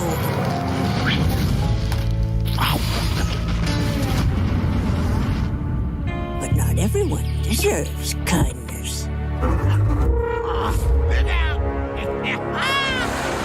Hello, Auntie. This all you brought? Yes. Oh.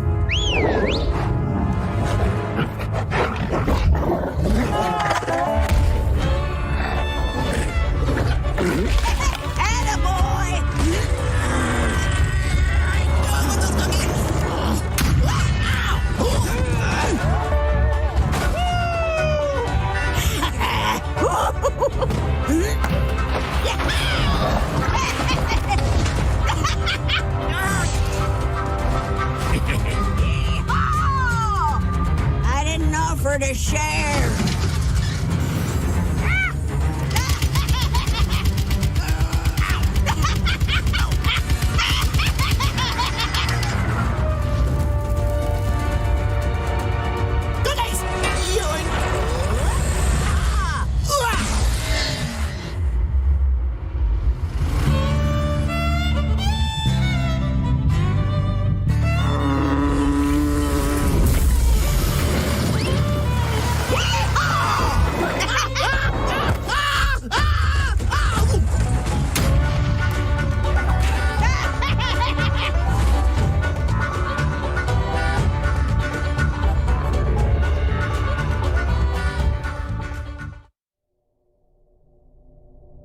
Long have my celestial brothers beckoned, but I abhor the blindness of the mortal plane. From the void, nothing escapes my notice. No secret lies beyond my grasp. Yet, soon I must finally step from my hidden bastion to wage battle alongside my brothers and save them for a greater cause to come.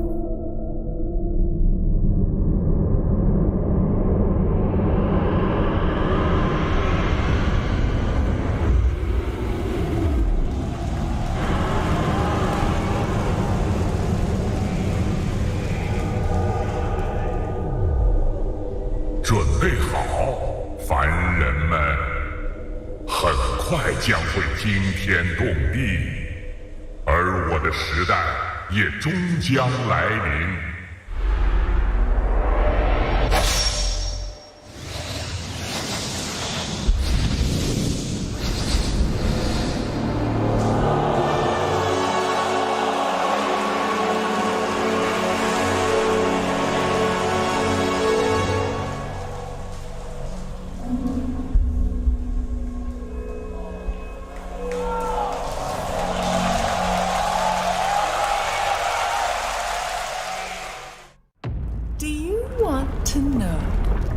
What I really love? It's that first little moment when they realize this isn't a game. Are you ready for your moment?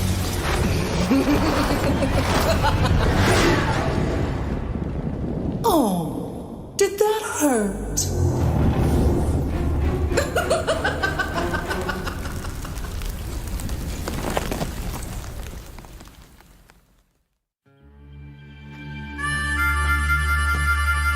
Don't let this party scene fool you.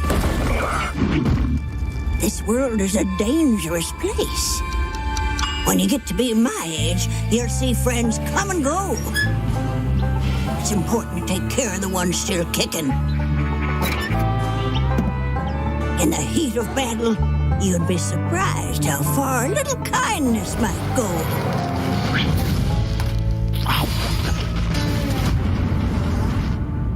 But not everyone deserves kindness. Hello, Auntie. This all you brought? Yes. Oh.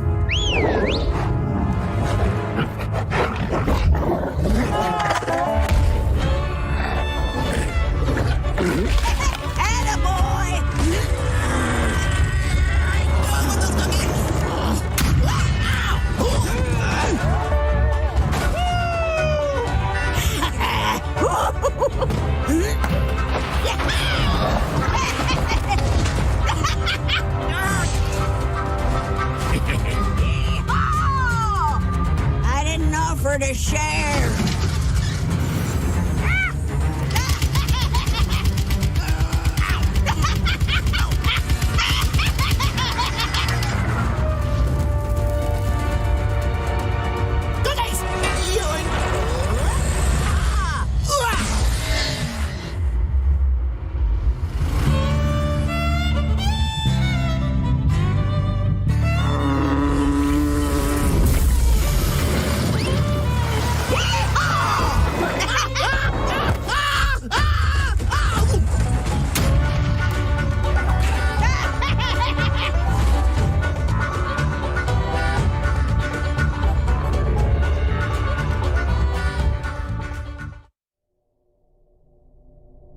Long have my celestial brothers beckoned,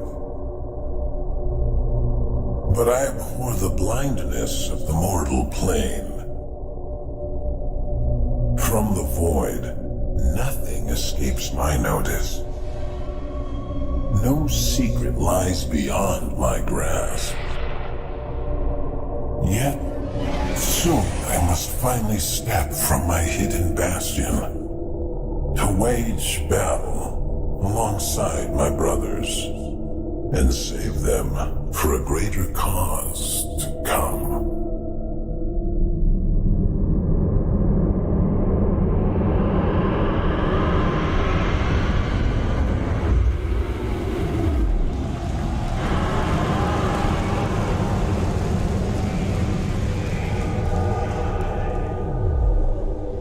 准备好，凡人们，很快将会惊天动地，而我的时代也终将来临。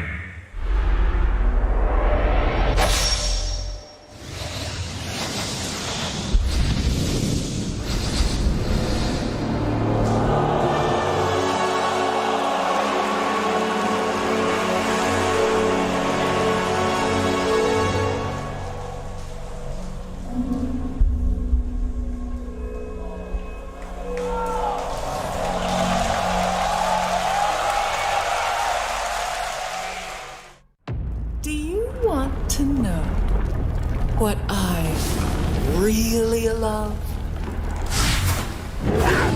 It's that first little moment when they realize this isn't a game. Are you ready for your moment?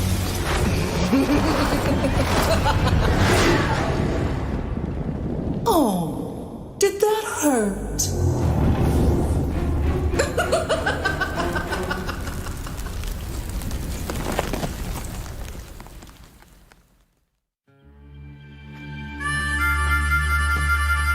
Don't let this party scene fool you.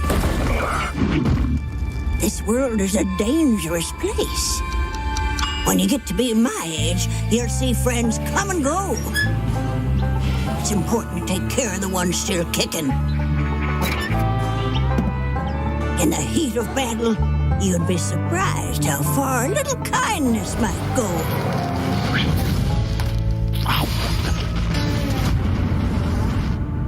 But not everyone deserves kindness. Hello, Auntie. This all you brought? Yes. Oh.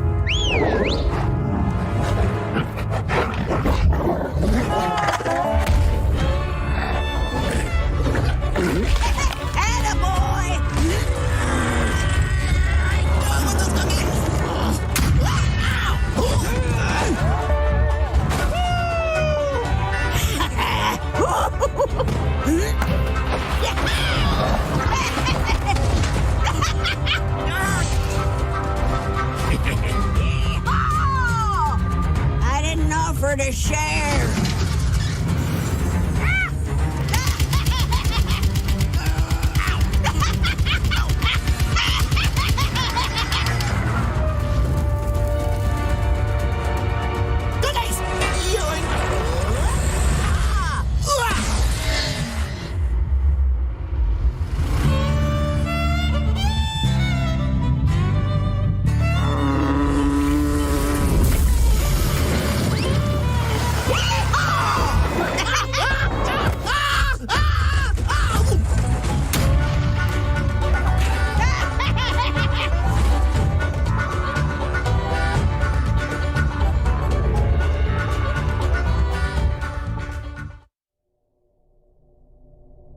Long have my celestial brothers beckoned,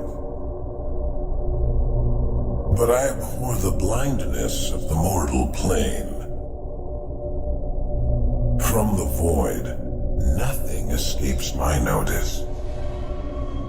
No secret lies beyond my grasp. Yet, soon I must finally step from my hidden bastion to wage battle alongside my brothers and save them for a greater cause to come.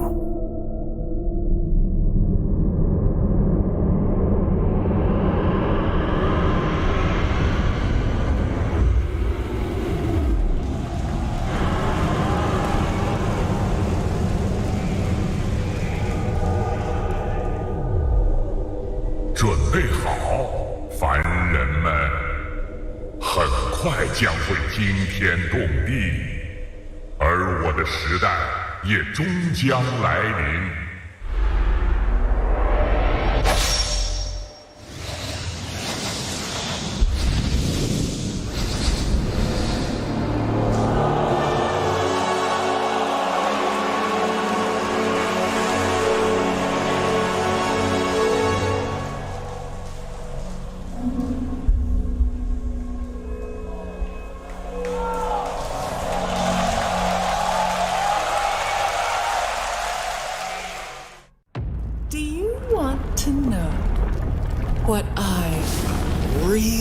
love?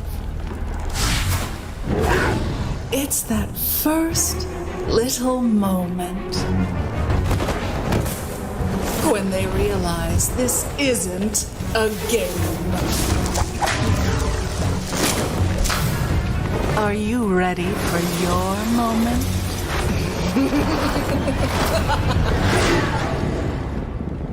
Oh, did that hurt?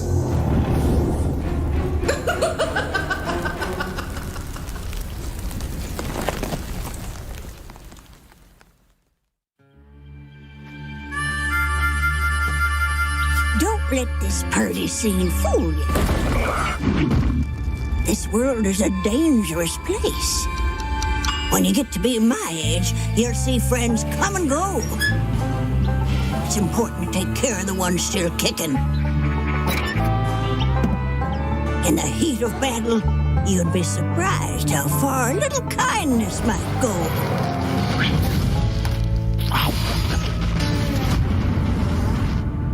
But not everyone deserves kindness. Hello, Auntie.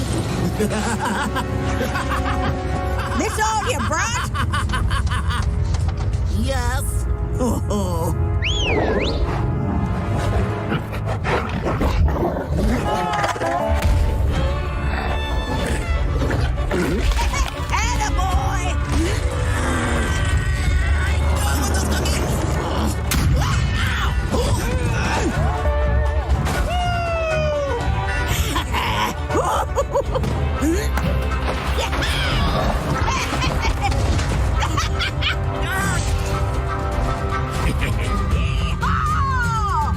I didn't offer to share.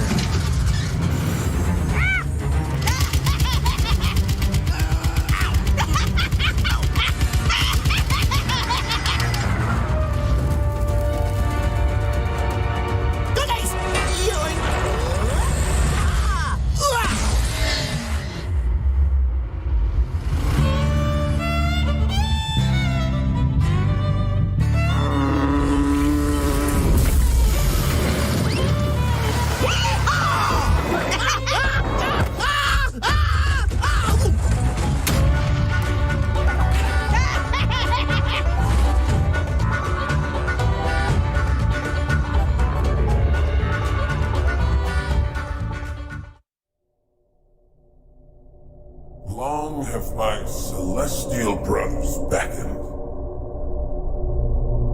but I abhor the blindness of the mortal plane. From the void, nothing escapes my notice.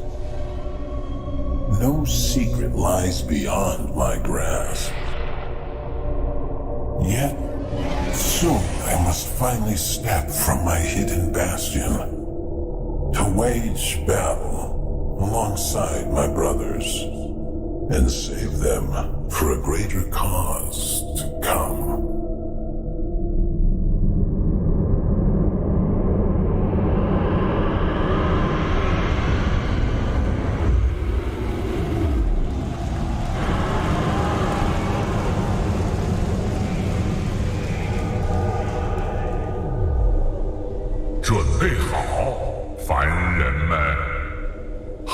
快将会惊天动地，而我的时代也终将来临。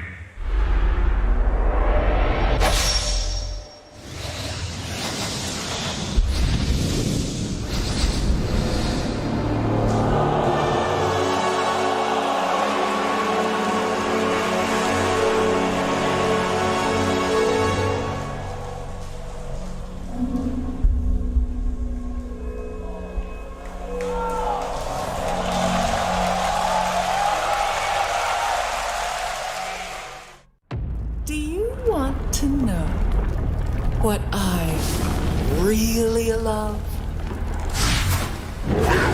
It's that first little moment when they realize this isn't a game. Are you ready for your moment?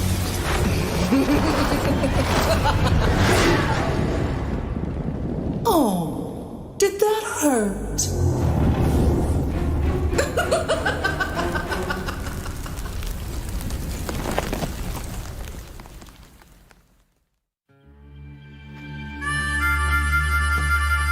Don't let this party scene fool you. This world is a dangerous place. When you get to be my age, you'll see friends come and go. It's important to take care of the ones still kicking. In the heat of battle, you'd be surprised how far a little kindness might go.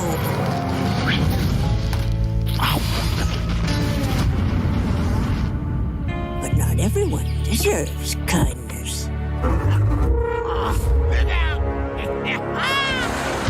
Hello, Auntie. This all you brought? Yes. Oh.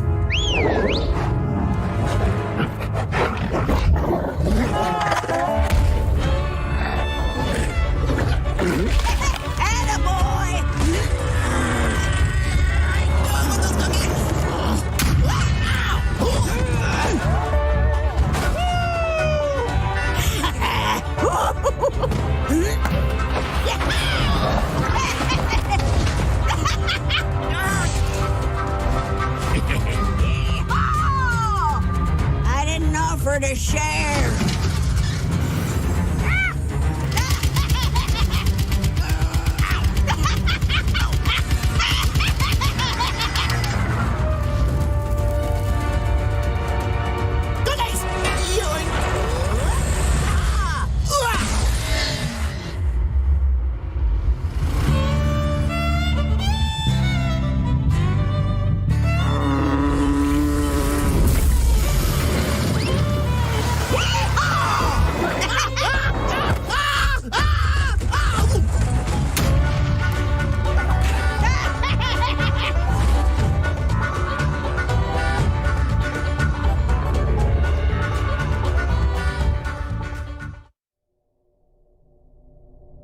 Long have my celestial brothers beckoned, but I abhor the blindness of the mortal plane. From the void, nothing escapes my notice. No secret lies beyond my grasp. Yet, soon I must finally step from my hidden bastion to wage battle alongside my brothers and save them for a greater cause to come.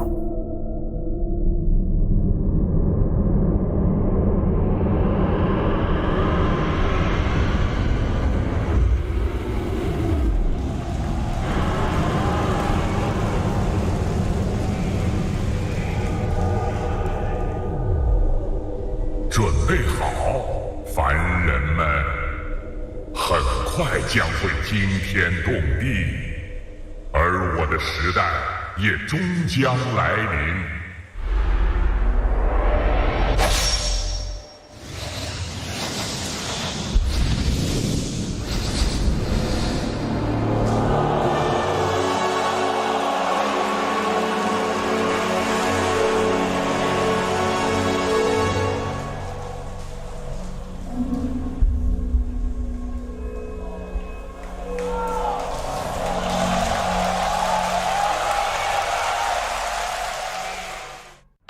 Do you want to know what I really love?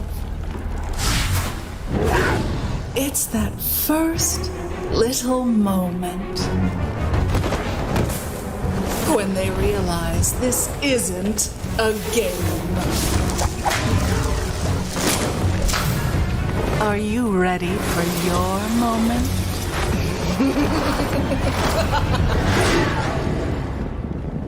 Oh, did that hurt?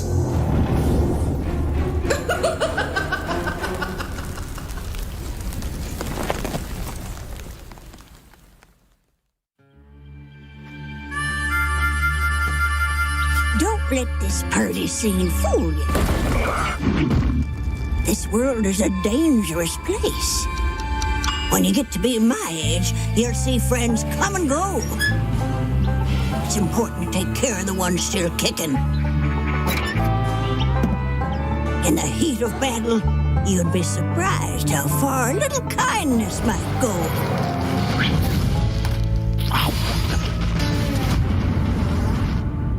But not everyone deserves kindness. Hello, Auntie. This all you brought? Yes. Oh.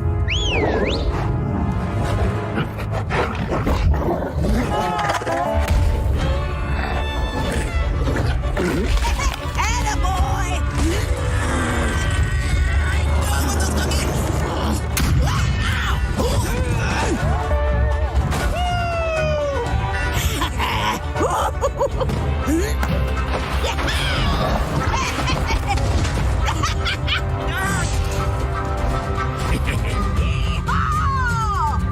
I didn't offer to share.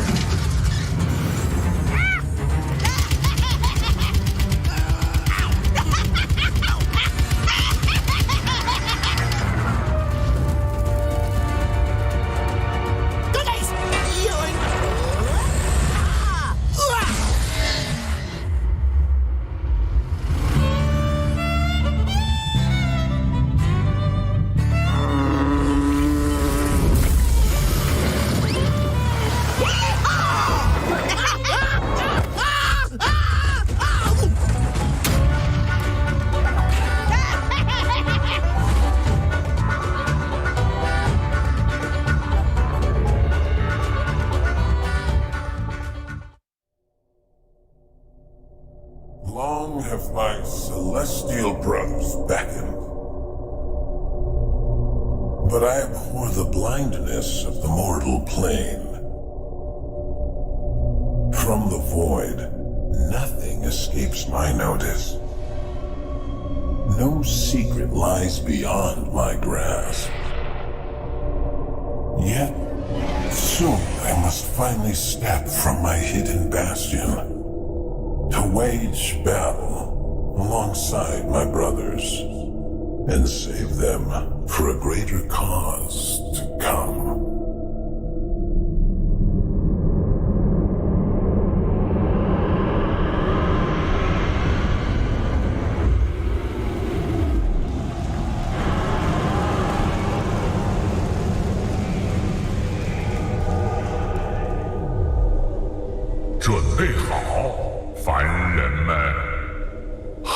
快将会惊天动地，而我的时代也终将来临。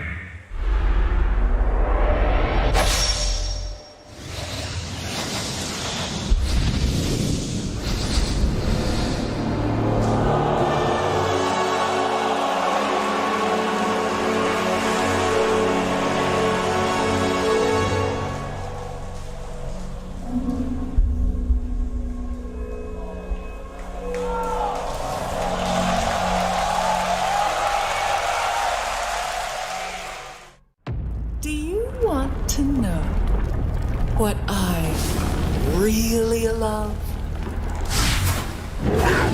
It's that first little moment when they realize this isn't a game. Are you ready for your moment?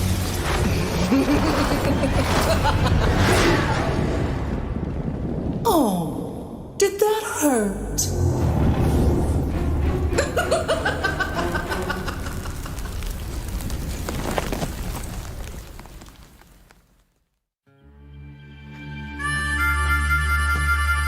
Don't let this party scene fool you. This world is a dangerous place. When you get to be my age, you'll see friends come and go. It's important to take care of the ones still kicking. In the heat of battle, You'd be surprised how far a little kindness might go.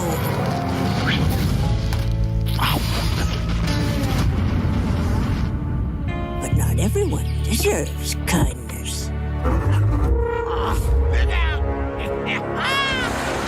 Hello, Auntie. This all you brought? Yes. Oh.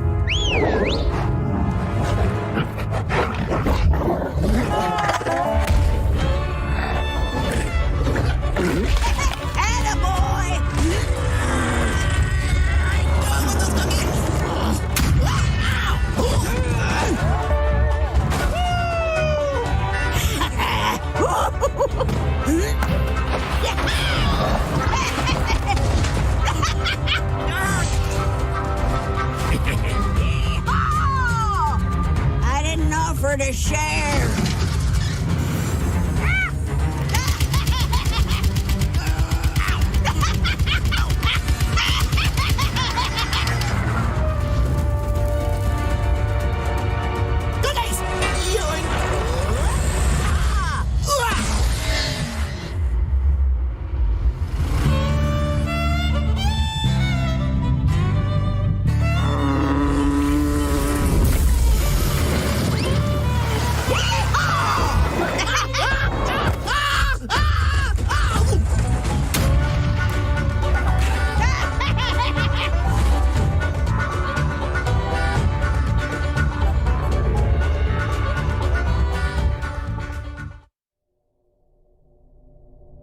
Long have my celestial brothers beckoned, but I abhor the blindness of the mortal plane. From the void, nothing escapes my notice. No secret lies beyond my grasp. Yet, soon I must finally step from my hidden bastion to wage battle alongside my brothers and save them for a greater cause to come.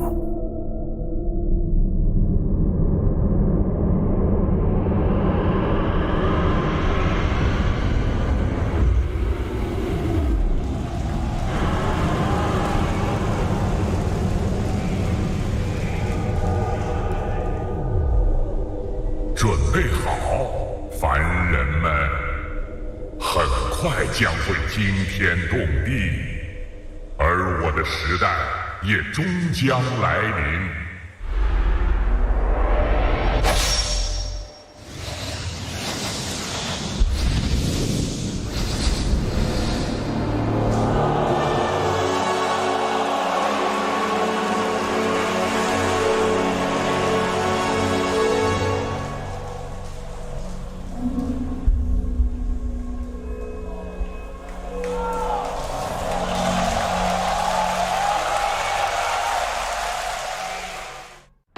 Do you want to know what I really love? It's that first little moment when they realize this isn't a game. Are you ready for your moment?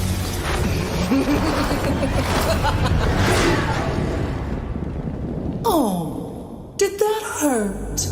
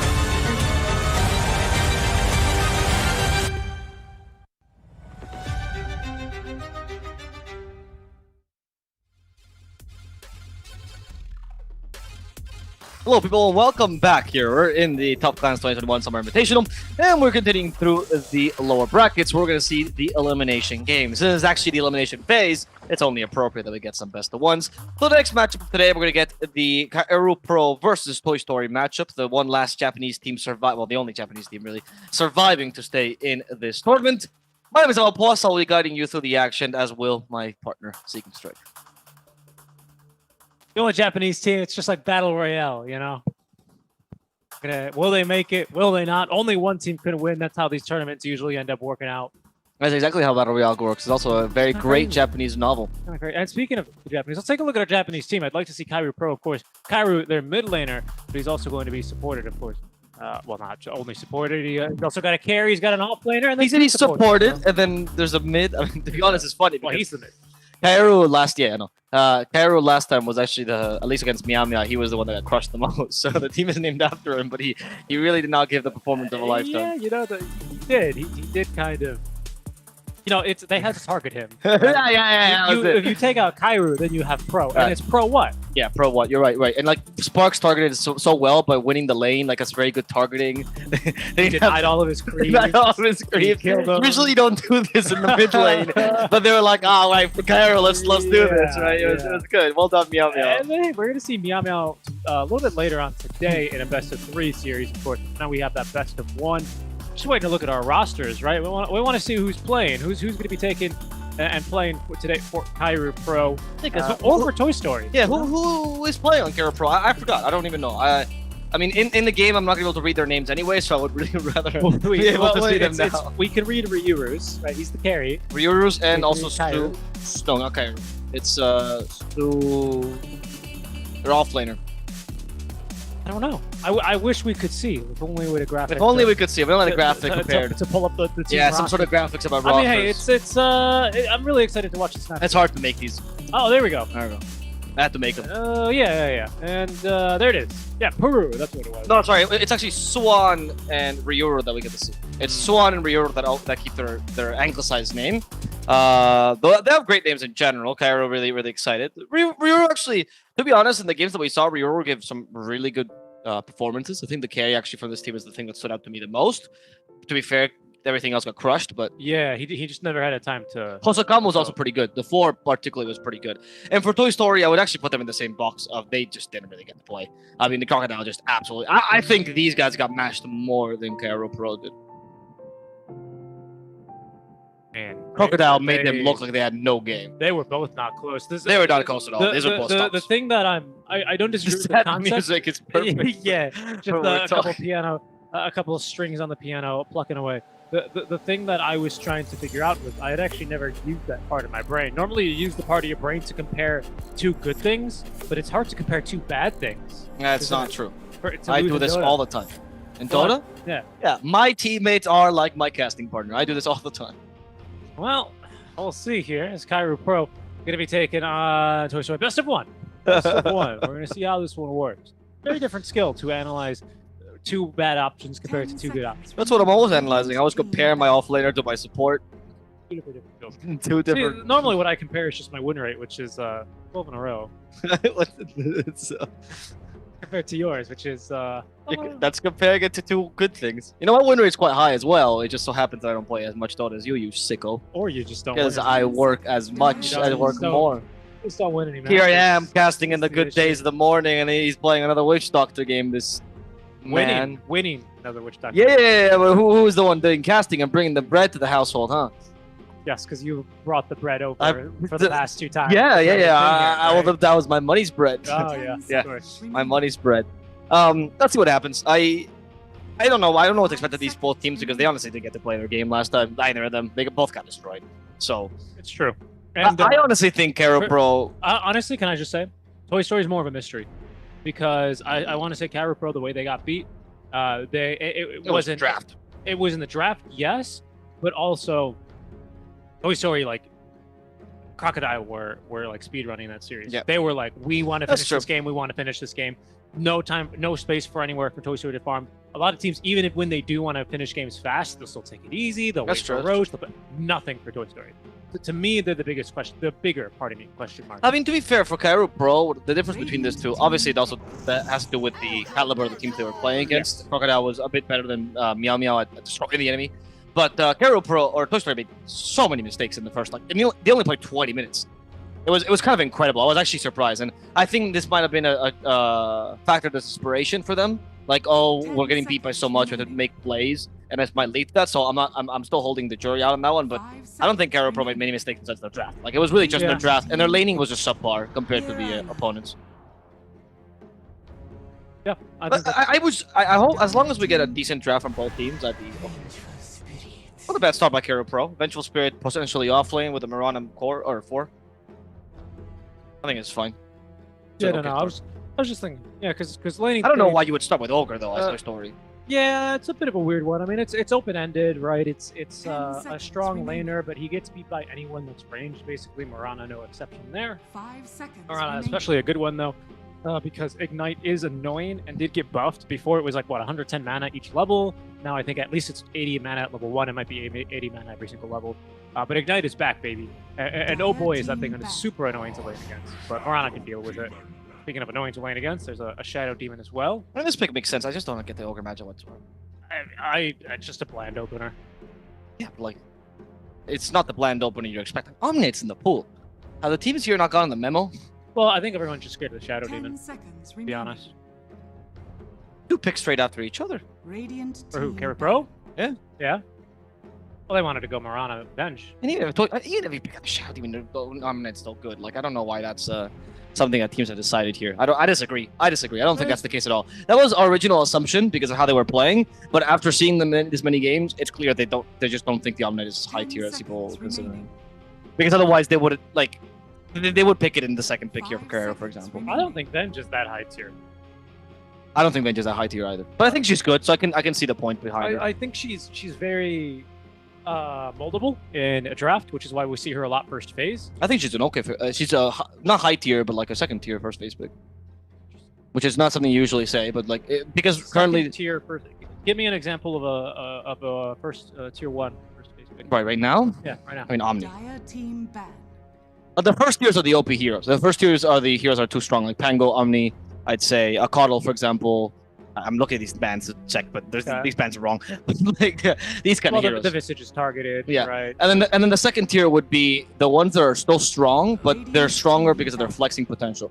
So something along the lines of, for example, the Venge, the Gyro could also be considered within that tier, right? Like these heroes that are like, they're good enough because they don't define your draft too much, but they're not necessarily OP, which is why you don't want to like first pick him and rush him necessarily.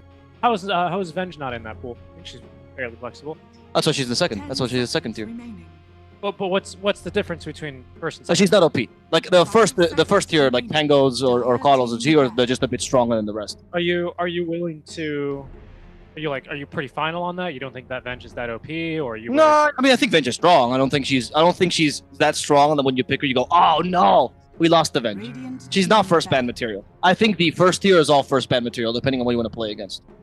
I don't think Venge is first ban material, unless you have a strat that gets countered by her. I see where you're coming. What is definitely not first or second or even third tier is the Ogre Magic. That is disgrace. And first picking 2 supports is 10 seconds. That's gonna be tough for you. It's a tough way to start the draft by Toy Story. 5 seconds remaining. The second banning phase is that Pangolier. Beastmaster, Life Stealer, Sven banned out as well. Good bans. Yep, good bans. Kind of just reacting to each other's bans. Again, the high priority of Life Stealer is ridiculous, but I guess I'm just gonna go with it here. I mean, if you were thinking of Sven, though, that's good. No, exactly. Especially because Omni is still available. Yep. It could fit for Kairo Pro. That they're gonna choose to ban it. I thought maybe here you choose the Sven. Because Toy Story, that's one of the weaknesses you said about first picking 2 supports, is that you can't really pick the Omni Knight, try and grab it away. If you're Toy Story here, right? I mean, but the biggest weakness right now is that if Kairo now picks up a defining pick, now you're always on the response as Toy Story. That's the biggest issue. This is a very weak opener, and Kairo Pro has to respond to nothing that you've done. They have a free canvas. Sometimes it's stressful to teams, sometimes they don't do as well, because this pick is super important. If this pick is not definite, like a defining pick, if it's like a 5, for example, here, or a pick that doesn't really condition the enemy team, you are giving away the mistake that Toy Story made in the draft, which is picking 2 supports and making a very weak opener. This is also not up to debate. There's some things that are like subjective about drafting. This is not the case. If you pick the first 2 supports, reason nobody does it these days is because of this idea, and Cairo Pro can choose to punish it. If they don't, Toy Story got away with it, but doesn't make it okay, and just makes Cairo Pro also adding to this weakness. Wouldn't mind seeing something like a like in here. That would be great. That's a defining pick. There we go. Nice Stalker. That's a defining pick. Even though it's not the most defining, you know, it's not game-breaking. It's defining enough to make your Shadow Demon not seem so strong. It's defining enough to now condition Toy Story's picks. And now they are not going to think of how to counter Night Stalker, but they have to think, okay, what do we do against this Night Stalker? What this does do is making Bench look like a 5, which is also pretty good. Yeah, that's the reason I wanted to part of me to like it, right? Because then you could still continue to flex this. Yes, we can flex Night Stalker 1, and then you know you move Revenge around a little bit, but to me that just doesn't seem too likely. So this is what I'm expecting to see here. Oh, Pro, or sorry, from Toy Story rather, is just a response to the Night Stalker, something that can a carry that can lane strongly versus him, a carry that might scare him a little bit, something that is here for silence. No, instead the opposite. I mean, they got 2 picks in a row here, so. I'm very surprised by a Sanking pick, to be honest. Against Venge, pretty bad pick. Against Night Stalker, especially bad pick is the Crippling Fear. I am very surprised by this pick. Especially because it's possible that Cairo Pro have not picked a single hero here that's going to go versus the Sanking. Yeah. Not very likely, but it's possible. Yeah, the Invoker's fine. The Invoker, I think, other underutilized pick in this tournament to a degree. I'm very surprised people are not picking more Invoker, but... Yeah, I mean, the only thing is that the Sanking does offer some conditioning. You haven't dealt with Night Stalker whatsoever. 10 seconds. Sometimes it's a very ballsy move. You're deciding your own draft, and you're not concentrating on the enemy's draft whatsoever. So Night Stalker now has he counters something, but you don't care. So Cairo, if they solve this by just picking up a carry here that deals with Sanking nicely in lane, you've essentially countered the 2 heroes. I hate saying this, but it's a good Juggernaut game. Yeah, no, it is actually. It's a very good Juggernaut game. Yeah, it's a good Jug game. The swap is great to deal with the Demonic Purge, which is your only issue. And Omni all the way, Swift Slash is great. Disruption is annoying, of course, but you can force it relatively easily. Or Night Stalker can just jump the Shadow Demon, honestly. Yeah, I like the Jug. Yeah, no. I honestly, that's a good pick. Anything else is a little bit too risky. You want something that's pretty fast to cast. Lifesteal is taken out of the pool already. He's always, you know, the other answer to a Sand King that can farm aggressively versus the Joker. Void Spirit instead for Cairo. So it's pretty good. I mean, yeah, they got destroyed by this exact matchup got destroyed by D-Flash last time. But it's still fine. I think the Void Spirit's okay here. He's good against the Shadow Demon. He cuts the back lines. He really sets up for a good Juggernaut game, to be honest. He's okay against the Invoker in the mid game. Sanking's annoying, but Void Spirit can deal with him with Assimilate. I think it's fine. I'm liking Cairo Pro's draft considerably more than Toy Story. Radiant team ban. Team fight is missing a lot from Cairo Pro though right now. They got great single target, amazing single target in fact. Right, you basically you get hit by one thing and there's an arrow, there's a Match's missile, there's going to be a Night Stalker on top of you. We need the AOE. Cairo Pro need the AOE, like a little bit more. Like yeah, Sand King and Invoker who eventually will scale decent AOE damage ish on Ogre. At least it can be annoying with multicasting the ignites. That's what it's called. It's like Ignite. Yes, we've been casting so much Brewmaster and so little Ogre that I almost forgot. Okay. Yeah, right? It's Ignite. Yeah, you're right. I don't know what you're... Okay. Shadow Demon, decent AoE damage. We just need a little bit of AoE. Well, to be honest, like, you have the Void Spirit, which is a lot of AoE damage. Like, the team fight is not AoE. Depends on the build. Depends on the build. Yeah, but team fight is not AoE damage. Like, if Toy Story had, like, a Darkseer here, for example, I'd agree with you. Sanking Invoker, yeah, it's a good team fight, but there's not synergy between them, so that puts them down a bit. It's actually anti-synergy between them. So, I would say that this is... Like, Toy Story has a little bit more team fight, but not that much more. Cairo Pro, if Void Spirit gets Ags, that's already the team fight you need. Obviously, Cairo Pro is just set up for a carry that is clean up Pro. That's why Spectre was a good pick. That's why Anti-Mage is good. Honestly, Jug is good because he fixes your team fight issues. I think it's probably going to be a Jug. It's a little boring, but it's a good pick. Whereas Toy Story, they need a hard carry. With this kind of draft that they already have okay team fight, okay counter initiation, but a lack of damage overall. So you need a hard carry that's going to bring the game into the late game. Honestly, Deuce is really good here. Deuce is not bad. I'm always a bit dubious of a Dusa into especially a relatively easy and low commitment in quotes, right? Repositioning ability like this Vengeful Spirit swap. it's a little bit spooky. For No, she's the Medusa. best range hero to be repositioned, though. Yeah, but it's still not great, is it? Into the Void, into Well- the Night Stalker, into an arrow. Like, there's just a lot of things coming for you if you do get swapped and you can't get Stone Gaze off. Is what's a little bit scary to Medusa. Sure, but there's no other carry that can survive that. Like, if you go by that logic, like it's Medusa Wraith King is the only two heroes that can survive that. Yeah. So, I mean, you're right, but the only other option you have is the avoidance options like PL. Monkey King is not quite that. No, I don't like the pick. I'm not a fan. I think the Venge just swaps you out of the circle. Pretty much, it's pretty easy. Especially, it used to be a problem with older. Well, can't really say old Venge, but previous Venge who didn't have, well, who had actually 2 charges of swap when the ranges were really bad to start. And now it's a good range at level 6, and that's pretty powerful versus the Monkey King. Take a lot of wind out of the sails. It's good save for the Sand King. Disruption from Shadow Demon's annoying, but Venge can still deal with that. Higher Pro, they just need something that can go toe-to-toe versus the Monkey King. Still like Jug, still like the Lycan, to be honest. I think those are the 2 picks I'm thinking about, to be honest. I think I'd like the Jug a little bit better. Lycan, I think, might be cutting a little bit too easily. And Cold Snap, Sand King's a bit annoying. No, I agree. I don't think Lycan was great. I was just trying to see something else. No, sure. I mean, Lycan is not great against Monkey King. Right, we just didn't want to see another Jug game. I just don't. I mean, I think it's the best Jug game I've seen in a while. Like, it is a really good Jug game. I think Hero Pro has such a better draft. It's not even. I honestly do not understand the Toy Story drafting very much. It just seems like a bunch of comfort picks for them. The Monkey King doesn't make much sense this game because, as you mentioned, swap, but also Night Stalker and Void Spirit. Try getting Wukong's Command in the middle of all the silence. Like, you essentially need a BKB. Yeah, even that. And then you get swapped. So, Monkey King, again, one of the more mobile cores in the game. Position 1s anyway. And Night Stalker is, if they ever go hunting, right, we have Wave of Terror to scout him. Yep. Dark Ascension, which is going to give you a huge, amazing AoE vision.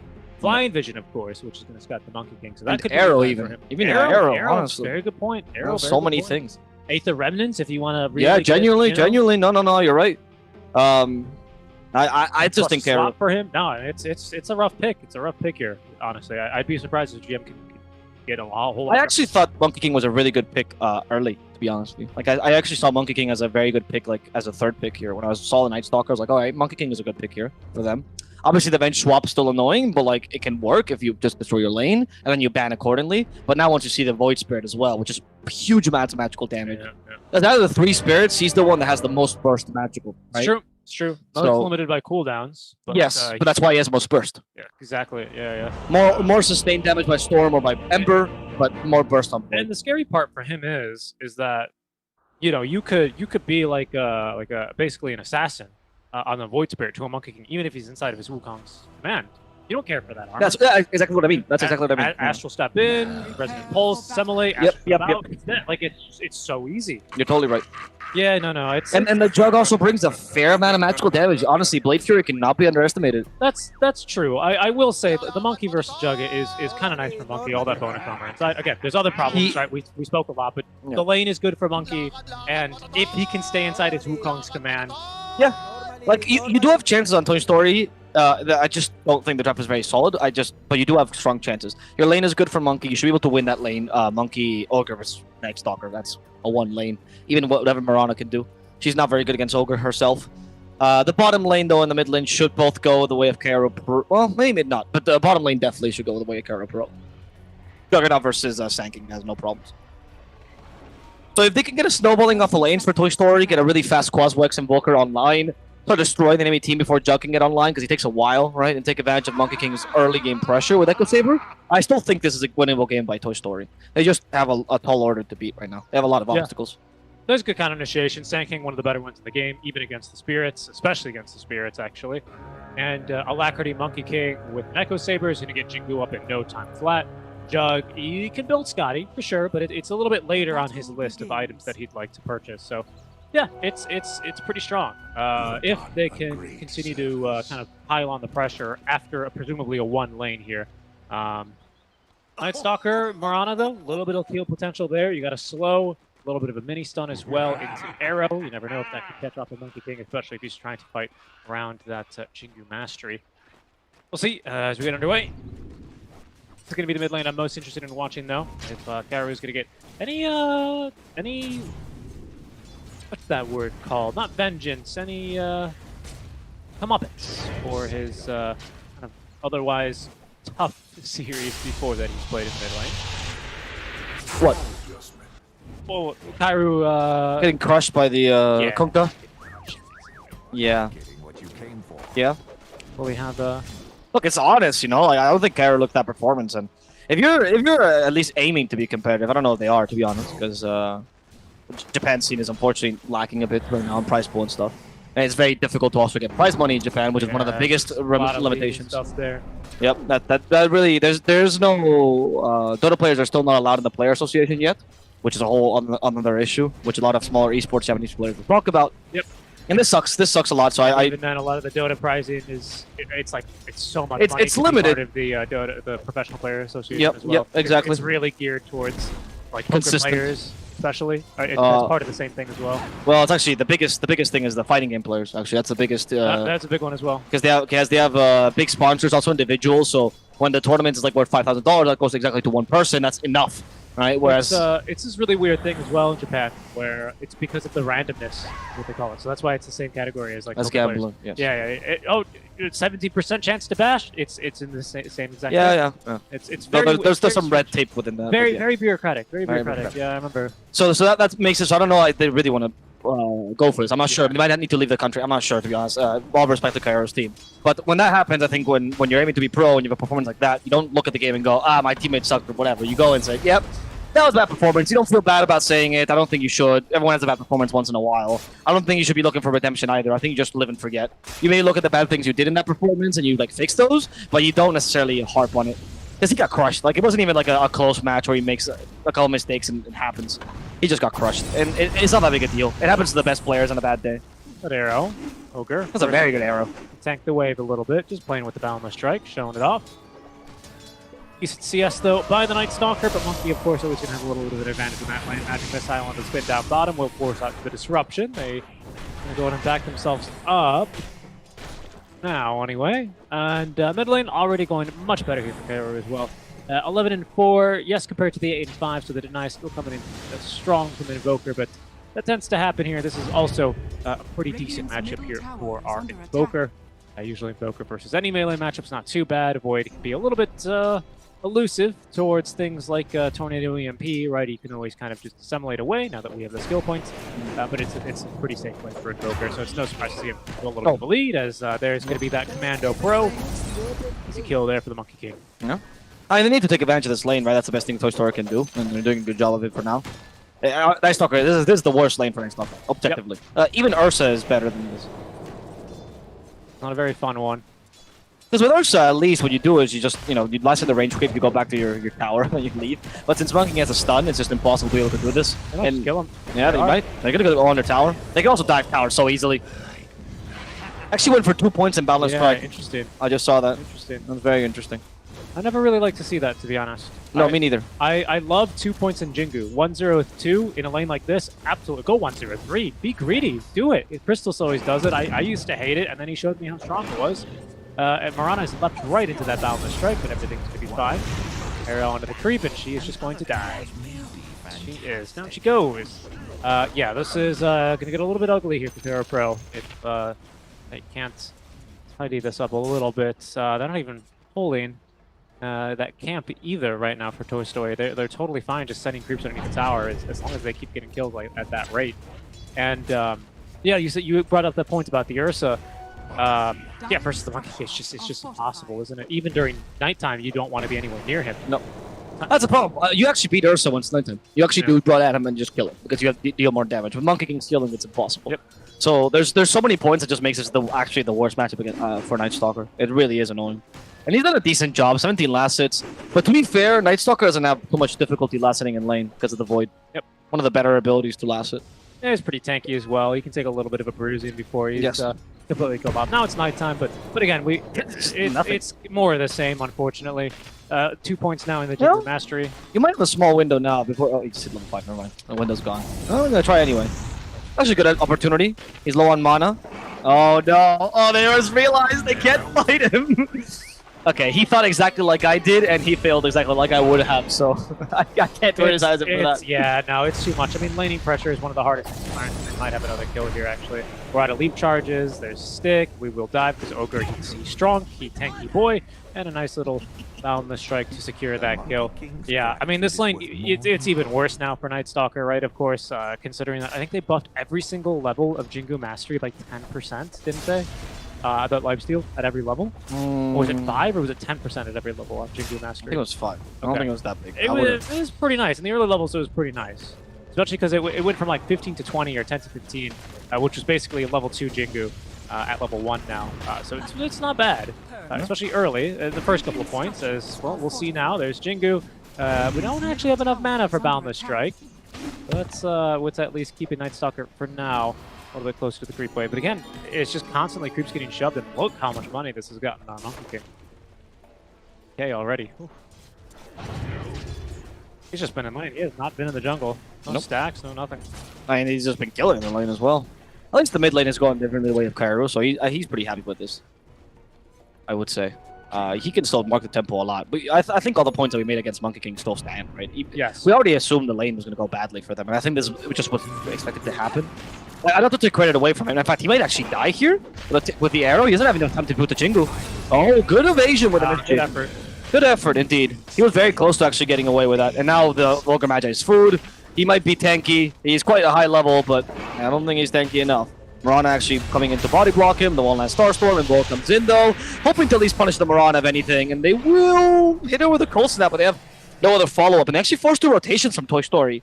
Ooh, that's a huge win for Cairo Pro. It is, especially because we're nowhere near that. Oh, no way. Can they actually kill... No, they won't. In fact, if it's going to be Night Stalker, if anything, who dies? Tornado will catch him. Cold Snap is available now. And the bait worked. All right. Genius. And that's Earn. I was going to say before that... That's Puru, right? That died, yeah. Yeah. I was going to say before that, we didn't have Earn, so it was a huge win against this Invoker. He rotates away, doesn't really get anything for it, as Wave of Terror, not enough minus armor. Even with that Blightstone, there's a lot of minus armor, but Benj unable to find that kill there. That was actually such a huge win for Cairo especially, but now he's going to have to worry about this Earn. No charges in this Earn yet, but that is problematic for a Void Spirit, especially, I believe, you take those 4 points. A reason why this matchup's so good, actually, for Invoker, Quasflex especially, well, basically Quasflex Invoker, of course, is that I believe with 4th or 5th point in Cold Snap, you can no longer dissimulate between the procs. It's the 4th. Yeah, it's so good. The 4th point in Cold Snap is what stops most of these abilities. Yes, it's true. But it always is. I believe there's a bit of a luck-based thing as well there, or if you actually are very good at the timings and you get it between the procs, you can still do it. No, you can't. Yeah, you can. The animation cooldown is just too long. At least not the Dodo Wiki. Really? Yeah. For Dissimulate. Simulate's the long one. Astral Step, no. But then you force Astral Step away, right? Well, that's a win then. For Invoker, yeah. Okay. Yeah, exactly. That's the that's a win for the Void Spirit. I mean, the fact that an Earn charge for Cold Snap or an ask for points in your... Yeah, I think it's fine. Astral Step is not that long as cooldown. I mean, I get what you're saying, but I was thinking more of the Monkey King. Oh, good Boundless Strike, actually.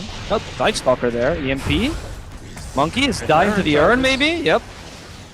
The Mirana Earn was actually what got him. Now Kaioru coming in. He throw him in to simulate. The Ghost Walk, he did. Nice. So what else? Super fast Ghost Walk, my goodness. Invoker players, man. Different breed. We have an Omni. We do have an Omni. Not enough mana, but I think he's got a Mango. Yes, just see him with a Sentry. There we go. And they still have the Omni just in case. Might as well use. Well, I don't need it, but well, maybe. Maybe you should have used it. I guess he could have just disrupted himself too, right? And your Omni would have been. Yeah, same exact result, right? Oh, there we go. Oh, there we go. Now there's no disruption. See you later. Yeah, that's good. That's good. Right. So the point I was making is that I know for Storm it's off the ball lightning, so I think that's much more impactful than Dissimulate. But I see where you're coming from. I know on Storm is also the same thing. 4th tick stops ball lightning up to level 3 until you get level 3. You're gonna die to Earn? Yeah, he is. And I just feel like the Invoker, the way you stop the Void Spirit, it's more on the EMP. Honestly, like time the Tornado EMP perfectly. I get that. I just think that's value though. You get rid of an Astral Step early on. That's a lot of mana. Dissimulate really isn't that. It's 100. Much what's it called? Much lower commitment ability as well, especially because you have way more choice up to the last second where you come out on Dissimulate. I agree with you, but you're giving Astral Step a bigger hype than it deserves. Like I think it's 36-second cooldown level 1. It's not that big a deal.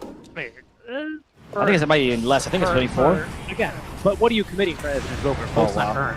Oh, such a good arrow through Disruption. Wow. And he died to the Void Spirit. And Void Spirit's Okay, they're styling through Toy Story. A really good turnaround on this top lane. I think they have probably recognized by now this Monkey King is in lane way too long. We can definitely take advantage of this. This is likely to be a tower with the 5-10 minute wagon make that's approaching. Very happy that my analysis was to a degree correct, where Kairu Pro seemed a bit outclassed by Meow Meow because Meow Meow was a good team, whereas it does seem like Toy Story just, you know, like they're making a couple of mistakes here. Like, the fact that Monkey King is still here is a pro team will punish this 9 times out of 10 every time. Oh, and why is he being? I don't know why he's here. There's the crippling fear. That's daytime. Doesn't matter. It should be Sand King if anyone's going to come here and try and defend. Definitely not the Monkey King, and now they're going to get the Ogre as well. I mean, this is a strong lane, guys, but the lane stage is over. No, exactly. You need to leave. And you know what's the worst about this is what you just mentioned. You have an offlaner that can't push the tower. An offlaner that's actually picked to defend tower. That's what Sand King is for. And you're actually keeping him in the bottom lane as opposed to putting him top and stopping for the Monkey King, who, by the way, beats the Jug in lane. Like, he can just chase the Jug out. Yep. I mean, especially without Omni Slash, right? Toy Story, please. There's no concern. No, Omni Slash, no problem. Is this Toy Story 2? No. It is. I mean, Toy Story 4 was the last one. Toy Story 5, I think they're still making them. Really? I saw the Toy Story 3. I thought Toy Story 3 was actually pretty good. I saw Toy Story 4 on a plane. Wait, is 4 the one where they're stuck in the nursery? Or is that 3? 3 is the one. They're not set a nursery. He sells the toys because he goes to college. Yeah, and so they go to a nursery. Oh, they do go to a nursery. Yeah. Okay, so that's 3. Okay, so I never watched one. We don't call those nurseries. Nurseries are for babies in America. We call those daycares. The difference. I know. Well, they're like 3 years old. No. But nurseries are like babies, like swaddled up that just cry and No. I'm so sorry. What is the first level in the educational system when it's 3 years old? It's nursery, pre-K, kindergarten. No. We just do kindergarten and that's it. Yeah, before. Kindergarten and. No, but the schools that do 4 and 3, particularly private schools, it's called nursery and pre-K. I'm not even joking. I can guarantee you that. You wanna see? Go for it. Nursery grade. Never heard of nursery grade before. So they didn't just tell you that, so you felt that. Yes, Alvaro, he's in nursery grade. No, I swear. I got my degree nursery in playground, nursery 2 to 3 year olds, lower kindergarten, which are pre-K, 3 to 4, upper kindergarten, 4 to 5. Welcome to America. Same thing as pre-K, isn't it? Yeah, it is. Just another name. Oh, good swap out. Venture Spirit right in the mix of it, but of course that damage for this, able to get up a couple more spells, still alive, but big ol' Epicenter at least will finally get that one down. Shadow Demon to fall next. Void Spirit still on the hunt. Sunstrike. Oh, what a prediction. Almost got him. He's scared him off anyway. He's going to tick down to the urn, if not the right clicks. As they're bringing his own dust. Has an Omni Slash. Will he go underneath the tier 2 tower? Might have thought about it had they actually connected on that Aether Remnant. Instead of using Fog. Joker will be able to escape. Still a nice win by Kero Pro. Not just because he brought his dust, but like I said last time, he's good. He's good. This carry's going places, honestly. Wait, people can talk when they're 2 years old? I'm like so bad with babies. Are you stupid? Are you with babies? Yes. What do you mean? Of course you can talk when you're 2, dude. Can you? Yeah, you should be able to. Oh. I'm not talking like Shakespeare. I don't remember. What do you mean you don't remember? I don't remember when I was 2. I don't remember anything. I don't remember anything. I don't know. Listen, you show me like a toddler. I'm like, well, how old is that thing? And then everyone's like 74 months. I'm like, what does that mean? I don't know. It's true. Also, who measures months past the first 24? A lot of people. Nobody normal. A lot of people. Nope. 72 months. Nobody says 72 months. That's what. I'm 230. That's 5 years. They're fighting. Benj in trouble. Dead immediately. Ogre. Oh, Omni is out. There's no disruption this time. It's going to bounce on over the Shadow Demon. Better than the Monkey King, but he did set up the Wukong's command, so maybe was trying to hold a little surprise party there for the Juggernauts. Unfortunately, he's going to be left completely alone. Not so tanking is not, though. No, he's not. Morana was able to find the Invoker, by the way. What is this? Are they just revealing themselves one by one? This was like the final scene in the anime, where all the enemies are just staggering themselves before they finally get to kill the MC. Well done. Sorry. What's wrong with these poor MCs? I mean, what did Dr. Dre do? No, MC is the main character, okay? You're not part of the Wii community. Okay, my bad. I'm a Gaijin. Gaijin, right? Anyway, I was gonna say, if your mom is saying your age by months at the age of you're 6 years old, you have to let her go. I'm sorry, you gotta cut ties with that. Listen, that is an immediate. I'm sorry. That's a red flag. That's a bad relationship. Just leave the house. Pull yourself on your bootstraps and find your top. What do you mean? It's 268 months. It's very clear. It's You're like, already 6 years old. You have enough time. It's like, you know, it's like measuring things in football fields. It makes perfect sense. Okay? It's just hard to picture a year. It's easier to picture a month. They're gonna try and kill a Jug, but No, they're not. That's They're really not hard. trying to You don't kill Jug. He's got spin. I love the usage of Ignite of like, I might as well use Ignite. Let's see if I can they're force play They're through. actually going for who is that? It's not the Shadow Demon though. They wanted the Monkey actually. They just tried to stop the Shadow Demon so they can't help the Monkey, and he's gonna assimilate. Yep. You know, it was funny because they have swap. The Sunstrike will not hit. Of course it won't. You know, it's funny because we talked about the Void Spirit, as by the way, the Sand King is just dying. This is what they Dark Ascension for, actually. He killed the Ogre down here as well. Oh, right. But of course, no Dust. Why would you carry Dust? Yeah. Dogger has to carry. It's true. It's like a carry item. In the draft, we're talking about how the Void Spirit's going to burst through the armor on the Monkey King. We didn't consider the Monkey King is not going to have time to be able to use the ultimate at all. He gets bursted before the chance to hit Wukong's command ever comes out. That's the thing with Eventual Spirit swap. It's like the animation, it's a little long on swap, and sometimes it gets ruined if you don't Wave of Terror and you don't have vision. Like, you know, Wave of Terror before you swap. Especially if they're playing around with trees. It's very good. But, you know, because there's going to be, what, an Aether Remnant set up immediately, an arrow on the way. Like, there is no time. You get to really nice draft here in order to take advantage of it. Like, look, they don't even need swap there, but for Monkey, of course, they could always use it if they need it. Like, no, I agree. No, your draft is not doing you any favors, though. No. I mean, and it's funny because Karu was a team that yesterday lost, I would say, more due to the draft than Toy Story. Toy Story had, I mean, not the best drafts, but it was more of the mechanics, really. So, and they can just afford to keep the pressure up. It's nighttime. We don't have Dark Ascension, but of course we're not necessarily needed.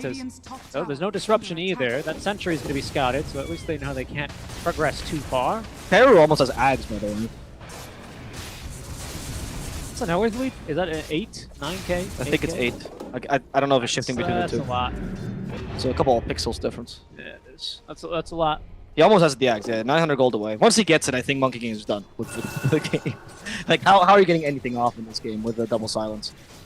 Especially staggering you, because the only thing you can probably get off is the tree dance, because that's a low cast point. You can mischief. No, that's true. Maybe he'll get confused. Oh no, a tree! But it's not Monkey King, it's a tree. Karu loses the game because he's trying to Quelling Blade a monkey. And, you know, there's something Japanese know is that you don't try to swing an axe at a monkey. He will beat you. Why do the Japanese know that? Oh, because their mounted are full of monkeys and they're quite dangerous. And they tell visitors all the time, like, hey, don't look at the monkey, that means aggression, they're going to kill you. Oh, they're going to kill us with Goker. No Ags yet, unnecessary though. Oh, Disruption going to save him for a bit. There's going to be a second actual step to put him down. Sunstrike is not going to find anyone. Jug actually getting the swamp out. He was stuck inside that Wukong's command. 2 heroes dead still. There's going to be the epicenter. They're trying to pick off anyone. They will at least get Night Stalker arrow sailing through the arena. Won't find anyone. Maybe 2 for 1. That was a classic. Use all your ultimates. They're coming. And just epicenter. The British are coming. The British are coming. Ah! Dump all the team in the harbor.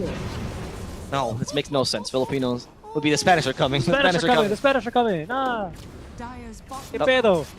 Dump the women in the harbor, I guess. It's the Spanish are coming.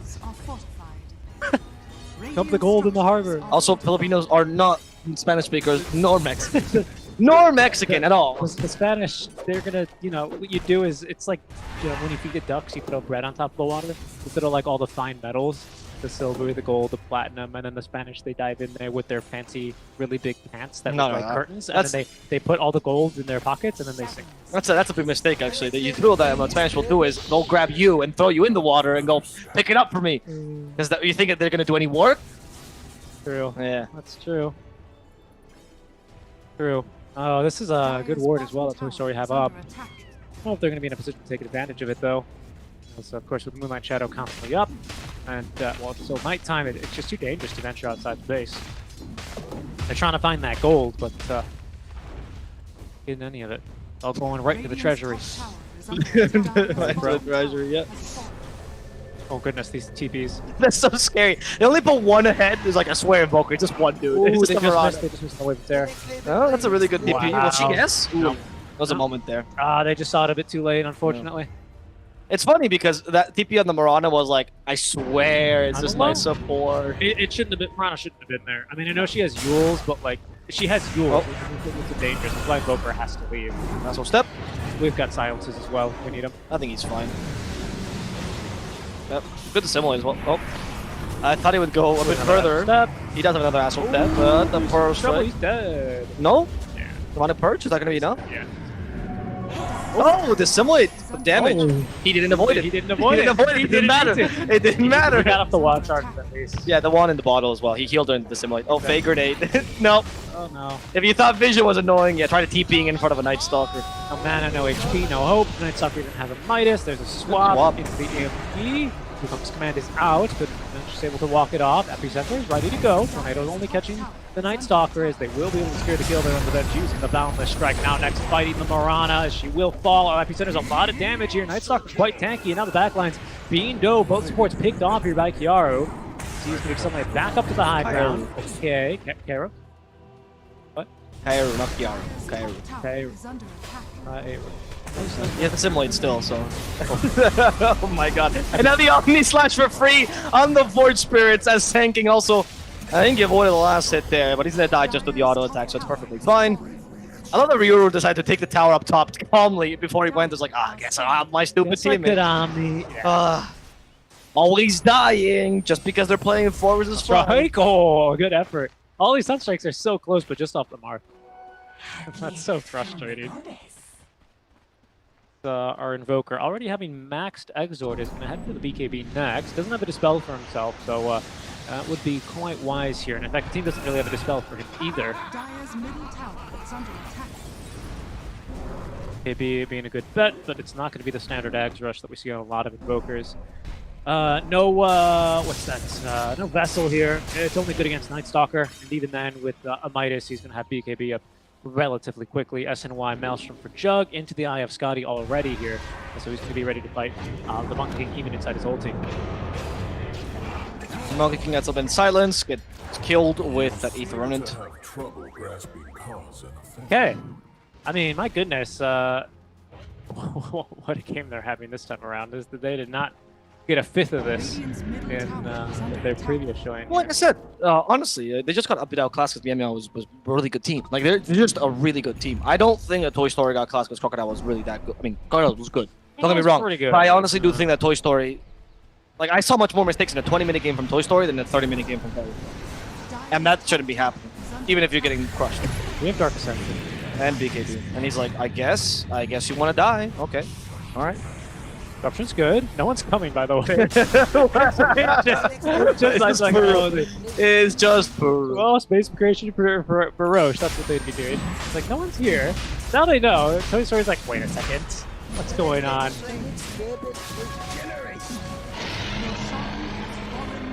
There goes Roche.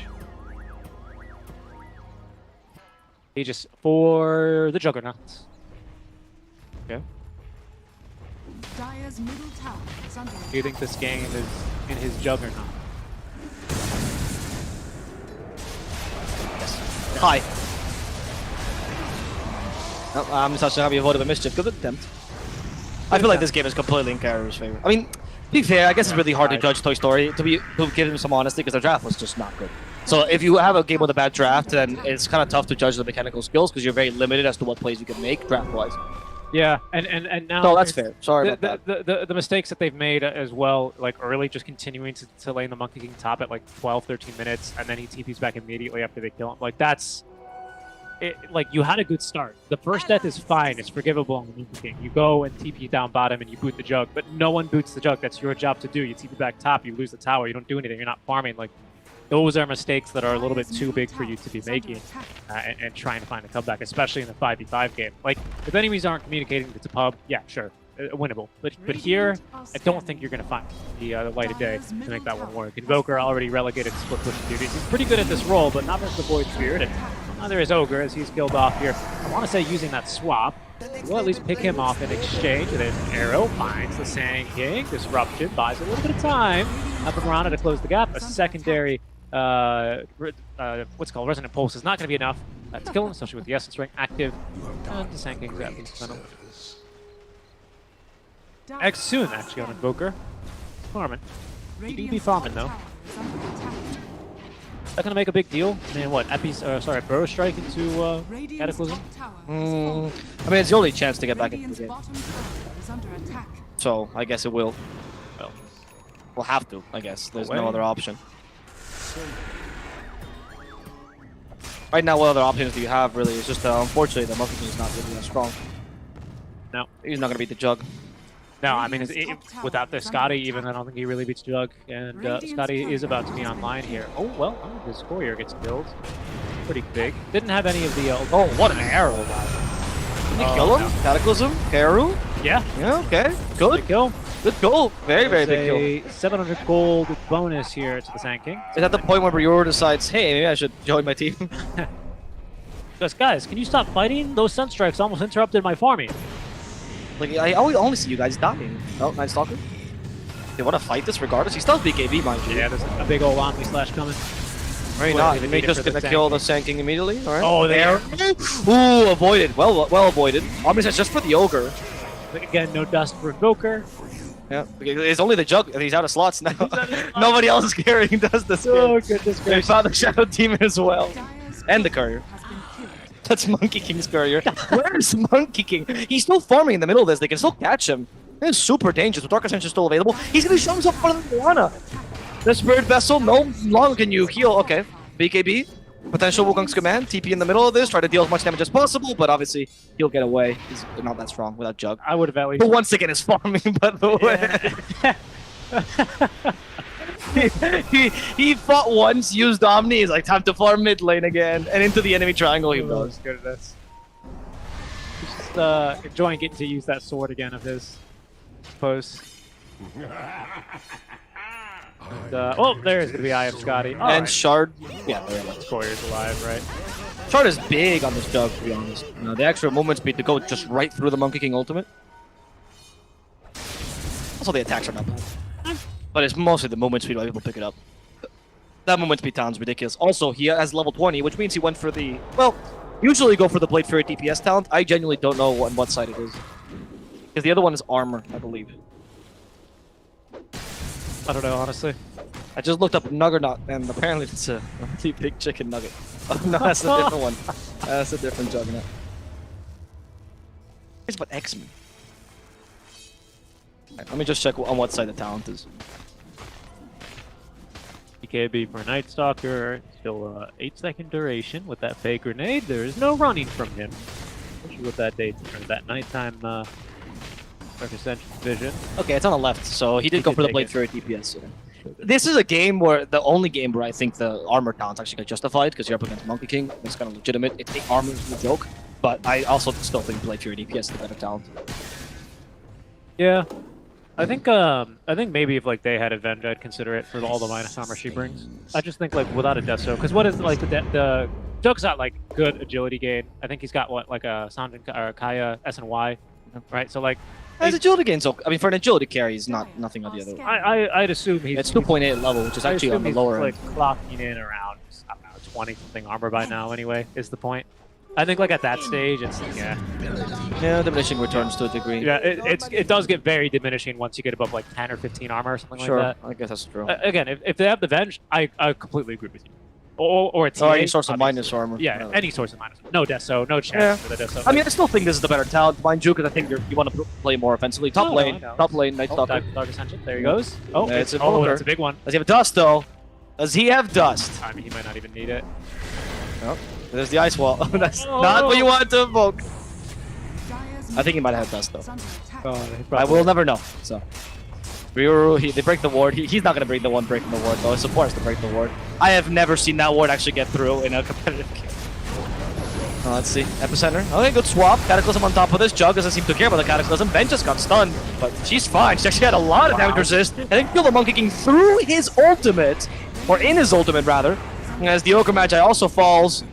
There's another swap for the Invoker. This time the dust is carried by Kaeru. It hit him with a magic missile, and Kaeru will ensure that this Invoker finally dies with the Boundless Strike to get rid of the Venge. I don't know if she has the Axe, to be honest. She does, yeah. She does have the Axe. Yeah. Okay, so she's actually casting spells and kills the Shadow Demon thanks to that Axe. Pretty huge, to be honest. As the Healing Ward will hopefully bring back the Night Stalker, and Kaeru's like, is this my base? Yeah, you don't spawn the illusion if you don't have eggs. Oh, right, sorry, that was the No, old you're we were talking about old Venge, so Yeah, I know. got confused. Yeah. No, you're good, you're good. Yeah, they got rid of that. It was too good. Oh my goodness, that's a dieback. The Monkey King barely saw what happened. That should be to the be word. honest. They just got Okay, busted. another arrow. What is Ogre? Okay, I guess they're both gonna die now too. Yep. Sand Both King. tiebacks. Sand King must join the monkey in his grave. The two kings banning lots of what's it called when you kill a Dead soldiers. Oh, party.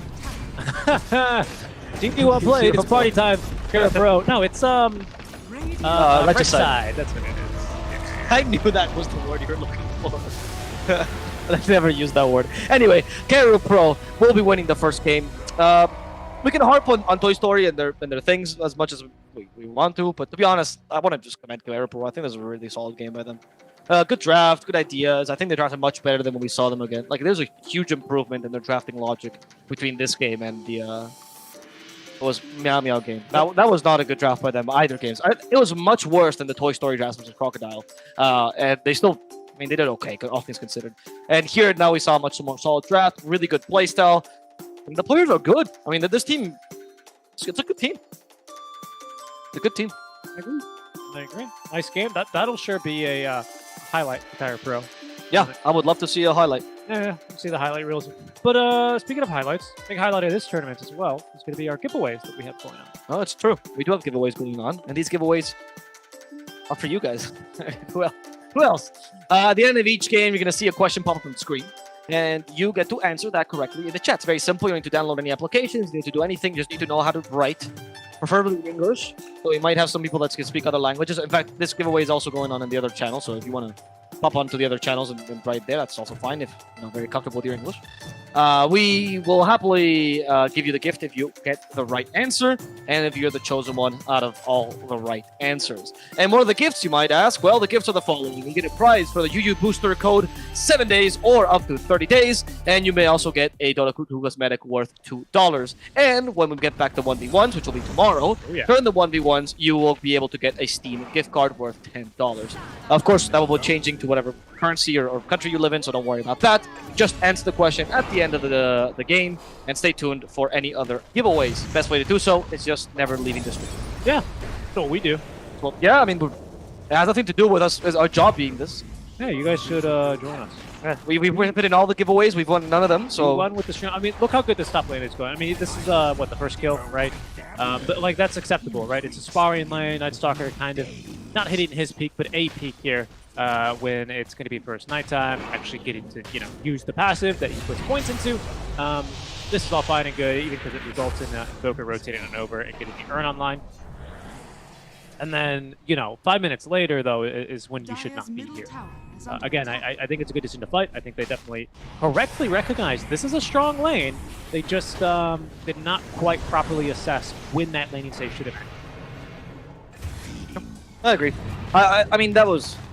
I think that also goes to the fact that, I don't know, they're not properly assessed is right, but they also took like 5 extra minutes to assess it. It wasn't like a 1 or 2 time mistake. It was a solid 3-4 minutes if this happened. I don't know. I was very surprised by this. I thought that was a very basic misplay to make. But these are the kind of plays I was talking about where we saw against Crocodile, where it didn't seem like Toy Story were at the level. And I'm hoping Toy Story goes further. I'm hoping they review this and they learn a lot about these mistakes. But I do feel like this, it's looking to me like a team's first tryouts and competitive kind of style, right? Where they probably played a lot of local Filipino tournaments. They were decent there, but they don't play against top Filipino teams, obviously, because most of all top Filipino teams play internationally in the SCA region. And this is their first time playing more international teams. The level's a bit higher, and hopefully they can learn a lot about these games.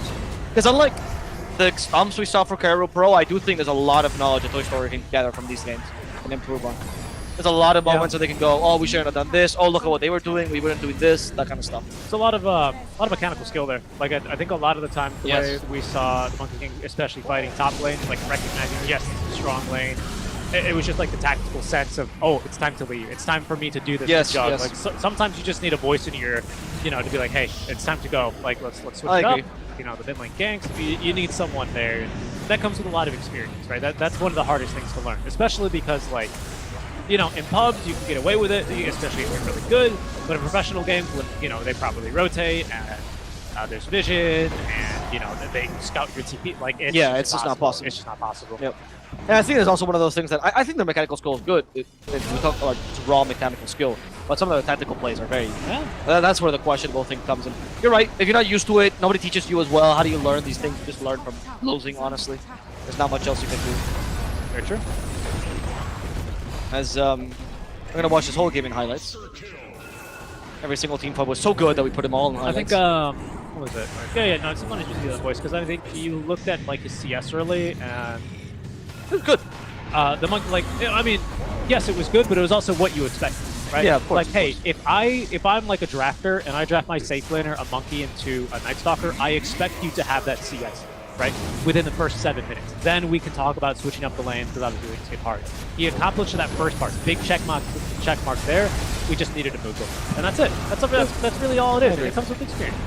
And it also comes to the fact that, yeah, like maybe it might also come with the fact of the breaking of your ego, right? That's also something I've noticed. Like the top tier teams don't get bothered when they have to say, "Oh, I'm losing my lane. Oh, hey, my lane is getting bossed," all that kind of stuff. Whereas lower tier teams always have this idea that, "Oh, I need to do better. I need to perform better." But it's a team game. You don't have to worry about that kind of stuff. It is a team game. It's 5v5, and we have one MVP, and that MVP is the namesake of the team, Kairu. I agree with this.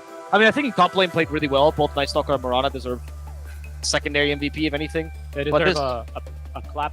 Clap. Just one. Just one clap. For both of them. They have to share that clap. Clap. Yep. But the Void Spirit, I think, was just a redeeming game for a redemption game for him, right? I also think Ryuru is really good. I mean, he didn't participate as much. He's just the traditional carry, but he farms well. He knows when to fight. He plays around his own timings. Not so sure. Yes, he farms well. He plays around his timings. I think he needs to be a little bit more willing to fight. I think they can get away with it in this match because I think the Jug was like the supplementary damage. He was kind of like the insurance policy, especially when Peru is just everywhere at once. I mean, you know, more XP, more kills, you know. I did feel like Arab were taking, in the tactical sense, a lot of bad fights because they were just waiting. Right? They would destroy the enemy team so much, they were actually outplaying them in the fights. But I don't think it's a good habit for a carry to go and say, "Oh, my team will outplay them, let's go." That's what we saw from AG. That's what we see from AG sometimes. I see that point. I do see that point, but I think when your Night Stalker is that far ahead, I mean, yeah, like, I think in this game it was objectively a mistake. Yeah. But if we're talking about the progression of the player, I do rather the player. I get what you're saying. I'd rather have him be a little bit more antsy to join fights than needlessly join fights. Yeah, exactly. Yeah, I get that. Yeah. One day he'll just see the Dota road. Anyway, that said, we're going to see the other matches because we have the last match of the day. It's going to be one last best of 3. And this last best of 3 will be between Crocodile and Meow Meow, the Pakistani team versus the Chinese team. Both of them representing their nation. And both of them, the only team from that country specifically. As we are down to 1 Filipino team now as Toy Story got a... Oh, we're down to 0. We are down. We're down to 0. Philippines as a whole got eliminated in the first day. No other casualties, but we'll see what happens as we progress through this tournament. Next match will be for the upper brackets. It's going to be a best of 3. Before we do go into that match, though, we're going to take a small break. My name is Owl Plus, joined by Seek and Strike, and we'll see you guys shortly for the next match of the day. Until then.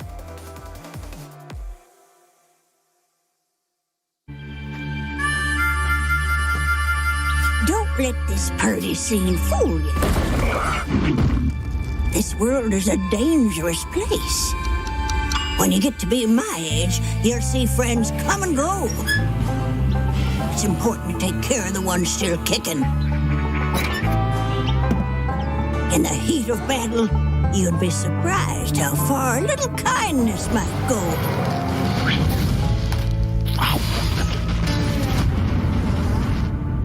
But not everyone deserves kindness. Hello, Auntie. This all you brought? Yes. Oh.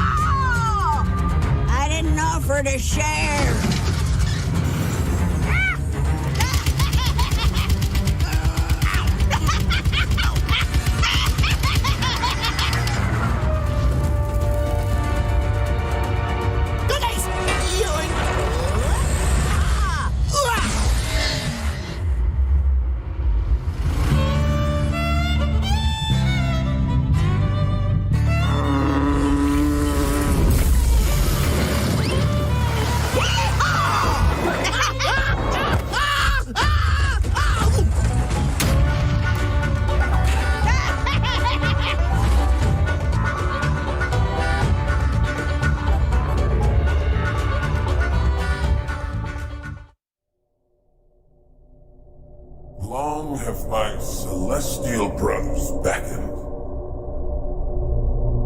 But I abhor the blindness of the mortal plane. From the void, nothing escapes my notice. No secret lies beyond my grasp. Yet, soon I must finally step from my hidden bastion to wage battle alongside my brothers and save them for a greater cause to come.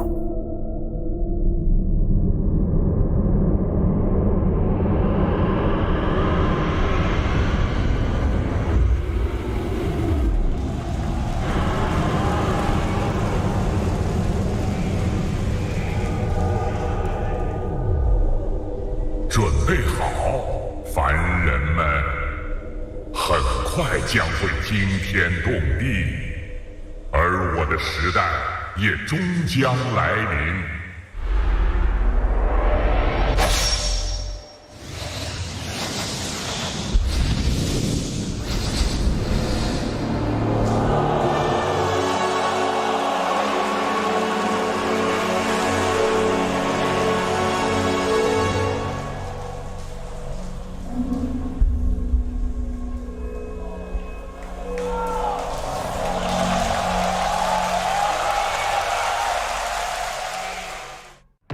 Do you want to know what I really love?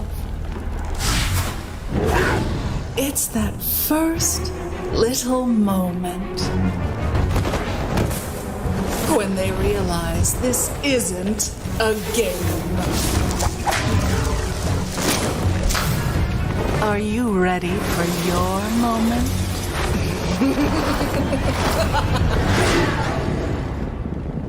Oh, did that hurt?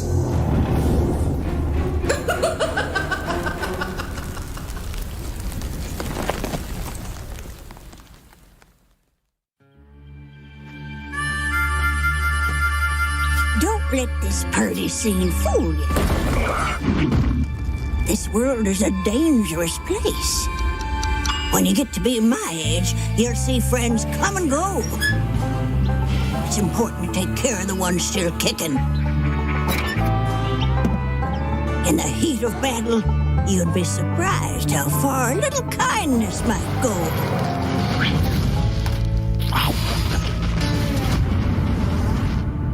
But not everyone deserves kindness. Hello, Auntie. This all you brought? Yes. Oh.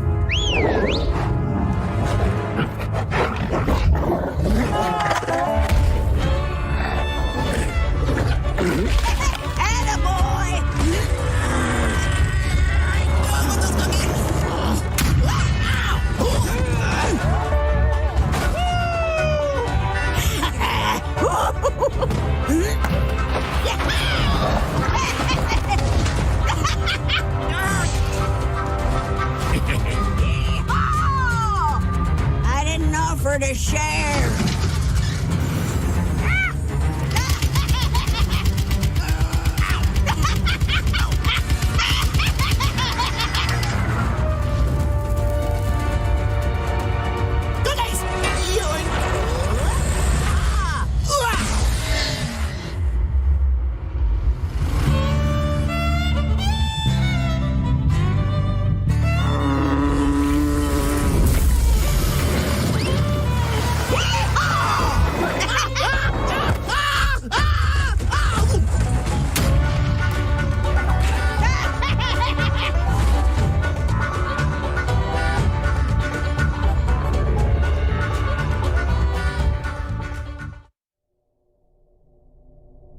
Long have my celestial brothers beckoned.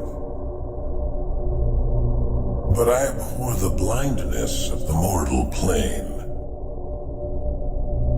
From the void, nothing escapes my notice. No secret lies beyond my grasp. Yet, Soon I must finally step from my hidden bastion to wage battle alongside my brothers and save them for a greater cause to come.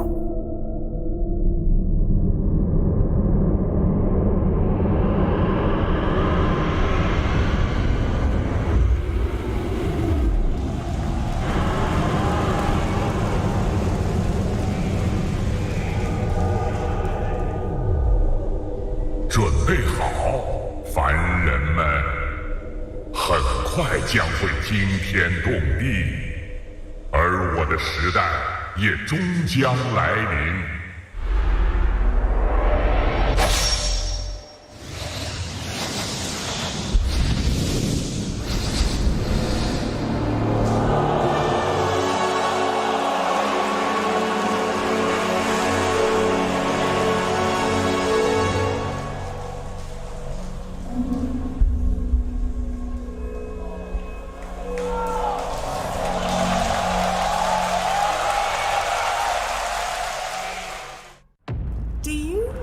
To know what I really love?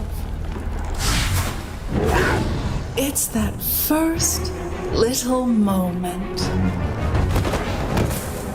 when they realize this isn't a game. Are you ready for your moment?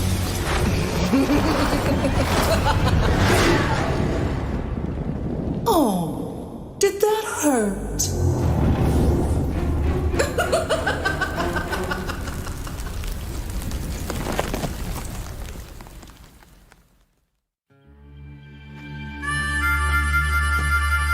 Don't let this party scene fool you. This world is a dangerous place. When you get to be my age, you'll see friends come and go. It's important to take care of the ones still kicking. In the heat of battle, you'd be surprised how far a little kindness might go.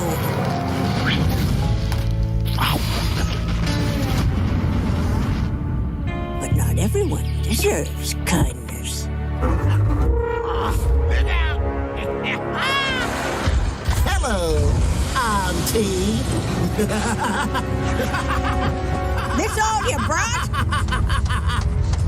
Yes. Oh.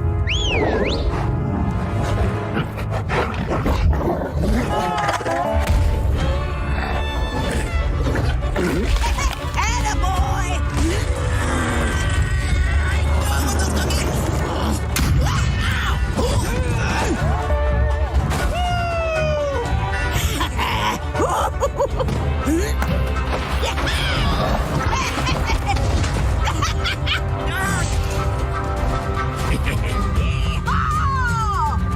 I didn't offer to share.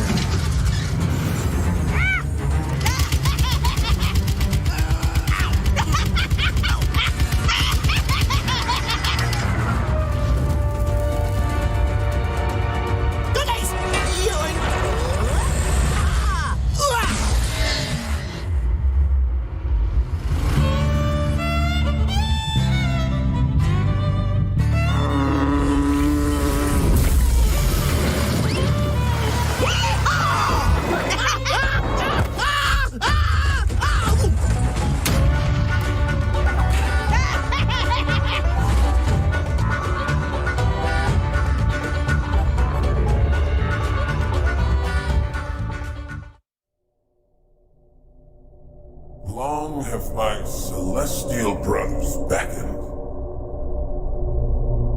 but I abhor the blindness of the mortal plane. From the void, nothing escapes my notice. No secret lies beyond my grasp.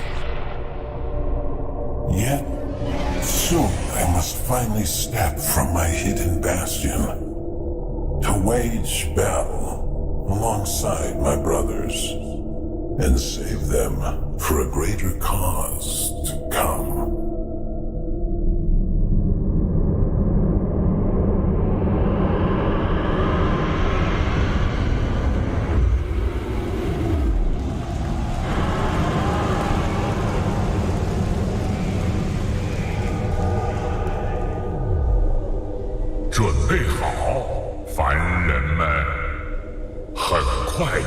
惊天动地，而我的时代也终将来临。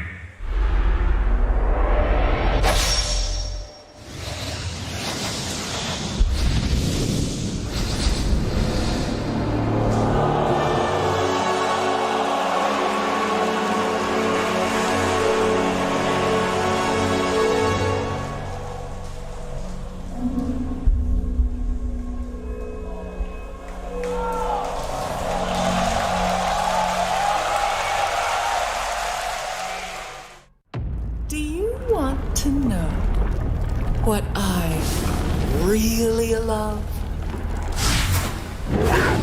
It's that first little moment when they realize this isn't a game. Are you ready for your moment?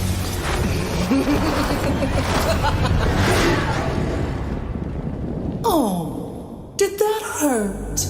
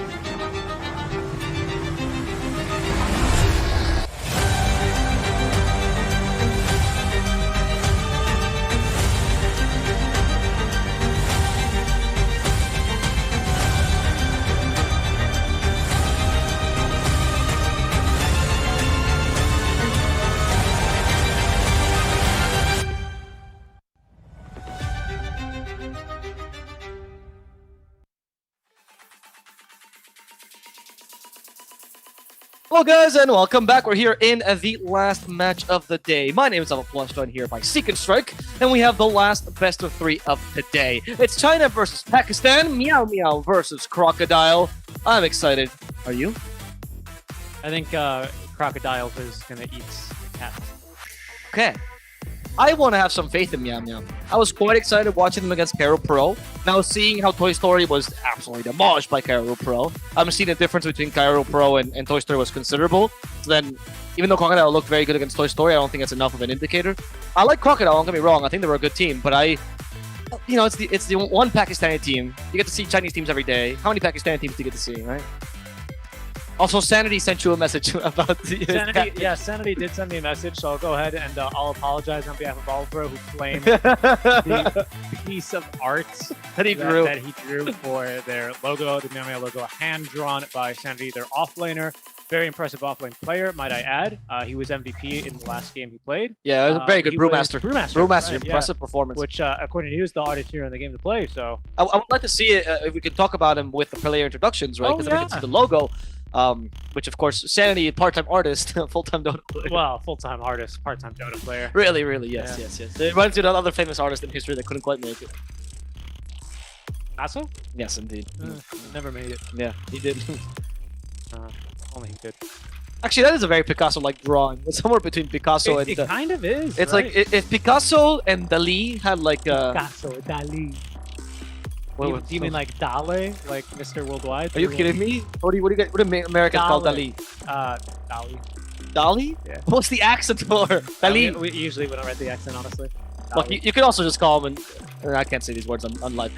Picasso's a great dude, though. Much more likable than Dali. But that picture represents both of them, you know? Has the cubism that's like seeing the cat in a different way. Of course. Oh, here we're gonna see it. You can see he clearly took inspiration from Guernica, right?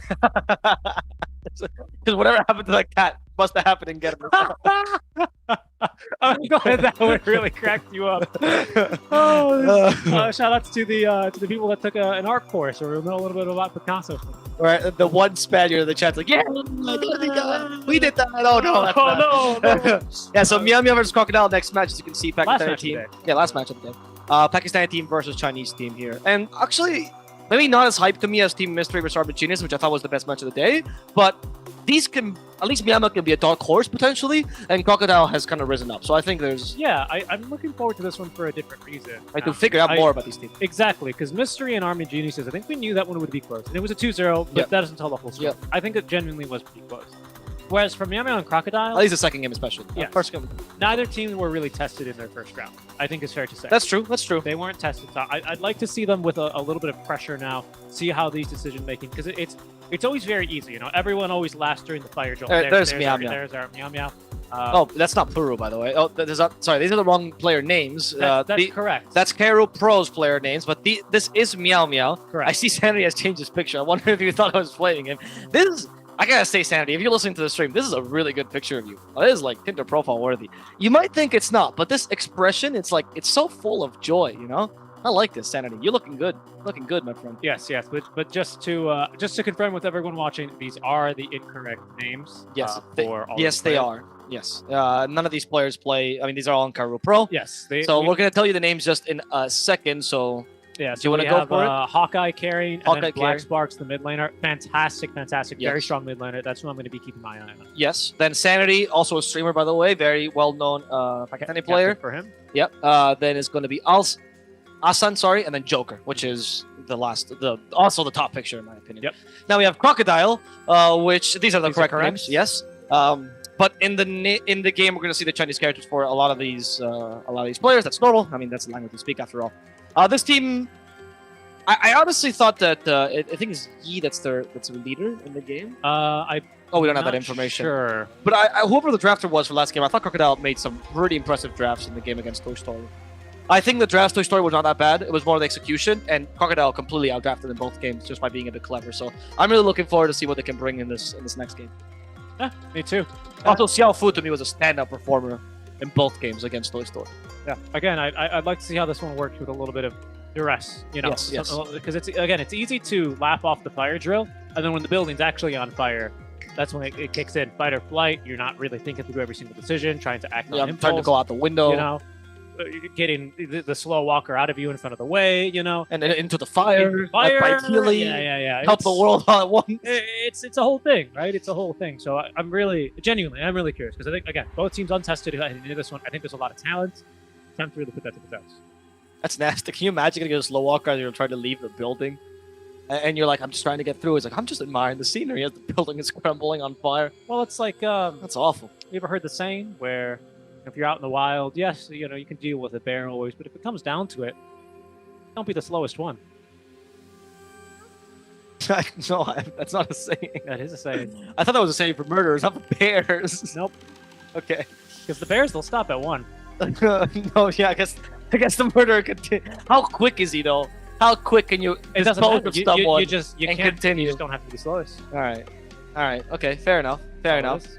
I'm not going camping with you ever. Yeah. I'm not going camping with you ever. Even though there's no bears here, there are very dangerous monkeys There are in the tigers. Malaysian woods. Oh, there are actually tigers. There That's are true. actually tigers. I think monkeys are the scariest. They're not called the woods here. The jungle.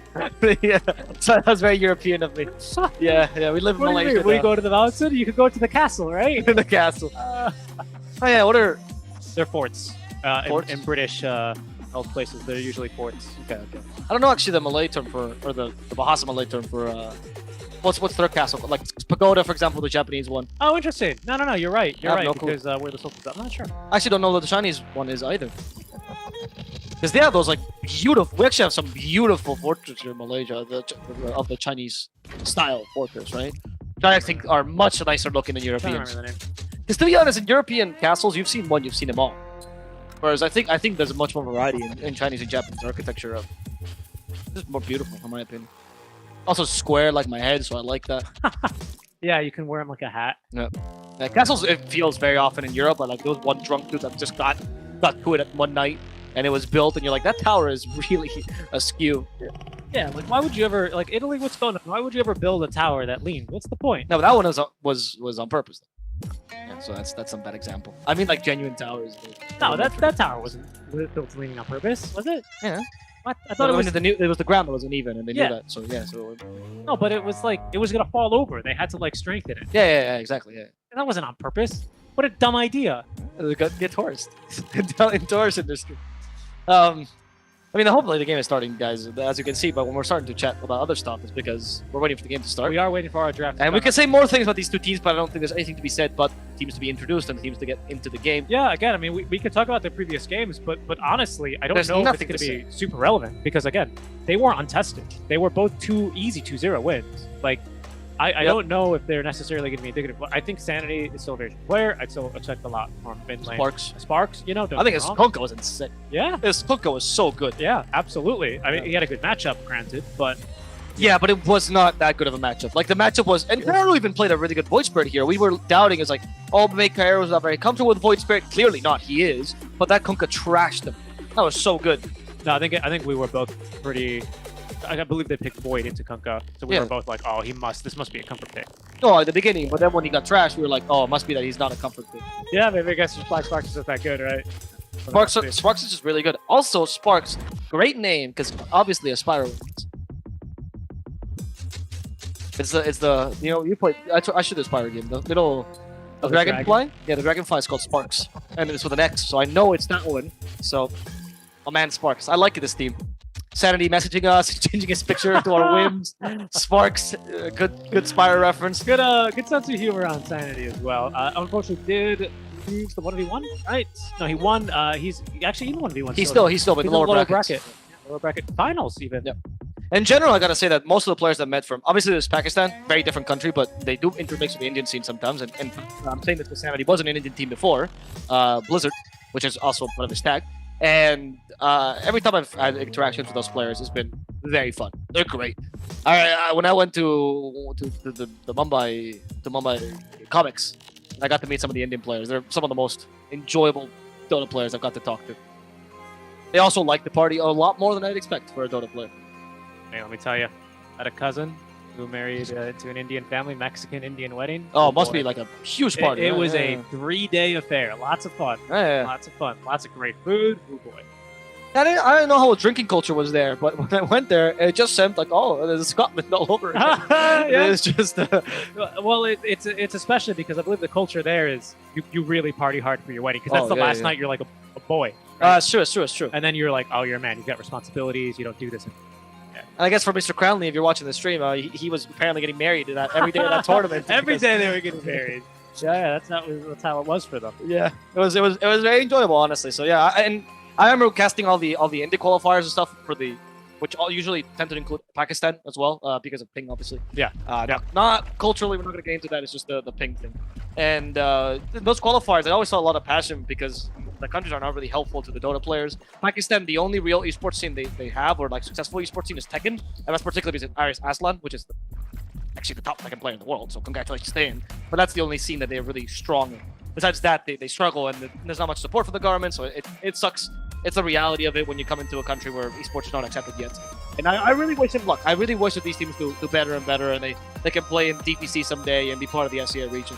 Because you have so many obstacles, no help from the government. The ping is always an issue for you because your region is not big enough. But your whole subcontinent, that whole part is not SEA technically. You actually have ping issues to SEA. So. Yeah, it's MENA.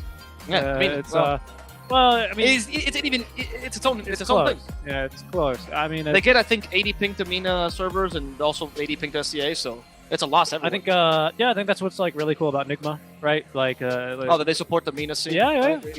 Kind of moving over there. I'm sure, for DPC, they probably boot camp elsewhere for ping reasons only, right? But culturally, they're there, and I think that's awesome. I would like to see a team do that same thing for each of the SEA countries. So I like seeing teams from new countries always pop up. I think we have a lot of local scenes that we not exploiting enough. Very Spanish of you. Yeah, I don't know why the word exploiting. I mean, supporting.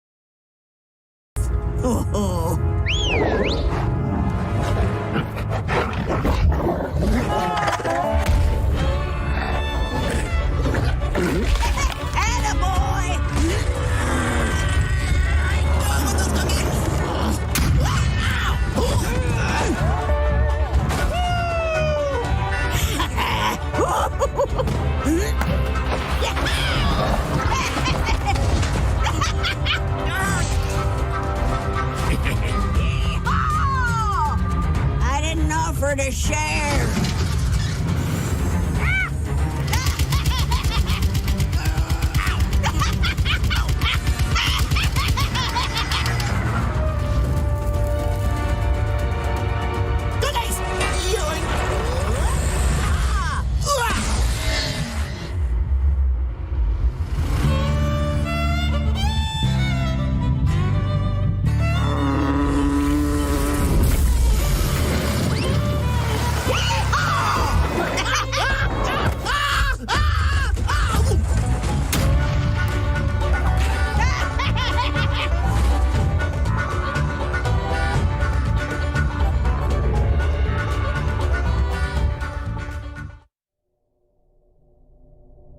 Long have my celestial brothers beckoned,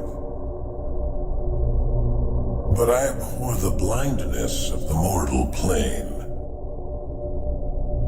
From the void, nothing escapes my notice. No secret lies beyond my grasp.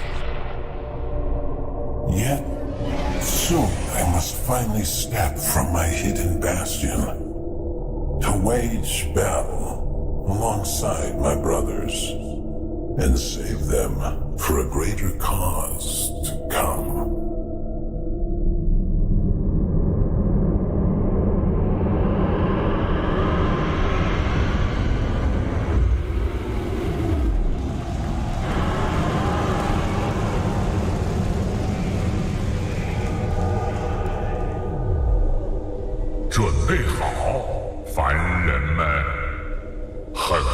将会惊天动地，而我的时代也终将来临。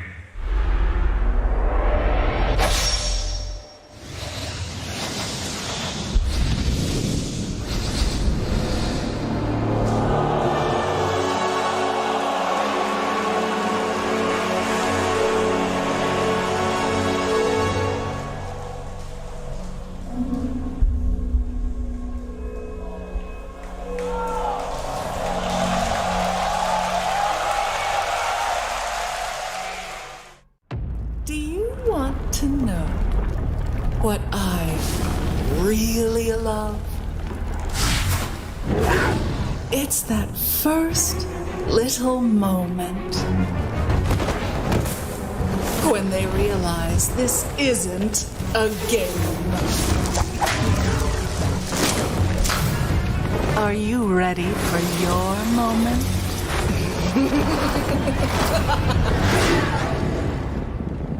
Oh, did that hurt?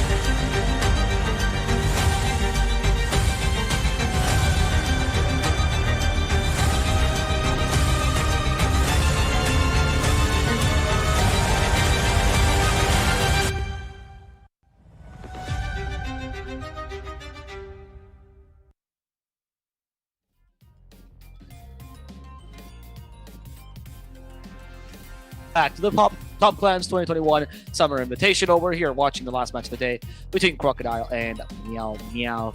What will win? Is it going to be the cat or the reptile? It seems the cats are doing a bit better. Maybe Beastars was right all along.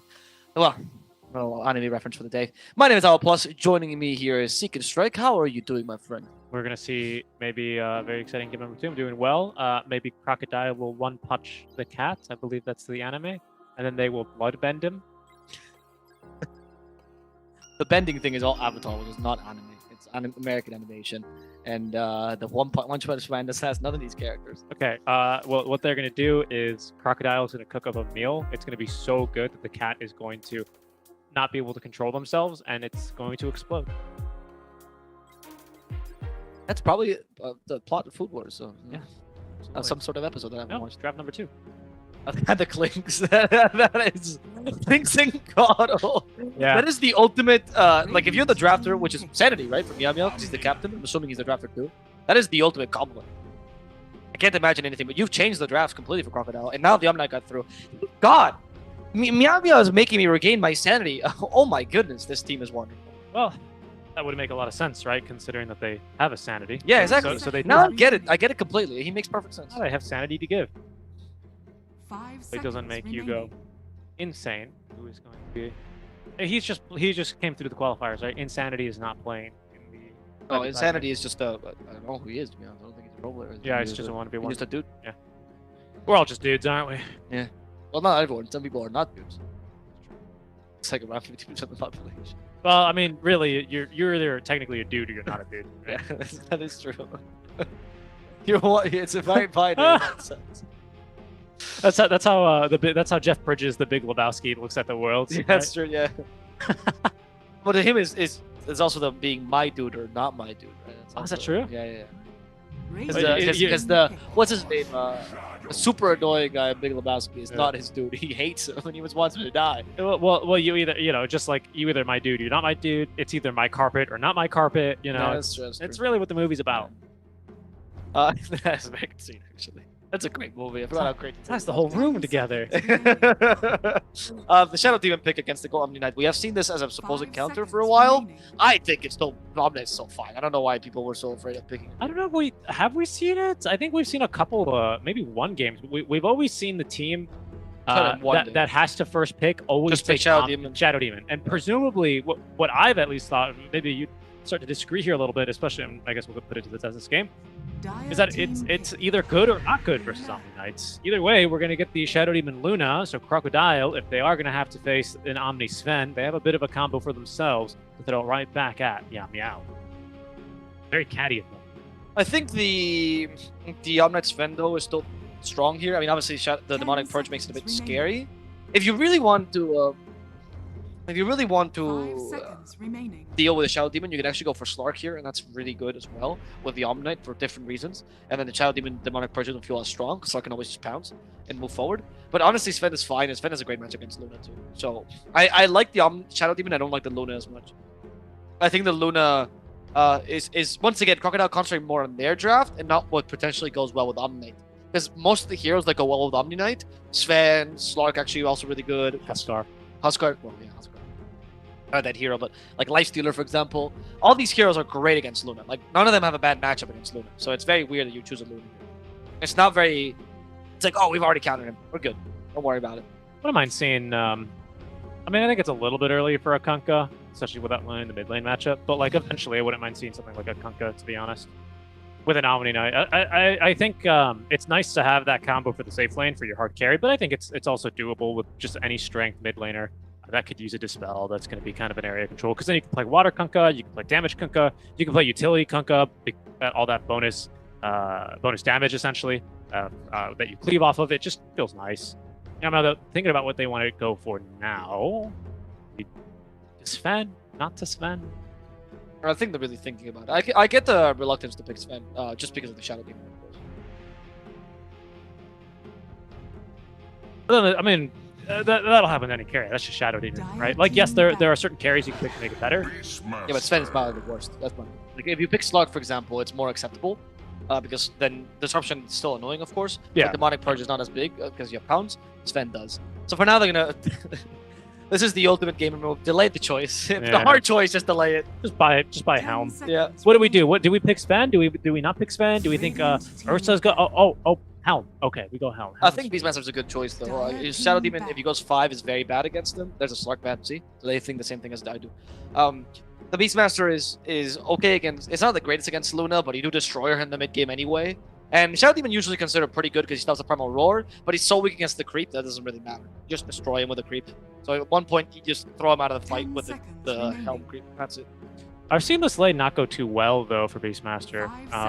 Especially I've seen like what Luna AA absolutely destroy a Beastmaster. Because AA and Luna I think alone don't really have enough magic damage to kill the boars from range, so they actually both individually struggle, but together ape strong. They do actually kill boars. I don't think they're going to pick it because then you don't have a stun or a reliable stun anyway. But Luna has the potential to deal with boars. Where's the Sven too? Okay, so they're just banning the heroes. I think this is why you don't delay it. I think we ban Kunkka if we're Crocodile now. Or Crocodile, they should ban Kunkka.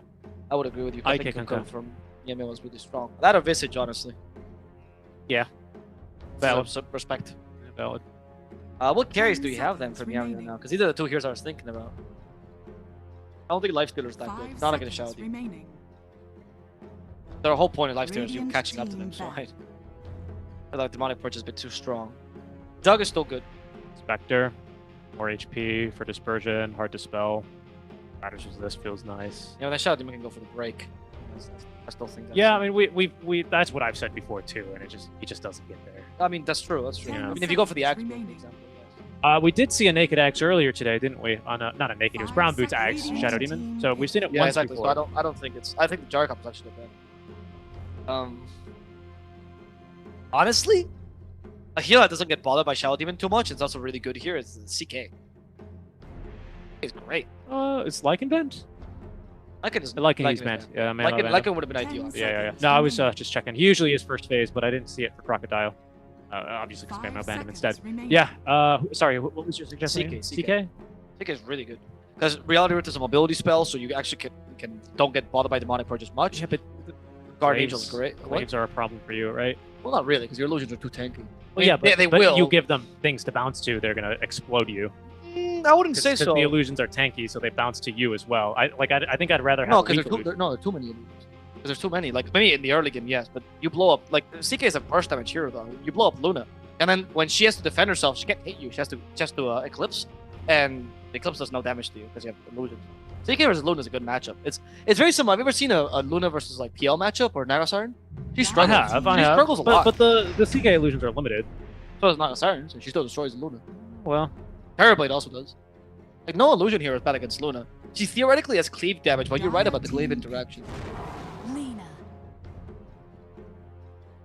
Okay, well we're gonna get Could be another Lena pick. 4, could be Lena mid, honestly. Good answer to the Doom though. I like that Lena, yeah. Because she's not an easy hero to Doom, you have to jump her, and then Doom is probably in a bad position. Yep. If it's a mid lane Doom, he's in the camp of DK Tiny, just too tanky for Lena to care, so it's just a farm I Fiesta. think it might be a mid lane Monkey. Yeah, it could be. At least they're threatening it. Oh, Monkey will just go wherever lane Doom goes. That's yeah. true. Yeah. Monkey's really weak in Shadow Demon though, so if that's your main carry, that's a mistake. Because not a mistake, but it's a problem. Because single master will get dispelled every single time. Yeah. So it's just like I'm getting one stack. Oh, yeah, exactly. That's how it works. Yeah. So he can still count. Monkey can count. And I would say Doom is pretty strong against Monkey King lane aside right as well because he just Doom him and he's gone. I think if this Doom is not mid, Monkey King might have been a blunder actually. It's a pick. Not really sure what the chat is supposed to do here. Oh, he's still Beastmaster boards.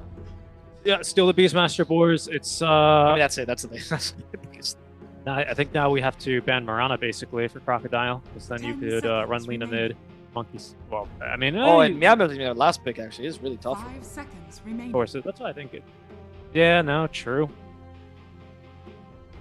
Well, depending on what it is, well, Marana and Lena mid lane kind of do the same thing. Stand far away, do a ton of damage. I don't know. I'm dubious of this Chen pick because it's strong through the lane, and then Beastmaster gets Helm too, and Chen cannot take those creeps anymore. Actually, no. Didn't they rework Holy Persuasion? Can't you take one ancient per level of Holy Persuasion now, or of God's Hand of God? Actually, it's tied to the ultimate. Or is that a shard for Chen? What do you mean? You can take ancient units, right? Yeah, with the shard. With the shard. Yes. Okay. Used to be the Ags. Yes, used to be the axe. Now it's much better, obviously. The shard Now you can actually counter the helm or Yeah. hood. Sorry, no, Yeah. helm 2. Oh, right, because you can. Yeah, that's very true. I mean, obviously, Helm 2 will come a bit earlier because Beastmaster is Yes. really fast. And you can't buy a shard in 20 minutes. Yes, yes, Beastmaster, well, if he doesn't have helm 2 by 20 minutes, you probably get Yeah, one you're anyway. right. You're right. Chen is a good counter to Beastmaster. No, Chen is very solid. I don't know how you fix this with Meow Meow. I think your draft is really, really far gone. I don't think Monkey King was a pick, honestly. I think they should have picked up Sven or Slark in the first phase. I think they got way too scared of the Shadow Demon. 10 seconds I think Slark was the remaining. pick, honestly. Radiant team ban. Bit late now. I think we're banning mid laners. Yeah, they're expecting lane of 4. They're expecting Monkey King carry. Yeah, Doom as well applies a Dispel when he casts Doom. So even if the GA is out, he's gonna kiss goodbye to that. No, honestly, Monkey King is such a bad pick here. Yeah. Like, there's zero 10 utility in seconds Monkey King, remaining. only for the lane against Doom. You need to pick a win condition mid that will 5 supplement what the Monkey seconds King won't do, remaining. which is nothing. Honestly, not a bad Visage game once again.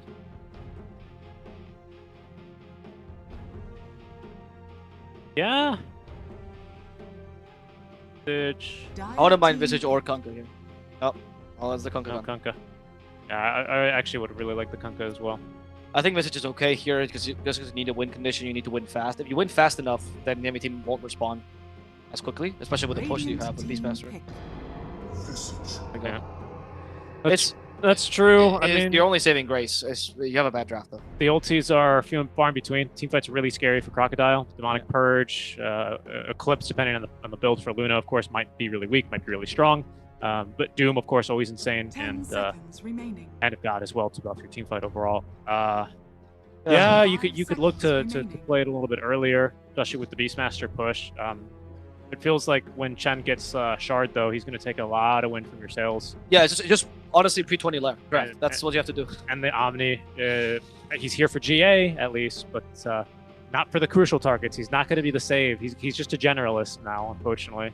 As I think with this Doom and Shadow Demon both, it's not going to be super useful A really good Huskar game.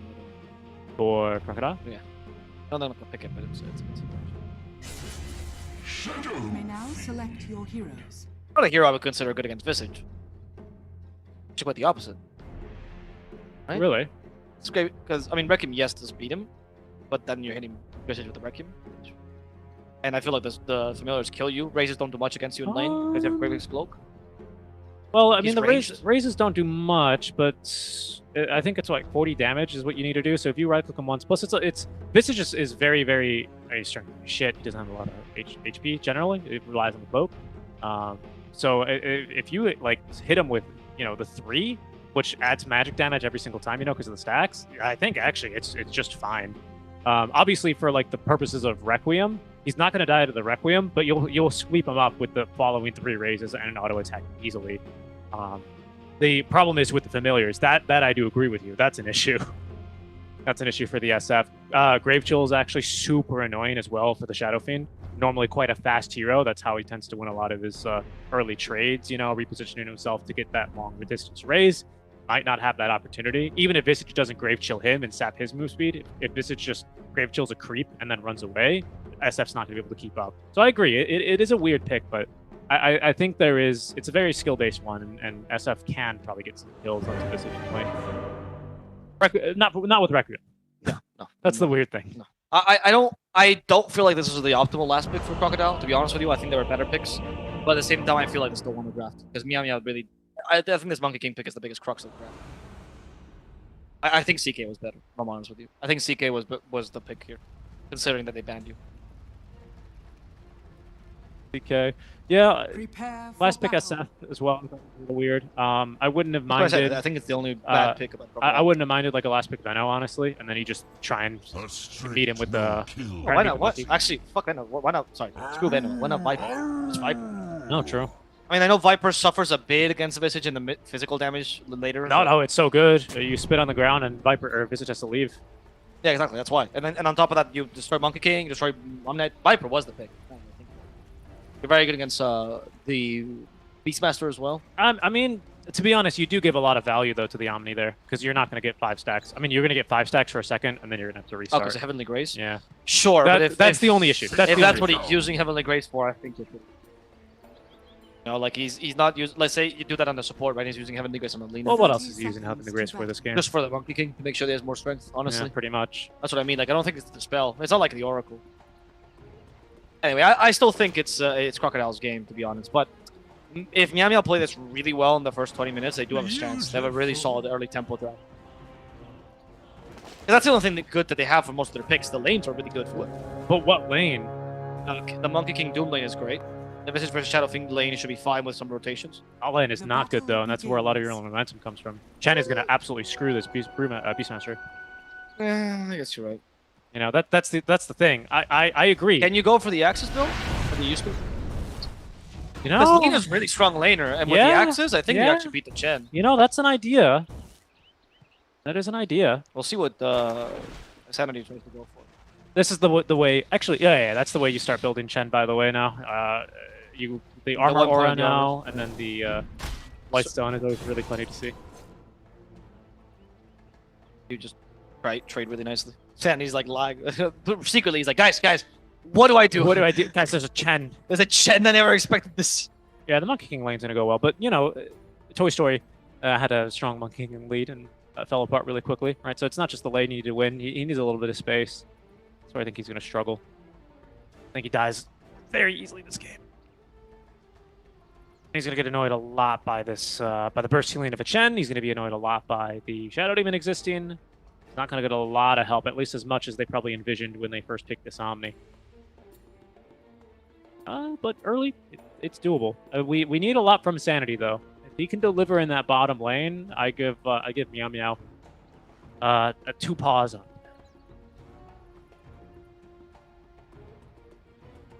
Good for them.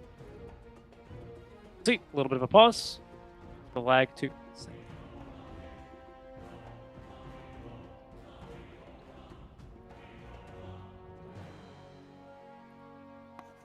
See how that works. Can we see what Beastmaster, if he's taking any skill points? He has not. I did check before the pause happened. Not yet. I'm really curious. Lots of money in the bank as well. 500 gold. I mean, he's just gonna rush the help. Yeah. But the thing is, if you do consider going for Axis build, the build that used to be the case was you go for Axis, and then you get 2 points in Hawk. You just don't use it in lane, right? Or Hawk plus Bulwark. Don't use it in lane, and then Chen can come harass you as much as he wants. He maybe takes your boards, and it doesn't matter at one point because you have access to kill him. The thing with that build is it's a bit weak against Luna too. Going to restart. That sucks. I'm sorry, Sandy. That is going to be a bit difficult, which means we're in for a bit of a longer pause. Yeah, I mean, the Axis build, I think, can work, potentially. But then I don't think you can Death Ball with that, though. Clear the waves super quickly. You still have your passive as well, which is going to buff the familiars with Visage. So that's going to be where your early push comes from. I just don't see how Monkey slots into it. That's what concerns me. I guess he's here to tank spells. Yeah, but... Monkey to me is a useless pick here completely. Like, I don't really see this point. Even there's no also mitigation, right? Like how I guess you have to go Blinkens run Purge. You know, I don't think that's a build. Right? I'm just. What do you do? No. I know. It's I. Maybe if this Monkey King goes for like a tree dance build, like you don't max Jingle Master, you max tree dance first. You farm all over the map. You go for Echo Saber. You just play as fighting. But then I think your lane's actually not that good versus Doom, is it? That's true. That's the issue. How many points can you get away with for tree dance early? Maybe 2, and then 2 points in the. Maybe you go like 1, 2, 2. Yeah, 1 to 2. Probably first point in Jingu though. And you max the. I think at 4 you want 1, 1, 2. Then 5 you put the second point, and then from there you play in the lane. Yeah, it's gonna be a difficult one here. Oh, 1, 2, 3, 1, 2, 1, 2. Oh, it's just 1, 2, 3, 1, 2, 3, 1, 2. Why is the last 3 missing? I don't know. That's an interesting thing. Where did the 3 go? My 6 is afraid of 7. 7's scary, dude. that's it, right? The 7 killed my parents a long time ago. was in a dark alley after the theater. Came up and he's like, I want you to watch. And I was like, Papa! Bang. Give him the watch! Bang, bang, right? It was like, what? And in an alternate universe, you know, your dad lived, he died, and he became that. Yep.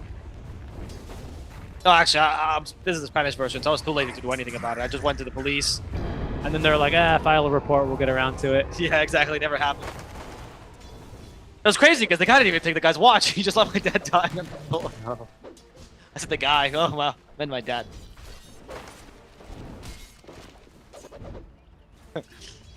Anyway. He left the dude on the ground. He left the dude in the ground. Yeah. I was like, nah, my dude. Nah, dude. Not the rug. Put the whole... And then you bowled a perfect game. Yep. Alright, well, Monkey Kiss is on the team who's having the best time either.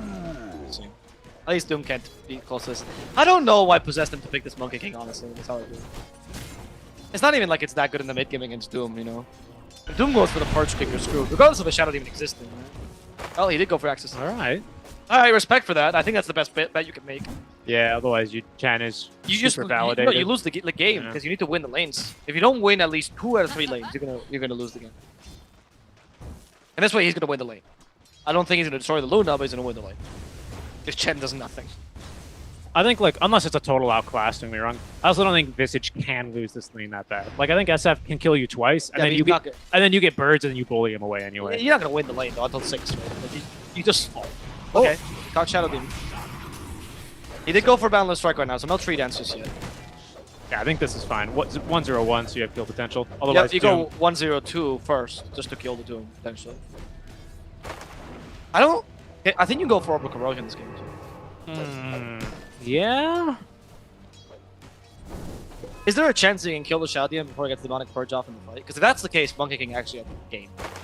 It would require a good round and Orchid probably, or a Roar. Probably you'd rather Orchid him, obviously, if you could. This is a very good Orchid game actually for Visage, to be honest with you. If he can actually find him, that's difficulty number 2, right? Yeah. The birds are good scouts, though. I mean, you have birds and hawks, right? So your team fight vision is really good. Very true. You've got all the drones up online, don't you? Aerial warfare. You got air superiority. Yeah, you can't say that. It is a Pakistani team. Air superiority. Yeah. Oh, the Salve saved her, I think. Despite her having the nerf healing from that stupid creep. It actually reduced the Salve It's really healing. good. It's very good. He's going to kill the creep, though. Envenomed weapon. So he's going to go for the right build, which is you scale poor, just don't use it. Weapon is so good. Yeah, it's the best small camp creep. Well, no, for Chen it's the Ghost. Interesting. Yeah, I think it depends. I think if you're landing against it, well, Doom would just eat it. But you know, if you can against a Doom, you'd rather Envenom weapon him because it's 34% HP reduction or regen reduction against a Doom. Doesn't have any healing anymore. He's pretty tanky though. He's just regens around, runs you down. You think of the old Devourer? Does he doesn't regen? No, I know. Space regen's pretty low actually. Oh, make it even low. He's tanky. Get rid of that regen. As they get rid of, I don't even talk. I caught him with Omni, huh? How did that happen? Shadowwing's got boots. Yeah, I know, but Shadowwing has boots. They stunned him with the Boundless Strike. So? I think he went for Orb Venom as well. I mean, I think you have to go for Orb Corrosion this lane, otherwise you can't take advantage of it. Venomed weapon. Which one has he got now? That hit? Oh, that hit is it now. Virgin Creep. Okay, I mean, it's not bad either. Expector just leaves the lane to kill this creep. Wow, so much commitment to kill the creep. The Holy Persuasion does not have the biggest cooldown. Nope. I guess that creep is just too valuable. You can't let that creep exist. Really annoying. Slow is brutal. Beastmaster's starting to run out of mana though. He should have considered a stick in this lane. I know, you know, you're rushing the helm, but you take a look at mid. 22 and 10 is pretty impressive from an SF. Especially with the Visage 13. I guess he's just started losing the Lasted War. SF got more auto attack. It does snowball real bad. Visage, they did really buff his projectile speed in 728 or 729. I don't remember exactly. I think it was 28. It's still bad. It's not amazing, and his animation is particularly bad. And with a good range, it's actually kind of hard to CS. Now we're Corrosion now. That's bad. So you're not winning the bottom lane. You're not winning the top lane either. Or sorry, you're not winning the mid lane either. It hurts actually. Chen with a Blightstone and his armor aura. Oof. We're trying to go for Visage here. Just trying to regen those Riku's cloak. Gotta hug him, but he's got actually triple raise up now, ready to go. Doing a decent job of actually ignoring him. Urge is soon up.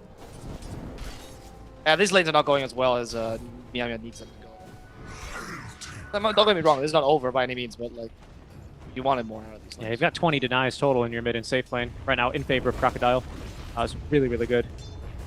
Probably some of these last hits from SF, I'm assuming, are also the small camp, because usually combat. It's a good. I mean, he's getting some last hits. I don't know why we left once it would be great. Knight has the help all the Heavenly Grace. Going for the Doom once again. But Scorched Earth is just too much movement speed. He does get the Shadow Demon with a Purification. Should be a kill unless Disruption stops that. He's gonna commit for this. Oh, just out of range there. And apparently not.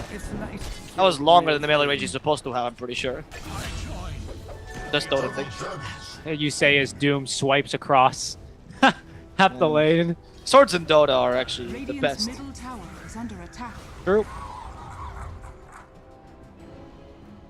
Going to be a support for support. Monkey King finally getting a little bit out of this lane, though. At the very least. Doom, of course, conjures up gold from thin air. I guess from creeps. Digesting them, so he doesn't necessarily care whether or not he gets too many kills in the lane, so long as he's still getting experience, and at that he is. The Alpha will pour out too. So be careful fighting that Doombringer. Plenty of damage as its first item Helm. So let's. Healing and harm. Oh, this is. Attempt? Yeah. He didn't max the Jingle Master, by the way, so I think it's gonna be a tough game for them. We have raises. We have a short range, long range up soon. He might get these birds. He's not really bullying the SF out of the lane though. Oh. Bit difficult, because laning Visages usually you don't really want to take points in the in Soul Assumption because it's really expensive for the mana, and there are not too many mid lane matchups. Part of me that will actually take advantage of that because you're a Visage without birds, you do most of your damage from Soul Assumption, but you need damage from Soul Assumption. So. Okay, let kill. The Monkey King. Comes That's Seth. purification. Here comes the Seth. You're right. I don't have anything to heal him, but the Knight just body blocking. Yeah, that is the best play. Oh, and the Doom on the Monkey actually that'll get him. It should get him. Yeah. The Doom damage is going to be enough, even without the Scorched Earth or anything. Monkey King. Nice little ring around the Rosie. Dire's structures are fortified. Not gonna do much. Just walks top lane and gets that kill. That's the thing. Visage is actually terrible at rotating, but he is good at taking towers if you rotate away. Just ask the mid-tier 1 tower. Well done. And actually, it'll be taken. Best to chill your time. No use to try to mirror the rotation if you're gonna fail at doing so. Yeah. In fact, he can rotate one. Oh no! Do not make this misplay again. Oh, it's Omnet. Sorry, I thought it was Monkey King. Yeah, we got PTSD from earlier. From earlier, yeah, when they TP to the lane 3 times in a row. Yeah, Visage, the birds move fast, but he doesn't. And if you TP to the Monkey lane, King is staying, the bird's gotta... Alright. Well, without Doom, I guess. He's gonna hold his own because he knows without the SF, he still wins this lane. There's still not much pressure here. And the reason why this is a better move is because Beastmaster will push down the bottom lane if he's left alone. The problem is, in the bottom lane, you just lost lane. Yeah. Looks like, it wasn't even an Eclipse, pardon me. Just right-click damage with the Chen getting the kill. So it's actually Lina, the poorest in the game. A bit surprising. Actually does harm. Helm 1 is finished up, though. 100 gold in the bank, so it's going to be a race to Helm 2 to make sure that Chen actually cannot take the creeps. Now they're finally going to give a little bit of space to Lina, level 3 here.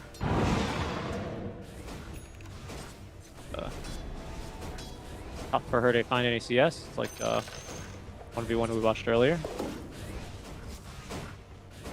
Brutal. She's not getting much. A little bit of XP, but SF's going to deny everything he can to stay very far ahead. We grab Centaur Conqueror. We're Stomp ready to be digested. Aggressive. No point in Wukong's yet. 3-1-3 though. That must be for a different lane though. There's the Boundless Strike ready. Disruption. Use the Boundless Strike, only the Shadow Demon. Luna's coming by. Leave. Yep, Listen Beam. Monkey King needs to leave. He's gonna die. Yeah, he needs to leave this lane now. Yep. He needs to go bottom for Beastmaster. It's way too far. Was that actually a Hand of God for Doom? Because he was fine. Yeah, he's totally fine. That's what was surprising to me. The good old war of stealing each other's creeps. This sucks because he is the Helm, but he's not going to use it too effectively. This Chen is completely denied the Beastmaster, honestly. Maybe it's not a possible game for me. I mean, Yeah, if you're a Monkey King or if you're any safe laner and you're pushing like that, you don't give an excuse for the enemy safe laner to TP to your lane because that's what they want to do anyway. And if you give them a reason to do it and they can get a kill and your tower, it's chef's kiss. Everything's perfect for them. Here we go. This is what Monkey King should have done. Yep. No, that was a big mistake. I agree. Like if you go there, you either go to the safe lane jungle or tower. That's all. Yeah, at least we can kill the check creeps, which honestly do matter. These guys are stronger right now. Yep. He already has the 2 boards already. He only went for 1 point in the axes for last thing in the end. Just do Midas up low, so he's gonna start to really scale beautifully into the late game. Hopefully they can take this bottom tower if you're Meow Meow, and then you still stand a chance for maybe the next 10 minutes or so. I honestly do think this game is closing in much quicker than they need that much better early. Laguna. Well, they're gonna commit for the skill, and they will get Shadow Deer. Okay, this is space for the tower bottom, so it's pretty nice. Yeah, it's very good actually. And since you already got mid, the enemy team is always reluctant to initiate here because it's a dead lane for them at this point. Yeah, they can't reinforce. Very risky. You have to be really careful right now if you're Crocodile. Orchid's done already. 11-minute Orchid. It's very good. Oh, Visage might be the saving grace. He might be the actual win That is condition. really good. I mean, it's no boots, but of course your Visage, you don't care. Yeah, he doesn't have Brave Chill. Yeah, and they're going to be playing aggressively. No. Stop here. Oh, here, this is pretty deep. We have points in Requiem, so... What does the Gargoyle's Nest call the stone forms? What do you mean?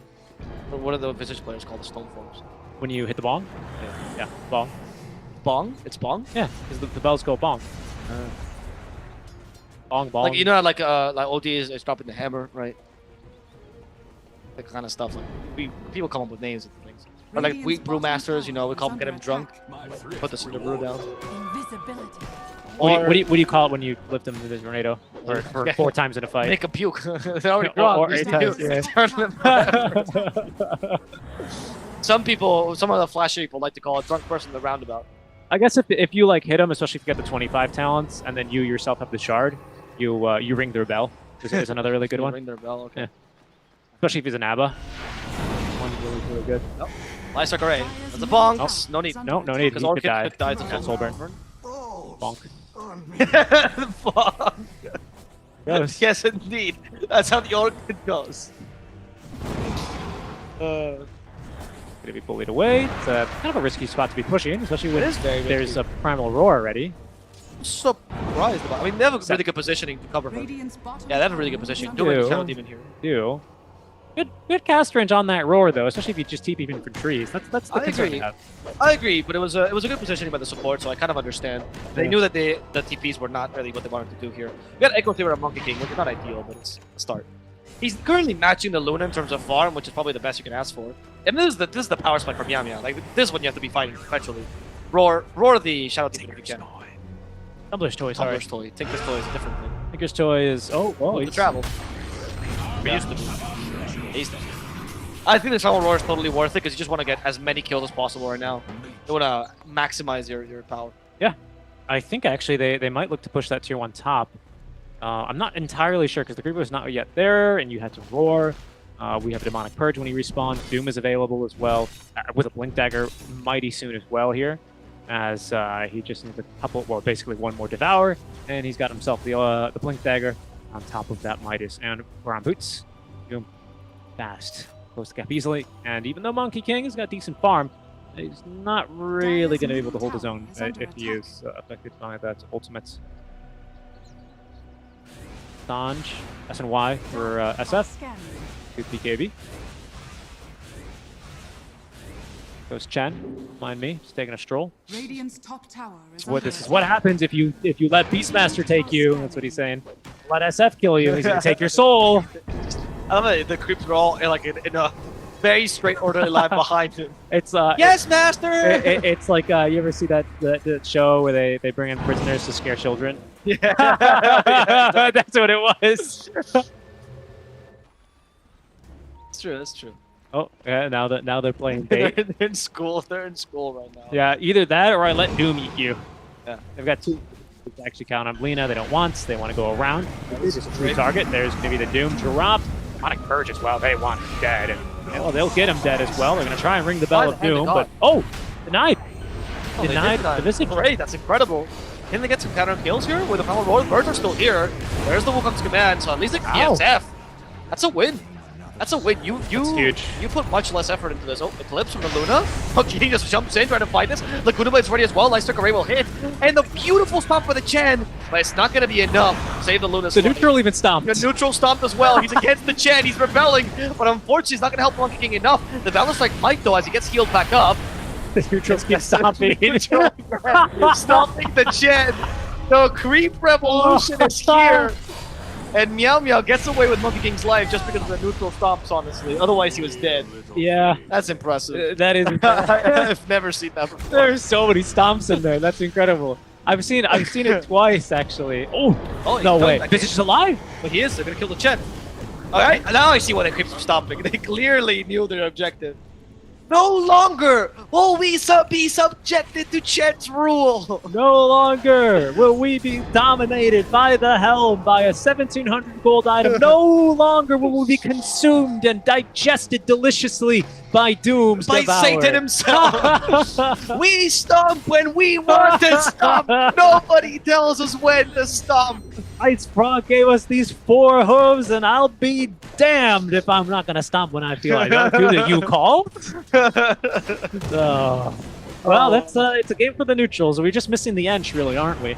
Yeah, and Marana Pudge now is in the pool. Yeah, maybe Lycan as well would be because he's the other yeah. help builder. The other king of help builders, right? King of Helm Builders, yes. With that, the aura, especially the shapeshift. Yeah. Nothing quite like seeing the Feral Impulse. yes, but shapeshift as well, right? Because of the move speed. Great. Nothing quite like seeing those ancient flag dragons run around at 950 move speed with a Derpy mouth. derpy mouth and a guaranteed crit. Scary stuff. With 250 damage and 2000 HP. Shot. I mean, it's Yeah, Medallion and Chen. I guess it's possible. Yeah, right? Presence of the Dark Lord as well, alright? Yeah, it's true. They took tower bottom though, so it's not the worst trade for them. They just killed the Hawk, so they know that they're here. Killed the Hawk. No, the Hawk. The Bears. He did the as well. Oh, you did it. You said the Hawk. The Hawk. It's okay, it's okay. My Chicago accent's starting to rubbing Oh off on me a my little god. bit. The Yeah, Hawk. they killed the Hawk. You killed the Hawk. Yeah, The Hawk. you know Daly. Oh, Daly. Oh, he's always killing the Hawks over there. Anyway, you hear about the Bears? They're going to beat the Packers. The Hawk! The Hawk! I said the! You... Oh, insufferable fool. Alright, they lost the Roshan. I don't think that's that big a deal. Who got the Aegis? It was the Shadow Fiend, I presume. Okay, when you insult me, you always insult me in the High Queen's English. What? You insufferable fool. Yeah, because whenever I insult you, I think of Dennis from Always Sunny. That's what he says. Careful here, wraparound is coming. We have the ultis ready to go, save for Demonic Purge. That Combo Exploit saved him way too many times. Second time it saves him already. That should not be such a good item. Cartoonist Midas as well. I mean, there's just no rest for these neutrals. No. These neutrals are in a war zone here. That's where they revolted. Oh, That was honestly. their one fight. Honestly. A very Che Guevara move right there. Okay, there's Vlad's. That's so, very late help. yeah, I think he must have... Oh, he's No, just no. poor. He just poor. He must have deviated. Nope. No. He must have blinked, right? BKB, no. Like watching a rich person find a poor. These must be wasting this money on something. How much are these bananas? $20, right? he was shopping at... How many iPhones do you have? Is that why you can't buy a house? Like 15, 30 iPhones? Yeah, he whenever he respawns from the fountain, he makes sure to buy some like three artisan mangoes. Yeah. That's why he's poor. That's worth it. For sure. Really working out for him too nicely. Omni as well, going for a Glimmer Cape. I mean, I don't know what else he builds, because like everything just gets dispelled, so at least that's going to ideally give someone magic resist, right? Even if they're not going to actually go invis, but if that is, of course, fully dispellable, and probably will be. If not Doom, then the Demonic Purge. But maybe it helps him live, you know, it can help him tank some of these Lucent Beams and probably not die. Like that, at least. But it's not a whole lot of things where you'd liking to be built here on this Omni Knight. Yep. Oh, I think in general, like, yeah, it's really thwarted as to what anything they can do. Wow, that I think it's very good. It's very good timing. Like, honestly, Sparks is going to carry this game because of it. He's killing Chen, by the way. He is killing. I mean, it's so fast. You blink and you miss it here. 30% bonus damage. Or you just with, leave. with Orchid. Luna's fighting this. I guess they're just going for the SF instead. I don't think he's the probably because he has once again Aegis. I Yeah. think they just gone on the Luna and killed him. No. Under the courier, Kennedy's courier. I don't no idea what it was doing there. It must have been a Not mismicro. carrying anything. That's well, no, it wasn't, but it's going to be carrying something that he really wants in the next few minutes, and that's the Helm of the Overlord Just recipe. TP like a true man. Yeah, but then you got to run all the way back. I mean, it's not that big of a deal, but like on an item that got nerfed by 250 gold, to delay it by just that much, it went even further by letting your courier die is a little bit of a shame. I say, by the way, Monkey King's build I like. He's deviating away from the jingle mastery, where you go for like attack speed or S and Y, Yeah. and instead you're going for full damage, and that amplifies the Boundless Strike instead. So I'm assuming he's going to go for Boundless Strike talents as well. That's nice. It's a good decision. It's a good decision. It's a good deviation from the original build. It's just because you just need to play at range, frankly, this game, don't you? Yeah, honestly. Stay away from SF. Stay away. Force Demonic Purge on someone else, but he's going to get it anyway. Well, with Axe now. Yeah, as So- I say, they're giving him farm priority. He's just got Brown Boots, Aether Lens, and You just need to kill that dude. Tower Yeah. is under attack. Luckily, again, with Science is the Grave, it is easy, actually. It is really easy to kill him, because this Shadow Demon's not going to have a defensive item to save himself, and if you just force him away, he's going to be in some trouble. They are going to commit a Demonic Purge here, actually, for the Omni Knight. Going to try and keep himself buffed, but of course that doesn't work. Purge, and he is going to explode. Looks like mid-tier 1 tower could be sieged. Do we have detection nearby? We don't. The Grave could possibly be used here, but not to save the tower. Doom on the way in. Find Alina. Is he going to Doom Alina? Probably doesn't need to. Lucent Beams are there. There's the Roar. Oh my goodness. That was so much damage. With the Orchid on top, they might even still just kill him. No, BKB active. Hand of God as well. As that'll be able to get them outside of the Wukong's command. That's the 9-second BKB reveal, however. Luna as well is actually currently rocking one. So Meow Meow, they're actually getting pushed in here quite a bit by this dual BKB timing of Team Crocodile. Luckily, they've only lost the supports for now in the mid-tier 1 tower. And one gargoyle, so we have to resummon the familiars. That's pretty bad, actually, the gargoyles. Honestly, almost worth. I think the lean is also a big deal in these fights. No Wukongs? No Wukong's, no BKB either. Oh, almost killed the Luna. Wow. They forced the They messed BKB. up. They messed up. That's a double stun. That has to be a double stun on the gargoyles. We need to kick him from the gargoyles nest. To be honest, though, unfortunate. To be honest, that kill was like even surprising to me. I didn't. Oh, that was. They have Boundless Strike here with double damage. That's pretty huge. They can continue this. There's no BKB on Luna. They actually have a chance. A really solid one right now. That's what they needed to do, unfortunately. Okay, big fight. Oh, goodness. The LSA, they have not letting SF get off this Requiem, and in fact, they just might not. He's going to go down. That's a death Requiem, because it's not fearing anyone. And there is a Doom as onto well. the Monkey King. Didn't do anything. Because of the Heavenly Grace. Shadow Demon, he's bought back. But this is going to be a bit rough here now for Team Crocodile, as they've not really gotten what they needed.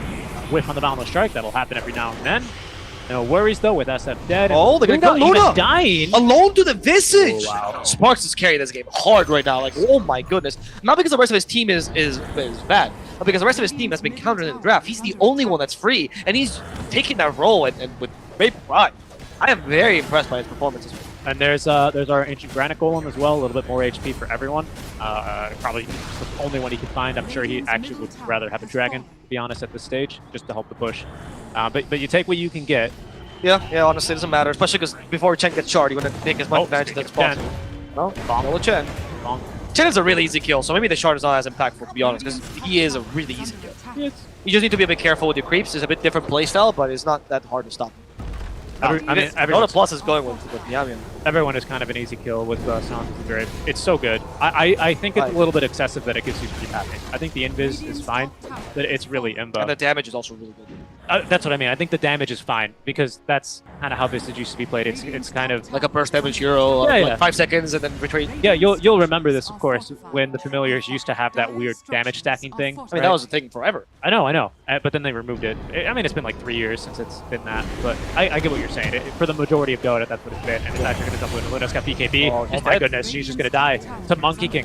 That BKB. It's Deso. It's beautiful. Deso. Yeah. I gotta commend all the adaptation that Miami made for this game was impressive. How did they stop this? Yeah. You don't. Luna's in that BKB. Oh, well, you take the Ancient. That's a good one. Shard is already up. There it is. No, they take it back. Take it back. Okay, that's good. If you force the Holy Persuasion first, I guess you can always take it back. So that's important. Primal Roar. Kill the Chen. Stop taking my creeps, Chen! There you go. Well done. Point of Eric's deleted. I think you can take more. I think you can definitely take more. Yeah, Dezo. Yeah, 100%. Oh, Echo. Careful. Demonic Purge. He still has... There's no follow-up. This is great. Yeah, that's a huge ability, just essentially wasted. Oh, he has no axe yet. You're right. He has no axe. Oh, that's a big deal. I don't think just to make sure they take it. And I think it's totally fine. Sure, play safe, play safe. Play it safe. No need to really be too crazy. They did cut your wave mid and top, so you were about to lose backdoor protection. So everyone just needed to hit barracks and back up. I like that play. Axe on Lina. Yes, sir. Yes, sir. Axe on Lina. I think is a really good choice. SMY on Monkey King. So he's going back for the more tanky Monkey King build that we usually see. SMY Scotty style. It's always a good option versus Doom. It's always a good option. If you're not a Lincoln's builder, like you just have to accept it and go status resist, I think. It's right, yeah, it's against Doom, it's a good option, you're right. And Apple 7 Grace, I think is justified. I think Scotty is still good as well, but I really like the choice to debate Desolator first, because you needed that damage. And it's worked wonders for him. Agreed. Helps you push, even though your push is already pretty bonkers, honestly, to betters with that Deso. Can always be helped. You kill a lot of these targets a lot faster, especially the supports. If you can just hit them with a Boundless Strike, your Visage is going to absolutely shred them. As they've shredded now the Shadow Demon, they're looking for more. Visage might be in trouble. No! Glimmer Cape! It's going to prevent the Doom from coming through, and now Abo, they're going to look to turn. We have a Laguna Blade, of course, upgraded by that Ag Scepter. Aurora now onto the SF, as he's going to be the one in trouble. The LSA, and there's the Laguna chopping right through him. That's going to eviscerate him. The Doom's going to come out under the Visage, but he's still chasing. He still wants this kill. It's the Doom. His BKB will expire, gets the blink back, but he has nothing left to fight with. Yes, now you can continue and go bottom, honestly, because the creeps are just pushing through mid at this point. They're being stopped by the Chen creeps right now, so they want to kill the Chen for this. Echo Saber, that's going to work wonders against them. And they're going to take over the base. They could probably end. Now. They might, yeah, you're right. But they're going to go for the Oh, GG, okay. No, I mean, I think they recognize it. It's okay. Great job, yeah. Honestly, I don't think Crocodile messed up a bit, not going to lie. Much like last game, they had a couple of plays that were very questionable. And Luna's positioning in this game, much like Spectre's choice to fight in last game was a bit questionable as well. There was a couple of fights you're like, are you really sure you want to be there, WYJ? Not really sure. The target acquisition was not impactful enough. Talked about the impact of Demonic Purge and Doom.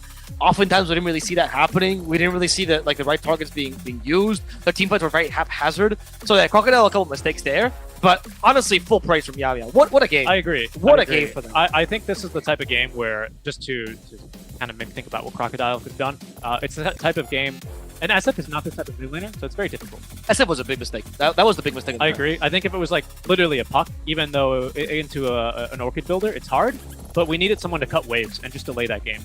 I thought it was Viper as well. Viper was great. Viper could have cut waves, yeah. Could have cut waves and also really good at the laning stage and also pulling Visage because with SF and especially with his build of SNY into BKB, like he was very much a fighting SF and he was like, Luna, we need you to fight. Yeah. Luna wants to farm in this kind of game. Yeah. She's not going to be strong enough to stop that death ball push, especially with the itemizations coming from Yamia. We needed to cut waves use backdoor defense to your advantage, and they couldn't because SF is not that kind of mid laner. Yeah, it was just I feel like when I saw the Visage pick, I thought this is probably the best option, right? I mean, we suggested it for a reason. It's probably the best option, but you still have one last pick here to make sure the Visage doesn't work out. Right? You still have the one last pick, which is the last mid laner that you can come to the Visage with. And I was very surprised by picking SF there. Should have been Viper. I should have been Viper. Honestly, like you said, Venno, like there's a variety of picks to make sure the Visage doesn't. Oh, Venno would also suck. Viper, I agree. I think Viper was the pick. Viper was really good because we also needed someone that could clear waves from a distance. But I wouldn't even mind. I wouldn't have minded the Puck, for example, as an option. Puck was good. I wouldn't have minded. I don't know how many of the Spirits were left. I don't know if Ember was available. Ember was also kind of fine against Visage.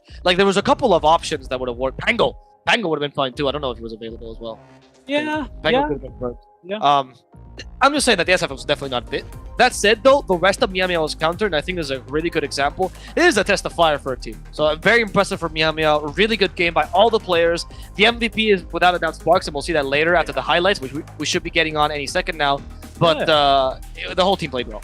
Whole team played well. Yeah. It was a fantastic game from them. You want to... Oh, we wait for our highlights to go. Wait for our highlights. Let's talk about the giveaway that we always run. A little giveaway / quiz, guys. The highlights are going to be running right now. I'm going to tell you about the giveaway. After every game, I'm going to show you guys a question here on... Okay, there's a highlights of the last game. Yes, this is not the right game. That's not the right game. That's last game. That's fine. Anyway, we're going to talk about the giveaway regardless. So we have the... there we go. That's the right game. This is the one. So we have the... giveaway currently going on / quiz. At the end of each game, not each series, we're going to show you a question regarding the game or the series on screen. That question will usually be like, who got first blood, who got the first mega kill streak, who got first Roshan or first tier 1 tower, etc, etc. And if you watched the game, obviously you can answer that question correctly. And if you do answer that question correctly, you enter a raffle. If we pick your right answer out of all the right answers, you can win one of the following prizes. Every day, we're going to give out these following prizes. It's going to be a UU booster code for 7 days or 30 days. And a UU booster is a service that's going to help you game at a faster speed with bettering your connection and your hardware in general. So it's it's somewhat like one of those VPN booster services. It's not a boosting service. It's a booster service for your hardware so you can play better in a better environment, not so someone will get MMR for free for you. And the other prize that we have is going to be a Dota 2 treasure worth $2. And if you come in tomorrow during the 1v1s, you might also be able to get a Steam $10 gift card if you answer the right questions during those 1v1s. 1v1s that, by the way, will include the offlaner here from Yamia, if you're a big fan of him, called Sanity. Really, really solid player. Not so great at the 1v1s, but really good in the 5v5s, which is what matters in Dota. No, I mean, we'll see him tomorrow, right? It's if he can, maybe he's saving a couple of strats now that he's in the lower bracket finals before him out. But I definitely recommend you guys tune in tomorrow because this is it. This is our last game already. I mean, we'll continue talking about this and just recap the game in the series a little bit more because, yeah, we still have to see our MVP, but definitely for me, it's Sparks. I think Lina as well played an awesome game. Lina played really well. I gotta give it to the Monkey as well. I think Hawkeye, right? Yes. Hawkeye was really impressive. Very much. You must make best situation out of no situation. Yes, exactly. Sometimes life gives you lemons, and sometimes life gives you a kick to the face. And this was a kick to the face for Hawkeye, and he did really well with it. Yeah. His build was perfect. He played the team fight really well as well. But just using Boundless Strike as an initiation tool, he got some crazy Boundless Strikes on top of that. He did. Wukong's command rarely used, and I think that was the right choice. You don't want to go in the middle of the fight and use your circle. It was just unrealistic. Right? You need to use the other aspects of Monkey King, and clearly he built for them. Right, that's what this SO is about, and it's the right choice. Very well done, honestly. Way to turn a draft on its head. And now we see the MVP, which I think is going to be Sparks. No surprise. This is the first time that one of the first times I'll agree with the actual numerical MVP. Obviously, mid laner or carry tends to be the MVP for those reasons because it's automatic. But in this case, I do think it was Sparks. Like, Sparks was the win condition. He was the one who destroyed the game for them and opened up the game for the whole team. And there's a reason why he's a Visage spammer. Really impressive performance. Though, like I said, I think all of Miami deserves the MVP. I think the whole team played incredibly well. Yeah, they played a really, really strong series. Very, very impressive stuff out from them. And, I'm excited for tomorrow against Army Geniuses. I think the Visage is going to have to be a must ban for them. Yes. I think Visage Kunkka need to be banned, both, honestly. No, I was thinking, but no, I think you're completely right. They did ban the Kunkka today. They did. And, well, what did we learn, right? As, don't ban the Visage. Or also, don't pick a hero that gets countered by Visage, and then, like, it's weird to ban the Kunkka and then pick up the Shadowfiend. Because Shadowfiend is considered a really good hero against Kunkka, and he is. Yeah. So it's really weird to do this. This was the wrong choice. Like, that was the biggest mistake in Crocodile's draft, and really, really egregious. And this comes back to the biggest mistake, I think, in Crocodile's drafting as a whole, which is that they seem to just look at their own draft and never their opponents. And that's something they need to look forward to fixing.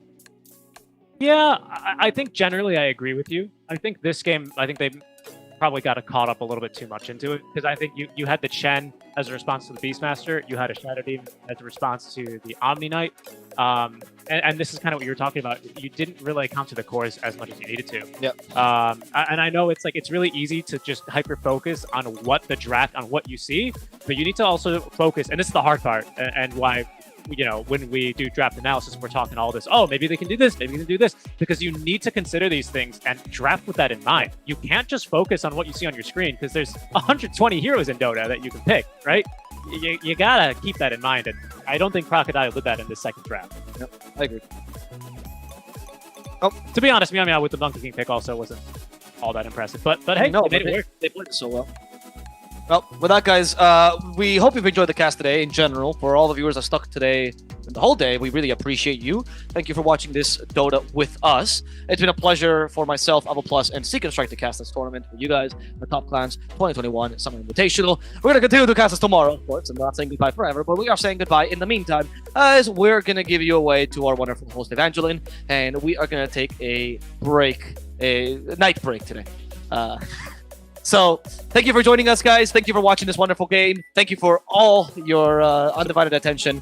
And we'll be coming back tomorrow for some more Top Class 2021 Summer Invitation. See you guys then. Enjoy your night break. Enjoy your night break.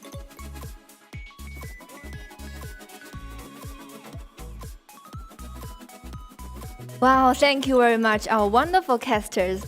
Alright guys, after a whole day's matches, our first day of the knockout stage is finally over. Congratulations to all the winning teams. They performed a wonderful show and remarkable show for us today. And also congratulations to all the MVPs whose performance is fabulous as well. Well, we would like to say special thanks to our audience because without you guys, we couldn't make this project. Alright, before leaving, let's take a look back at today's team's performance.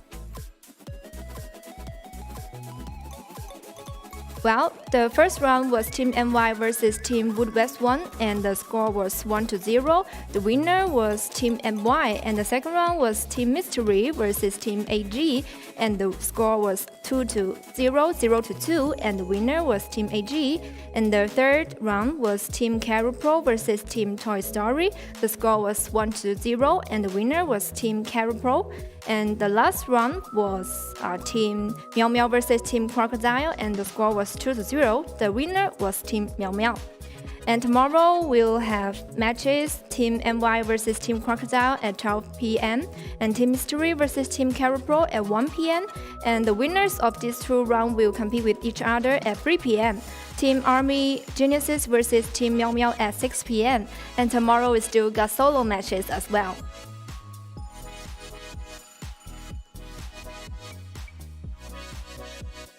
And at the end, as usual, we would like to express our gratitude towards our partners.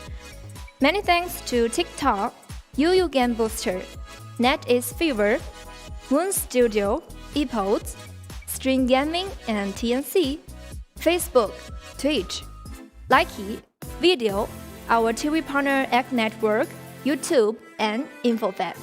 Alright guys, now it's time to say goodbye. Before that, please take good care. We'll see you tomorrow.